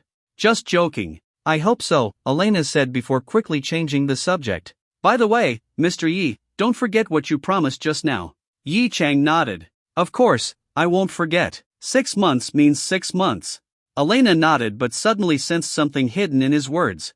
She stared at him and asked directly, "And after 6 months?" Yi Chang smirked. "That depends on your performance, Elena." Elena clenched her teeth. This bastard had completely found her weakness. But there was nothing she could do about it. Damn men. Dongfang Jingjing saw that Yi Chang was once again pressuring her CEO. She glared at him, clearly upset but unable to do anything. "All right, Elena, keep being my tour guide." Yi Chang pointed toward another ancient hall and smiled. Elena rolled her eyes. "Fine, let's go." This time, Yi Chang didn't try to hold her hand. A man had to know when to stop, he had already taken a huge advantage earlier. No need to get greedy over something so small. The three of them continued exploring the Forbidden City. A striking trio, 2 gorgeous women and 1 tall, handsome man, they naturally drew attention. Especially Elena. After all, a stunningly beautiful foreign woman, dressed in a way that made her stand out, was bound to catch people's eyes wherever she went. And Yi Chang?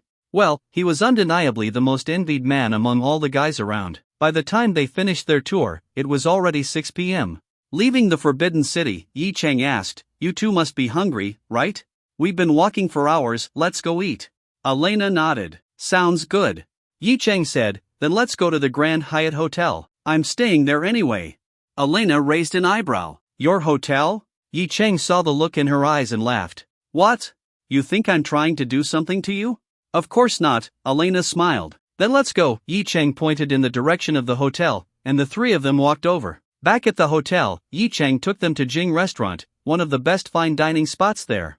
After all, the food was amazing. He ordered several dishes, each costing thousands of yuan, but he didn't mind. All expenses were charged to Longton Group's corporate account anyway. Plus, the hotel itself was a wholly owned subsidiary of Longton Group, so technically, it was just internal spending. While enjoying their gourmet meal, Yi Chang also ordered a bottle of red wine worth over 10,000 yuan. The three of them sipped on their drinks, one glass at a time.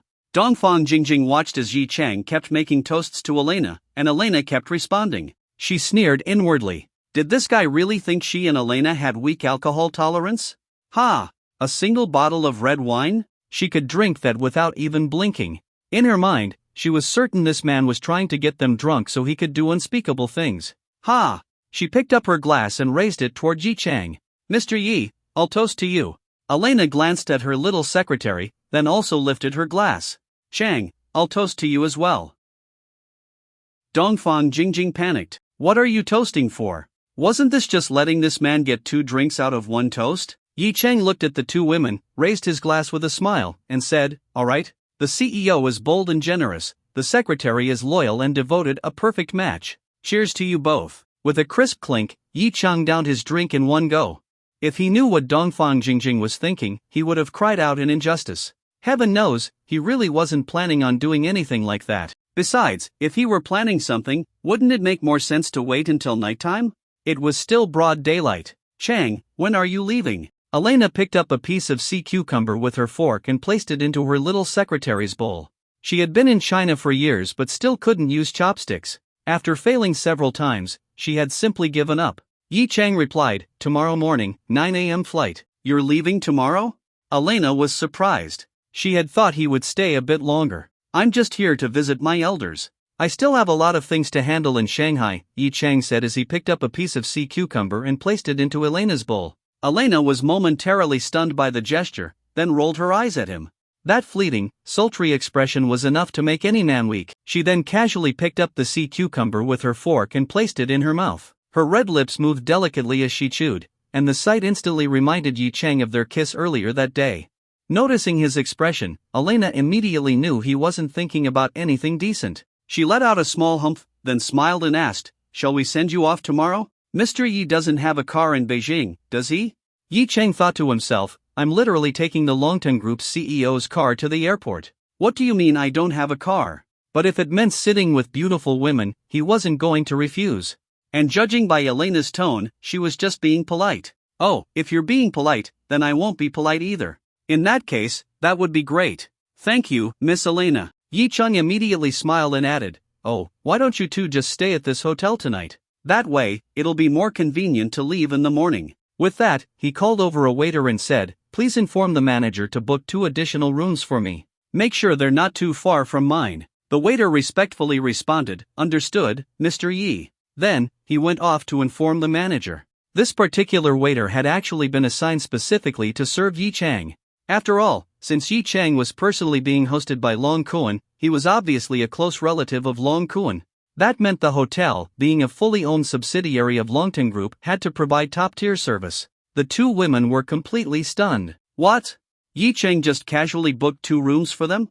That was way too outrageous.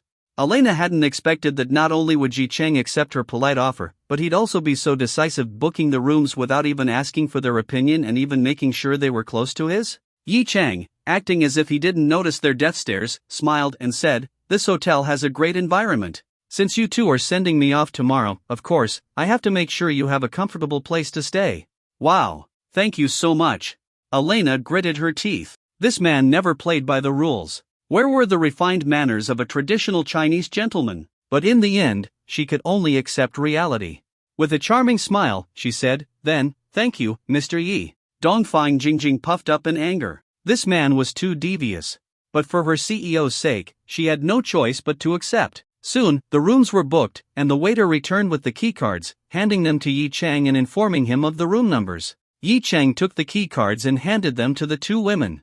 Dongfang Jingjing immediately said, CEO, let's share a room. Elena blinked and smiled. No need. Let's not waste Mr. Ye's generosity. I prefer staying alone anyway.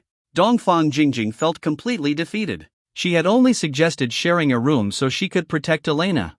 What if that man tried to sneak into her room at night and defile her? Didn't Elena understand the risk? And what did she mean she preferred staying alone? She never used to be like this. Fuming, the little secretary started drinking aggressively. As long as she drank all the wine, Elena wouldn't get drunk. At the same time, she kept cursing Yi Cheng in her heart. It was all his fault. Why did he even come to Beijing? And if he had to come, why did he have to invite Elena?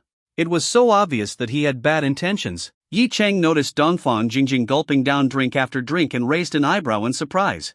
This girl could really drink? Elena saw Yi Cheng's confusion and explained, Jingjing has an excellent alcohol tolerance. Don't underestimate her. Yi Cheng was speechless. Even so, this isn't how you should be drinking. Deciding to ignore the little secretary, he continued eating with Elena. Meanwhile, Dongfang Jingjing unknowingly finished an entire bottle of wine by herself. Yi Cheng had no choice but to order another bottle and reminded her, don't drink too much. Dongfang Jingjing huffed, I will drink. I'll drink you into bankruptcy. That'll teach you to bully Elena. Then, she snatched the new bottle and continued drinking. Elena gave Yi Cheng a helpless look. Yi Cheng chuckled and shook his head. This girl was so naive. He continued chatting with Elena, and as the alcohol took effect, a beautiful blush spread across her cheeks, making her look even more captivating. By the time they reached 7:30 p.m., Dongfang Jingjing suddenly slumped forward onto the table. She wasn't getting back up. Both Elena and Yi Cheng were startled. Elena quickly leaned in to check on her secretary. Jingjing? Jingjing? Dongfang Jingjing's face was flushed, her eyes hazy. She mumbled in a slurred voice, Elena, don't be with that bastard. If you do, I'll fight him. I'm yours. Yi Cheng and Elena locked eyes. Elena's face turned red. Jingjing's words sounded very misleading. Quickly, she explained, Jingjing must be exhausted. She walked all day and drank too much. Yi Cheng chuckled and didn't comment further. He nodded. All right, let's take her upstairs to rest. You're full, right? I'm full. Let's go. Yi Cheng called the waiter over. We're done here. The waiter nodded. Have a pleasant evening. Elena found it odd that the waiter never asked for payment. Throughout the entire meal, the staff had been unusually respectful toward Yi Cheng. He hadn't even needed to provide an ID when booking the rooms earlier. Could it be that Yi Cheng had some connection to this hotel? She remembered that this hotel was owned by Longtum Group, a financial giant even the Mohang family had to respect. What kind of status did Yi Cheng have that made the Grand Hyatt treat him like a VIP? Curiosity sparked in her heart. But instead of asking directly, she simply helped support Dongfang Jingjing and followed Yi Cheng upstairs. Taking the elevator to the top floor, Yi Cheng helped Elena bring the drunk Dongfang Jingjing into her room. The room had a separate bedroom and living area, so Elena took Dongfang Jingjing into the bedroom to clean her up, remove some of her clothes, and tuck her into. Even though she was the CEO and Dongfang Jingjing was her secretary, their special relationship made it natural for her to take care of her like this. Yi Cheng, on the other hand, stood by the floor-to-ceiling window, looking at the view outside. The window overlooked the hotel's interior, which was designed to resemble a tropical rainforest. There was also a pool, where a few people were still swimming. After a while, Elena walked out of the bedroom and stood beside Yi Cheng, gazing at the scene outside with him. Mr. Yi, you were really bad today, she said with a slightly resentful tone. Yi Cheng raised an eyebrow and glanced at her. The room lights were off, and the only illumination came from the faint glow outside. In the dim light, the contrast of light and shadow on this exotic beauty's face made her look even more alluring. Yi Cheng chuckled and asked, how so? Elena placed a hand on Yi Cheng's shoulder, then looked back out the window. You used the board member position to blackmail me and then did those things to me. That's not very gentlemanly. Didn't you say last time that you were a gentleman? Yi Cheng smirked and placed his hand on the back of Elena's hand, which was resting on his shoulder. Today? Wasn't it you who seduced me first? Elena froze for a moment, then quickly withdrew her hand, glaring at him playfully. What seduction? Mr. Yi, you really don't know how to talk. Yi Cheng didn't mind. This woman played hot and cold, she set fires but never let them burn. Fine, let her keep playing. He could enjoy the benefits along the way. Miss Elena, how long do you plan to stay in China? Yi Cheng asked. Elena replied, for life. Yi Cheng raised an eyebrow. Not going back to Eagle Nation? Never. Elena lifted her chin and said firmly, never? So, are you planning to marry here? Find a Chinese man? Sorry, but I don't believe in marriage, Elena said proudly. Yi Chang smirked. Yeah, right. This is just about your preferences, not some anti-marriage belief. Suddenly, Elena turned to him with a breathtaking smile and asked, unless Mr. Yi wants to marry me? If it's you, I might consider it. Yi Chang raised an eyebrow and said, you're a foreigner. My family wouldn't accept that. Elena wasn't disappointed. She just let out a soft hmph and muttered in English, Chinese men. Yi Chang caught it and asked, what do you mean by that? You don't even understand English? Elena thought he was asking about the words she had spoken. Yi Chang was speechless. His English wasn't perfect, but he definitely understood Chinese men. But now that he thought about it, why hadn't the system ever given him a language proficiency upgrade? System, you never triggered the option. Fine, I'll reward you one now. Option 1, ask Elena what she meant. Reward, master level English proficiency. Option 2, smack Elena's but to express dissatisfaction with her doubting your English skills. Reward, master level language proficiency, all languages. Yi Chang, so the system does give out rewards? But this second option was way too wild. Fine, mastering English was great, but mastering all languages? That was on another level. He had no choice but to pick the second option. He smirked and said, take a guess. Guess? Elena was confused. Then, she saw Yi Chang raise his hand and suddenly smack her from behind. Smack! Her round hips, tightly wrapped in the bodycon dress, jiggled slightly from the impact, showing just how firm and bouncy they were. Yi Chang's eyes lit up. Damn! That was some amazing texture. Elena's face instantly flushed red. She clutched her backside and glared at Yi Chang in outrage. You! Don't question my language skills. Otherwise, you'll be very surprised, Yi Chang said casually as he withdrew his hand. At that moment, the system notification popped up. Congratulations, host. You have acquired master-level language proficiency. Immediately, Yi Chang felt his mind fill with knowledge of countless languages, including an even deeper mastery of his own native tongue. This wasn't just about speaking fluently, it also enhanced his ability to be persuasive, articulate, and utterly smooth with words. Yi Chang's eyes flickered with amusement. Then, in flawless English, he said, I was just asking what exactly you meant by Chinese men. Elena was still fuming from the smack. Her backside was still tingling, he had really hit her hard. If she got the chance, she swore she'd make this guy kneel before her and lick her feet, just like Jingjing did. As for his sudden display of perfect English, she didn't think too much about it. She simply humphed and said, Chinese men are all good little boys who listen to their families. Yi Chang rolled his eyes. So that's what she meant. It's called tradition. Do you even understand that? You say you love Chinese culture, yet you don't even get this? Humph, Elena scoffed, shifting her gaze toward the pool. By now, it was 8 p.m., and it seemed like the pool had closed. Everyone was getting out.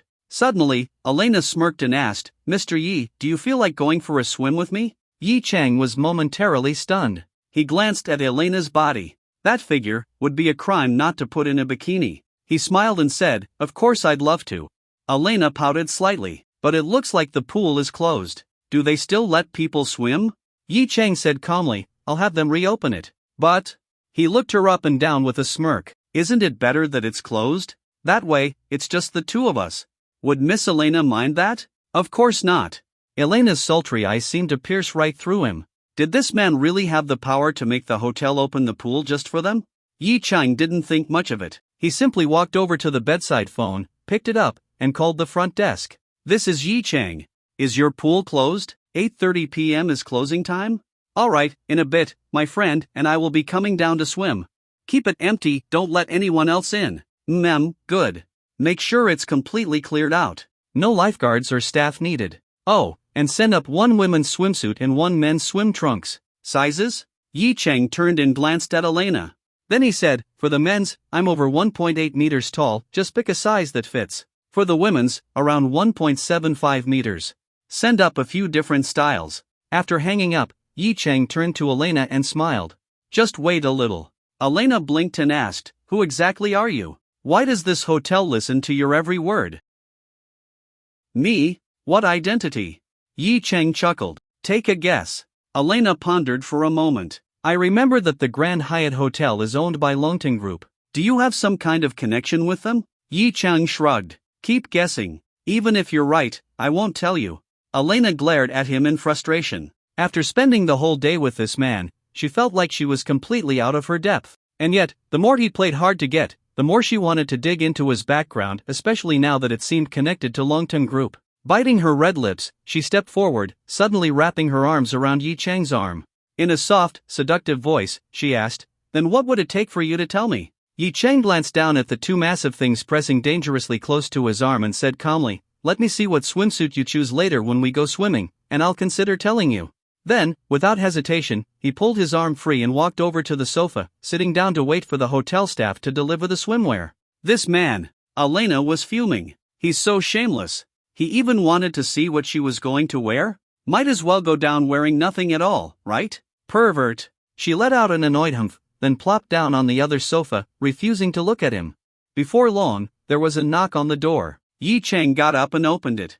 Outside, a hotel staff member stood with a bag in hand and said, "Mr. Yi, here is the swimwear you requested. Since we weren't sure what kind of swimsuit the lady would prefer, we brought 15 different sets." Yi Cheng nodded and took the bag. "Thank you."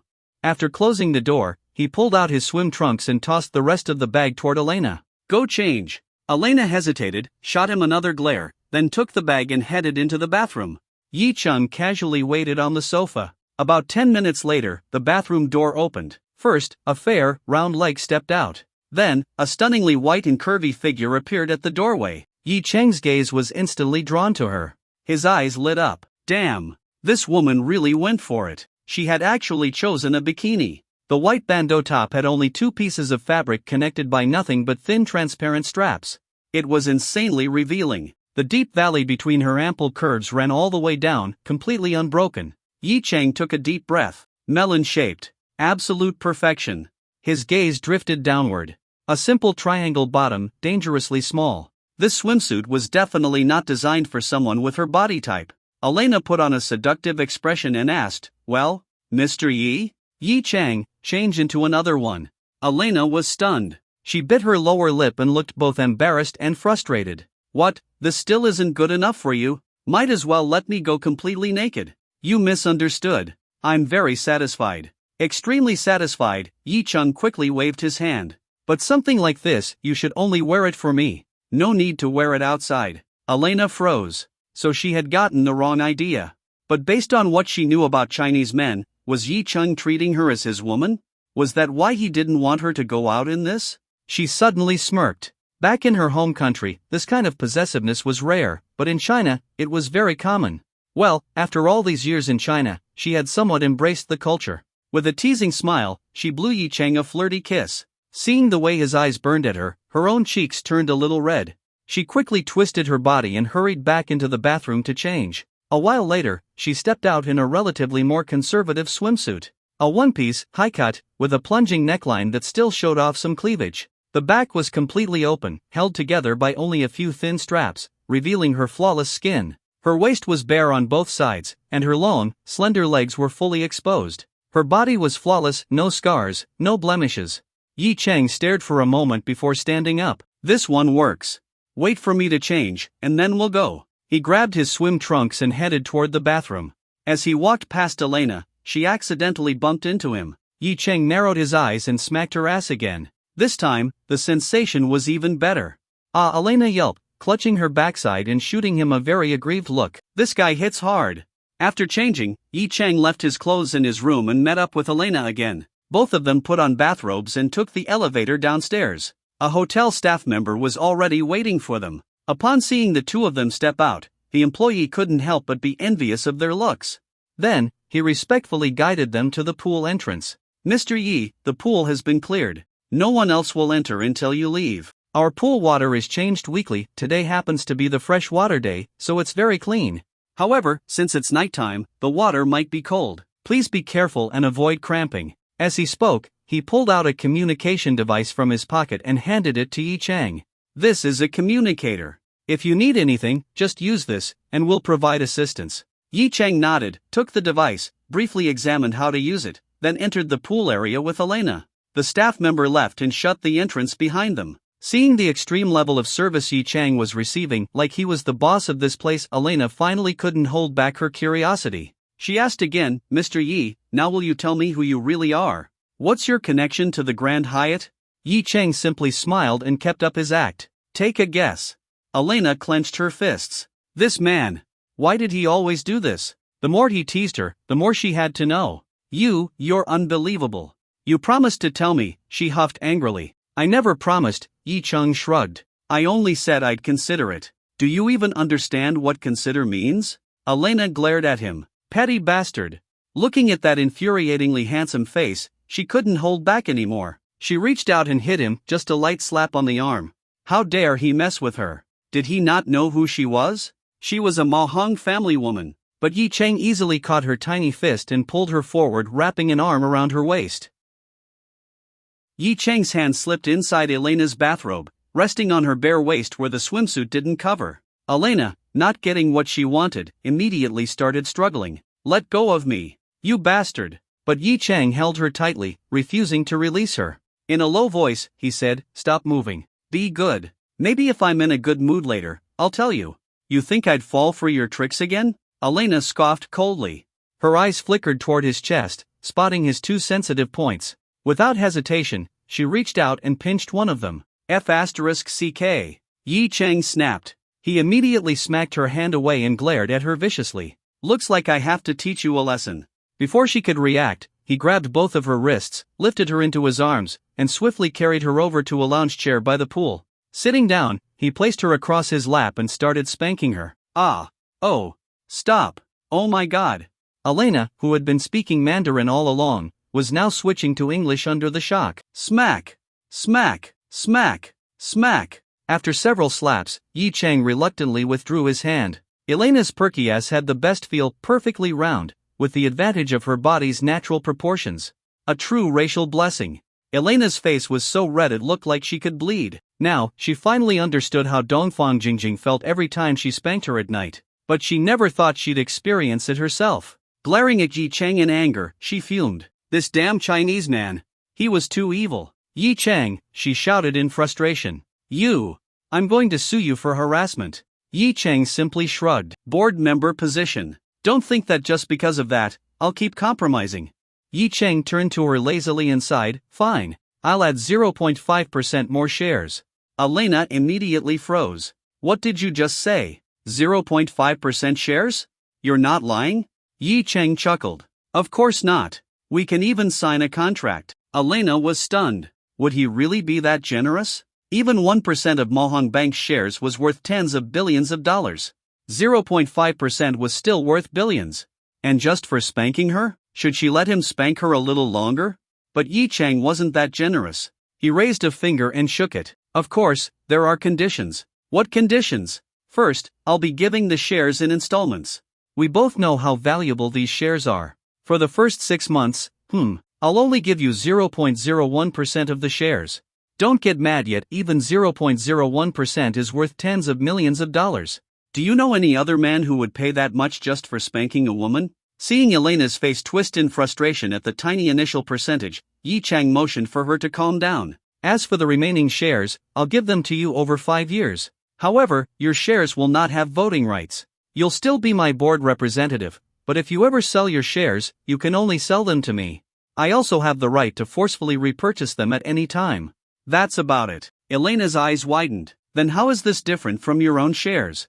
Yi Cheng replied, you can sell them to me, which means you can turn them into cash. I don't need money. Still better than having no shares, right? Yi Cheng smirked. Then, he casually sat back down next to her, slipped his hand back inside her bathrobe, and shamelessly groped her waist. And of course, I might consider making those shares fully yours in the future, but that depends on your performance. Elena grabbed his wandering hand, narrowed her eyes, and asked, what kind of performance? Yi Cheng didn't answer. Instead, he pulled his hand away, stood up, and right in front of Elena removed his bathrobe. Elena instinctively covered her chest. What are you doing? But the moment she saw his body, her eyes widened. Before this, Yi Cheng had been wearing his bathrobe, with the belt tied securely. She hadn't seen anything underneath. Now that she did, she had to admit this man's physique was insanely attractive. She had seen muscular men before, but none had Yi Cheng's level of perfection. His abs, his chest, his Adonis belt. Every muscle was perfectly proportioned, symmetrical, and sculpted like a masterpiece. A walking piece of art. Seeing Elena's stunned expression, Yi Cheng smirked. Then, he casually threw his bathrobe at her. Turning away, he walked to the pool's edge, splashed some water onto himself to adjust to the temperature, stretched a little, then took a deep breath and dived in. Elena watched his strong figure disappear beneath the water. Holding his bathrobe in her arms, she could still feel its warmth. Before she realized it, she subconsciously brought it to her nose and took a sniff. The moment she caught herself, her face turned bright red. She quickly tossed the bathrobe aside, feeling completely conflicted. She began questioning herself. Did she like the scent of men or women? No, was it Yi Chang's scent or a woman's? Because right now, she realized she only had these weird feelings toward Yi Chang. The combination of his charm aura and permanent affection buff was just too overpowering. Even her orientation was starting to change. She sat there, thinking for a full minute. But then, something felt off. Wait, why hadn't Yi Chang surfaced yet? She hadn't seen his head come up for air even once. It had been a long time. She immediately sat up, scanning the water. The lighting was dim, making it hard to see below the surface. She started getting anxious. Where was he? Yi Chang, where are you? Chang?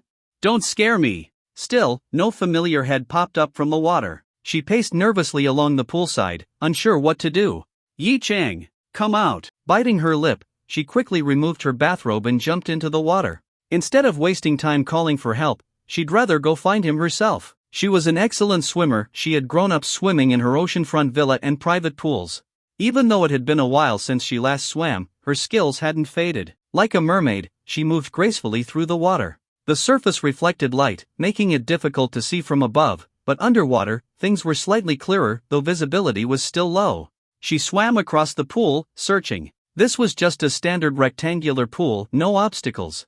Where the hell had that man gone? Surfacing for a breath, she shivered slightly. She hadn't prepared herself for the cold water, and now her body was struggling to adjust. She bit her lip. Had something actually happened to Yi Chang? Wasn't there a saying that bad people live the longest? No, why was she so worried about him? It must be because he had promised her those shares. Yes, that was definitely the reason. Yi Chang, come out. Stop hiding, she yelled anxiously. But just then, she suddenly felt two strong hands grab her ankles from underwater. Ah! Elena let out a startled cry and quickly looked down into the water, but the dim lighting made it hard to see anything clearly. At the same time, she felt those hands move up from her ankles, sliding along her calves, then her thighs, her waist, before finally stopping. A moment later, she heard the sound of water breaking behind her. The hands that had been on her waist now moved up to her stomach, and strong, powerful arms wrapped around her. Was Miss Elena worried about me just now? A deep, masculine voice whispered near her ear. Yi Chang's handsome face appeared from behind, resting against her smooth, fair shoulder. Elena's face instantly turned red. She turned her head and, upon seeing his face, felt an inexplicable wave of relief. But as soon as she processed his words, her instinct was to deny it. What nonsense! You said you were giving me shares billions of dollars. Of course, I had to worry. Otherwise, where would my money go? Really? Yi Chang's large hands began moving, pressing her even closer to him. His bare chest was now completely against her nearly exposed back. Elena could even feel a certain burning hot object pressing against her. No!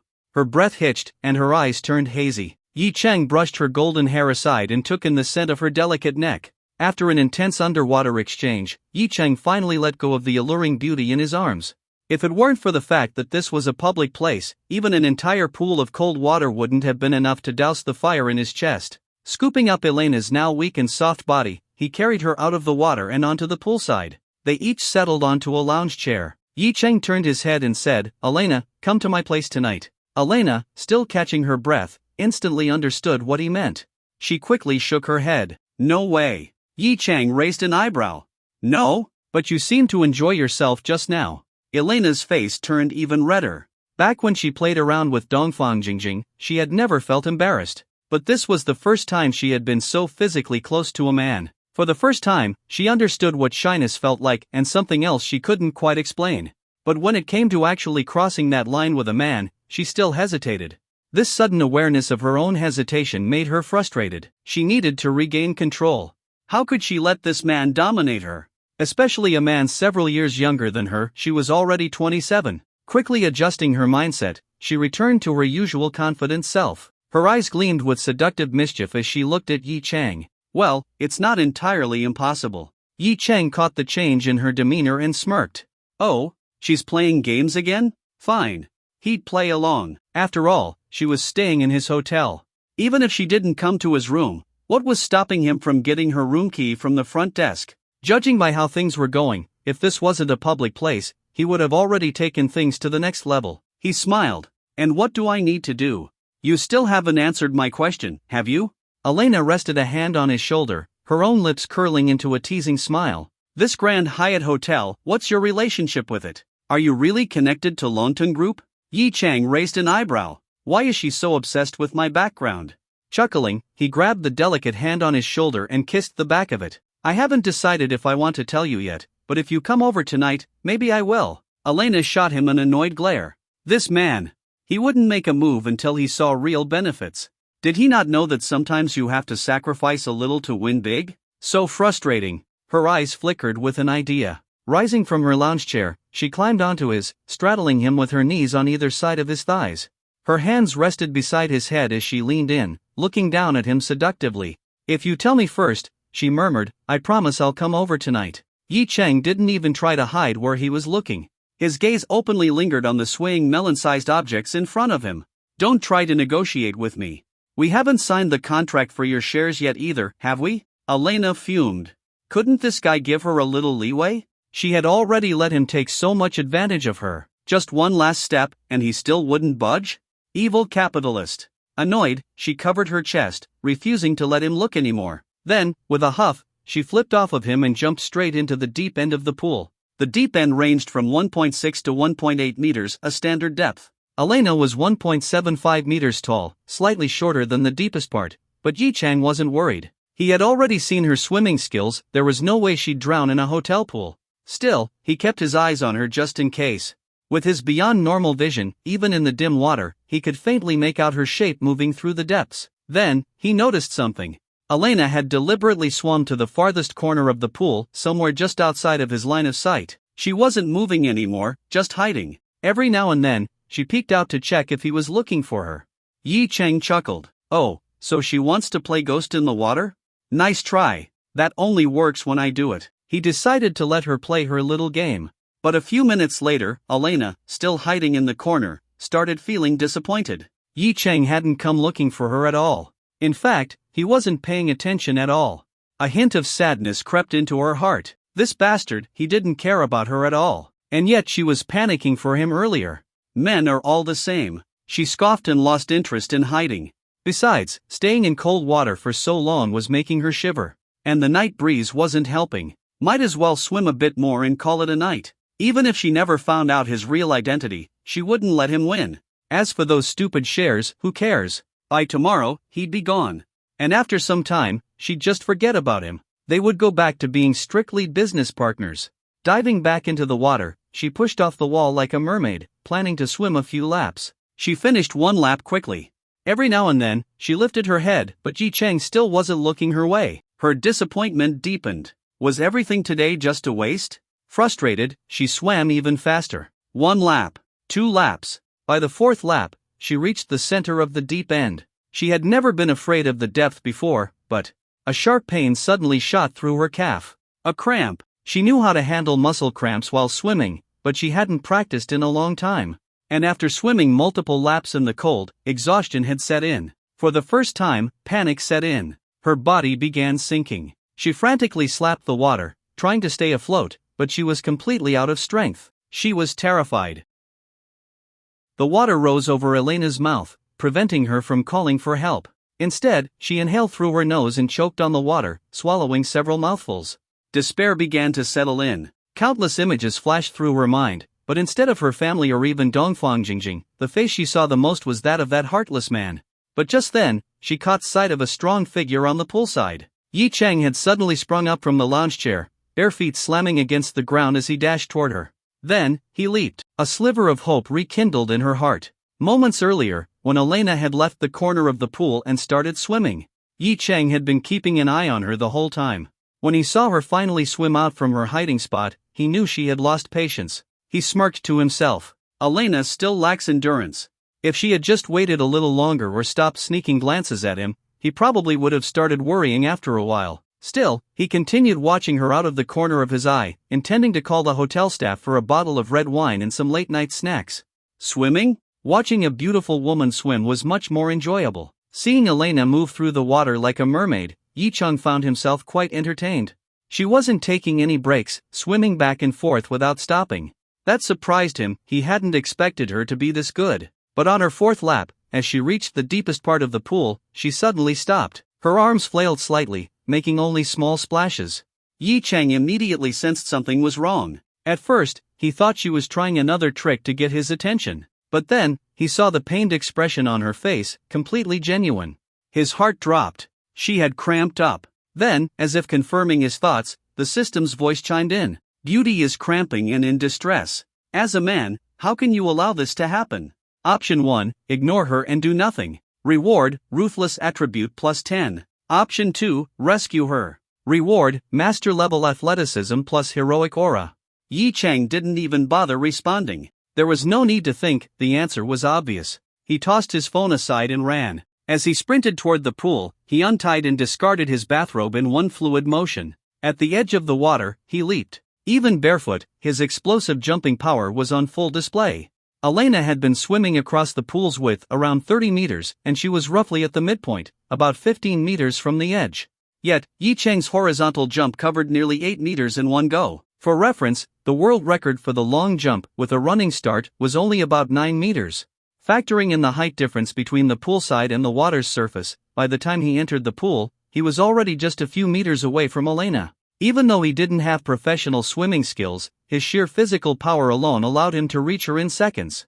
In no time, he wrapped an arm around Elena's waist and lifted her, supporting her beneath her. He pushed her upward, making sure her head was above water. The moment she felt those strong, familiar arms, a sense of safety washed over her. All her panic melted away. She didn't struggle at all. Instead, she clung to him like an octopus, arms around his neck, body pressed tightly against him, unwilling to let go even a little. Yicheng, seeing how she had calmed down, felt slightly relieved. Rescuing someone while swimming was most dangerous when they panicked and flailed uncontrollably. Luckily, the depth of this pool wasn't much of a challenge for him. Holding her securely, he swam toward the edge. Once there, he tried setting her down. She was tall enough to stand in this area. But she still wouldn't let go. Even her legs were now wrapped around his waist. Yicheng was momentarily stunned. All right, you're safe now. You can let go. Elena didn't respond. She coughed a few times, throat sore from swallowing water, her entire body trembling from the cold. Yicheng gently patted her back, feeling a rare sense of sympathy. I should have just pretended to be worried earlier. Then she wouldn't have ended up like this. Seeing that she wasn't letting go, he sighed and simply carried her out of the pool. Climbing up the ladder with one arm while holding Elena in the other, he stepped onto the poolside. Still cradling her delicate frame, he made his way to the lounge chairs. Once there, he gently placed her down. All right, Elena. You can let go now. You're safe. After a moment of hesitation, Elena finally reluctantly released him. Yicheng grabbed her bathrobe and draped it over her shoulders. Elena clutched the robe tightly, trying to warm herself, but it wasn't nearly as warm as his body. She couldn't help but blame him. Why wasn't he holding her anymore? He had been so eager to touch her earlier, wasn't he enjoying it? Then, she suddenly remembered, he didn't even seem worried when she disappeared underwater. Her heart clenched. The overwhelming sense of helplessness she had felt while sinking. Drowning wasn't just painful, it was terrifying. Tears welled up in her eyes. Yicheng had just retrieved his own bathrobe when he noticed her shoulders shaking slightly. At first, he thought she was still shivering from the cold. But when he listened closely, she was crying. He was shocked. Quickly, he sat beside her and asked, "Why are you crying?" "You're safe now, there's nothing to be scared of." Elena kept her head down, burying her face between her knees. Her shoulders trembled as she continued sobbing. Yicheng felt a little helpless. During the day, this woman had been so seductive, sly like a cunning little fox. But now, she looked so vulnerable, so pitiful. After thinking for a moment, he sighed and pulled her into his arms again. Feeling his warmth surround her once more, Elena immediately wrapped her arms around him tightly. She clung to him like a child, absorbing his body heat, her soft cries turning into muffled whimpers. Yicheng gently patted her back. "All right, don't cry. I'm here. You're safe." He then whispered, "Let's go back to the room." Scooping her up again, he started walking. Once more, her legs instinctively wrapped around his waist. Yicheng sighed. Grabbing his discarded phone, he checked the screen. The tempered glass protector was cracked, but the phone itself was fine. Good. Replacing a brand new phone would have been annoying. With Elena still clinging to him, he walked toward the pool exit. A hotel staff member saw them coming out, with Elena still in his arms, and was visibly stunned. What exactly had happened in there? Since Yi Chang had ordered the surveillance cameras to be disabled, no one had been able to see inside the pool area. Only these two knew what had taken place. But seeing the shivering foreign beauty in his arms, tears still in her eyes, the staff member couldn't help but imagine things. Ignoring them, Yi Chang stepped into the elevator and went up to their floor. Since he used an internal passage, no one else saw Elena's current state. Reaching their rooms, he paused in front of his door. Then, he looked down at Elena. "Tonight, stay with me?" Elena didn't answer. She simply tightened her grip on him. That was all the answer he needed. Yi Chang opened the door and stepped inside. Entering the room, Yi Chang closed the door behind them. Still holding Elena, he carried her straight to the bathroom and began filling the tub with hot water. After adjusting the temperature, he stepped out to wait. Standing in the living room, he looked down at the beauty in his arms. Elena's face was still a bit pale, though noticeably rosier than when she first came out of the water. The faint weakness on her features gave her a delicate and fragile beauty. She clung tightly to Yi Chang, unwilling to leave the warmth of his body. "Elena, do you feel better?" He sat down on the sofa, adjusting himself slightly to avoid any discomfort caused by her curvaceous figure pressing against him. Gently patting her back, he continued to comfort her. Looking at her soft lips, still trembling, he shook his head. A woman is always a woman. No matter her orientation, when faced with danger, she still felt fear. And when in need of comfort, she still sought the embrace of a man. His pats gradually turned into soft caresses, trying to ease her emotions. Elena slowly lifted her head, looking at him, eyes still glistening with unshed tears. Yi Chang was startled. He reached out and wiped the corners of her eyes. "Stop crying. I told you, when I'm here, nothing will happen to you. I was watching you the entire time. No matter what happens, I'll always be the first to save you." Hearing his words, Elena bit her lip lightly and finally spoke a single word. "Liar." She said it in English. Yi Chang blinked. "Ha? How am I a liar? You ignored me for minutes when I disappeared, yet you claim you were watching me the whole time." "When you disappeared, I was so worried about you," she mumbled. Even though Yi Chang had rushed to save her the moment he realized she was in danger, she couldn't forget those few minutes of disappointment, the first time she had ever wanted a man to worry about her. Yi Chang? He thought back. She disappeared for minutes? Oh, was she talking about when she was hiding in the pool corner, sneaking glances at him?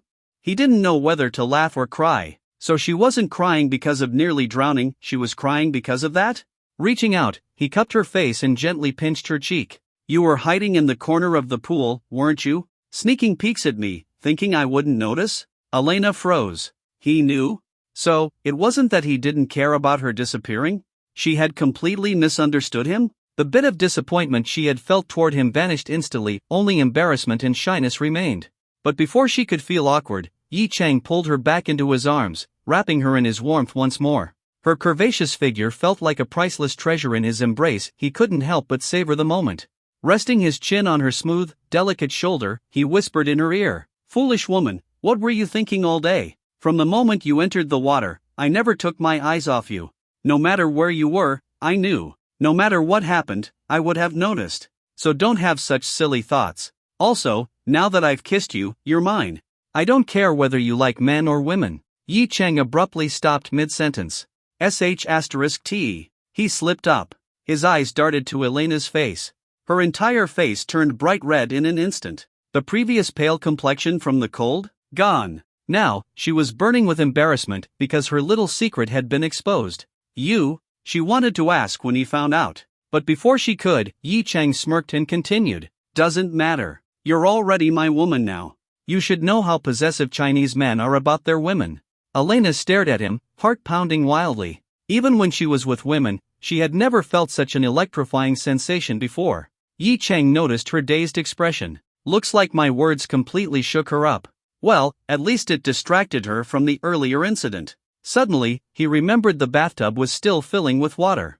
It should be ready by now. Scooping Elena up once more, he carried her back to the bathroom. The tub was full. He placed her down, turned off the faucet, and checked the water temperature. Perfect. He turned to Elena. "All right, get in and warm up. I'll go grab you some clothes." But Elena was still staring at him, her eyes filled with longing. Yi Chang raised an eyebrow. Was this woman falling for him? His lips curled into a smirk. Damn, he had actually turned her straight. I'll step out now, he said casually. Call me when you're done. I'll bring your clothes. With that, he left the bathroom. Oh, right. He suddenly remembered he had received system rewards earlier but hadn't checked them yet. One was master-level athleticism, meaning he was now a master in every sport. With his superhuman physique, he could break any world record with ease. The other was the hero's aura. Yi Cheng frowned. What's the effect of hero's aura? System. Hero's aura, any person saved by the host will become completely devoted to him. Men will be unwaveringly loyal. Women will develop varying degrees of romantic attachment. Additionally, hero's aura enhances the effects of the charm aura tenfold on those rescued. Yi Cheng's eyes widened. Devoted? Charm aura enhanced tenfold? His charm aura already had tripled the effect on women, so now, with hero's aura, it was 30 times stronger? Just as he processed this, he felt a warm, delicate body suddenly embrace him from behind. He turned his head only for soft, red lips to crash into his. Elena pulled him forcefully into her arms, locking her lips onto his. For a moment, Yi Cheng was stunned. Then, he quickly reacted. Turning fully toward her, he wrapped his arms around her voluptuous body and deepened the kiss. Their bathrobes slipped away. Only a swimsuit and swim trunks remained between them. Slowly, their intertwined figures moved toward the bathtub. Elena, caught up in the heat of the moment, accidentally slipped into the warm water. The soothing heat only amplified her desire. She reached out, pulling Yi Cheng into the tub with her. The bathtub was large, easily fitting both of them. Thus began the grand battle between China and England. The Eagle Nation fell into complete disarray from the very first wave of attacks. The Chinese forces stormed the enemy's capital. Then, in the name of peacekeeping, they retreated. However, the Eagle Nation refused to let them go, trapping them from both flanks. The Chinese forces had no choice but to launch another full-scale invasion. After hundreds of rounds of battle, the two sides detonated all nuclear warheads simultaneously, as countless fireworks lit up the night sky. 3 a.m. The room next to Yi Cheng's. Dongfang Jingjing groggily woke up, holding her aching head. Ugh, where am I? She stared blankly at her surroundings, still disoriented. Then, memories of last night rushed back into her mind. Elena had been forced to side with that damn man because he had leverage over her seat on the board. Then, they had gone out for dinner, and he had even ordered alcohol. To stop Elena from getting drunk, she had kept drinking instead. Drink after drink, so long as she drank, Elena wouldn't have to. But in the end, she was the one who got completely wasted. That didn't make sense, though. Wasn't she normally great at holding her liquor? Was the wine fake? Still rubbing her temples, she slowly sat up in bed and glanced around the room. The luxurious decor told her this was a suite at the Grand Hyatt Hotel. That man must have booked this room for her. Her jaw clenched. That damn man, just because he had money, he thought he could do whatever he wanted? She gritted her teeth in anger. Then, she glanced at the clock. It was only 3 a.m. What time did I even fall asleep last night? Wait, where's Elena? She had blacked out from drinking. What about Elena? Did that bastard take advantage of her while she was drunk? Her headache was suddenly the least of her concerns. She quickly got up, but just as she was about to rush out, her bladder reminded her of something urgent. Ugh, I'll check on Elena after I use the bathroom. She ran into the restroom. But the moment she stepped inside, she froze. There were multiple swimsuits hanging inside, and they were all women's swimsuits. Some of them were still neatly packaged, but a few had already been opened. Her eyes landed on a white, two-piece swimsuit. She picked it up, her face instantly flushed red.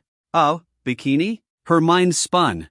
The Grand Hyatt did have a pool. Did Elena end up swimming with that damn man? Was she forced into it? Her gaze suddenly shifted to the laundry basket nearby. A pair of black lace panties and black stockings were hanging over the edge. Her breath hitched. Weren't these the ones Elena was wearing today? She wasn't even wearing these anymore. There's no way they were still swimming at this hour. It was already past 3 a.m. What happened was obvious. No. Her mind went blank. She felt like snowflakes were falling around her as a cold northern wind howled in the distance. Her world had collapsed. She no longer cared about using the bathroom. She ran back into the bedroom, grabbed her clothes, and frantically picked up her phone. Dialing Elena's number, she pressed the phone to her ear, her fingers trembling. The line rang. No one answered. Her hands shook even harder. She put down her phone, threw on her clothes, and stormed out of the room. Arriving at Elena's room, she knocked rapidly, her heart clinging to a desperate sliver of hope. Maybe Elena is actually in here. Maybe those clothes in the bathroom were just left there because she didn't want to wake me up. She knew Elena had a habit of sleeping naked sometimes. But she knocked for ages, and no one responded. Her expression turned ice cold. She turned toward Yi Cheng's room. Without hesitation, she raised her fist to knock. But before she could, she heard strange noises coming from inside. Her eyes widened in shock. She trembled as she pressed her ear against the door. And then, the indecent sounds filtered through. All of her last hopes shattered completely.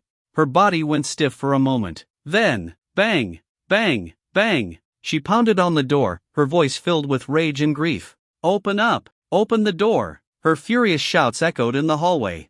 If anyone saw this scene, they'd probably think she was here to catch a cheating boyfriend. Inside the room, in front of the bathroom mirror, Yi Cheng stood behind Elena, his arms wrapped around her waist. Elena, do you remember what I once told you? A gentleman conceals his strength. I remember. Do you know the second half of that phrase? I don't, no. A gentleman conceals his strength, and strikes when the time is right. Yi Cheng struck, but just as he was about to continue, a loud banging echoed from outside the room. Both of them froze. Who the hell is knocking this late? The bathroom was closer to the door, and with its soundproofing, Dongfang Jingjing's shouts were barely audible. Not to mention, Elena's voice completely covered it. Yi Cheng frowned. Who the hell is that? He muttered irritably. Elena clutched her chest and quickly pushed him away, gasping. You go check. Yi Cheng shook his head, rinsed off quickly, threw on his bathrobe, and walked to the door. Elena stayed inside the bathroom, closing the door behind her. When Yi Cheng opened the door, his face was full of annoyance. What do you huh? The woman outside glared at him with pure fury. It was Dongfang Jingjing. She looked devastated, as if she had just caught her boyfriend cheating. Wait, was he the one being caught? No. Oh, she wasn't here for him. She was here for Elena. Yi Cheng was speechless. He still couldn't wrap his head around the whole cheating concept when it came to two women. But how did Dongfang Jingjing find out? Then, he suddenly remembered. A faint ringtone had gone off earlier. It must have been Elena's phone. But he had been preoccupied, so he had ignored it. Did Dongfang Jingjing call Elena? Yi Cheng thought about it. Then, it hit him. The swimsuits in Dongfang Jingjing's room. *T. He had been too careless. Move! Dongfang Jingjing suddenly shoved him aside and stormed inside. The moment she entered, she caught a whiff of an unmistakable scent. Her face turned even paler. Elena! She shouted, and soon after, a startled voice came from the bathroom. Jingjing? Why are you here? Dongfang Jingjing rushed to the bathroom. The door wasn't locked. She flung it open. And then, she froze.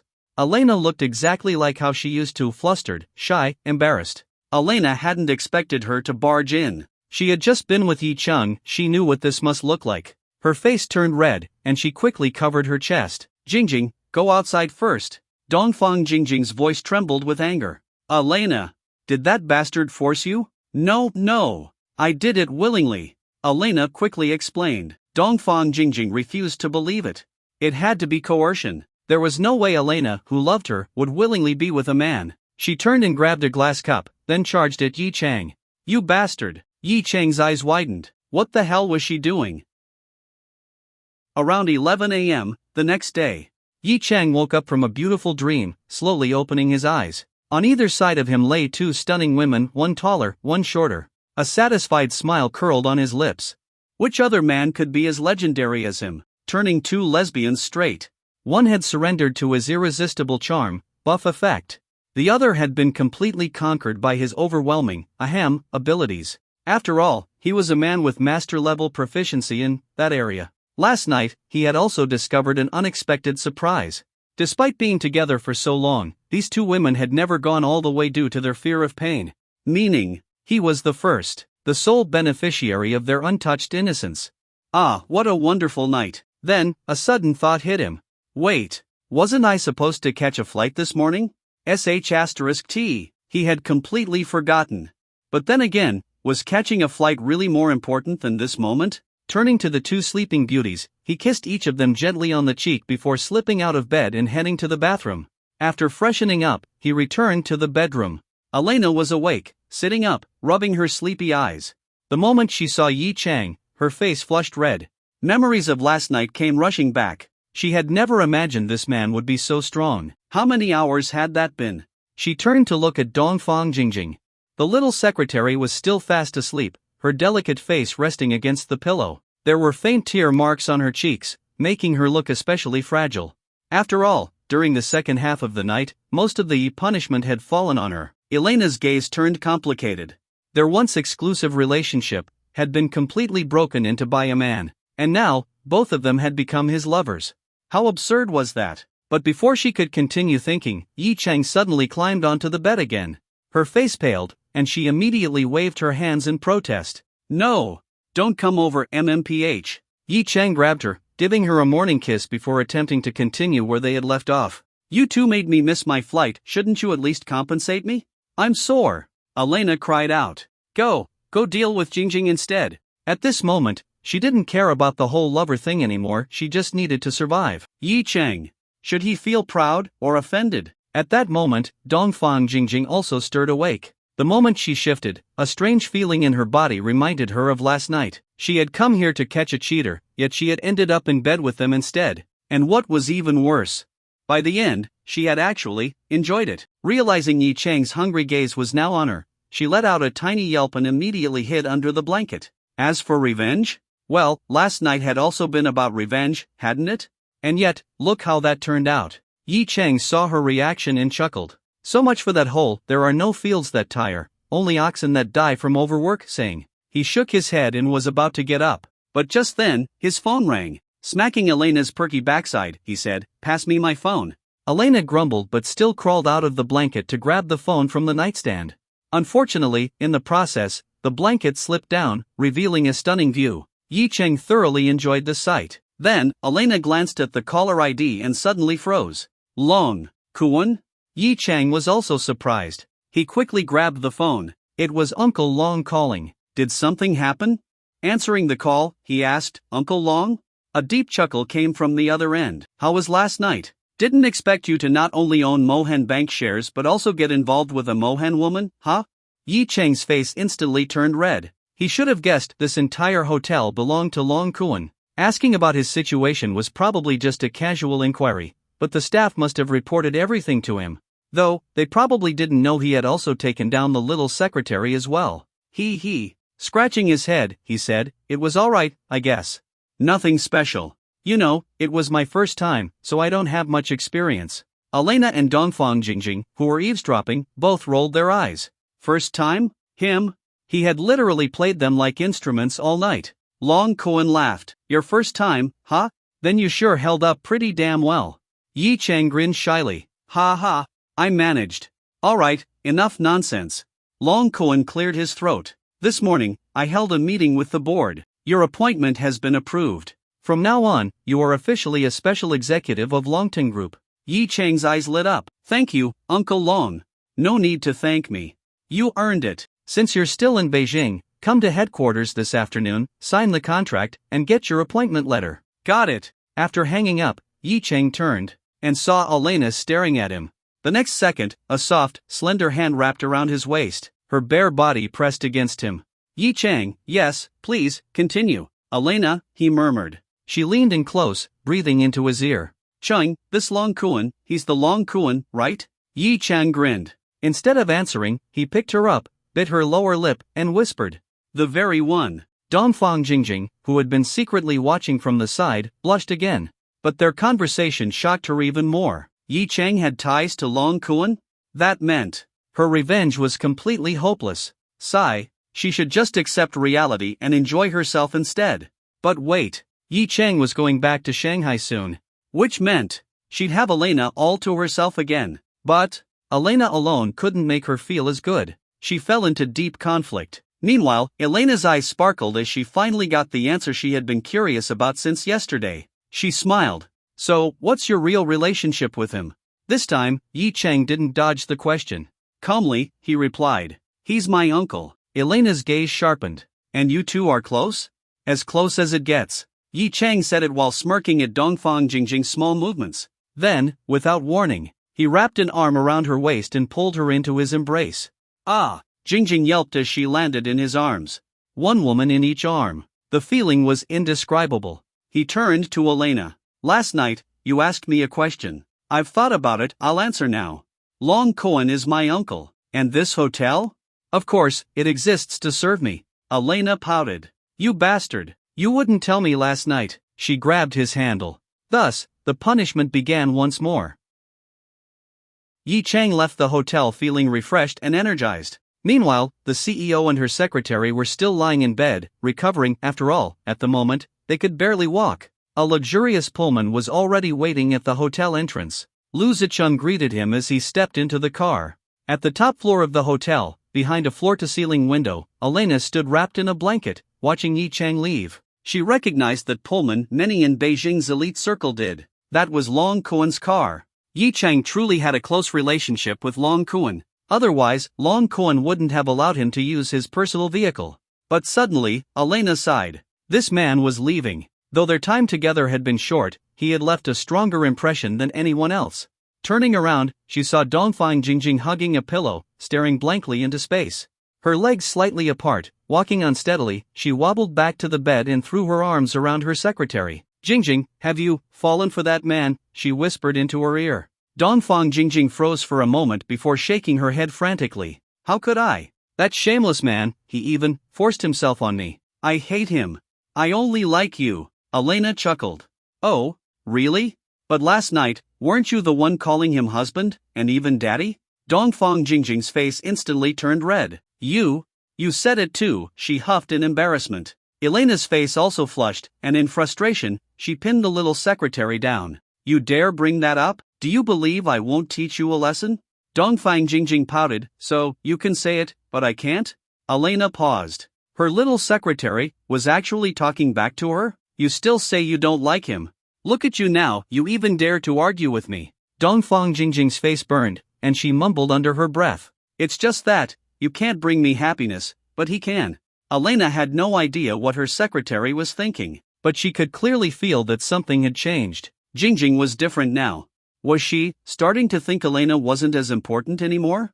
Damn you, Yi Chang. Not only did you steal her body, now you're stealing her heart too? At that moment, her phone buzzed. It was a text message from Yi Chang. Elena, I'm heading back to Shanghai this afternoon. Come find me there within a week, I'll transfer the shares to you.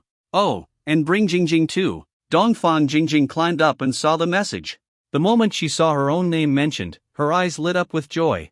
Elena, he wants us to go to Shanghai to find him. Elena rolled her eyes. She didn't even bother pointing out how desperate the little secretary looked. But seeing that Yi Chang hadn't forgotten about the shares, she smiled. No matter what. A man who could casually hand over shares worth billions. Who was also incredibly handsome. And, most importantly, insanely skilled in that department. Which woman could resist? Her face reddened slightly, but she quickly recovered. Check my schedule when we get back. Find an open date, I'll go then. Dongfang Jingjing nodded eagerly. As her secretary, that was her job. Yi Chang's car pulled up in front of Longting Group's headquarters. Inside the chairman's office, 3 men were already waiting. Long Cohen sat behind his desk, calmly sipping tea from a Yixing clay teacup. Lu Zicheng led Yi Chang inside and introduced the others. This is Su Yunshan, a shareholder of Huajin Corporation. Huajin was the government's appointed representative within Longting Group. Yi Chang smiled and greeted him. Hello, Mr. Su. President Yi, Su Yunshan responded with a polite smile. Lu Zicheng continued, this is our group president, Guo Ning. Hello, President Guo, Yi Chang said, keeping his smile. Guo Ning nodded stiffly in response. There was clear resentment behind his polite smile, which made sense. Out of nowhere, Yi Chang had been appointed global special president, a position even higher than his. But Yi Chang wasn't bothered by his attitude. He was heading back to Shanghai soon anyway. Guo Ning had no influence over him. Lu Zicheng then gestured to the last man. And this is Chen Jinxing, our vice chairman and a major shareholder of Longtum Group. Vice chairman. And a shareholder. A heavyweight. Yi Chang nodded. Nice to meet you, Chairman Chen. Chen Jinxing was in his early 50s, slightly overweight, and had a piercing gaze.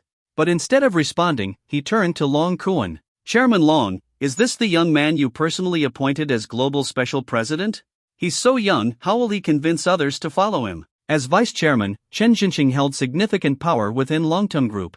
So, naturally, he had the right to question Long Cohen's decision. After all, Yi Chang, as global special president, could mobilize Longton Group's resources worldwide. The only thing he lacked was hiring and firing power. But more importantly, even Chen Jinqing couldn't control Yi Chang. Yi Chang answered only to Long Kuan, and that infuriated him. But Long Kuan remained unfazed. He simply set down his teacup, lit a cigarette, and took a slow drag before speaking. Chairman Chen, sometimes, conclusions shouldn't be made too quickly. There are things you don't know yet. And the things you don't know, I do. That's why I'm very clear on how much Yi Chang has contributed to this group. And those things are not for you to know. At least, not for now. He then turned to Lu Zicheng. Lu Zicheng immediately stepped forward. Long Kuan pulled a document from a stack of files and handed it over. Lu Zicheng took it and walked over to Yi Chang. President Yi, once you sign this, you'll officially be Global Special President of Longton Group. Yi Chang smiled. All right. Taking the pen, he skimmed through the contract, then moved to sign. Wait. Chen Jinqing suddenly spoke up. But Yi Chang ignored him. He signed his name without hesitation. Congratulations, President Yi, Lu Zicheng said respectfully. His eyes were filled with admiration. If only he had an uncle like Long Kuan, he'd be unstoppable. Thanks, Yi Chang responded with a grin. Chen Jinqing's face darkened. This 20-something-year-old brat just ignored him? President Yi, he sneered. Don't you think you're too young to handle this position? Young people should know their limits. They should understand their place. Yi Chang turned to look at him, his expression calm. Chairman Chen, he said with a smile, young people should have ambition. We should take on challenges, otherwise, what's the point of being young? Wouldn't you agree? Besides, I was appointed by Chairman Long himself, unless you have a problem with his decision? Yi Chang wasn't the least bit intimidated by this so-called Chairman Chen. In Longton Group, no one held more power or influence than Long Kuan. His authority was absolute, practically a dictatorship. With such a powerful backer, Yi Chang didn't need to worry about offending anyone. Chen Jinqing never expected Yi Chang to actually speak to him so disrespectfully. His face instantly darkened. Just as he was about to retort, Long Kuan chuckled and spoke up. Ha, Xiao Chang, you should hold back on words like that. Alright, Chairman Chen, since you're so dissatisfied with Xiao Chang, I'll now tell you one of those things you don't know about that I mentioned earlier. Long Kuan motioned for Lu Zicheng, who quickly retrieved a few documents and handed them out. Meanwhile, Long Kuan resumed sipping his tea. Lu Zicheng swiftly distributed the documents to everyone in the room. Yi Chang took one and glanced through it, his eyes immediately lit up. It was a research report on lithium-air batteries. He hadn't expected Long Kuan's lab to move so quickly. Only a day had passed, and they had already produced results. The report clearly stated that the lithium-air battery far outperformed any battery currently on the market. While more tests were needed for precise data, the experiment had already been a huge success. Yi Chang set the report down, unable to hide his excitement. Glancing at the others, he saw that all three men were visibly stunned. Chen Jinqing suddenly stood up, quickly walking over to Long Kuan. Chairman Long, is this report real? He asked urgently. Long Kuan answered calmly. I had the Beijing Science Park conduct the tests yesterday. If you have doubts, feel free to ask them yourself. Chen Jinqing clenched his fists, visibly shaken. If this battery gets released, it will instantly crush the global battery market. We could control the world's battery supply. Long Kuan nodded. Give it a few more days. Run additional tests first. Then, alert all our factories worldwide and prepare the production lines. Once we're ready, we'll announce it to the world and catch our competitors completely off guard. Understood. For major company affairs, Chen Jinqing was always serious. Su Yunxiang and Guanning were just as thrilled. As a government-appointed representative in Longton Group, Su Yunxiang knew how important this was. He immediately asked, Chairman Long, may I report this to my superiors? Long Kuan waved his hand dismissively. Don't ask me. Ask President Yi. Ask President Yi? The room fell silent. Everyone was stunned. Long Kuan stood up, walked over to Yi Chang, and placed a hand on his shoulder. This lithium-air battery technology, Yi Chang is the sole patent owner. His words shocked the room. They all turned to Yi Chang in disbelief. He's the only patent holder? Chen Jinqing couldn't believe it. Chairman Long, are you serious? Long Kuan nodded and patted Yi Chang's shoulder. Xiao Chang handed the research over to me personally. Otherwise, how do you think the lab produced these results so quickly? But, Chen Jinqing wanted to say something else, but Long Kuan cut him off. Enough, Chairman Chen. I tolerated your opposition during the meeting earlier, but now you need to understand something. Xiao Cheng has handed over all rights to this battery except for the patent itself and his rightful share of the profits. That means both our company and our country will benefit immensely. If you continue to oppose his appointment as global special president, then don't blame me for being impolite." Long Kuan's sharp tone sent a chill through the room. Chen Jinqing flinched. Long Kuan had always been this way, he allowed some opposition when making decisions. But the moment he provided a solid justification, continuing to argue was a mistake. Chen Jinqing knew this was now unstoppable. Even if all the shareholders united against it, they still wouldn't be able to overrule Long Kuan. Instead, he shifted his mindset. Since Yi Chang had given Longting Group control over the battery's business rights, the company now had absolute dominance over the global battery industry. A complete monopoly. This was a massive advantage. So, Chen Jinqing sighed and nodded. "I understand, Chairman Long." Then, something occurred to him. Long Kuan had said that this battery technology was just one of the things Yi Chang had contributed, which meant there were more. What else had he done? Chen Jinqing suddenly felt uneasy. Long Kuan nodded slightly. "All right, gentlemen, I'm sure you all know what to do regarding the battery now. That's all for today. Please return to your posts." The three executives nodded and left. "Xiao Lu, you go too," Long Kuan said. "I have some private matters to discuss with Xiao Chang." Lu Ziqing nodded and exited. The office door closed. Now, it was just Long Kuan and Yi Chang. Long Kuan patted Yi Chang's shoulder and spoke seriously. "Xiao Chang, I sent the warship blueprints you gave me to the military yesterday. I just got a report back. The nuclear-powered aircraft carrier designs are viable. They still need further evaluation, but the potential is real." Yi Chang's eyes lit up. "That's incredible." Long Kuan nodded. "Although you don't want your involvement publicly revealed, I did secure a few benefits for you." Yi Chang watched as Long Kuan reached into a drawer and pulled out 2 ID booklets and a gun. Yi Chang froze. What the hell was a gun doing here? Long Kuan chuckled at his reaction. Then, he handed over the 2 booklets. Yi Chang took them and opened them. The first one read, People's Republic of China National Security Bureau ID. The second one, a gun permit. Both contained his photo and official seals. Completely legitimate. "So, I got all this, just for handing over some warship blueprints?" Long Kuan spoke. "Keep the gun, protect yourself. The Security Bureau ID gives you legal gun ownership. You won't have to do any actual work for them, and they won't contact you. You're just an external agent." Yi Chang felt a surge of gratitude. "Thank you, Uncle Long." This was purely for his safety. Even with his insane combat abilities, facing an armed attacker would be difficult. Now, that problem was solved. Yi Chang stored away the 2 ID booklets. Then, Long Kuan handed over the gun. "A Glock 19, lightweight, compact, and perfect for you." He then pulled out a small bag. "This is a special carrying case. It can bypass all domestic security checks. Even though you have a gun permit, it's better to avoid trouble at security checkpoints. There's also 1 spare magazine and 75 rounds of ammo. Use them wisely." 6 p.m. A boarding gate at Shanghai Airport. Yi Chang glanced at the flight attendant while showing his first-class ticket. She smiled sweetly at him. "Dear passenger, please proceed." Carrying his bag, he walked into the jet bridge. No one around him had any idea inside his bag was a real gun. He had felt a little nervous going through security earlier, afraid of getting caught. But thankfully, the special storage case did its job. Not a single person noticed. Walking through the narrow jet bridge, he arrived at the aircraft door. He handed his ticket over again to the flight attendant at the entrance. As a first-class passenger, he was met with warm hospitality. Inside first class, under the guidance of the flight attendant, he settled into his window seat. His bag? He kept it beside him instead of placing it in the overhead compartment. After all, there was a gun inside. What if something happened mid-flight? Men tend to develop a bit of paranoia when they possess a weapon. Turning his head, he gazed out at the vast airport, waiting for takeoff. A few flight attendants stole quick glances at him. His sharp side profile and quiet demeanor had captivated them instantly. One of them approached with a glass of water. "Sir, here you go." Yi Chang took the glass with a polite smile. "Thank you." The flight attendant smiled sweetly.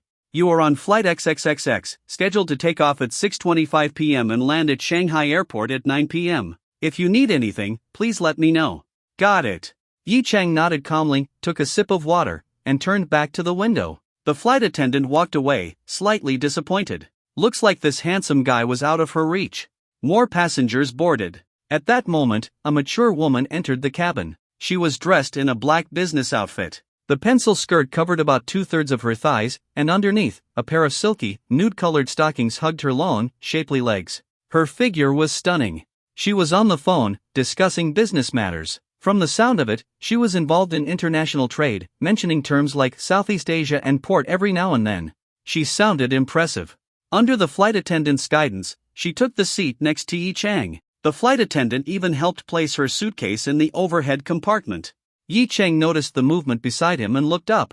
The woman exuded maturity. She had a full, curvy figure and a natural elegance in her every move. Her long black hair was tied into a simple ponytail, and she wore a pair of gold-rimmed glasses, giving her an intellectual charm. Her almond-shaped eyes and well-defined brows framed her face beautifully. Beneath the glasses, her nose was slightly upturned, her nostrils small. Her lips, coated in a vibrant red lipstick, moved constantly as she spoke. Her complexion was fair, but her aura screamed mature woman. A classic, stunning cougar. Yi Chang mentally compared her to Yao Tongtong. In terms of looks, they were about the same, but this woman carried a more dominant presence. She was probably someone of high status. From her watch, necklace, and handbag, all expensive brands, she was clearly wealthy. After a quick assessment, he smirked to himself and thought, "Auntie, I don't want to work hard anymore." Then he turned back to the window. He used to take trains to school because he couldn't afford flights. Now that he had money, he enjoyed window seats. But the wealthy auntie beside him was still on her call. Yi Chang caught bits and pieces. She was the chairwoman of her company, had traveled to Shanghai for business, and was now heading back to Shanghai. From her conversation, it seemed like her company dealt with shipping. Suddenly, her voice grew anxious. What? The Raza shipbuilding company might not be able to deliver on time? What's going on? They promised an end-of-the-month delivery. The exhibition for small and mid-sized cruise ships is in July. Yi Chang froze. Raza Shipbuilding Company?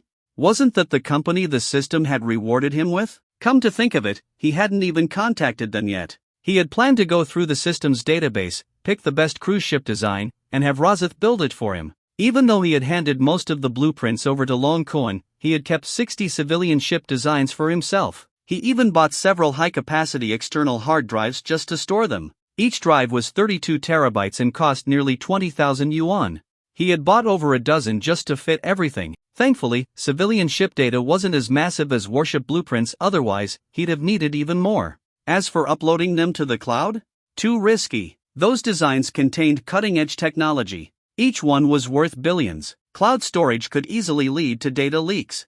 Once I get back to Shanghai, I'll contact Razith and have them build a 300,000-ton cruise ship, Yi Chang decided. Then, he'd present it to Yan Yuning. It would definitely surprise her. Thinking about Yan Yuning, Yi Chang started wondering if her safe days were approaching again. Last night and this morning, he had certainly enjoyed himself. Just then, the woman next to him sounded even more frustrated. What? They changed owners? And the new owner has to approve the delivery? What kind of ridiculous policy is this? She was clearly annoyed. But considering her company had ordered a billion-yuan cruise ship, needing the owner's approval for delivery was completely reasonable. At that moment, a flight attendant approached her. "Ma'am, I'm sorry, but the plane is about to take off. Phone calls can interfere with communications, so we kindly ask you to end your call." The woman nodded at the flight attendant, quickly gave a few last instructions, then hung up and switched her phone to airplane mode. Yi Chang chuckled to himself. Looked like her employees were about to work overtime. But if Razith had changed owners, it could only mean one thing. It was definitely his company now. No wonder the ship hadn't been delivered. He, the new owner, hadn't even contacted them yet. He glanced at the woman as she rubbed her temples in frustration. The situation amused him. Guess I should contact the company soon. Can't let this cause unnecessary trouble for others. After a moment's thought, he decided to say something. "Miss, are you referring to the Razith Shipbuilding Company in Newland?" The woman paused and turned toward him, noticing him for the first time. She hadn't paid attention before, but now that she looked, this young man was quite handsome. A good-looking man always leaves a favorable impression on a woman, especially the first impression. Plus, this guy looked at least 10 years younger than her. There was no reason for her to be wary, and the fact that he had immediately pinpointed Razith's location surprised her. Do young people nowadays know about these things? She smiled. Yes, that's the one. How do you know about it? Are you also in the shipping industry? At first, Yi Chang considered revealing his identity to the female chairman, but after thinking about it, he decided against it. It would just make things awkward, and she might even curse him in her mind. After a moment's thought, he shook his head and said, "No, I just happen to know a little about this industry. I overheard your conversation earlier, Mississippi. You don't need to worry too much. Razat Shipbuilding is a major company, ranked in the top 10 worldwide. Even if they changed owners, the new boss wouldn't just disappear forever, right? You might even hear back from them as soon as tomorrow." Hearing Yi Cheng's analysis, the female chairman paused and realized he was right. A company that big, if someone spent a fortune to buy it, they wouldn't just ignore it. Looking at it this way, she had clearly overreacted upon hearing the news and hadn't considered this point carefully. Her previously furrowed brows relaxed, and she smiled. Under Yi Cheng's natural charm, her favorability toward him skyrocketed. She extended her hand and introduced herself. "Thanks, young man. My surname is Lumi. How should I address you?" Yi Cheng quickly reached out and shook her hand. Her skin was soft and smooth, just as silky as Dongfang Jingjing's thighs. But he didn't hold on for long and quickly let go, smiling. "My last name is Yi Cheng." Lumi was even more pleased with his respectful manners. She smiled and asked, "Yi, how old are you? Which company do you work for?" "Me? I'm 22, still in college. Right now, I'm just an intern." "Still in school? An intern?" Lumi was surprised. She hadn't expected him to be so young. After a brief moment, she reached into her bag and pulled out a business card, handing it to Yi Cheng.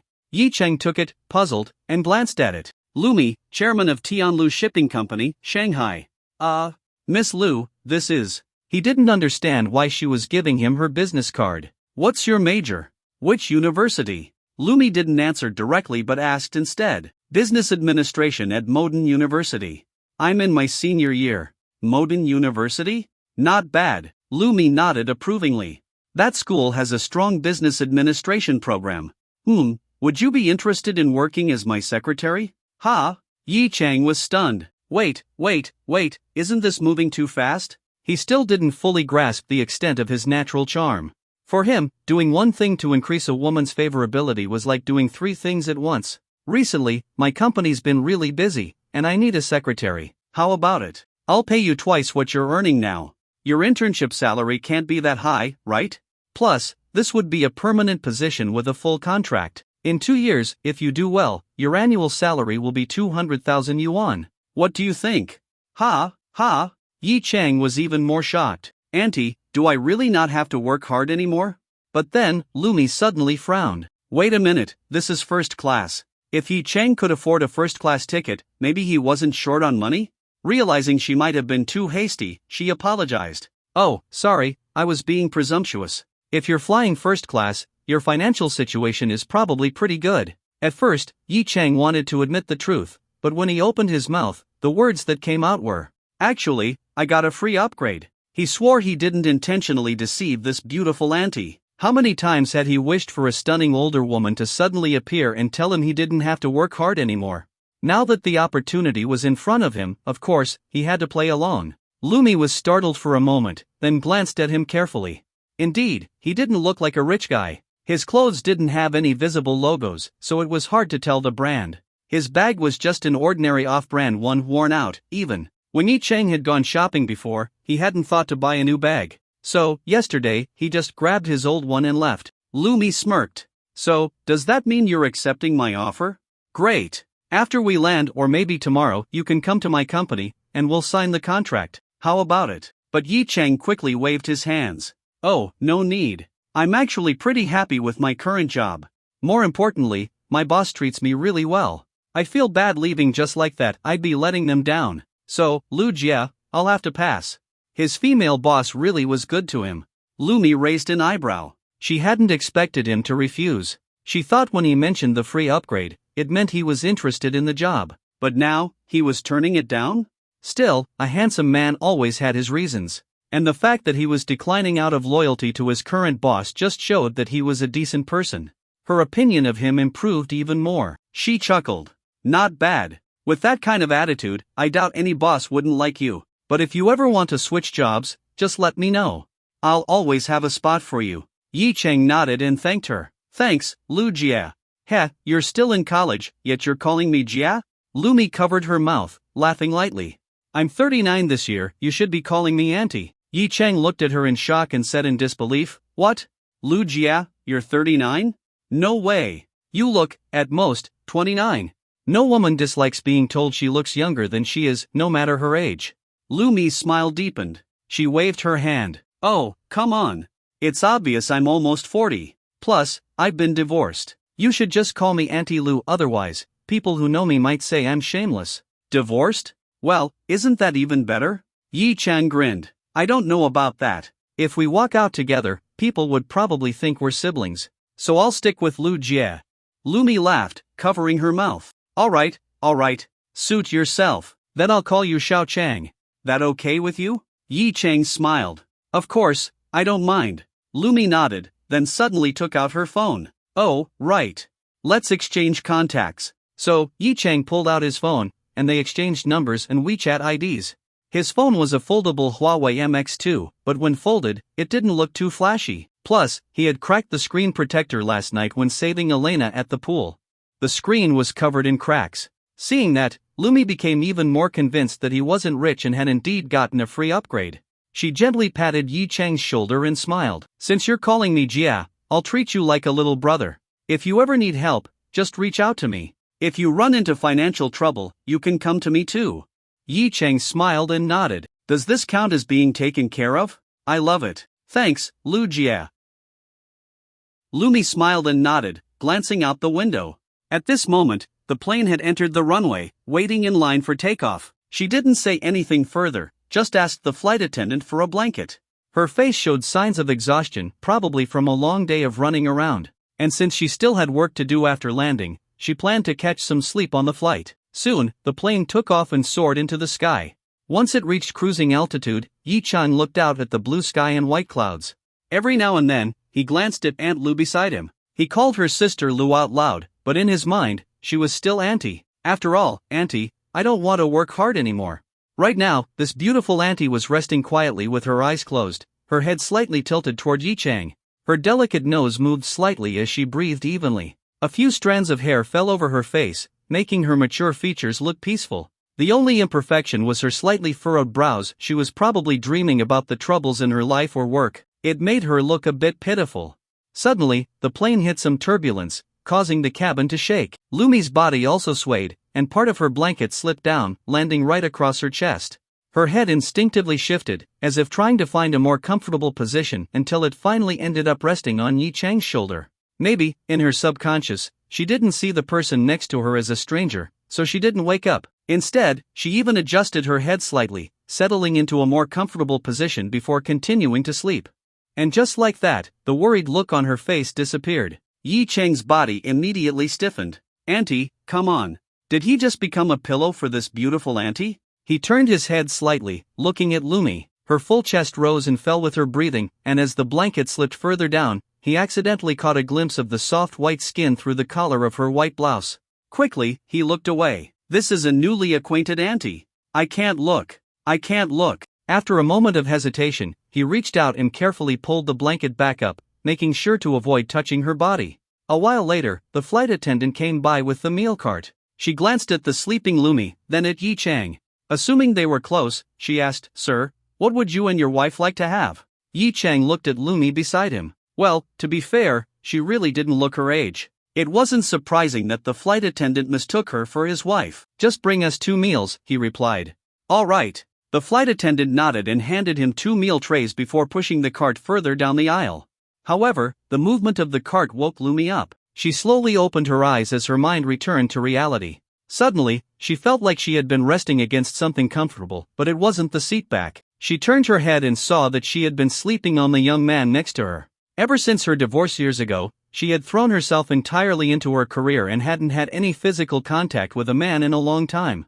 Her mature and elegant face suddenly flushed red. Softly, she asked, "Sorry, why didn't you wake me up?" Yi Cheng's expression remained pure. He gently rolled his shoulder a little and casually said, "I saw that you were sleeping soundly, and you looked really tired, so I didn't want to disturb you." "Oh, here, the flight attendants just brought dinner. You should eat so you can get some more rest. We still have over an hour before landing." Watching the way he subtly rolled his shoulder as if trying to hide the soreness, Lu Mi's gaze softened. She realized that his shoulder must have been stiff from her leaning on it for so long. She didn't say much and simply took the meal from Yi Chang's hands. It was true, she hadn't eaten before boarding. She ate slowly and elegantly. She looked good even when eating. But Yi Chang didn't sneak any glances, he stayed pure. Lumi, on the other hand, occasionally glanced at him. This young man was very handsome. He was just her type. Her face turned red again. So what if he's my type? He's only 22, still in college. She quickly averted her gaze and continued eating. After finishing her meal, she decided to get more rest since there was still a long way to go before landing. However, not long after she fell asleep, she leaned onto Yi Chang's shoulder again. Yi Chang was speechless. His shoulder had already been sore for a while, even though his body had been physically strengthened. But looking at her peaceful sleeping face, he sighed internally. If I don't want to work hard, I'll just have to put up with this.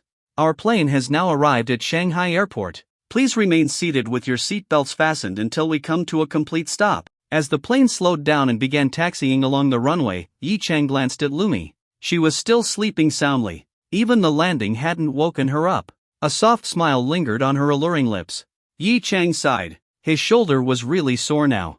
After thinking for a moment, he reached out and gently patted Lumi's arm. Her long eyelashes fluttered slightly before she opened her eyes, lazily asking, Are we here? Then, as if realizing something, she quickly sat up. When she looked down, she saw that she had been resting against Yi Chang again. She immediately apologized. I'm so sorry. I should have woken up sooner. Yi Chang stretched his shoulder and smiled helplessly. But he still said, It's fine, really. No big deal. Seeing his expression, Lumi hesitated for a moment before reaching out with both hands and gently pressing on his shoulders. Let me give you a quick massage, she said. Then, without waiting for his response, she started kneading his shoulders and upper arms. Yi Chang was caught off guard. This beautiful auntie was actually massaging him? It felt really good. But still, he pretended to be shy and hesitant. Lu Jia, this. Seeing his reaction, Lumi couldn't help but smile. It's okay. It was my fault. I should at least give you a massage so you don't resent me for it later. I wouldn't resent you, Lu Jia. Don't overthink it, Yi Chang quickly reassured her. Haha, I know. Xiao Chang is a good kid. Seeing his slightly nervous look, Lumi chuckled and reached out to ruffle his hair. Even though Yi Chang called her Jia, older sister, she was well aware of their age difference. She was definitely in the auntie category. Looking at him, she felt like she was looking at a younger relative. However, as she massaged his shoulders, a faint blush appeared on her face. This young man had really broad shoulders. His muscles were firm and well-defined. His body must be really strong. I kind of want to touch other places too. As soon as the thought crossed her mind, Lumi blushed even harder and quickly pushed it away. Once the plane stopped and the jet bridge was connected, passengers began disembarking. Yi Chang didn't let Lumi massage him any longer. When he saw her reaching up to retrieve her luggage, he immediately stood up and said, Let me help you. At over 6 feet tall, he easily pulled her suitcase down. Only then did Lumi realize how tall he was. Even in heels, she was barely over 5 feet 7 inches, but next to him, she looked small. As he lifted her suitcase, she glanced up at him from below. His face was perfect from every angle. And remembering how she had slept on his shoulder the entire flight, her face turned red again. Her legs, wrapped in sheer stockings beneath her pencil skirt, instinctively squeezed together. At 39, her body was at its hormonal peak. And after years of abstinence, with Yi Chang's good looks and natural charm, some thoughts she shouldn't be having started creeping into her mind. She quickly lowered her head. Yi Chang didn't notice Lumi's change in expression. He helped her take down her suitcase, placed it on the ground, then slung his own bag over his shoulder before saying, Lu Jia, let's get off the plane. Lumi panicked slightly inside, quickly lifted her head, and stammered, Oh, okay. Yi Chang glanced at her flushed face, feeling a bit puzzled, but then simply joined the queue, letting Lumi walk ahead of him. Under the enthusiastic farewell of the flight attendants, the two of them disembarked. I can take it, Lumi said, looking at Yi Chang dragging her suitcase. Yi Chang smiled and shook his head. I'll carry it. After all, we're about to part ways soon. I don't even know if I'll ever see you again. Hearing the slight regret in Yi Chang's voice, Lumi felt an unexpected sense of anticipation and said, Don't you have my number?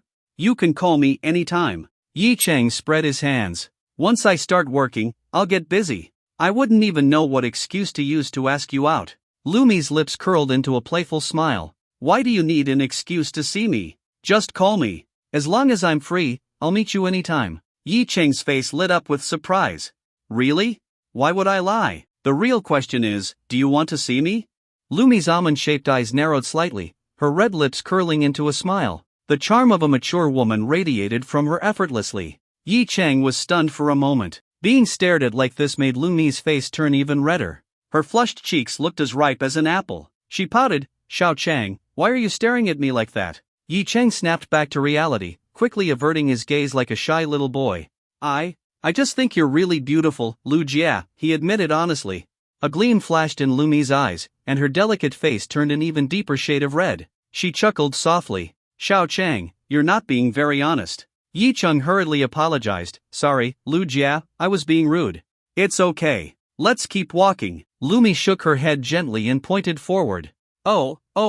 Yi Chang quickly nodded and continued walking. Lumi watched his tall, broad back from behind and smiled to herself. "I may be 39, but I've still got it. I can still charm a young man." She quickly caught up to him, walking side by side. The sound of her high heels clicked against the floor, and her toned, stocking-clad legs moved gracefully with each step, naturally drawing the attention of passing men. Eventually, they reached the exit. It was time to part ways. "Well, see you next time, Lu Jia," Yi Chang said, handing her the suitcase handle. Lumi looked at him, nodded softly, but instead of taking the suitcase, she opened her arms slightly and asked, "Xiao Chang, would you mind giving Jia a hug?" Yi Chang froze for a second, then his whole body seemed to heat up. He hesitantly asked, "I can?"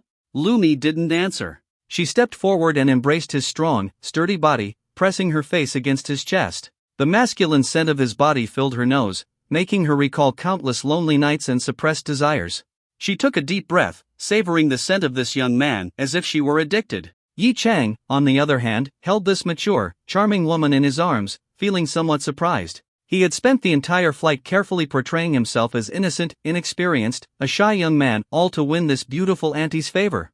He thought he was only at the getting acquainted stage, but somehow, he had already skipped straight to hugging. Not bad at all. He held Lumi gently, keeping his hands in check, maintaining his pure image. But there were plenty of people around. Feeling the occasional glances from passers-by, Lumi's face burned even redder. After holding the embrace for more than 10 seconds, she whispered, "Let go now." Yi Chang pretended not to hear and continued hugging her, secretly inhaling the fragrance of her hair. Lumi, now even more embarrassed, repeated softly, "Let go." Only then did Yi Chang snap out of it. Oh. He quickly released her and looked away with a flustered expression. Seeing him act even shyer than she was, Lumi couldn't help but giggle. This big boy is even more bashful than me. Rising slightly on her toes, she reached out and gently ruffled his hair. "Lu Jia is leaving now. Don't forget to keep in touch, okay?" "Oh, okay. Bye, Lu Jia." Yi Chang finally reacted and waved his hand. Lumi gave him a soft smile and walked away while pulling out her phone to make a call. Not long after, she arrived next to a Porsche Panamera. A woman stepped out of the car and quickly opened the door for her. As Lumi got inside, Yi Chang clearly saw her glance back at him with a subtle smile on her lips. Moments later, the Porsche disappeared at the intersection. "Auntie's gone. Time for me to go too." Yi Chang pulled out his phone and made a call. "Yu Ning, I'm at the exit. Where are you?" "I'm almost there." Not long after, a Rolls-Royce Wraith pulled up by the curb. The license plate was one he recognized. Yi Chang smiled, slung his bag over his shoulder, and walked over to open the door. Sitting in the driver's seat, Yan Yuning beamed as she watched him get in. Even though they had only been apart for a day, she realized she had been restless without him. She opened her arms, silently asking for a hug. Yi Chang didn't hesitate. He tossed his bag aside and embraced her tightly.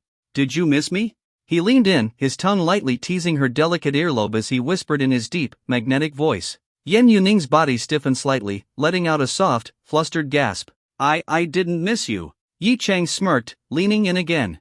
This time, he took her earlobe into his mouth, gently sucking on it while his hand slid down to her hip, giving it a firm smack. "Ah!" Yan Yuning let out a moan. Yi Chang hadn't held back, but for someone like Yan Yuning who had certain preferences, even pain could feel pleasurable. He grinned mischievously. "Still saying you didn't miss me?" Yan Yuning pouted. "What are you doing? We just met and you're already." But then, she suddenly sniffed the air and frowned. "Wait, what's that smell on you?" "Shit, Lumi's scent." Yi Chang quickly realized but remained calm. Without a hint of guilt, he said, "Oh, I was sitting next to some middle-aged woman on the plane. Her perfume was really strong, and I guess I brushed against her while getting off. It must have stuck to me." Then, he snorted and smacked her again. What, you don't trust me? Yen Yuning let out another soft moan and quickly shook her head. I don't. I mean, I wasn't suspicious. She widened her eyes and glared at him, but any doubts she had quickly faded. Feeling his warmth after a day apart, she melted into his embrace. She closed her eyes and let herself enjoy the moment. The next day, Yi Chang woke up in the master bedroom of the Yulong Garden Villa No. 1. Rubbing his head, he glanced to the side. No one was there. Damn, he had a dream about certain things last night and thought Yen Yuning was lying next to him. Too bad, he originally wanted to pull her into bed with him, but after dropping him off at home, she ran off, saying she still couldn't accept it yet. She told him to wait a little longer and even said she was still in her dangerous period. Sigh. Yi Chang got up, washed up, and freshened himself. But today's also the first day back at work. He suddenly realized his leave was over, and he had to go to the office today. He also needed to bring Yen Yuning to the company. Wait, doesn't that mean I get to stay in her office with her all day? Yi Chang chuckled to himself. Of course, he would still do his job properly, but that didn't mean there weren't other things he could do in between. Checking the time, it was 8 a.m. He took out his phone and sent Yen Yuning a message, asking if she was awake.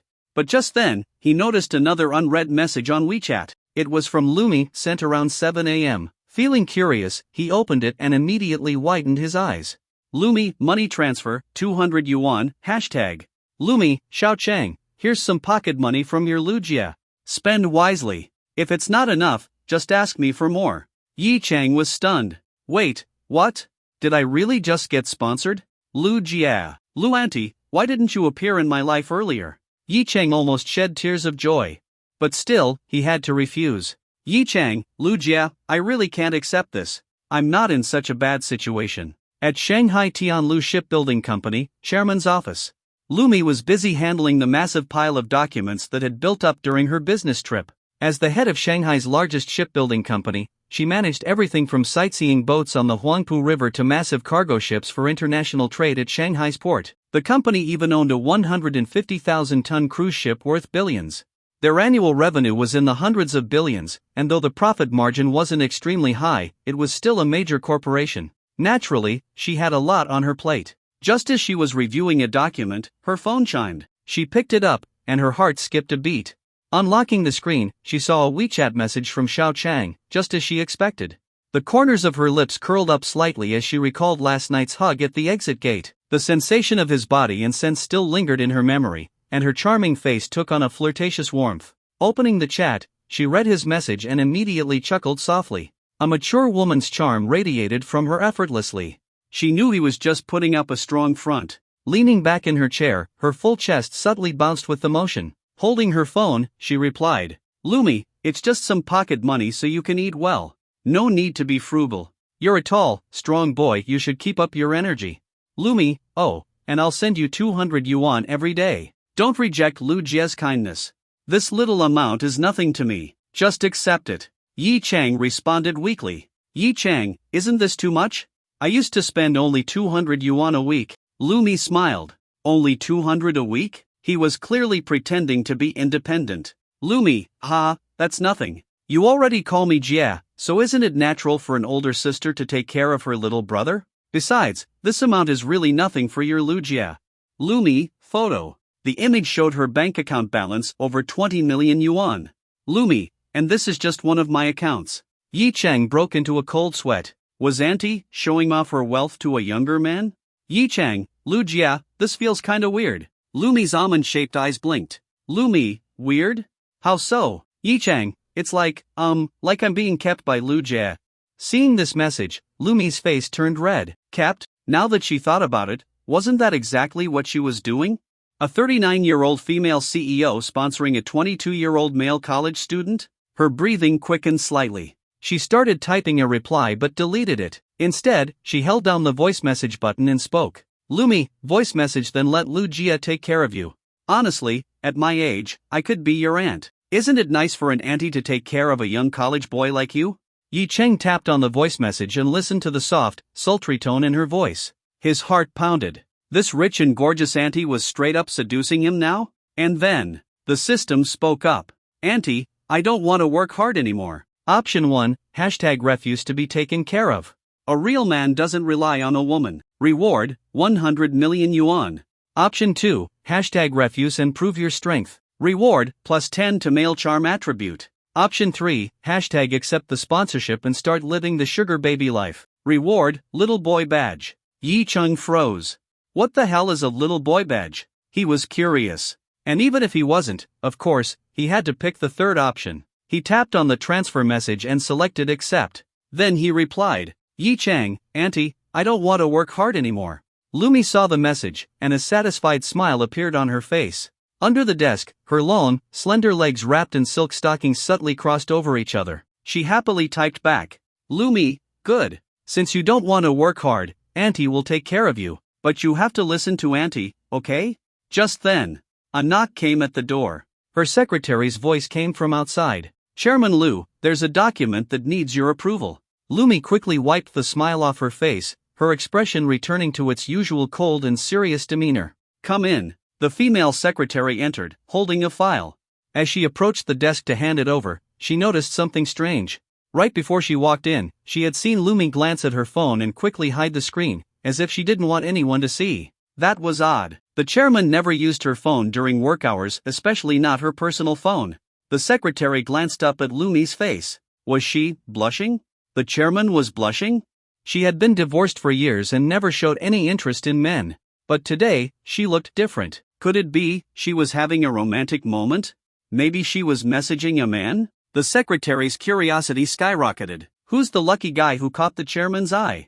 After all, Lumi wasn't just stunningly beautiful, she had an air of sophistication and grace. Even though she was approaching her 40s, her maturity only made her more alluring. Every man in the company secretly fantasized about being with her. Lumi lifted her head and saw the secretary staring at her with a gossipy look. Frowning, she said, What are you thinking? Leave the document here and get out. Oh, yes, Chairman Lu. The secretary quickly nodded, realizing she had overstepped. Gossiping about the boss was a death wish. She swiftly exited the office. Seeing the secretary leave, Lumi ignored the document on her desk and quickly picked up her phone to check Yi Chang's reply. Yi Chang, I'll definitely listen to Auntie Lu. Her red lips curved into a smile as she replied, Lumi, good boy.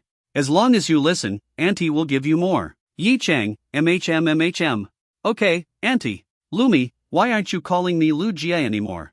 Yi Chang, I feel like calling you Auntie makes it feel more like I'm being taken care of. Lumi's heart fluttered with embarrassment, but at the same time, this kind of aunt-nephew dynamic also gave her a special thrill. She lightly scolded, little troublemaker. Then she replied, Lumi, call me whatever you like. Yi Chang, Auntie is the best. Lumi, why am I the best? Yi Chang, because Auntie is so beautiful, and you're even willing to take care of me. Of course, you're the best. Lumi's face turned slightly red. Lumi, Xiao Chang, don't say nonsense. Auntie is just helping you out because I feel bad for you. You can't say Auntie is taking care of you. Yi Chang, oh. That single word oh carried a sense of disappointment. Lumi suddenly thought about how Xiao Chang seemed like such a pure and innocent young man. Did he get upset by what she said? That wouldn't do. After thinking for a moment, she asked, Lumi, are you free this weekend, Xiao Chang? Yi Chang, yes, I'm free. Lumi, then Auntie will take you out for dinner this weekend. Seafood, Western food, or something else, you choose. Yi Chang, really? Then let's have Western food. Lumi, okay, Auntie will find a nice place. Yi Chang, sounds good. Lumi, alright, it's settled then. Auntie is still working now, so we'll talk more this weekend. Yi Chang, okay. Seeing Yi Chang's reply, Lumi couldn't suppress her excitement for the weekend. This was a date, and with a boy 17 years younger than her. She recalled how she had slept so peacefully on his shoulder during the flight yesterday, and her gaze turned slightly dreamy. After a long moment, she let out a soft breath, the blush fading from her face as she regained her usual composure. She needed to finish today's work first. After all, only by making money could she continue taking care of her little man. Then, as if suddenly thinking of something, she quickly picked up her phone and transferred another 1,000 yuan to Yi Chang.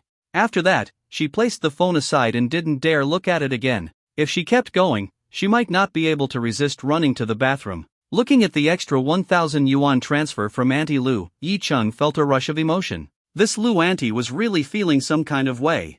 She mentioned she was divorced, but he didn't know for how long. Either way, since she was single, there was no guilt in being taken care of. At that moment, the system notification appeared. Congratulations, host. You have received the reward, little man badge.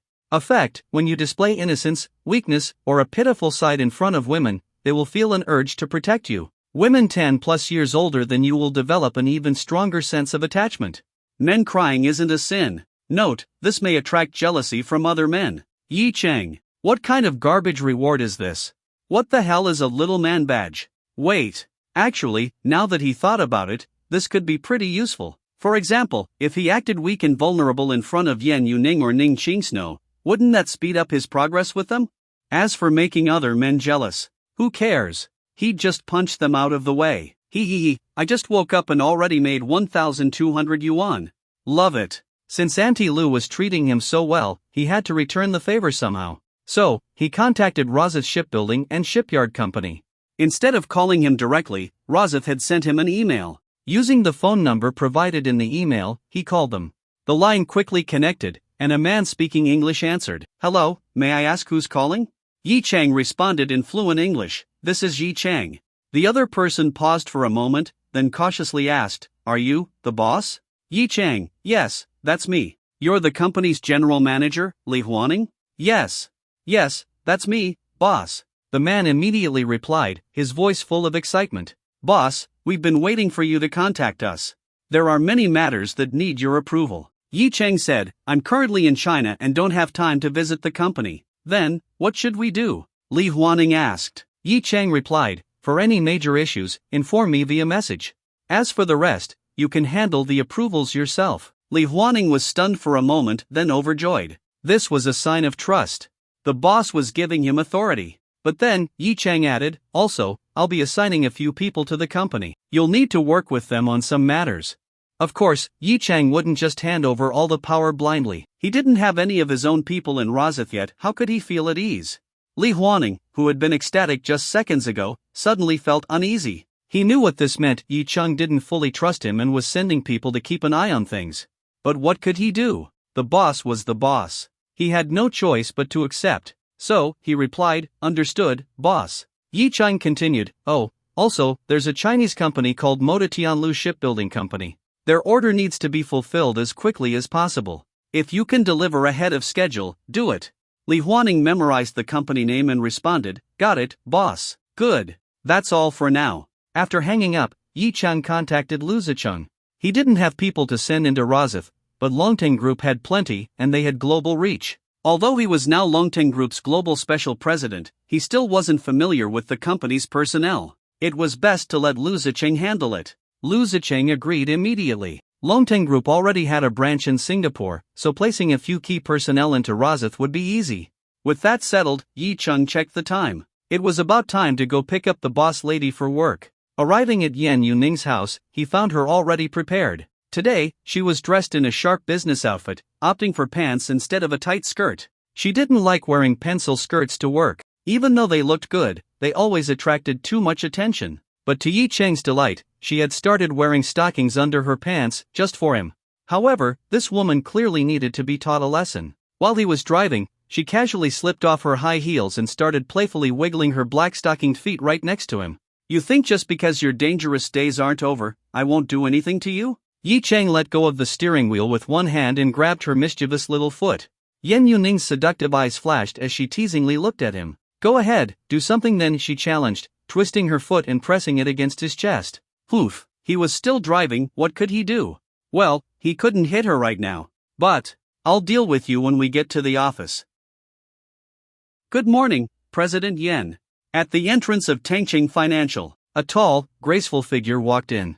Her cool and stunningly beautiful face immediately caught the attention of every employee. The president hadn't been in the office for several days. Finally, she was back. Some of the male employees sitting at their desks couldn't help but lift their heads and steal a glance at their gorgeous boss. Just one look at her gave them a boost of motivation to work harder. Thank you for your hard work, everyone. Please continue. Yan Yuning's cool and elegant face softened with a faint smile as she greeted her hard-working subordinates. With encouragement from their beautiful boss, the employees felt even more energized. But at that moment, a man followed behind the glamorous president. This man was so handsome that he instantly sparked jealousy in all the men while leaving the women in awe. And more importantly, he was carrying the president's bag, looking just like a personal assistant. The male employees were even more envious. Isn't this the new assistant to the president? So what if he's handsome? Other than that, he looks like just an ordinary guy. How the hell did he land this job? This is so unfair. Why hasn't President Yen noticed my inner qualities? Determined to prove themselves, the men vowed to work even harder and deliver outstanding results so their beautiful president would finally see them. Meanwhile, Yen Yuning and Yi Chang walked through the office hall toward the executive suite. Yi Chang, acting like a loyal lackey, pulled out the key to the office, unlocked the door, and slightly bowed as he held the door open for the boss lady to enter. Yen Yuning rolled her eyes at him before stepping inside. Yi Chang followed right behind her. A few male employees, positioned at just the right angle, saw something that almost made their eyes pop out. That damn assistant seemed to have reached out toward the president's waist. Did he actually touch her? No, that couldn't be possible. They must have seen it wrong. There was no way President Yen would allow something like that to happen. Shaking their heads, they dismissed the thought and got back to work. After all, as employees, they had to maintain their professionalism. Only through hard work could they earn the attention of their beautiful boss. At this moment, inside the president's office, Yi Chang shut the door behind him as soon as he walked in.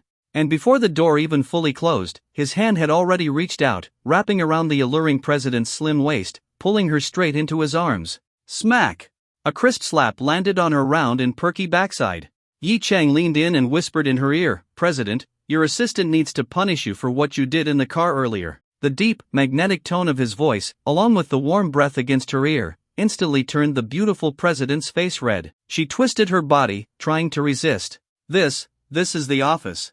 Don't mess around. But Yi Chang had already spun her around, pinning her petite figure against the door as he pressed his lips onto hers. Yen Yuning squirmed against the door, attempting to break free. But as soon as Yi Chang delivered another firm smack to her backside, she lost all her strength to resist. Minutes later, Yen Yuning sat in her office chair, her face flushed red. She glared at Yi Chang with a mixture of anger and embarrassment. "You pervert!"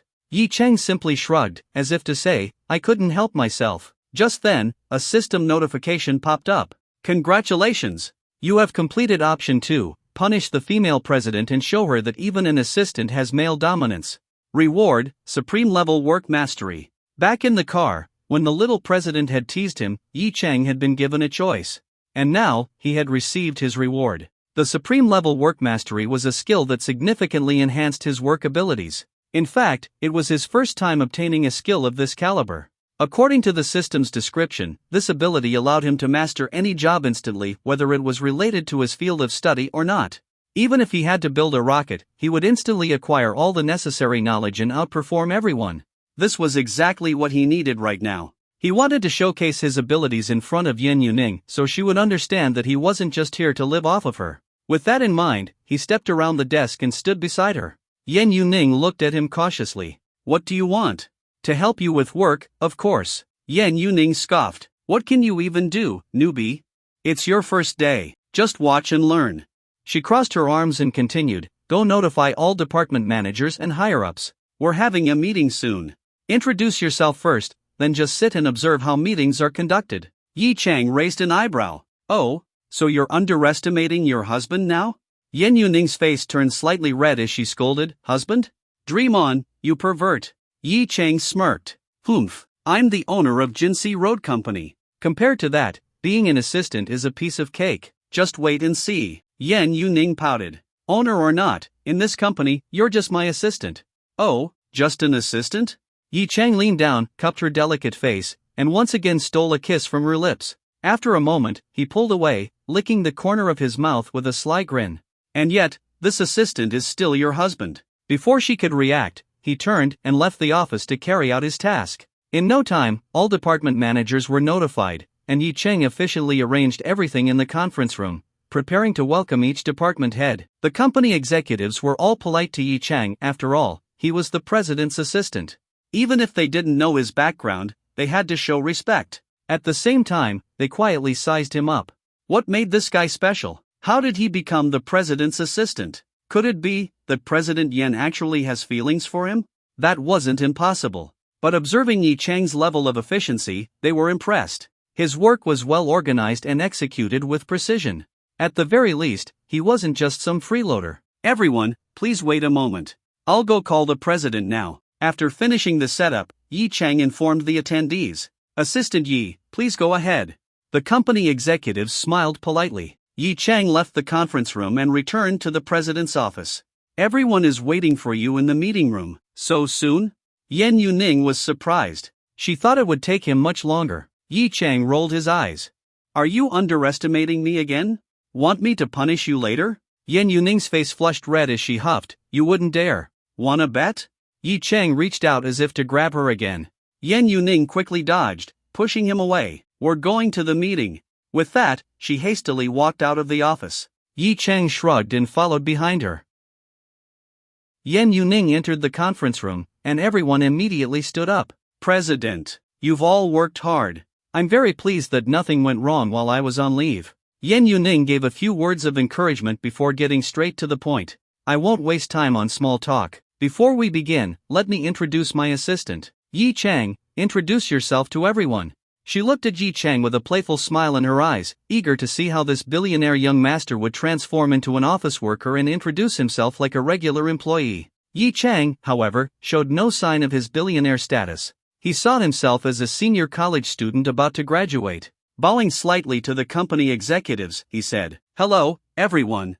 My name is Yi Chang, and I am President Yan's new assistant. From now on, I will be assisting the president in her work and striving to improve the company's performance. I hope to learn from all of you and appreciate your guidance and patience." "Thank you. Assistant Yi, you're too polite. Welcome." The people in the room had already formed a positive impression of Yi Chang, so they all gave him face and clapped. Seeing how well he was received, Yan Yuning was slightly surprised. How did he win them over so easily? A glint of admiration flashed in her eyes. Not bad, as expected of my man. He had effortlessly accomplished what most assistants struggled with, building relationships with department heads. Since relationship building was a crucial part of the assistant's role, Yi Chang was clearly well qualified. With introductions done, the meeting officially began. Yan Yuning reminded Yi Chang to take proper meeting notes, which was also part of his job as an assistant. She was a little worried that since this was his first time, he might struggle. After all, these notes weren't just for her, everyone in the meeting would read them. Thinking about this, she discreetly started recording the meeting on her phone. If Yi Chang fell behind, she planned to personally teach him how to write the notes afterward. Just imagining herself helping him like that, she thought, having a girlfriend as caring as me, Yi Chang must feel like the luckiest guy alive.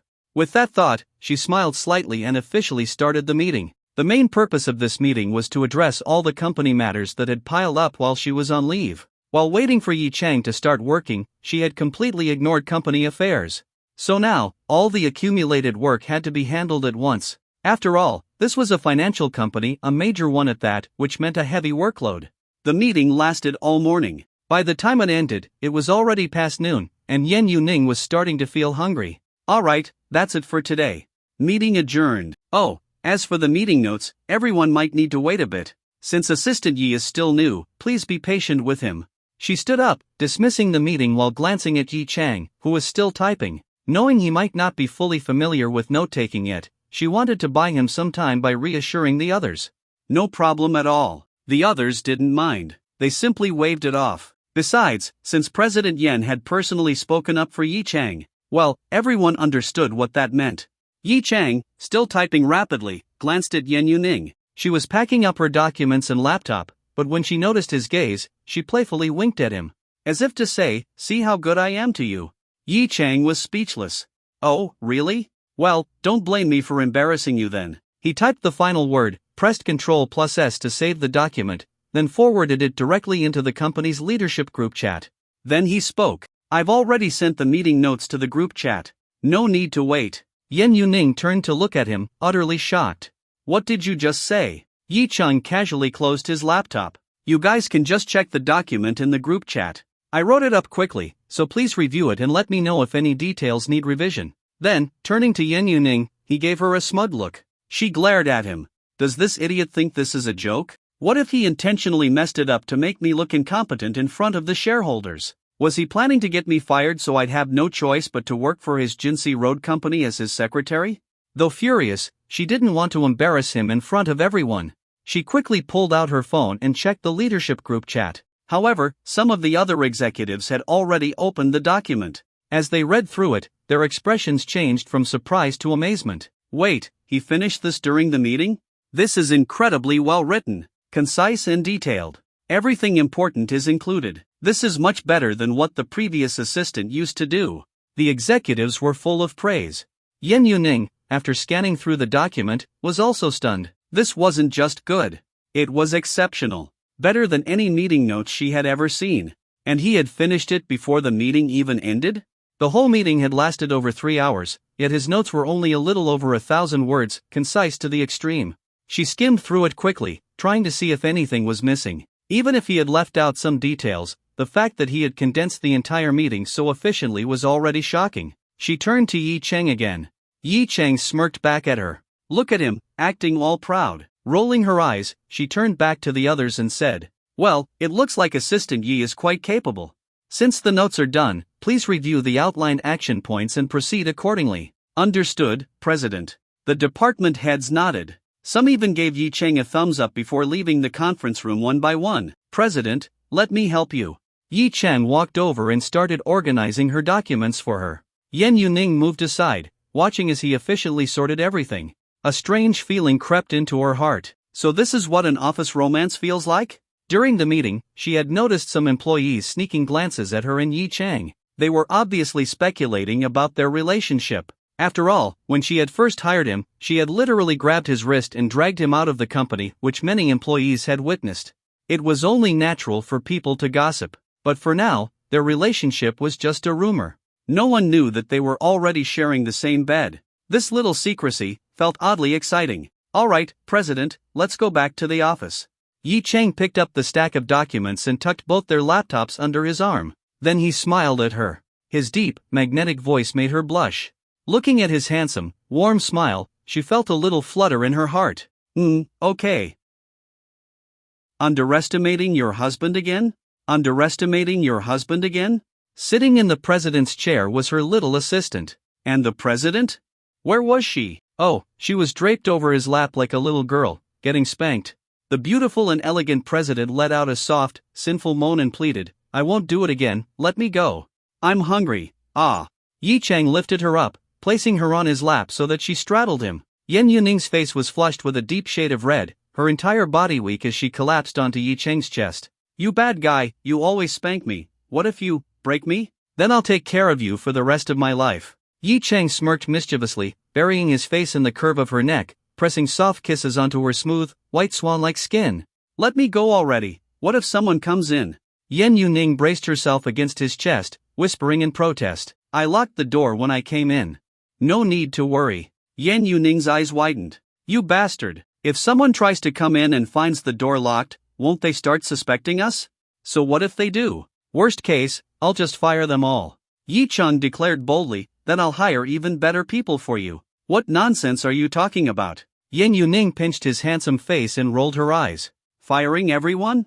No company could afford that kind of chaos. Come on, let me go. Let's get some food, I'm starving." Yi Cheng gave her one last playful smack on her perky backside before finally letting her go and standing up. "All right, let's go." They quickly adjusted their clothes and headed toward the door. But just as Yi Cheng reached out to unlock and pushed the door open, knock, knock, the handle turned. Clearly, someone was trying to open the door, but since it was locked, they couldn't. The person outside seemed surprised that the door was locked and jiggled the handle a few more times before a sharp, angry voice came through. "Yen Yuning, open the door." Yen Yuning's face instantly changed. She turned to Yi Cheng, her voice low and urgent. "It's my dad." "Her father? Yen Huaxiong?" Yi Cheng figured that after Du Shanghai and his family had gone to cancel the engagement, Yen Huaxiong would have at least heard of him by now. But even if he hadn't, it didn't matter. Yi Cheng wasn't afraid of him. Patting Yen Yuning's back reassuringly, he gave her a confident look before reaching to unlock the door. Yen Yuning anxiously watched him. She was locked in an office with a man. And now her father was outside. Who knew what he would think? Although she had argued with her father just a week ago, now that she was about to face him, she couldn't help feeling nervous. But then she remembered Yi Cheng was the owner of Jinxi Road Company. Her tension eased. "Oof, let my father see that the man I chose is no pushover." Just as Yi Cheng unlocked the door, the person outside forcefully pushed it open with a strong shove. Yi Cheng raised an eyebrow, pressing his hand against the door to block it. Yen Huaxiong, standing outside, frowned deeply. He had heard the lock click and had immediately tried to push the door open only to find it stuck. Someone was blocking it. It couldn't be his daughter, she wasn't strong enough to resist his push. That meant, it could only be that damn assistant. His expression darkened, and he turned to the person beside him. "Help me push the door open." Standing next to him was his secretary. The secretary wasn't sure why the chairman was trying to force his way in, but he did know that inside this room was the chairman's daughter, and a male assistant. It didn't take much to figure out what was going on. As a father, it was understandable that Chairman Yen would be furious. Without question, the secretary stepped up and began pushing the door alongside Yen Huaxiong. But, no matter how hard they pushed, the door didn't budge. Yen Huaxiong's face darkened even more. He called over a third person to help, but even with 3 men pushing, the door still wouldn't open. Inside, Yen Yuning was puzzled. "Why are you holding the door?" she asked. Yi Cheng chuckled. "Having a little contest with your dad." His voice was loud enough to be heard outside. Hearing Yi Cheng's words, Yen Huaxiong's anger flared. "A mere college student from an ordinary family dares to challenge me? Fine. Let's see how long you can last. No matter how strong you are, capital is stronger." Yen Huaxiong had already heard about what had happened during the meeting, how Yi Cheng had written the entire meeting summary in real time, producing a report that was incredibly detailed yet concise. This had surprised him a little, but he hadn't thought much of it. Anyone could take meeting notes. Give someone an hour or two after the meeting, and they'd still be able to organize everything properly. So what if Yi Cheng was faster? Big deal.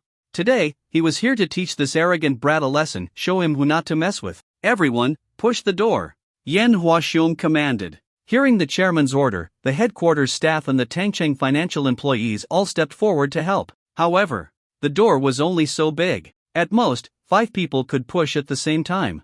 Even so, the result left everyone stunned. Even with 5 people pushing, the door still wouldn't move. They could see that the door had already opened slightly, there was a visible gap. But no matter how hard they pushed, they couldn't widen that gap even a fraction more. Inside, Yi Cheng sneered, pressing his hand and foot against the door. Completely motionless. How could a bunch of office workers possibly compete with his strength? He had already surpassed human limits. Even the world's strongest weightlifters wouldn't be able to match his raw power. Yen Yuning, watching him, felt a mix of amusement and concern. She had no idea how many people were outside pushing the door. But she never expected that her father and Yi Cheng would start competing through a damn door. "Yi Cheng, stop messing around. Just let my dad in." Yi Cheng smirked. "All right. Everyone outside, I'm letting go now. 3, 2, 1. He released his hold and stepped back with Yen Yuning, giving the door space to open. Bang! The door flew open. Yen Huaxiong strode in. As the head of a billion-dollar corporation, his presence alone was intimidating. With his deep-set expression, the entire room felt suffocating. Even though Yen Yuning had convinced herself there was nothing to be afraid of, seeing her father's stern face still made her heart race. Yen Huaxiong's gaze swept over both of them before fixing onto Yi Cheng. The father-in-law versus son-in-law showdown had officially begun. Yen Huaxiong had an imposing presence, but Yi Cheng wasn't intimidated in the slightest. Of all the people he had encountered, who could compare to Long Kuan in terms of aura? Certainly not Yen Huaxiong. And so, inside Yen Yuning's office, the middle-aged man and the young man locked eyes, staring each other down. Seeing her father and her boyfriend getting into a silent standoff the moment they met, Yen Yuning grew nervous. "This won't do. If this continues, they're bound to start arguing." She quickly spoke up. "Dad, what are you doing? Why are you staring at my assistant like that?" "Assistant?" Yen Huaxiong glanced at his daughter, then let out a cold scoff. He turned to his secretary and ordered, "Everyone, get out. Shut the door. If anyone dares to eavesdrop, they can pick up their paycheck from the finance office this afternoon." The secretary was disappointed he wouldn't get to watch the drama unfold, but he had no choice but to obey. He swiftly closed the door and ushered everyone away. Although the employees were dying to know what was about to happen, the chairman had spoken. They could only leave reluctantly. Inside the office, Yen Huaxiong shot his daughter a glance before speaking in a heavy tone. "You say he's your assistant? Then tell me, why were you locked inside your office with him?" "We weren't doing anything," Yen Yuning protested. "I don't care if you were or not," Yen Huaxiong said coldly. "A man and a woman, locked in an office alone together, what kind of example does that set? How are you supposed to maintain authority as a leader if the company finds out? How will you earn respect? If word gets out, what do you think people will say? That the daughter of Yixing Group's chairman is having an affair with her assistant? That Tangcheng Financial's president is romantically involved with her subordinate? Do you have any idea how rumors spread these days? Of course, I can handle that. I have my ways of keeping things under control. But what really concerns me is whether these rumors are true or not. Yuning, I don't know what you see in this man, but I have to tell you, I will never approve of this. Every word from her father struck her like a heavy blow, making her face grow paler. Her father's authority was absolute. No one in the group dared to challenge him. As a child, she had been playful and mischievous. But as an adult, she had learned not to defy her father. And now, hearing his firm rejection, she felt an ache deep in her heart. But she clenched her teeth. This is about my happiness. I can't back down, I won't. Dad, if you refuse to accept this, then I'll have no choice but to do something that will upset you. Yan Huaxiong's face darkened. Yuning, think carefully. What can this man really offer you?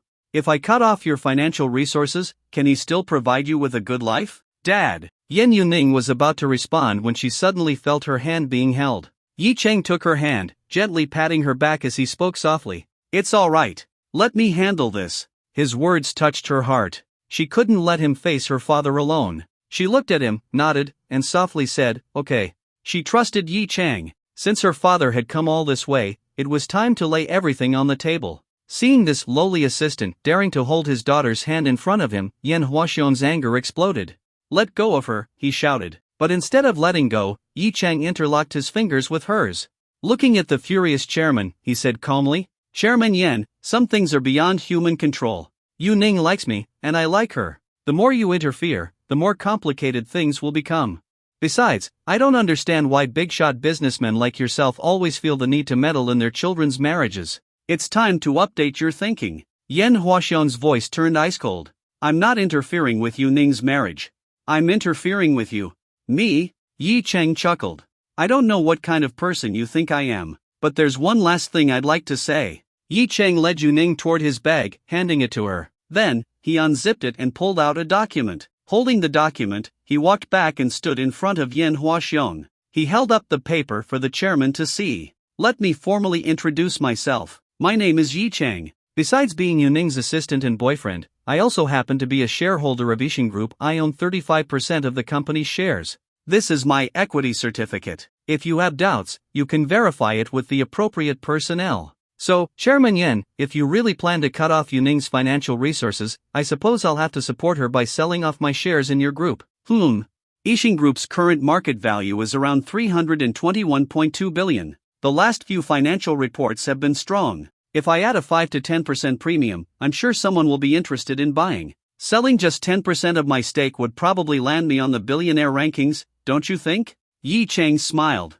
Yan Huaxiong's furious expression suddenly froze. Yi Cheng was the mysterious investor who had purchased 35% of Yixing Group's shares? His eyes locked onto the equity certificate. He immediately reached out to grab it, but Yi Cheng swiftly pulled it back and handed it to Yu Ning instead. At that moment, Yu Ning was just as shocked as her father. When did Yi Cheng acquire shares in our family's company? Technically, this would impact her family's control over the company. But instead of worrying, her eyes lit up with excitement. Nice one, Yi Cheng. Her father only owned about 42% of the shares. If Yi Cheng could acquire another 8% from the public float, he would become the largest shareholder. Of course, buying 8% would require a massive amount of money. She had no idea if Yi Cheng had that kind of cash. Meanwhile, Yan Huaxiong had no idea his daughter was already scheming ways to help Yi Cheng surpass him as the majority shareholder. But at this moment, he wasn't even angry anymore. Because Yi Cheng was no longer someone he could afford to be angry at. The group had indeed lost 35% of its shares to a mystery buyer. And Yi Cheng's confident words suggested he wasn't bluffing. Moreover, from the brief glimpse he had of the equity certificate, it looked completely legitimate. Taking a deep breath, Yan Huaxiong stared at Yi Cheng. Who are you? He had investigated Yi Cheng's background but couldn't understand how this kid had managed to acquire so many shares. He needed to know Yi Cheng's real identity. Yi Cheng raised an eyebrow. I just introduced myself, didn't I? Yan Huaxiong shook his head. If you don't want to tell me, then fine. If you truly own 35% of Yixing Group, then I have nothing more to say. Now, I believe you can give Yu Ning a life just as good as the one I've provided for her. So, I congratulate you. I approve of your relationship with my daughter. Yi Cheng raised an eyebrow. Just a moment ago, this guy was so aggressive. And now he's suddenly okay with it? Yu Ning's eyes widened in surprise. She turned to Yi Cheng, her face lighting up with joy. Her father had actually agreed so quickly. Noticing their shocked expressions, Yan Huaxiong, who had been stone-faced this entire time, finally let out a small chuckle. He looked at Yi Chang and said, I only reject men who can't guarantee you a worry-free life. I never rejected you. Did you enjoy the story, guys? I hope you did. Support this video with a like and a comment. I'd really appreciate it. Thanks for watching and see you next time.